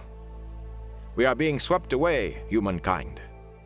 Swept away like flotsam on a flood. How long until there is nothing left but the borderlands? How long before we too go under, and there is nothing left but Trollocs and Myrddraal, all the way to the Sea of Storms? There was a shocked silence. Not even Mat broke it. Ingtar rode lost in his own dark thoughts. After a time, the scouts came galloping back, straight in the saddles, lances erect against the sky. "A village ahead, my lord. We were not seen, but it lies directly in our line of march." Ingtar shook himself out of his brown study, but did not speak until they had reached the crest of a low ridge looking down on the village. And then it was only to command a halt while he dug a looking-glass from his saddlebags and raised it to peer at the village. Rand studied the village with interest. It was as big as Emond's Field, though that was not very big compared to some of the towns he had seen since leaving the Two Rivers, much less the cities. The houses were all low and plastered with white clay, and they appeared to have grass growing on sloping roofs. A dozen windmills scattered through the village turned lazily, their long cloth-covered arms flashing white in the sun. A low wall encircled the village, grassy dirt and chest-high, and outside that was a wide ditch with sharpened stakes thick in the bottom. There was no gate in the one opening he could see in the wall, but he supposed it could be blocked easily enough with a cart or wagon. He could not see any people. "Not even a dog in sight," Ingtar said, returning the looking-glass to his saddlebags. "Are you sure they did not see you?" he asked the scouts. "Not unless they have the Dark One's own luck, my lord," one of the men replied. "We never crested the rise. We didn't see anyone moving then either, my lord." Ingtar nodded. "The trail, Hurin." Hurin drew a deep breath. "Toward the village, my lord. Straight to it, as near as I can tell from here." "Watch sharp," Ingtar commanded, gathering his reins. "And do not believe that they're friendly just because they smile. If there is anyone there." He led them down toward the village at a slow walk, and reached up to loosen his sword in its scabbard. Rand heard the sounds of others behind him doing the same. After a moment, he eased his, too. Trying to stay alive was not the same as trying to be a hero, he decided. "You think these people would help Dark Friends?" Perrin asked Ingtar.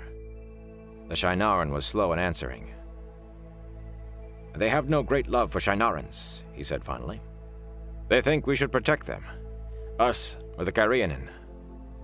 Cairhien did claim this land, once the last king of Harden died. All the way to the Erenin, they claimed it.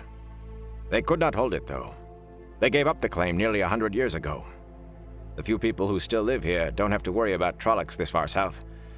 But there are plenty of human brigands. That's why they have the wall and the ditch. All their villages do. Their fields will be hidden in hollows around here. But no one will live outside the wall. They would swear fealty to any king who would give them his protection, but we have all we can do against the Trollocs. They do not love us for it, though." As they reached the opening in the low wall, he added again, "Watch sharp!" All the streets led toward a village square, but there was no one in the streets, no one peering from a window. Not even a dog moved, not so much as a chicken. Nothing living. Open doors swung, creaking in the wind, counterpoint to the rhythmic squeak of the windmills. The horses' hooves sounded loud on the packed dirt of the road. "Like at the ferry," Hurin muttered, "but different." He rode hunched in his saddle, head down as if he were trying to hide behind his own shoulders. "Violence done, but I don't know. It was bad here. It smells bad." Uno, Ingtar said. Take one file and search the houses. If you find anyone, bring them to me in the square. Do not frighten them this time, though. I want answers, not people running for their lives. He led the other soldiers toward the center of the village as Uno got his 10 dismounted. Rand hesitated, looking around. The creaking doors, the squealing windmills, the horses' hooves all made too much noise, as if there were not another sound in the world. He scanned the houses. The curtains in an open window beat against the outside of the house. They all seemed lifeless. With a sigh, he got down and walked to the nearest house, then stopped, staring at the door. It's just a door. What are you afraid of? He wished he did not feel as if there was something waiting on the other side. He pushed it open. Inside was a tidy room, or had been. The table was set for a meal, ladder-back chairs gathered around, some plates already served. A few flies buzzed above bowls of turnips and peas, and more crawled on a cold roast, sitting in its own congealed grease. There was a slice half-carved from the roast, the fork still standing stuck in the meat, and the carving knife lying partway in a platter, as if dropped. Rand stepped inside. Blink. A smiling, bald-headed man in rough clothes laid a slice of meat on a plate held by a woman with a worn face. She was smiling too, though. She added peas and turnips to the plate and passed it to one of the children lining the table. There were half a dozen children, boys and girls, from nearly grown down to barely tall enough to look over the table. The woman said something, and the girl taking the plate from her laughed. The man started to cut another slice. Suddenly another girl screamed, pointing at the door to the street. The man dropped the carving knife and whirled. Then he screamed too, face tight with horror, and snatched up a child. The woman grabbed another and motioned desperately to the others, her mouth working frantically, silently. They all scrabbled toward a door in the back of the room. That door burst open and... blink. Rand could not move. The flies buzzing over the table sounded louder. His breath made a cloud in front of his mouth. Blink. A smiling, bald-headed man in rough clothes laid a slice of meat on a plate held by a woman with a worn face. She was smiling too, though. She added peas and turnips to the plate and passed it to one of the children lining the table. There were half a dozen children, boys and girls, from nearly grown down to barely tall enough to look over the table. The woman said something, and the girl taking the plate from her laughed. The man started to cut another slice. Suddenly, another girl screamed, pointing at the door to the street. The man dropped the carving knife and whirled. Then he screamed too, face tight with horror, and snatched up a child. The woman grabbed another and motioned desperately to the others, her mouth working frantically, silently. They all scrabbled toward the door in the back of the room. That door burst open and... blink. Rand struggled, but his muscles seemed frozen. The room was colder. He wanted to shiver, but he could not move even that much. Flies crawled all over the table. He groped for the void. The sour light was there, but he did not care. He had to... blink. A smiling, bald-headed man in rough clothes laid a slice of meat on a plate held by a woman with a worn face. She was smiling too, though. She added peas and turnips to the plate and passed it to one of the children lining the table. There were half a dozen children, boys and girls, from nearly grown down to barely tall enough to look over the table. The woman said something, and the girl taking the plate from her laughed. The man started to cut another slice. Suddenly, another girl screamed, pointing at the door to the street. The man dropped the carving knife and whirled. Then he screamed too, face tight with horror, and snatched up a child. The woman grabbed another and motioned desperately to the others, her mouth working frantically, silently. They all scrabbled toward a door in the back of the room. That door burst open and... blink. The room was freezing. So cold. Flies blackened the table. The walls were a shifting mass of flies. The floor, the ceiling, all black with them. They crawled on Rand, covering him, crawled over his face, his eyes, into his nose, his mouth. Light, help me, cold. The flies buzzed like thunder. Cold. It penetrated the void, mocking the emptiness, encasing him in ice. Desperately, he reached for the flickering light.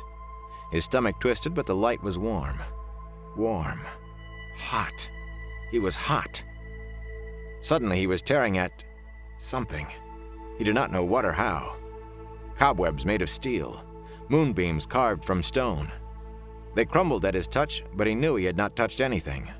They shriveled and melted with the heat that surged through him. Heat like a forge fire, heat like the world burning, heat like... It was gone. Panting, he looked around with wide eyes. A few flies lay on the half-carved roast in the platter. Dead flies. 6 flies. Only 6. There were more in the bowls, half a dozen tiny black specks among the cold vegetables. All dead. He staggered out into the street. Matt was just coming out of a house across the street, shaking his head. "Nobody there," he told Perrin, still on his horse. "It looks like they just got up in the middle of supper and walked away." A shout came from the square. "They've found something," Perrin said, digging his heels into his horse's flanks. Matt scrambled into his saddle and galloped after him. Rand mounted Red more slowly. The stallion shied as if feeling his unease. He glanced at the houses as he rode slowly toward the square, but he could not make himself look at them for long. Matt went in one, and nothing happened to him. He resolved not to set foot inside another house in that village, no matter what. Booting Red, he quickened his pace. Everyone was standing like statues in front of a large building with wide double doors. Rand did not think it could be an inn. There was no sign, for one thing. Perhaps a village meeting place. He joined the silent circle and stared along with the rest. There was a man spread-eagled across the doors with thick spikes through wrists and shoulders. More spikes had been driven into his eyes to hold his head up. Dark, dried blood made fans down his cheeks. Scuff marks on the wood behind his boots showed that he had been alive when it was done. When it began, anyway. Rand's breath caught. Not a man. Those black clothes, blacker than black, had never been worn by any human. The wind flapped an end of the cloak caught behind the body, which it did not always, he knew too well. The wind did not always touch those clothes. But there had never been any eyes in that pale, bloodless face. "Myrddraal," he breathed, and it was as if his speaking released all the others. They began to move again and breathe. "Who?" Matt began, and had to stop to swallow. "Who could do this to a Fade?" His voice squeaked at the end. "I don't know," Ingtar said. "I do not know." He looked around, examining faces, or perhaps counting to be sure everyone was there. "And I do not think we will learn anything here. We ride. Mount! Huron, find the trail out of this place." "Yes, my lord. Yes, with pleasure. That way, my lord. They're still heading south." They rode away, leaving the dead Myrddraal where it hung, the wind stirring its black cloak. Huron was first beyond the wall, not waiting on Ingtar for a change, but Rand came close behind him. Chapter 11. Glimmers of the Pattern. For once, Ingtar called a halt to the day's march with the sun still golden above the horizon. The toughened Shienarans were feeling the effects of what they had seen in the village. Ingtar had not stopped so early before, and the campsite he chose had the look of a place that could be defended. It was a deep hollow, almost round, and big enough to hold all the men and horses comfortably. A sparse thicket of scrub oak and leatherleaf covered the outer slopes. The rim itself stood more than high enough to hide anyone in the campsite, even without the trees. The height nearly passed for a hill in that country. "All I'm bloody saying," he heard Uno tell Ragan as they dismounted, "is that I bloody saw her burn you, just before we found the goat-kissing Hathman. The same flaming woman as at the Flaming Ferry. She was there, and then she bloody wasn't. You say what you bloody want to, but you watch how you flaming say it, or I'll bloody skin you myself, and burn the goat-kissing hide, you sheep-gutted milk drinker." Rand paused with one foot on the ground and the other still on the stirrup. The same woman? But there wasn't any woman at the ferry. Just some curtains blowing in the wind. And she couldn't have gotten to that village ahead of us if there had been. The village. He shied away from the thought. Even more than the Fade nailed to the door, he wanted to forget that room, and the flies, and the people who were there and not there. The halfmen had been real. Everybody had seen that. But the room... Maybe I'm finally going mad. He wished Moraine was there to talk to.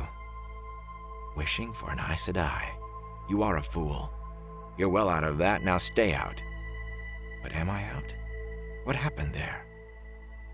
Pack horses and supplies in the middle, Ingtar commanded, as the Lancers went about setting up camp. Rub the horses down, then saddle them again in case we must move quickly. Every man sleeps by his mount, and there'll be no fires tonight. Watch changes every 2 hours.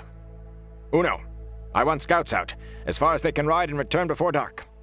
I want to know what is out there. He's feeling it, Rand thought. It isn't just some dark friends and a few Trollocs and maybe a Fade anymore. Just some dark friends and a few Trollocs and maybe a Fade? Even a few days before, there would not have been any just about it. Even in the Borderlands, even with the Blight less than a day's ride, dark friends and Trollocs and Myrddraal had been bad enough for a nightmare then. Before he had seen a Myrddraal nailed to a door. What in the light could have done that? What not in the light? Before he had walked into a room where a family had had their supper and their laughter cut off. I must have imagined it. I must have. Even in his own head, he did not sound very convincing. He had not imagined the wind on the tower top, or the Amyrlin saying, "Rand!" He jumped as Ingtar spoke at his shoulder. "Are you going to stay all night with one foot in the stirrup?" Rand put his other foot on the ground. "Ingtar, what happened back at that village?" Trollocs took them. The same as the people at the ferry. That is what happened. The Fade... Ingtar shrugged and stared down at a flat canvas-wrapped bundle, large and square in his arms. He stared at it as if he saw hidden secrets he would rather not know. The Trollocs took them for food. They do it in villages and farms near the Blight, too, sometimes, if a raid gets past the border towers in the night. Sometimes we get the people back, and sometimes not. Sometimes we get them back and almost wish we hadn't. Trollocs don't always kill before they start butchering. And half-men like to have their... fun. That's worse than what the Trollocs do. His voice was as steady as if he were talking of every day, and perhaps he was for a Shienaran soldier. Rand took a deep breath to steady his stomach. The Fade back there didn't have any fun, Ingtar. What could nail a Myrddraal to a door alive? Ingtar hesitated, shaking his head, then pushed the big bundle at Rand. "Here. Moraine Sedai told me to give you this at the first camp south of the Aranin. I don't know what it is, but she said you would need it. She said to tell you to take care of it. Your life may depend on it." Rand took it reluctantly. His skin prickled at the touch of the canvas. There was something soft inside. Cloth, maybe. He held it gingerly. He doesn't want to think about the Myrddraal either. What happened in that room? He realized suddenly that for him, the Fade, or even that room, was preferable to thinking about what Moraine might have sent him. "I was told to tell you at the same time that if anything happens to me, the Lances will follow you." "Me?" Rand gasped, forgetting the bundle and everything else. Ingtar met his incredulous stare with a calmed nod. "That's crazy. I've never led anything but a flock of sheep, Ingtar. They would not follow me anyway. Besides, Moraine can't tell you who your second is. It's Uno. Uno and I were called to Lord Orgrimmar the morning we left. Moraine Sedai was there, but it was Lord Orgrimmar who told me. You are second, Rand." "But why, Ingtar? Why?" Moraine's hand was bright and clear in it, hers and the Amyrlin's, pushing him along the path they had chosen, but he had to ask. The Shienaran looked as if he did not understand it either, but he was a soldier, used to odd commands in the endless war along the Blight. "I heard rumors from the women's apartments that you were really a..." He spread gauntleted hands. "No matter. I know you deny it, just as you deny the look of your own face. Moraine Sedai says you're a shepherd, but I never saw a shepherd with a heron-marked blade. No matter. I'll not claim I would have chosen you myself, but I think you have it in you to do what is needed. You will do your duty, if it comes to it." Rand wanted to say it was no duty of his, but instead he said, "Uno knows about this? Who else, Ingtar?" "All the Lances. When we Shienarans ride, every man knows who is next in line if the man in command falls. A chain unbroken, right down to the last man left, even if he's nothing but a horse holder. That way, you see, even if he is the last man, he is not just a straggler running and trying to stay alive. He has the command, and duty calls him to do what must be done. If I go to the last embrace of the mother, the duty is yours. You will find the horn, and you will take it where it belongs. You will. There was a peculiar emphasis in Ingtar's last words. The bundle in Rand's arms seemed to weigh 10 stone. Light. She could be 100 leagues off, and she still reaches out and tugs the leash. This way, Rand, that way. You're the Dragon Reborn, Rand. I don't want the duty, Ingtar. I will not take it. Light, I'm just a shepherd. Why won't anybody believe that? You will do your duty, Rand. When the man at the top of the chain fails, everything below him falls apart. Too much is falling apart. Too much already. Peace favor your sword, Rand al'Thor. Ingtar, But Ingtar was walking away, calling to see if Uno had the scouts out yet. Rand stared at the bundle in his arms and licked his lips. He was afraid he knew what was in it. He wanted to look, yet he wanted to throw it in a fire without opening it. He thought he might if he could be sure it would burn without anyone seeing what was inside, if he could be sure what was inside would burn at all. But he could not look there, where other eyes than his might see. He glanced around the camp. The Shienarans were unloading the pack animals, some already handing out a cold supper of dried meat and flatbread. Mat and Perrin tended their horses, and Loial sat on a stone reading a book with his long-stemmed pipe clenched between his teeth and a wisp of smoke curling above his head. Gripping the bundle, as if afraid he might drop it, Rand sneaked into the trees. He knelt in a small clearing sheltered by thick foliaged branches and set the bundle on the ground. For a time, he just stared at it. She wouldn't have. She couldn't. A small voice answered, "Oh, yes, she could. She could and would." Finally, he set about untying the small knots in the cords that bound it. Neat knots, tied with a precision that spoke loudly of Moiraine's own hand. No servant had done this for her. She would not have dared let any servant see. When he had the last cord unfastened, he opened out what was folded inside with hands that felt numb, then stared at it, his mouth full of dust. It was all of one piece, neither woven nor dyed nor painted. A banner, white as snow, big enough to be seen the length of a field of battle. And across it marched a rippling figure like a serpent scaled in gold and crimson, but a serpent with 4 scaled legs, each tipped with 5 golden claws. A serpent with eyes like the sun, and a golden lion's mane. He had seen it once before, and Moiraine had told him what it was. The banner of Lews Therin Telamon. Lews Therin Kinslayer in the War of the Shadow. The banner of the dragon. "Look at that! Look what he's got now!" Mat burst into the clearing. Perrin came after him more slowly. "First fancy coats," Mat snarled, "and now a banner. We'll hear no end of lording it now, with..." Mat got close enough to see the banner clearly, and his jaw dropped. "Light!" He stumbled back a step. "Burn me!" He had been there too when Moiraine named the banner. So had Perrin. Anger boiled up in Rand, anger at Moiraine and the Amyrlin seat, pushing him, pulling him. He snatched up the banner in both hands and shook it at Mat, words boiling out uncontrollably. "That's right! The dragon's banner!" Mat took another step back. "Moiraine wants me to be a puppet on Tar Valon's strings, a false dragon for the Aes Sedai. She's going to push it down my throat whatever I want. But I will not be used." Mat had backed up against a tree trunk. "A false dragon," he swallowed. "You? That's crazy."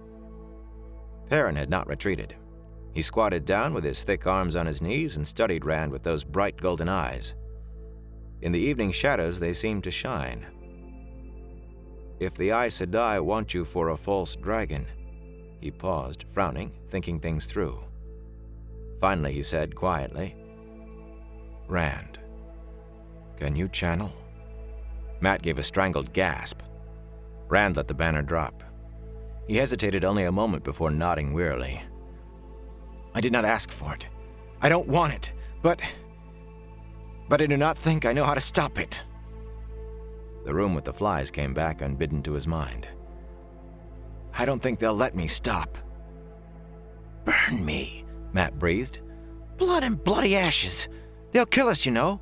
All of us. Perrin and me as well as you. If Ingtar and the others find out, they will cut our bloody throats for Dark Friends. Light. They'll probably think we are part of stealing the horn and killing those people in Faldara. Shut up, Matt, Perrin said calmly. Don't tell me to shut up. If Ingtar doesn't kill us, Rand will go mad and do it for him. Burn me! Burn me!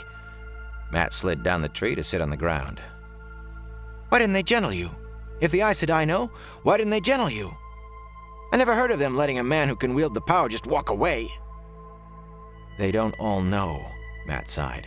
The Amyrlin seat? She knows? Light, no wonder she looked at me so strange. And Moraine told me I'm the Dragon Reborn. And then they said I could go wherever I wanted. Don't you see, Matt? They're trying to use me. Doesn't change you being able to channel, Matt muttered. If I were you, I'd be halfway to the Arath Ocean by now. And I would not stop until I found some place where there were no Aes Sedai, and never likely to be any. And no people. I mean, well... Shut up, Matt, Perrin said. Why are you here, Rand? The longer you stay around people, the more likely it is somebody will find out and send for Aes Sedai.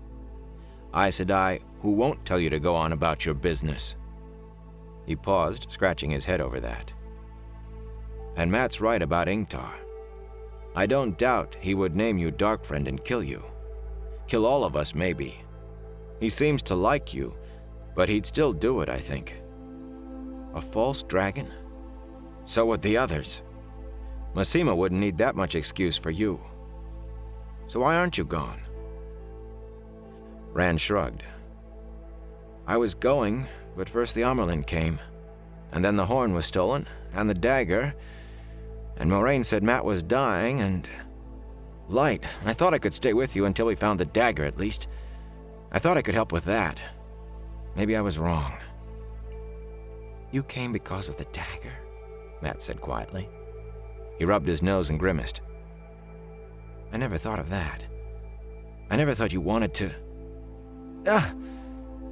Are you feeling all right? I mean, you aren't going mad already, are you? Rand dug a pebble out of the ground and threw it at him. Ouch! Matt rubbed his arm. I was just asking. I mean, all those fancy clothes and all that talk about being a lord. Well, that isn't exactly right in the head. I was trying to get rid of you, fool. I was afraid I'd go mad and hurt you. His eyes dropped to the banner and his voice lowered. I will eventually if I don't stop it. Light, I don't know how to stop it. That is what I'm afraid of, Matt said, standing. No offense, Rand, but I think I will just sleep as far away from you as I can, if you don't mind. That's if you are staying. I heard about a fellow who could channel once. A merchant's guard told me. Before the Red Ajah found him, he woke one morning and his whole village was smashed flat. All the houses, all the people, everything but the bed he was sleeping in. Like a mountain had rolled over them. Perrin said, in that case, Matt, you should sleep cheek by jowl with him. I may be a fool, but I intend to be a live fool. Matt hesitated, looking sideways at Rand. Look, I know you came along to help me, and I am grateful. I really am. But you just are not the same anymore. You understand that, don't you? He waited as if he expected an answer. None came. Finally, he vanished into the trees, back toward the camp. What about you? Rand asked. Perrin shook his head, shaggy curls swinging.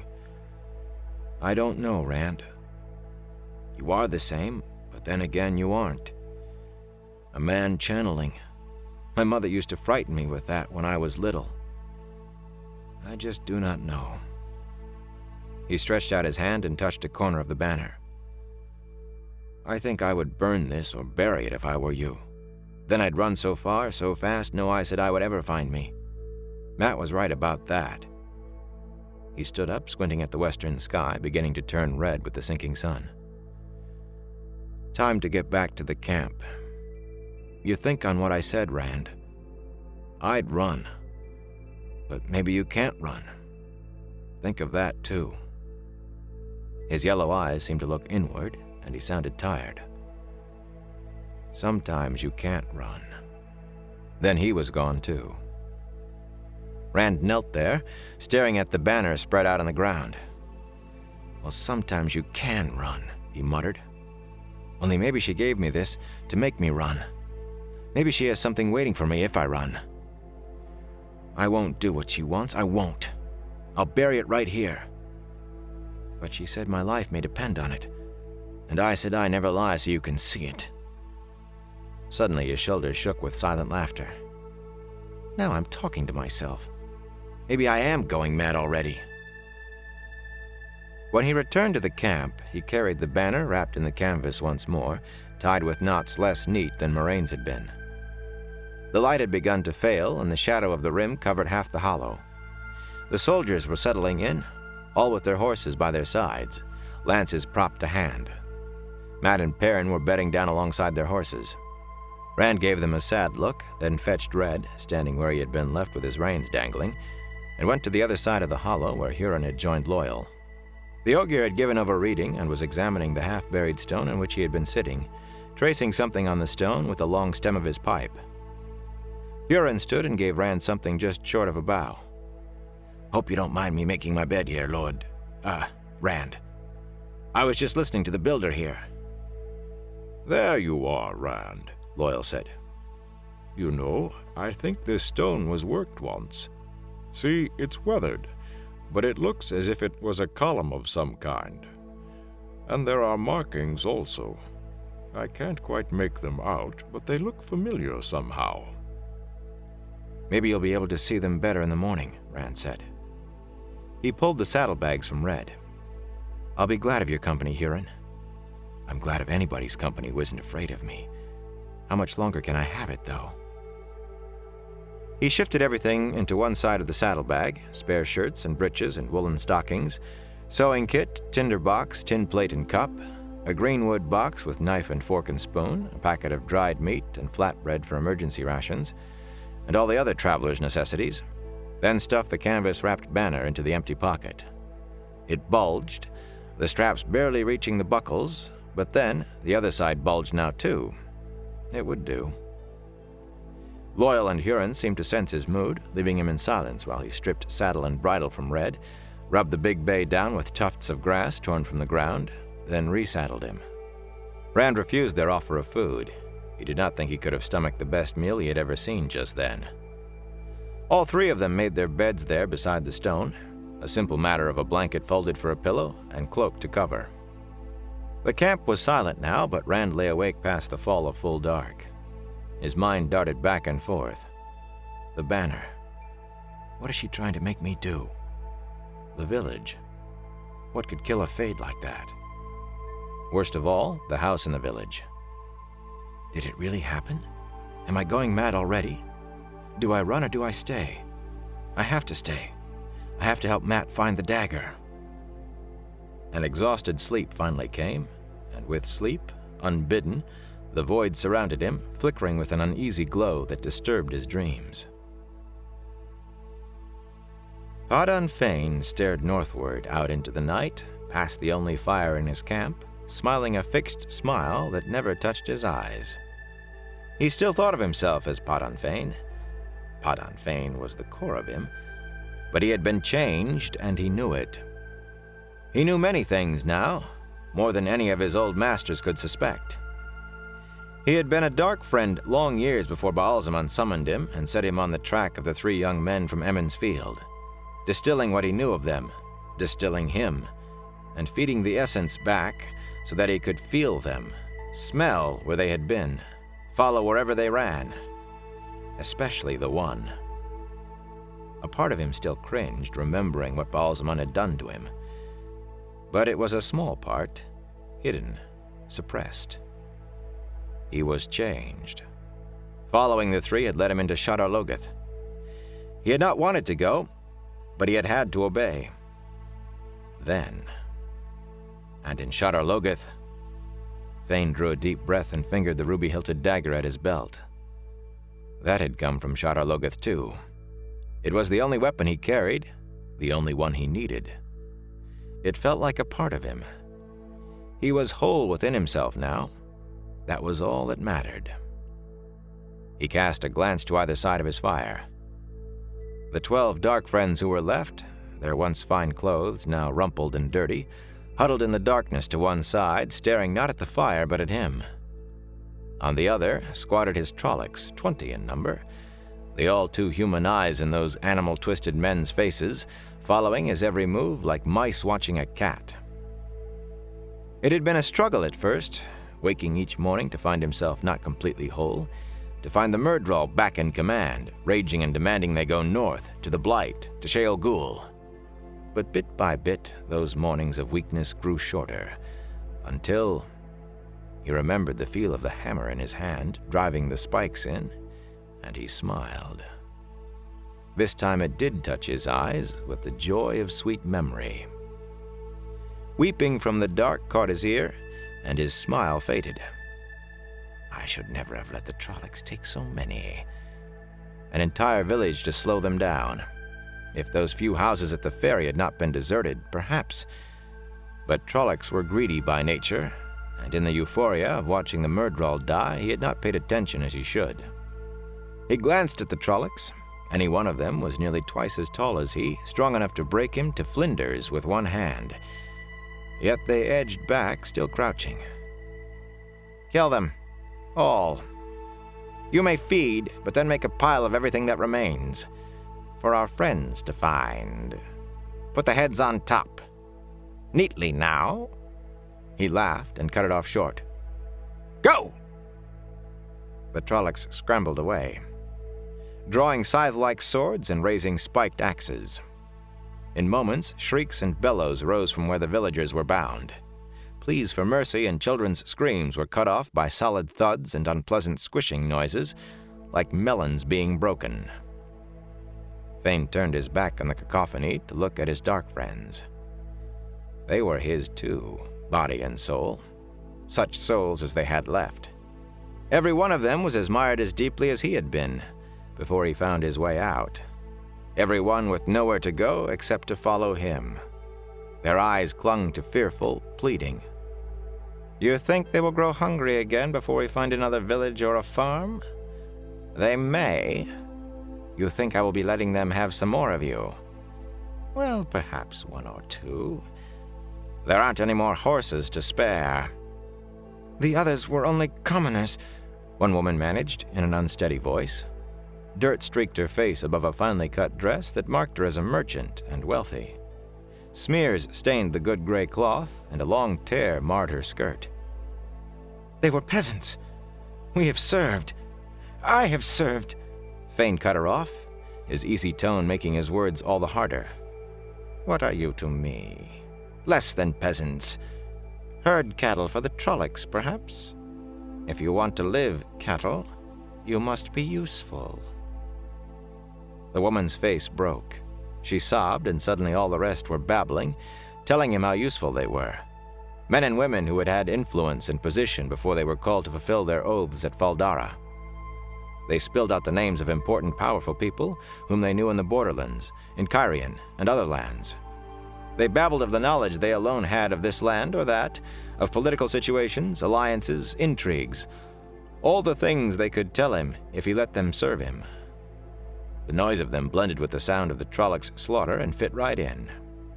Fane ignored all of it. He had no fear of turning his back on them, not since they had seen the Fade dealt with, and went to his prize. Kneeling, he ran his hands over the ornate golden chest, feeling the power locked inside. He had to have a Trolloc carry it.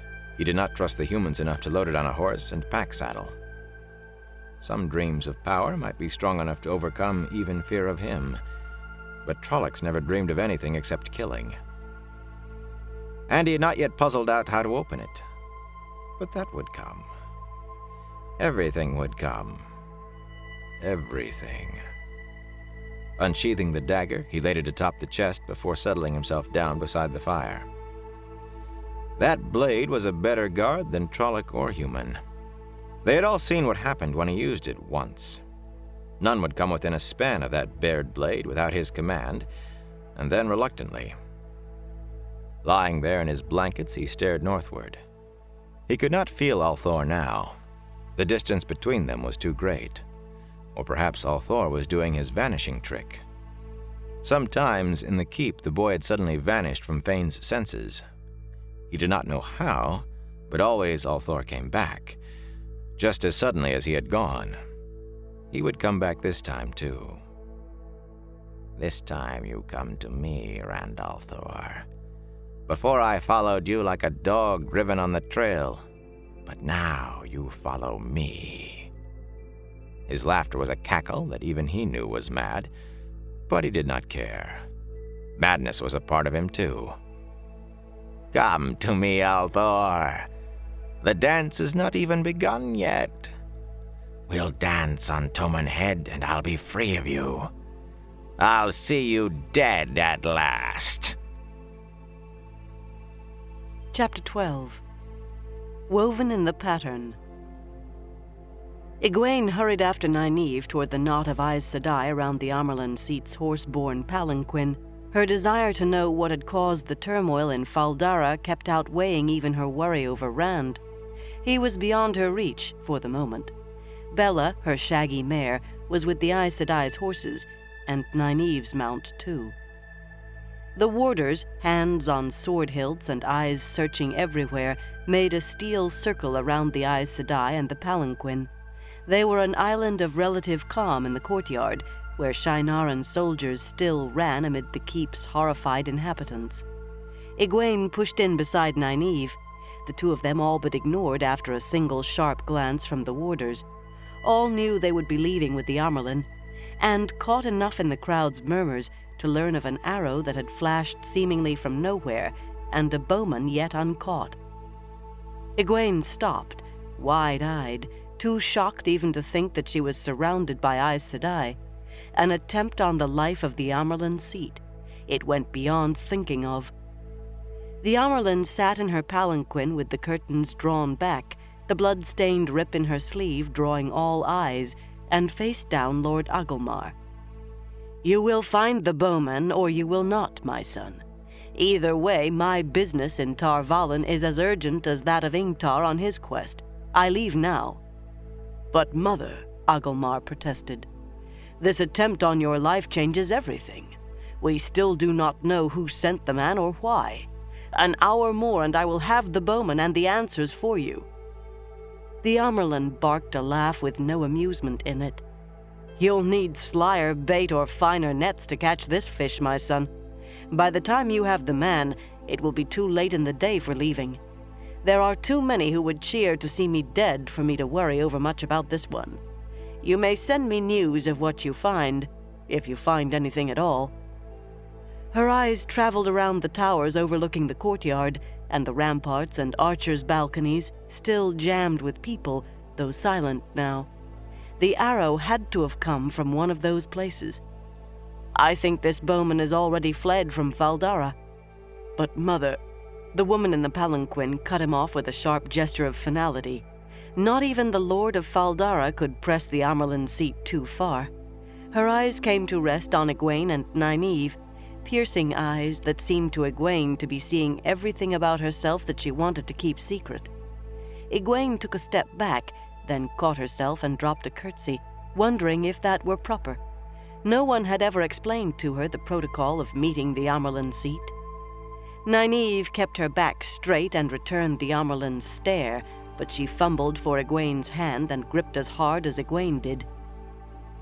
So these are your two, Moiraine, the Amerlin said. Moiraine gave the barest nod, and the other Aes Sedai turned to stare at the two women from Emond's Field. Egwene swallowed. They all looked as if they knew things other people did not, and it was no help at all to know that they truly did. Yes, I sense a fine spark in each of them. But what will kindle from it? That's the question, isn't it? Egwene's mouth felt dry as dust. She had seen Master Podwin, the carpenter back home, look at his tools much the same way as the Amerlin was looking at the two of them. This one for this purpose, that one for that. the Amerlin said abruptly. "It is time we were gone. To horse. Lord Agelmar and I can say what needs to be said without you all gawking like novices on a free day. To horse!" At her command, the warders scattered to their mounts, still wary, and the Aes Sedai, all but Lyanna, glided away from the palanquin to their own horses. As Egwene and Nynaeve turned to obey, a servant appeared at Lord Agelmar's shoulder with a silver chalice. Agelmar took it with a dissatisfied twist to his mouth. "With this cup from my hand, Mother, take my wish that you fare well on this day and every—" Whatever else they said was lost to Egwene as she scrambled onto Bella. By the time she had given the shaggy mare a pat and arranged her skirts, the palanquin was already moving toward the open gates, its horses stepping without rein or lead. Lyanna rode beside the palanquin, her staff propped at her stirrup. Egwene and Nynaeve brought their horses along behind with the rest of the Aes Sedai. Roars and cheers from the crowds lining the town streets greeted the procession, all but drowning the thunder of the drummers and the blare of the trumpeters. Warders led the column with the banner bearing the white flame waving in ripples and rode guard around the Aes Sedai, keeping the mass of people back. Archers and pikemen, the flame blazoned on their chests, followed behind in precise ranks. The trumpets fell silent as the column wound its way out of the town and turned southward, yet the sounds of cheering from within the town followed still. Egwene glanced back often until trees and hills hid Faldara's walls and towers. Nynaeve, riding alongside, shook her head. "Rand will be all right. He has Lord Ingtar and 20 lances with him. In any case, there is nothing you can do about it. Nothing either of us can do." She glanced toward Moiraine.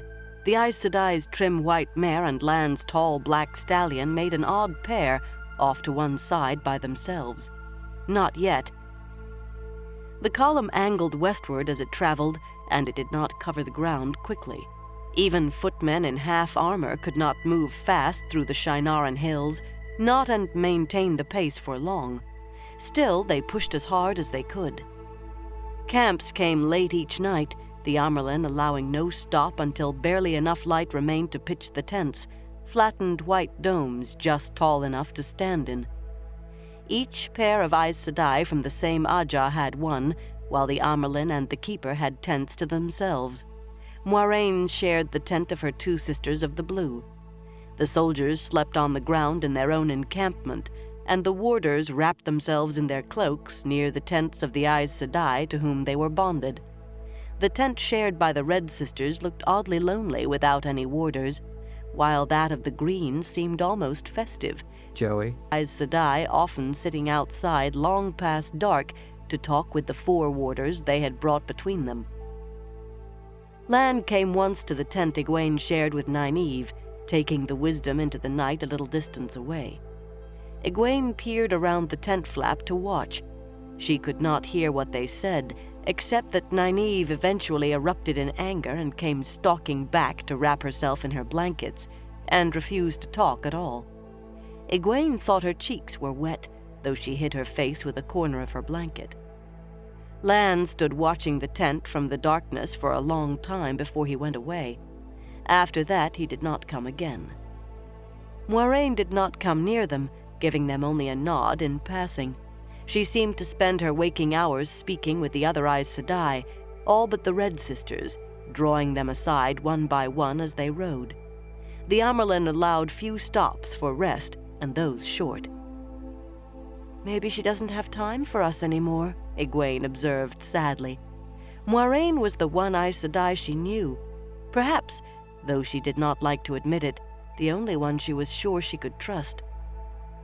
"She found us, and we are on our way to Tar Valon. I suppose she has other things to concern her now." Nynaeve snorted softly. "I'll believe she is done with us when she's dead, or we are. She is sly, that one." Other Aes Sedai came to their tent. Egwene almost jumped out of her skin that first night out of Faldara when the tent flap was pushed aside, and a plump, square-faced Aes Sedai with graying hair and a vaguely distracted look in her dark eyes, ducked into their tent.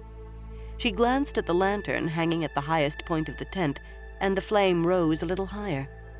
Egwene thought she felt something, thought she almost saw something about the Aes Sedai when the flame grew brighter.